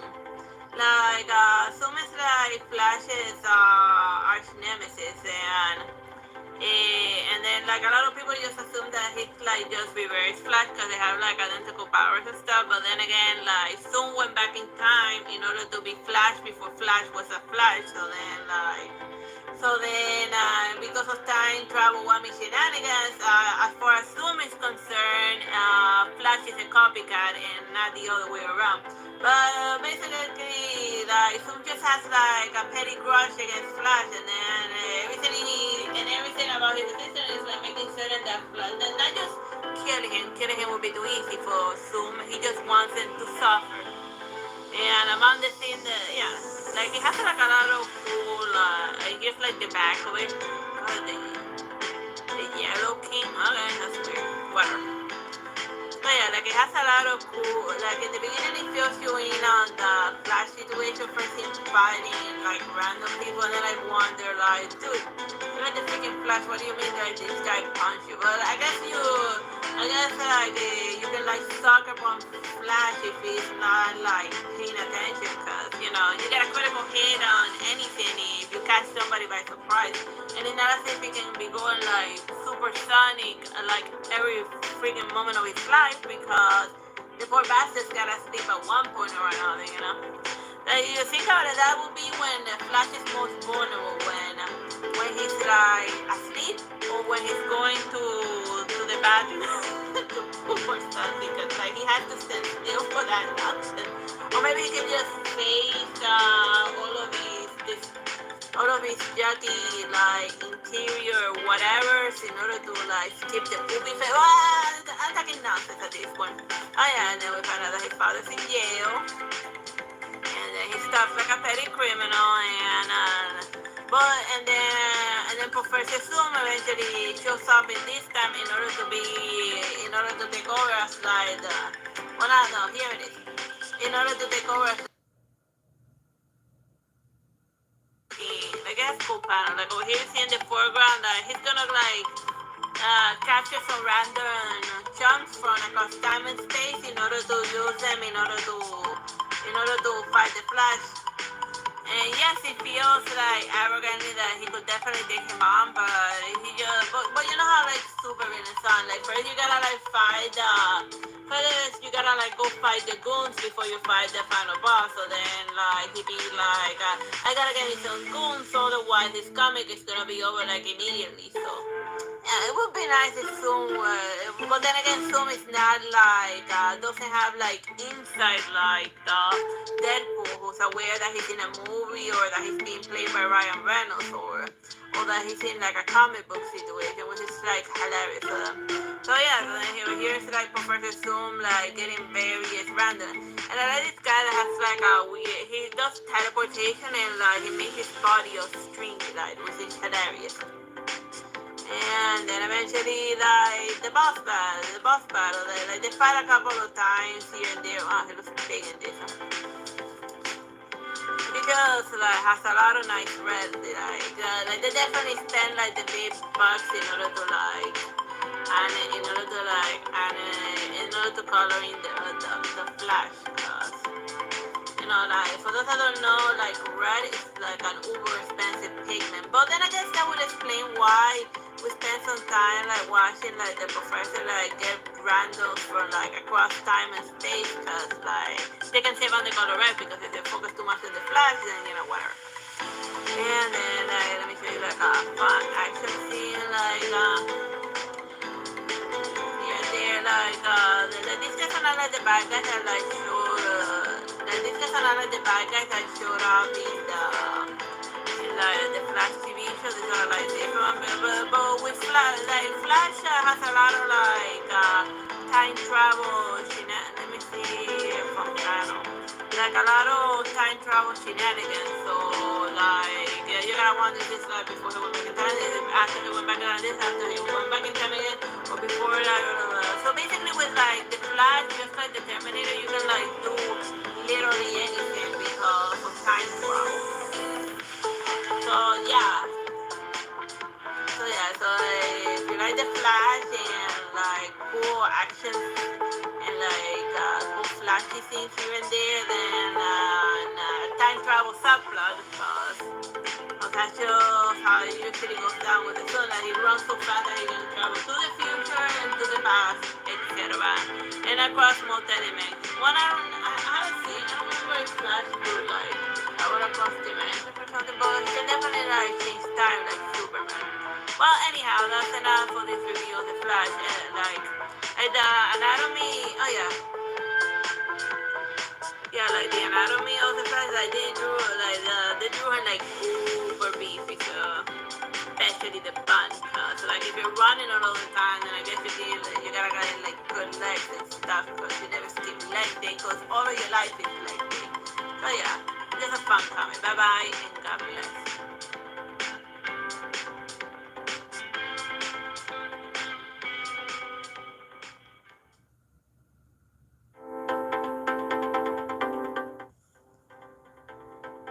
Hello, my name is Teresita Blanco, the Artsy Sister, and today I wanted to show you this Avengers comic book that I ran into. It's called Avengers Twilight. And now it has an Avenge the Future. But, yeah, what do you mean Avenge the Future? Whatever. But it doesn't make any sense called the title, called the Avenge the Future part, because they're not traveling to the future, they're already in the future. So if you live in the future, you're not avenging the future. That's the present. Just because it's the future with us in relationship to the comic book doesn't mean that it's the future in relationship to the character. The point is that I'm speaking nonsense. So yeah. So yeah, it's basically like it starts with like Captain America. Just wandering about and like just living like a normal human. Like remember how at the end of I think it was like Infinity War or something, like after they went back in time to deal with Thanos and like they brought back everyone after the snap. Then we see he had stayed behind in order to like age and stuff. But then again, but over here we see him like even. So then it makes me what about now his friend is also older, which makes me think when this thing take place. Because in the movie he gives the shield, he gives like the shield to like his friend, but he's old Captain America, and then but the other guy is like young for his TV series. So I guess the super soldier serum allowed for Captain America to like live for a little long. Like even though he was old, he was able to like practically almost outlive this guy. Or maybe he just has good genes. Anyhow, he sees like how terrible America has gotten, cause like, and then he decides to reassemble the team. He like takes the super soldier serum again, and then like he gets the team together. Like, he tries to first get like this is like Iron Man's kid. That he has like a bunch of tattoos and stuff. Like he looks like a punk. Anyhow. But Iron Man, not Captain America, I meant Iron Man. Yeah. So then here we have Iron Man in an existence worse than death. I don't know, like just being like a pickle human. Like remember that Futurama where like you're like a head in a jar? Yeah, that's Iron Man's life in a nutshell. Just being completely incapable of like doing anything or stopping his kid in anything because he's like a dude in a pickle jar while his kid like ruins everything around him. And then obviously he's not gonna take his father seriously because he'd be like you're only alive because I allow you to continue so I can show you that I'm better than you, old man, blah blah blah. So yeah, so then they gather the team and like even Ultron makes an appearance. Like Red Skull is shown over here that he salvaged Ultron, and this is what Red Skull looks like in the future. Like he came out of like remember like in the Avengers Infinity War or something. I forget which one was it because the last time I saw it was like gazillions of years ago. Like remember that we saw him like in the place where what's the Soul Stone that he was just floating around in the ether and then telling them that his only role was to tell people how to get like the Soul Stone and to jump off a cliff or something. So yeah, he somehow made it back from that and he acquired like a normal human body. And yeah. And then at a certain point, let me see if at a certain point, he goes, let me see, not that. He goes and tells Tony Stark's kid, Tony Stark isn't your father. I am. And we're in this together, son. So, yeah. I guess the two possibilities happen here. That's the most important plot point one in this one. At least as far as my nonsense, at least as far as my perspective is concerned, either Red Skull slept with Pepper, or Iron Man. He thought he was adopting like a random orphan, but he ended up adopting Red Skull's kid.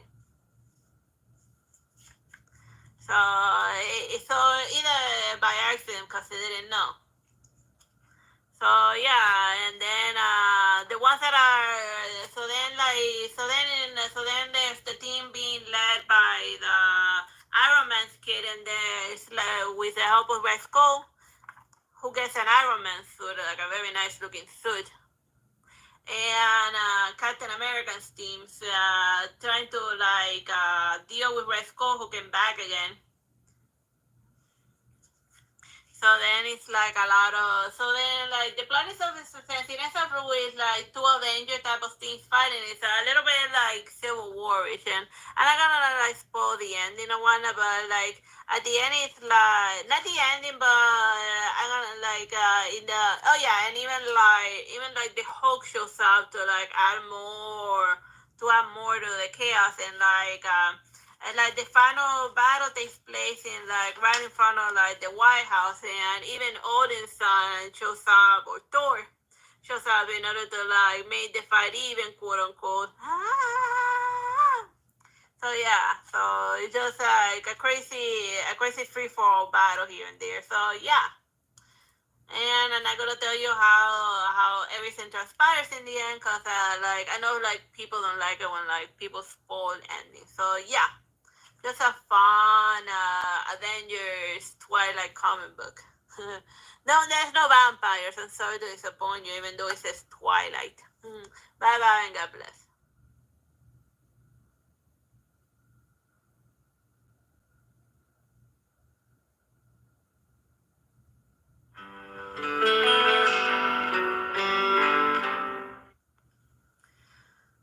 Hello, my name is Teresita Blanco, the Artsy Sister, and today I wanted to show you this Teen Titans comic, and this one is none other than the original Judas Contra, and it's a deluxe edition.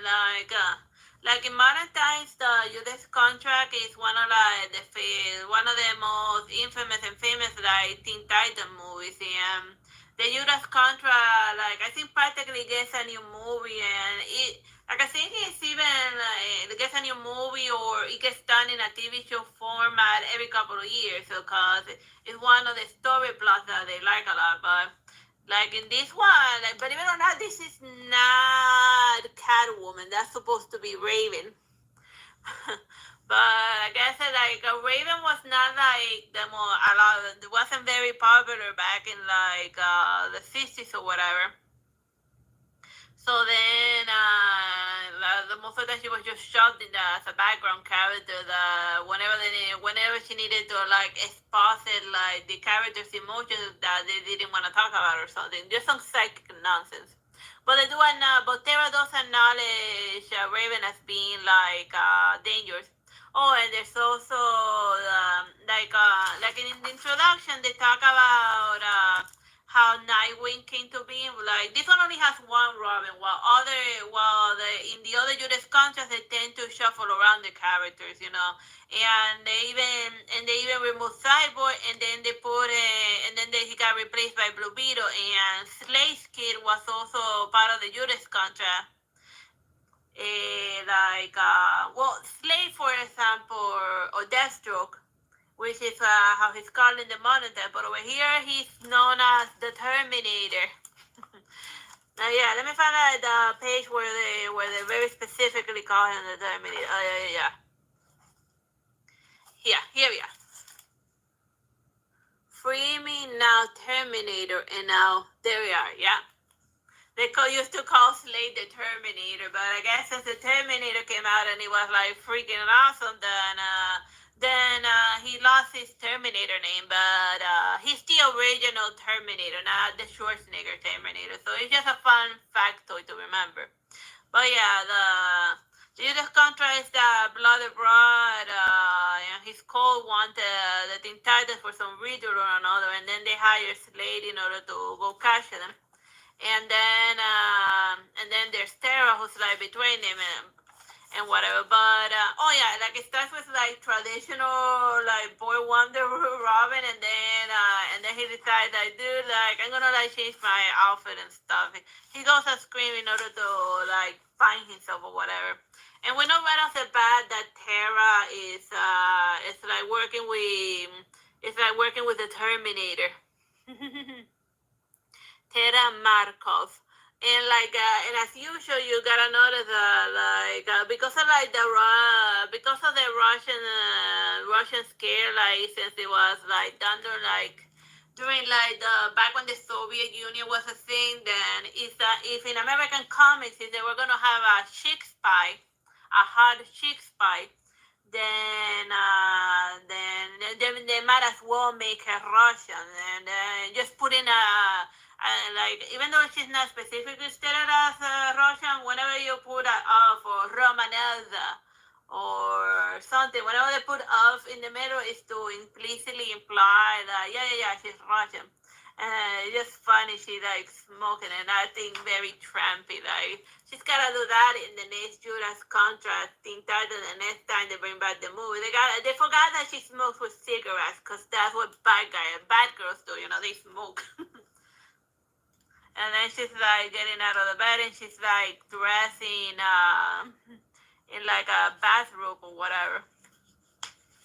Cause even though she's a teen, like if they wanted to make the Terminator more of a super villain and whatever, then getting it on with a 60-year-old lunatic is a great way to like make him evil. But then again, like yeah.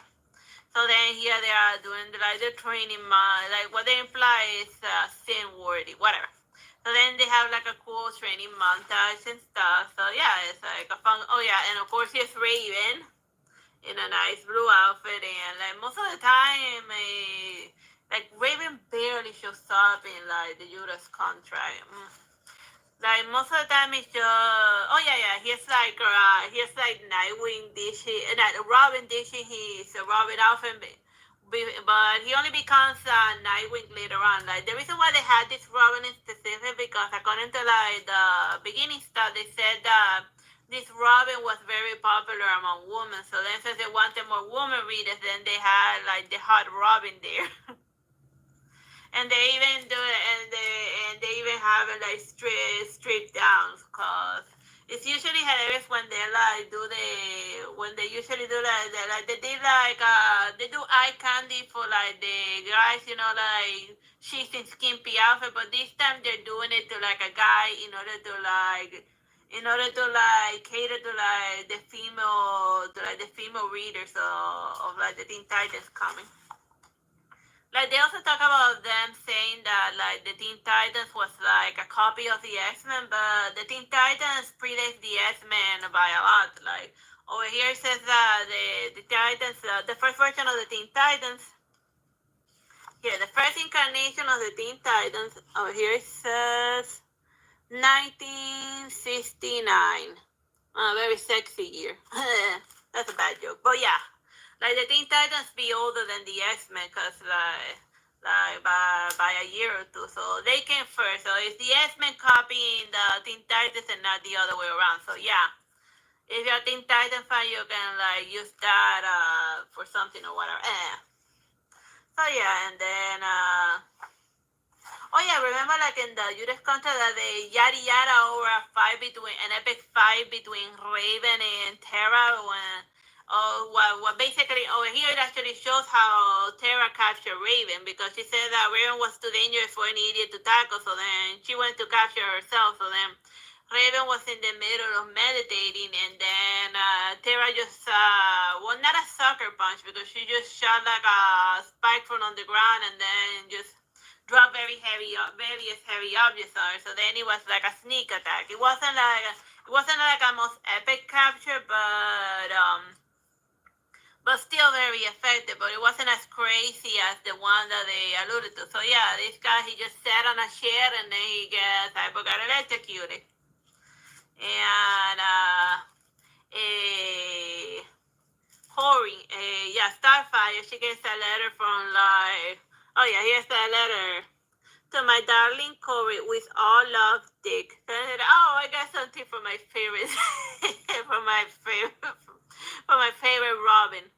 You thought I was gonna say something else. Anyhow, and then like they just blew her to Kingdom Come. Like over there, like in the movie, they softened it, saying that she got like knocked out by some gas or something. But no, but over here they just like kaboom, they kaboom her. Like, so be careful with any sketchy patches. So yeah, even though it says that it could be from your lover, just be very careful when getting random packages that you weren't expecting. Oh yeah, and they also do like some detective comic was with what's his name? With Dick Grayson, like doing investigation works and whatever. And let me see, when does he get? I guess it's like his fancy outfit. Yeah, he eventually like puts on the fancy Nightwing outfit. Let me see what the hell she showed up with the Nightwing outfit. Nightwing outfit, no, for the back. Here we are. Here's the first time that Nightwing shows up as an actual character. That he was made, like they wanted to get him away from Batman because they didn't know whether they were gonna get the rights to use Robin or not. So then they created a specific version of Dick Grayson just for the Teen Titan, which is Nightwing. So yeah, there it is, Nightwing, and the other kid is Jericho, Slade's son. Like he has like a hilarious like I don't know what, like cyborg, just very hilarious. He looks like blonde, like his face reminds me of like it could be like a blonde Logan.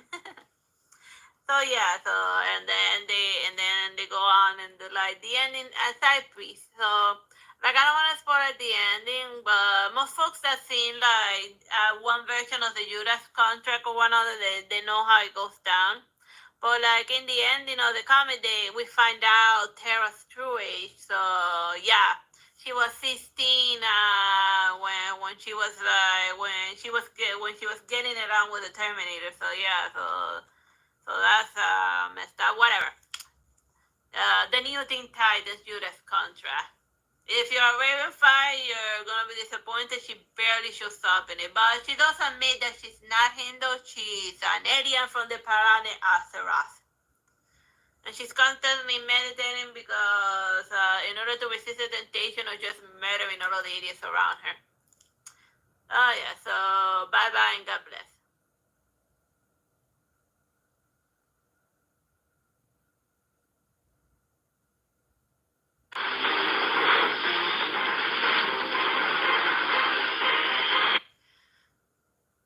Hello, my name is Teresita Blanco, the Artsy Sister, and today I wanted to show you this X-Men comic. It's an epic collection called The Sentinels Live. Even though it's called like The Sentinels Live, it's just the title of one comic specific, and you're only gonna see the Sentinels like for only 2 volumes. And unlike most random epic collections, these ones are like have the stories in order: 47, 46, 47, 48, 49, 50, 51, 52, 53, 54, 55, 56, 57, 58, and a couple of other weird stuff that happen. Khazar 2 and 3, the Khazars I mean mostly like, let me just skip to like the Khazar part because it has nothing to do with like it doesn't have much to do with like the X-Men. Let me see what the hell. Like it has like a lot of like weird dinosaur stuff going on. And it also has like in the end like the rough sketches of like and some of the additions that went from like the rough sketch to like the final form. And the bulk of this comic book for the most part is there's a reason why they put Angel like in the front cover, because like all of these volumes for the most part is just Angel doing his thing. Oh yeah, like a lesson of fact about Jean Grey is that she did a little bit of modeling when she was like a teenager. I guess you gotta pay for that. Even I guess you gotta like find a way to pay for that college. Like I find hilarious like like this bikini because the pattern of it is very Barbie. Remember, like the Barbie version 1.1, she was like wearing a one piece of like this outfit. So yeah, Jean Grey, the telepath, she also did modeling. Cause you gotta pay for her school, even though she lives in a school, I guess, to do college stuff, like. And over here, they're like, teenagers. Well, they say that they're teens. So, like in the introduction, it says that they're teenagers, but teenagers in the 70s look like 30-year-olds. Even not only in the movies, but also like in the comic books. Everyone from like child to adult was played by like 30-year-olds. Cause I just like the way it functions. Like it has a lot of interesting like action set pieces, and it also like the origin story of one of these. I think yeah, like Hank. Remember like the one that in like the movie like the blue guy Beast, and like Cyclops most of the time is just getting his fun, getting his kicked in it. Oh yeah, and Magneto just show up a little bit. And he does is like they have a very cool action set piece with Magneto doing like his Magneto thing. Oh yeah, here we are like him using like nuts and bolts in order to KO them, cause like that's his fancy ability. He controls metals, cause that's metal. And yeah, as you can see over here, a glamour shot of Angel, cause like I guess like in the 70s, of all of the X-Men, I guess Angel was like very popular, but now in like modern days, like he only showed up in like the X-Men for a little bit and then never again. I guess I don't know. I guess maybe guys with wings are not fashionable in like the early 2000s, or when did that first X-Men come on? Like I remember being in high school when like somebody when the teacher was like decided to put in that movie and instead of like teaching, and I thank her for it, cause like yeah, we learned. I guess you could say that the first X-Men movie teaches you about World War II or something. I don't know. I don't know. The point is that yeah, there was that Angel used to be like featured very prominently in like all of the early in like the 70s X-Men, and then he just sort of fell into obscurity that nobody remembers that a guy with wings is part of the X-Men. Like the Scarlet Witch don't show up, but like I wouldn't like be able to point to a specific one like on so short notice, because she just shows up, does a little cameo, and then goes away. And oh yeah, here we are. Here's like the Sentinel part. That only shows up for like 2 volumes, cause like even though it says the Sentinel lives, yeah, they only get him for like there's only 2 volumes that focus on the Sentinel doing Sentinels. So it's like if you don't know who are the Sentinels, like in I first I became aware of them chumps in the first episode of like the or like the X-Men TV show because before I saw the movie I saw like the X-Men TV show, like the one that has like the very catchy beat. Anyhow, so then like the Sentinel was hunting Jubilee, who was like the one that they recruited into like the X-Men cause they needed an audience surrogate. So then like a new member enter joining the band is usually how they do they always like add like an idiot into the story in order to explain the situation to like the main characters instead of like the main characters knowing what's going on half the time. But yeah. And then like the Sentinel is like doing his final prerogative or whatever, because like the guy who created the Sentinel, he gave the order to like go kill all mutants or something, but then he himself was turned into a mutant, so then he wasn't able to change that order because the Sentinel was programmed not to listen to the words of a mutant. So then his creators never able who changed his mind at the last moment because of some mutant nonsense is not able to like override it. So then like they're just dealing with that problem. So yeah, here we are once again, Angel doing his thing. And oh yeah, there's also like a couple of violence was like a bunch of like T-Rex looking stuff. Very hilarious looking. But I don't want to spoil everything that happens in like this epic collection if you haven't like read it. But if you're hoping to see Sentinels, you're gonna like be sorely disappointed. Most of the comic is just Angel doing his thing.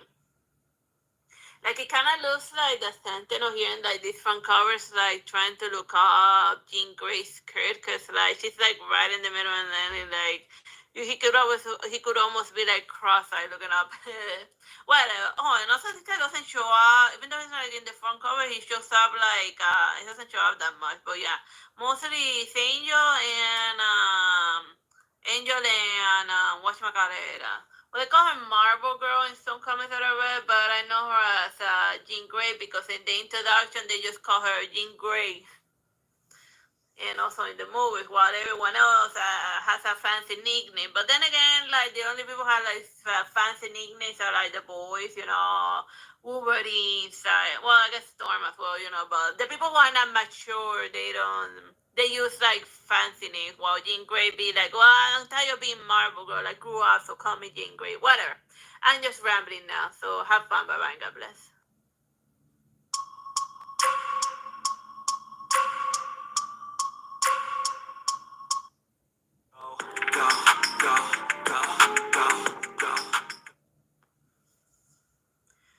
Hello, my name is Teresita Blanco de Artsy Sister, and today I wanted to show you this Harley Quinn comic that's called Black and White plus Redder and Redder.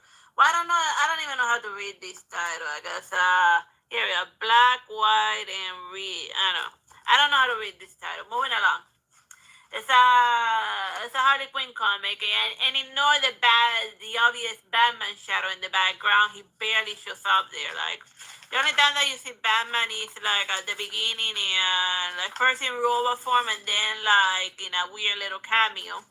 And then what Harley Quinn is doing is just basically she went to the North Pole in order to like vandalize the Fortress of Solitude, and then Superman brought them back, and then they got sent into Arkham Asylum.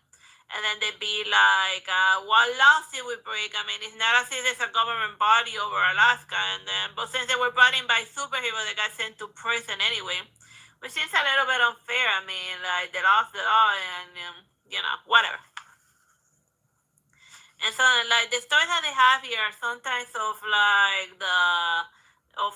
the past, and sometimes like just different stages of Harley Quinn's life, focusing on the color red. But like this one is she remembering her terrible gymnastic teacher and coming who used to like brutalize her and like her teammates just by being like big psychotic bully. But then I be thinking, you're lucky that that's all the psychotic teacher did to them, because like there's actually worse types of gymnastic teachers out there. Like there was a huge case in Florida like a couple of years back, and like one of the gymnastic doctors who was doing like whatever asshole jerk guy does to underneath chicks when they have authority, like the usual pervy nonsense. And then he got arrested, and and then one of the fathers that were at the trial tried to murder him for real, and everyone cheered him, cause vigilante justice and all that nonsense. But yeah, so it's just basically Harley Quinn doing her nonsense. Sometimes she's like doing thievery, I think like sometimes it's before she enter Arkham, and other times like sometimes she's acting villain, and sometimes she's acting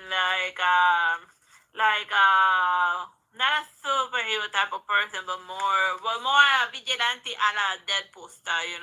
Like she will murder you if she considers it that it's for the good of society or whatever. And then like Satana in one of the episodes, she has him like dress up as various heroes so that she walks a day in their shoes to try to like help her, cause she can only see herself in like as a villain. She only knows the villain perspective, but she doesn't know how it is to work with like a blank slate. But then at the end of it, they'd be like, well, regardless of what type of dress, and then in one of them, she's like bemoaning the fact that whenever everyone sees her, they think, oh, they see the Joker. Like they don't see her as her, you know. And like the city one, like this was a city one because she brings out her own army of like animals and even like a squid and a koala, and she gives them like city names, which is fun. But then again, one of the romans has a team of superhero animals, including a cow. So yeah, her animal psychic, the squid of Bud, here, the squid of Bud, Barkside, Lou, the koala, and Death Star. Like koala, the koala doesn't do much; he just clings to her by being cute. But yeah, but when you see her in this outfit, she's like doing Joker stuff. So that's her at her most dangerous. Like depending on what costume you see, like cause like depending on what costume you see, like the Harley Quinn is whether you gotta run or not. So yeah. So if you see one like cosplaying as her, then you know which type of mood she's at. Like the Suicide Squad one, then she may not murder you. The Joker one, yeah. You better run for it. Yeah. Oh yeah. So then let me see another. Like their own stories that are not too interconnected or whatever. Let me see. Oh yeah, here's like a funny one. It's like Harley Quinn, but more like in the future. And then she's like dealing with an alien xenomorph type of thing, type of situation. And even in her old age, she's still like in good shape and whatever. But then again, like she did freaking gymnastics. Of course, she's gonna age like fine wine, you know. And plus, it's the future, like, and also like in the Batman Beyond, they made Oracle walk and stuff, you know, because of something futuristic sci-fi technology, and that pissed off a lot of fans. But yeah, like Oracle, if you're not familiar with Oracle, it's like what Batgirl became after like the Joker shot her in like the back and she was lost her ability to walk. Oh yeah, let me see like another funny one that I wanted to show you because I don't want to like show all of them and then you're not gonna like get it because you like know everything. Oh yeah, like they also gave her and then in one of them she ends up getting like a bunch of little sidekicks of like she figures that like Batman has a bunch of like psychotic little Robins, so maybe I need Harley Quinns. And then the girls end up driving her insane, and then they end up leaving her when they find out that she's just like a sad sorrow. That they be like, wait, so you're not crazy? I said no. And then they be like, well, that's lame. And then the little girls just leave her. Cause like they liked hanging out with her when she thought she was like crazy, erratic, and like fun and happy-go-lucky. But when they saw that in reality, Harley Quinn was just a sad adult who's dying on the inside every moment, every second of their life. They be like, well, that's no longer fun. Bye. Because nobody wants to deal with other people's drama, and that's usually how it works. It's very lonely to be. Like it's very exhausting to be like alone with your own demons and people just being annoying about it. So yeah, so you're not like crazy, and then they be like bye. So yeah, so then that's the other story that is worth like mentioning. But other stuff happened to it, but I don't want to spoil it. So just give it a nice read if you're. Well, you don't even have to be like a Harley Quinn fan or whatever. Most of the stuff I'm just coming into it like fresh, and I'm going through a comic book phase. So like, if I see a comic book, I'll read it, and then I review it if I find it remotely amusing. So yeah, just give everything a try. Like it only takes like a minute. Bye bye and God bless.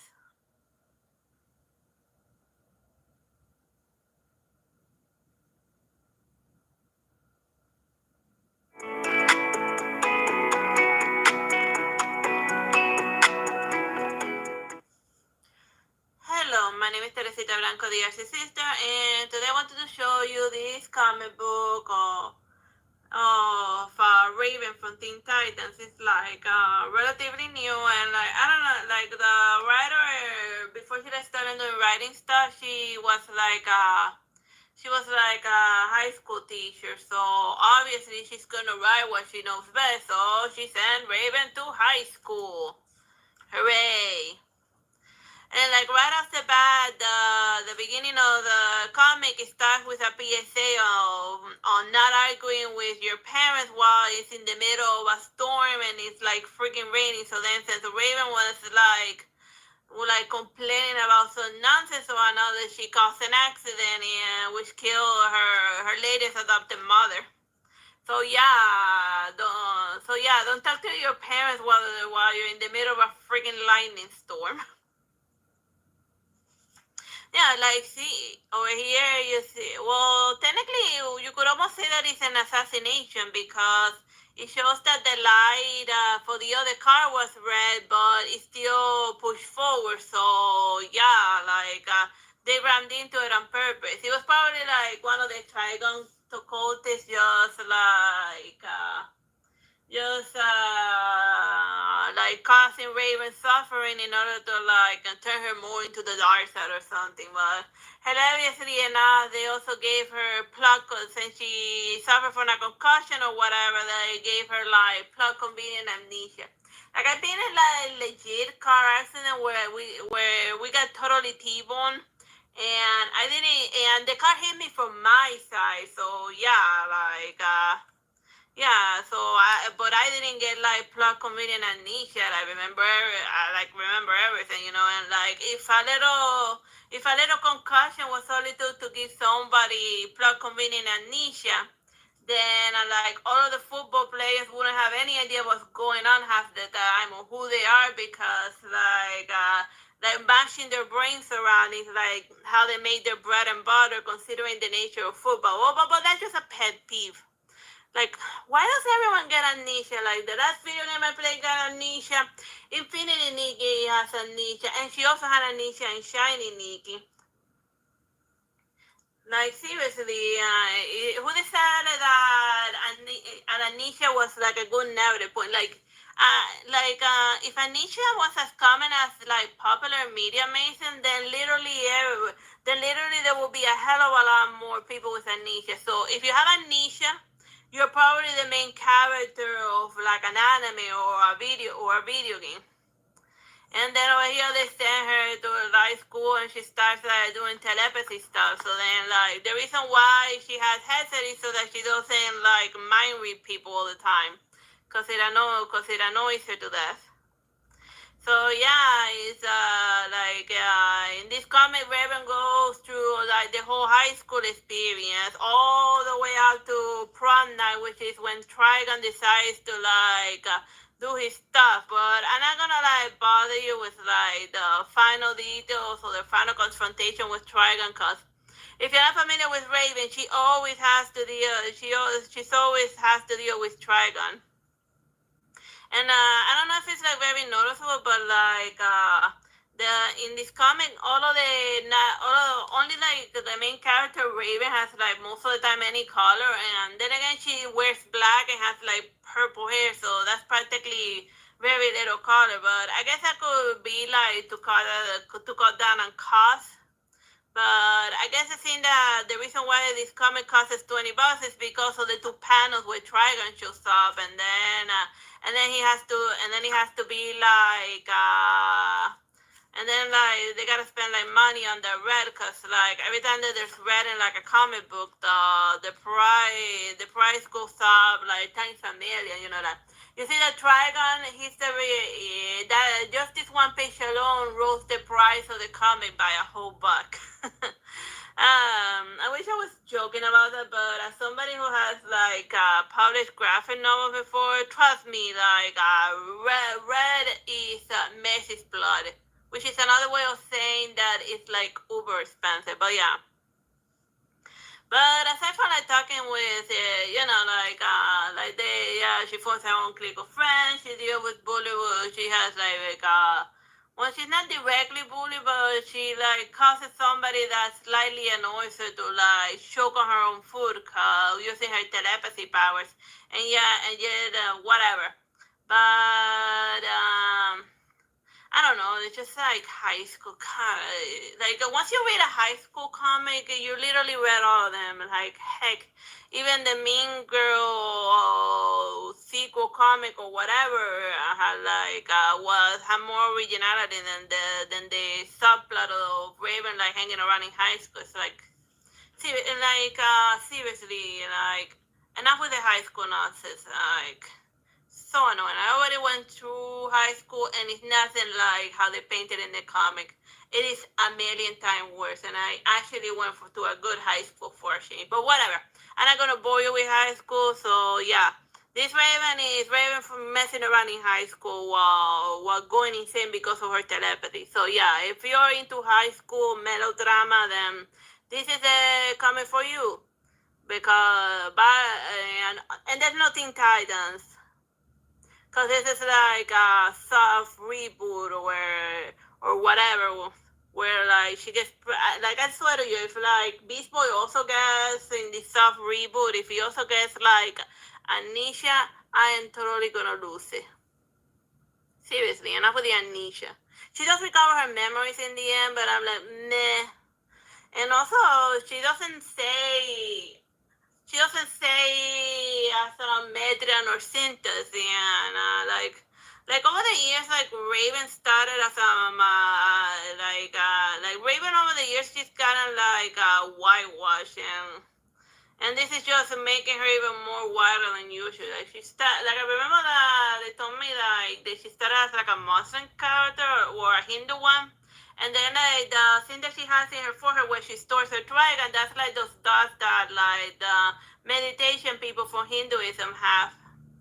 Shankara, yeah, I think that's what it's called. So yeah, like this is just where Raven being stripped of her past even more, so much so that now that they even took away her memory, so she's just a shadow of her former self, where she just defined 100% by her abilities and being hunted by the devil dragon and nothing else. Cause apparently that's all there is to her, you know. Whatever, but I disagree. I didn't mean to roast it, but I kind of did. Bye bye and God bless.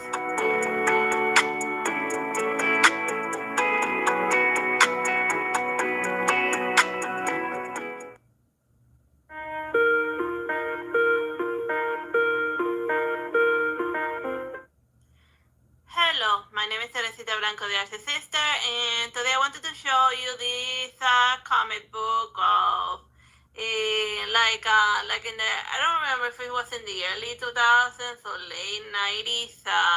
There was like this movie called Mean Girls. It's about this main character, Cody. I forgot her name.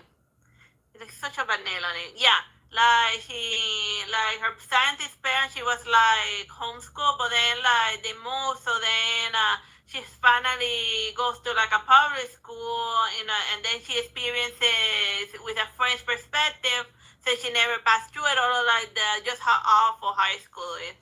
So then, since this is kind of like a belated sequel, she's like hoping that nothing serious happens to her in senior year, and like right off the bat, she almost gets run over for being like uber spaced out, and vehicle just quickly. Like first of all, why is that buster like running like very quickly like the devil's after her? Like you're like in the school zones. This bus driver is probably drunk.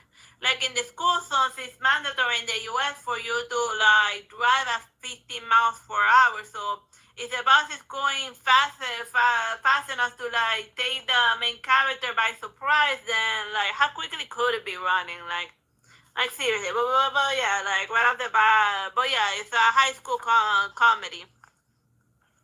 And then here enters the new Mean Girl, who's a transfer student. And then she wants to, and then because she was bullied in like her previous high school, now she's gonna make like everyone suffer for it. So then the main character, she takes it upon herself to put her back in her place using like various plans and pranks, but nothing too serious. It's not like these are Mean Girls. It's not like how guys will put another guy in their place in like a typical American high school, which is to like shiv him or something, you know.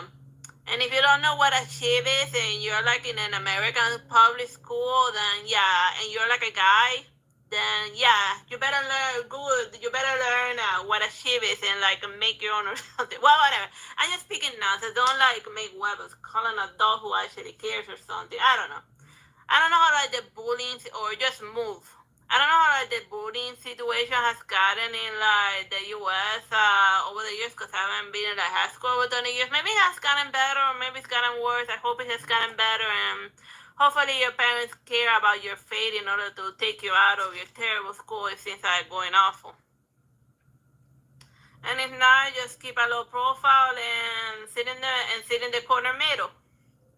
You know, like that spot, that way there's a whole section of you where, like, you're not, like, so up forward where, like, you draw, where you appear too interested, but you're not so far back that you appear like you're not interested in us. So then, like, by taking the middle path, you don't draw the attention of the bullies. Just some terrible advice from, like, my high school years. Whatever.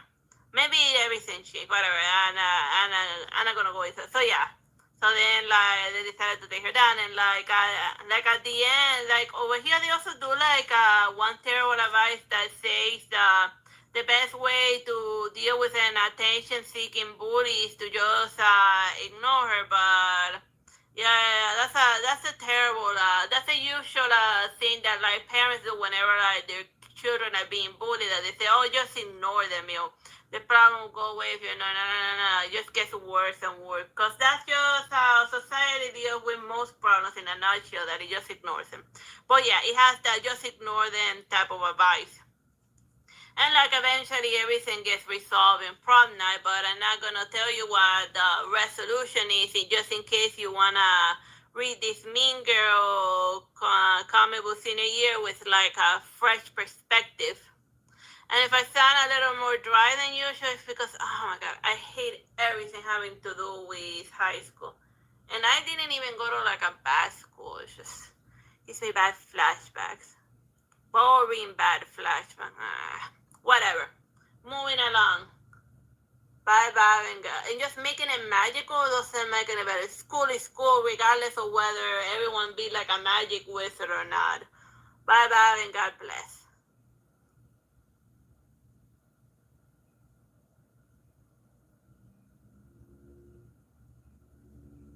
Hello, my name is Teresita Blanco de Artsy Sister, and today I wanted to show you this comic book that is Watchmen. Like this edition in specific has the entire Watchmen story from like beginning to end.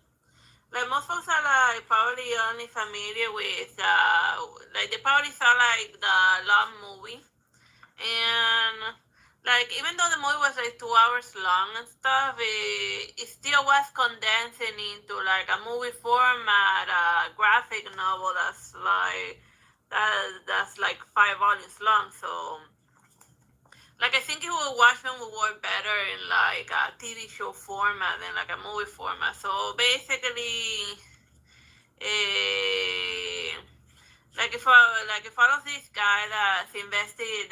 It's a murder mystery. Like they murdered somebody who used to be a superhero, because right now in the world of Watchmen, being a vigilante is like considered illegal.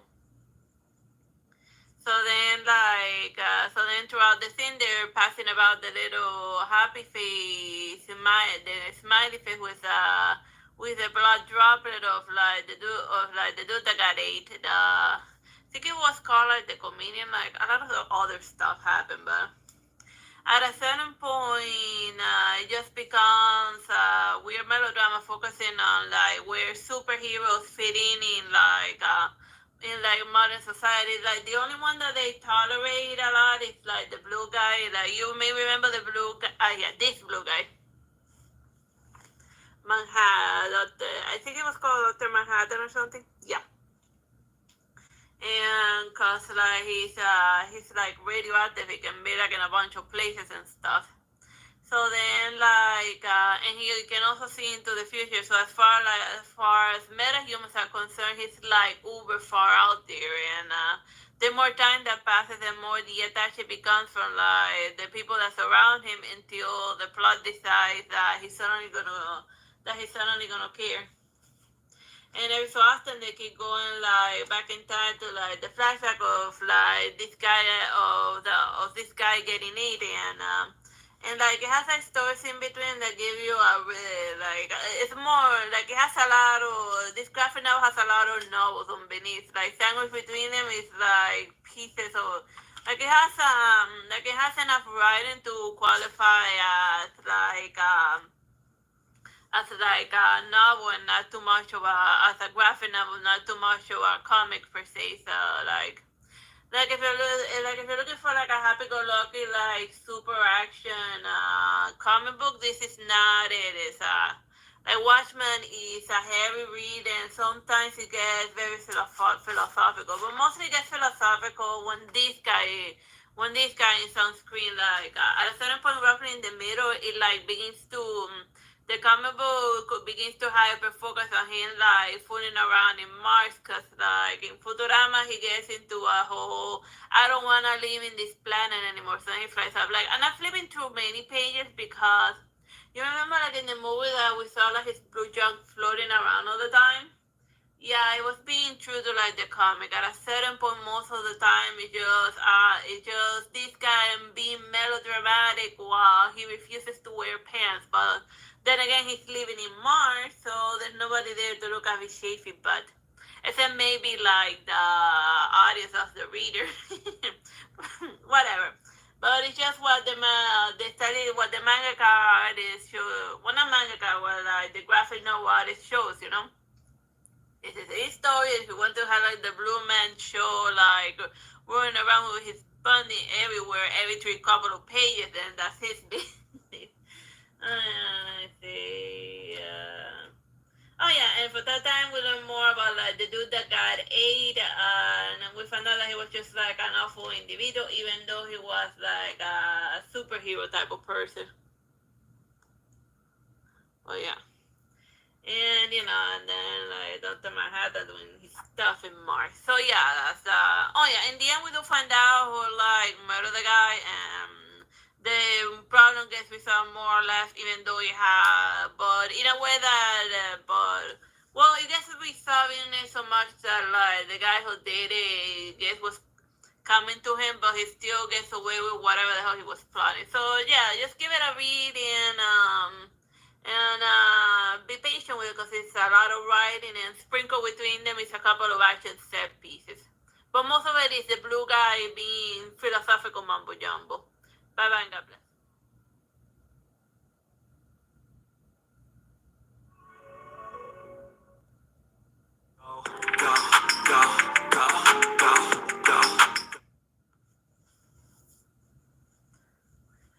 Hello, my name is Teresita Blanco, the Artsy Sister, and today I wanted to show you this comic book called Cherish. Like, Cherish is like a different type of like superhero type of person, but more around like the killer spy with like the fancy tech type of thing.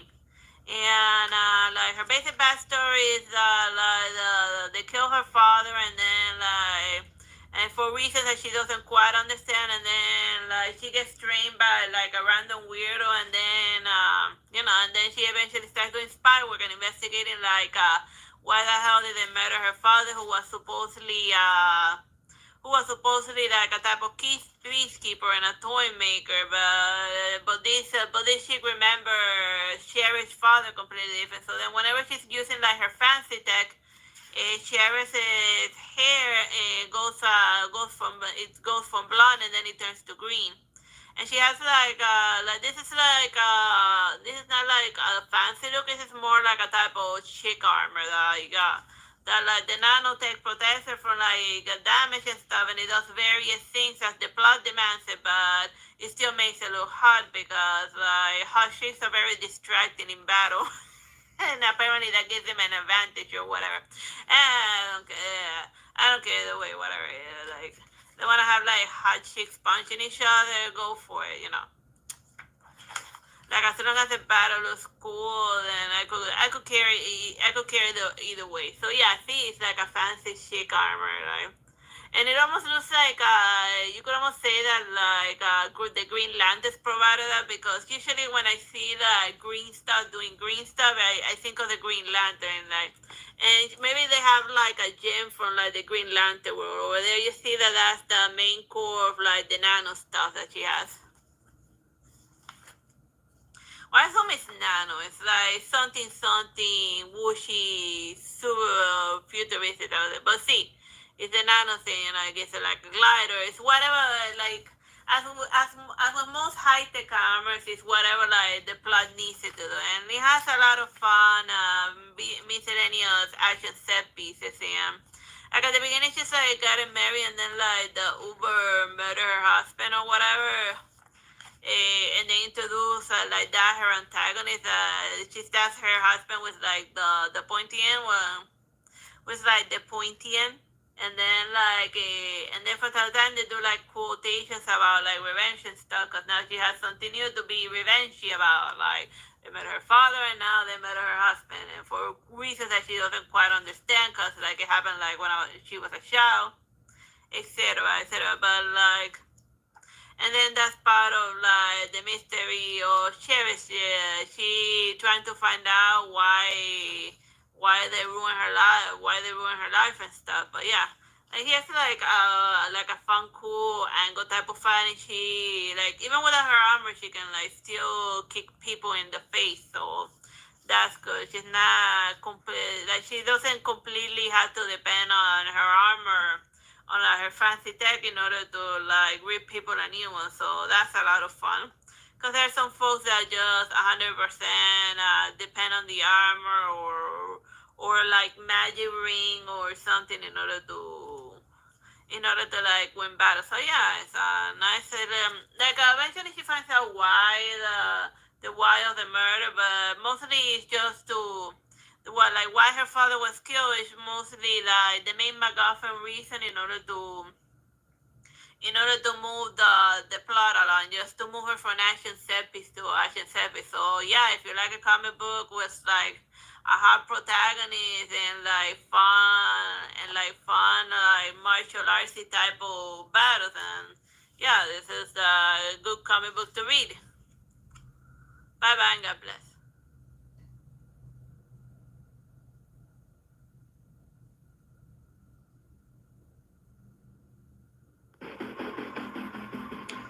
Hello, my name is Teresita Blanco, the Artsy Sister, and today I wanted to show you this Junjin Ito manga that's called Tombs, or Graveyards, or whatever.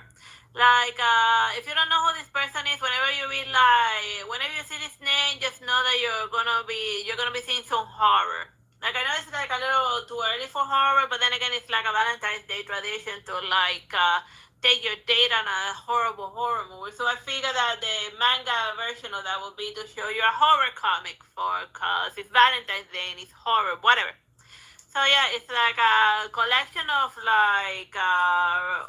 random little stories. Like the first one that they show you is the one that like the front cover is named after. Is like they're visiting like a very weird town, and on the way there they run over a chick. So then they just hide her in like back there because she's dead.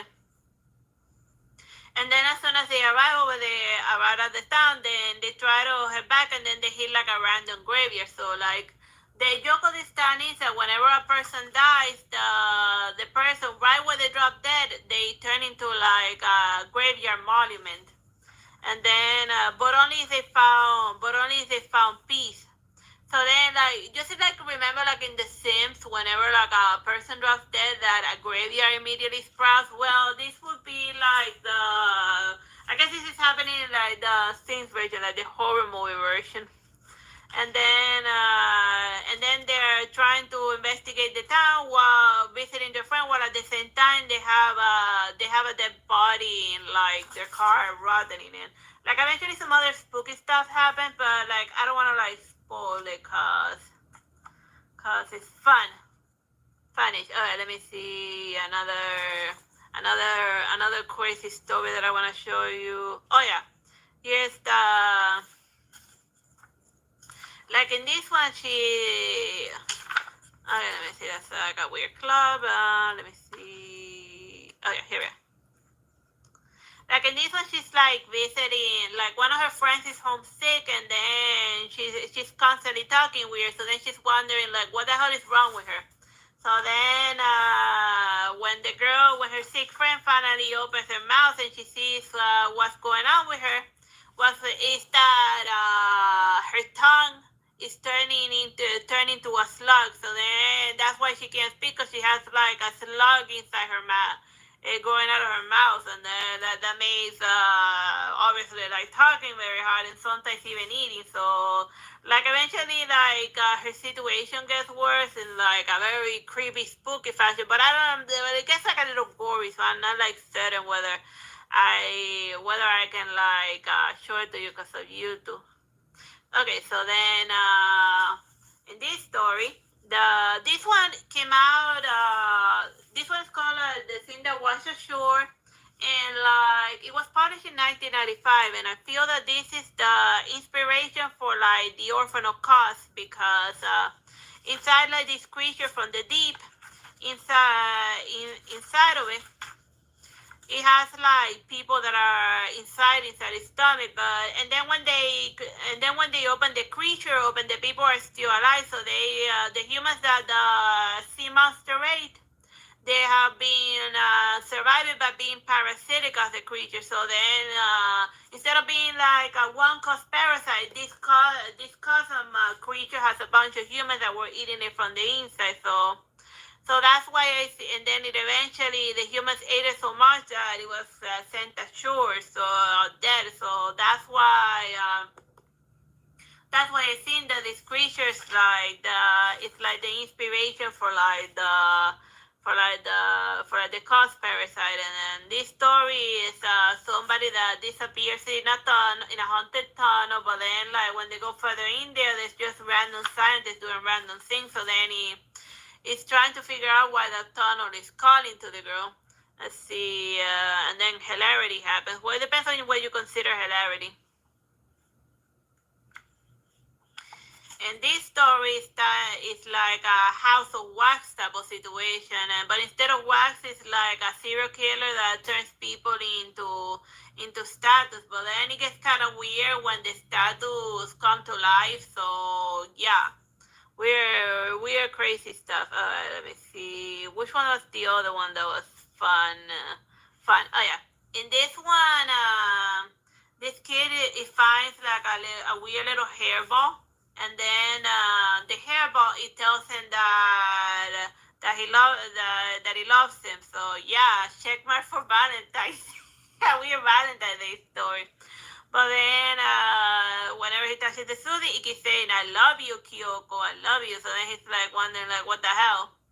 But then more little Powerpuffs, more little Suzy things show up, and then each of them with a different thought or whatever. So what it ends up discovering is that people who have like repressed thoughts, they manifest in the form of these weird hairballs, and then each of them like voicing out the thoughts and emotions that they have repressed for a while. And then with something that was very well repressed, and in one of them, it even rats out the weird puff street, ends up telling them that somebody committed murder. Over here it says, "I killed Mima." So then everyone in town knows that the guilt of this guy, it manifested in the form of a weird tree.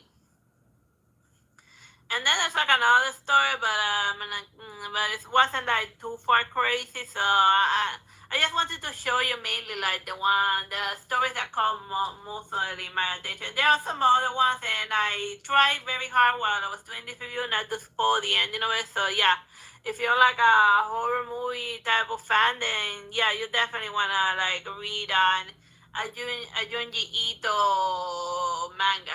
Bye bye and God bless. Like Uzumaki is a weird one. Give it a read. Not Naruto Uzumaki, the manga Uzumaki. Give it a read. It should get like readapted to like it would make like a great spooky TV show. Bye bye and God bless.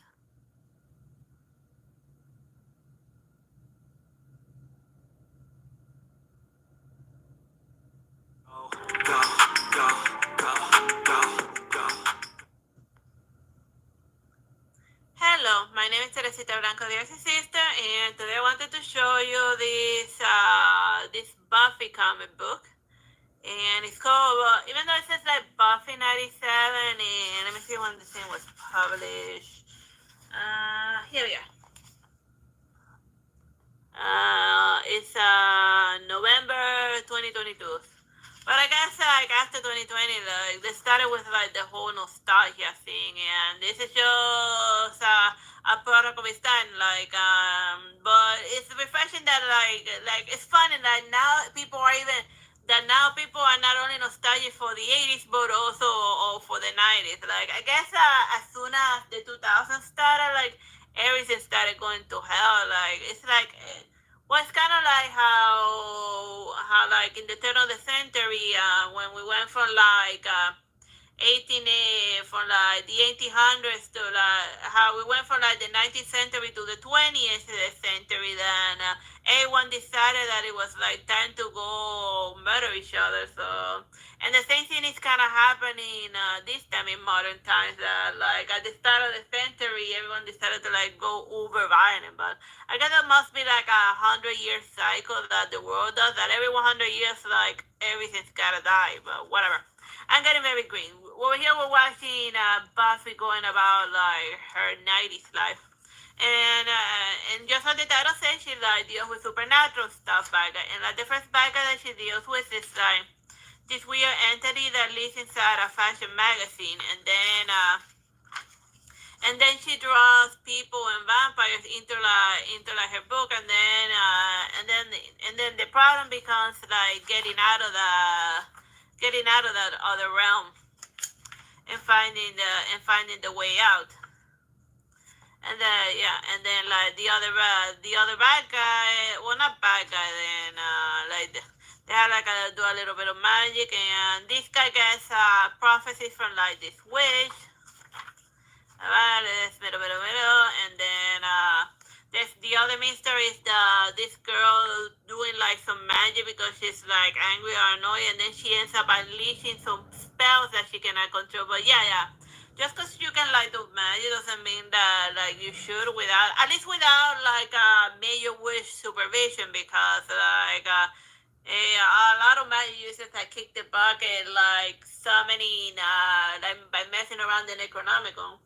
Like I seen like Ash from like Evil Dead, he's if he can like do all of the fact that he can actually use the Necronomicon just shows that he's like a powerful magic user or something. But since he doesn't have like the supervision of like Merlin or something, that he keeps like miscasting or doing a bunch of things or unleashing stuff by accident, because there's nobody there to explain to him what each of the spells does. It's just creating effect without understanding the cause of it. But that's the crazy thing, that this one ends up unleashing, just causing a lot of random deaths, and then it becomes Buffy's, and then Buffy's gotta go clean that up, because she's a vampire slayer, but she also deals with other nonsense. So yeah.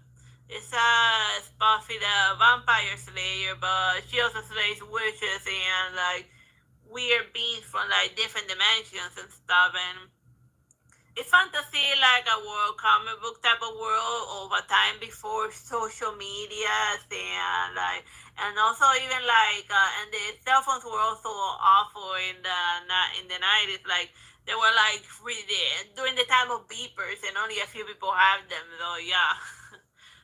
So that's this comic book in a nutshell. But if you're like, no, if you want to see more Buffy, then this is now one of the few ways where you can actually do it. Bye bye and God bless.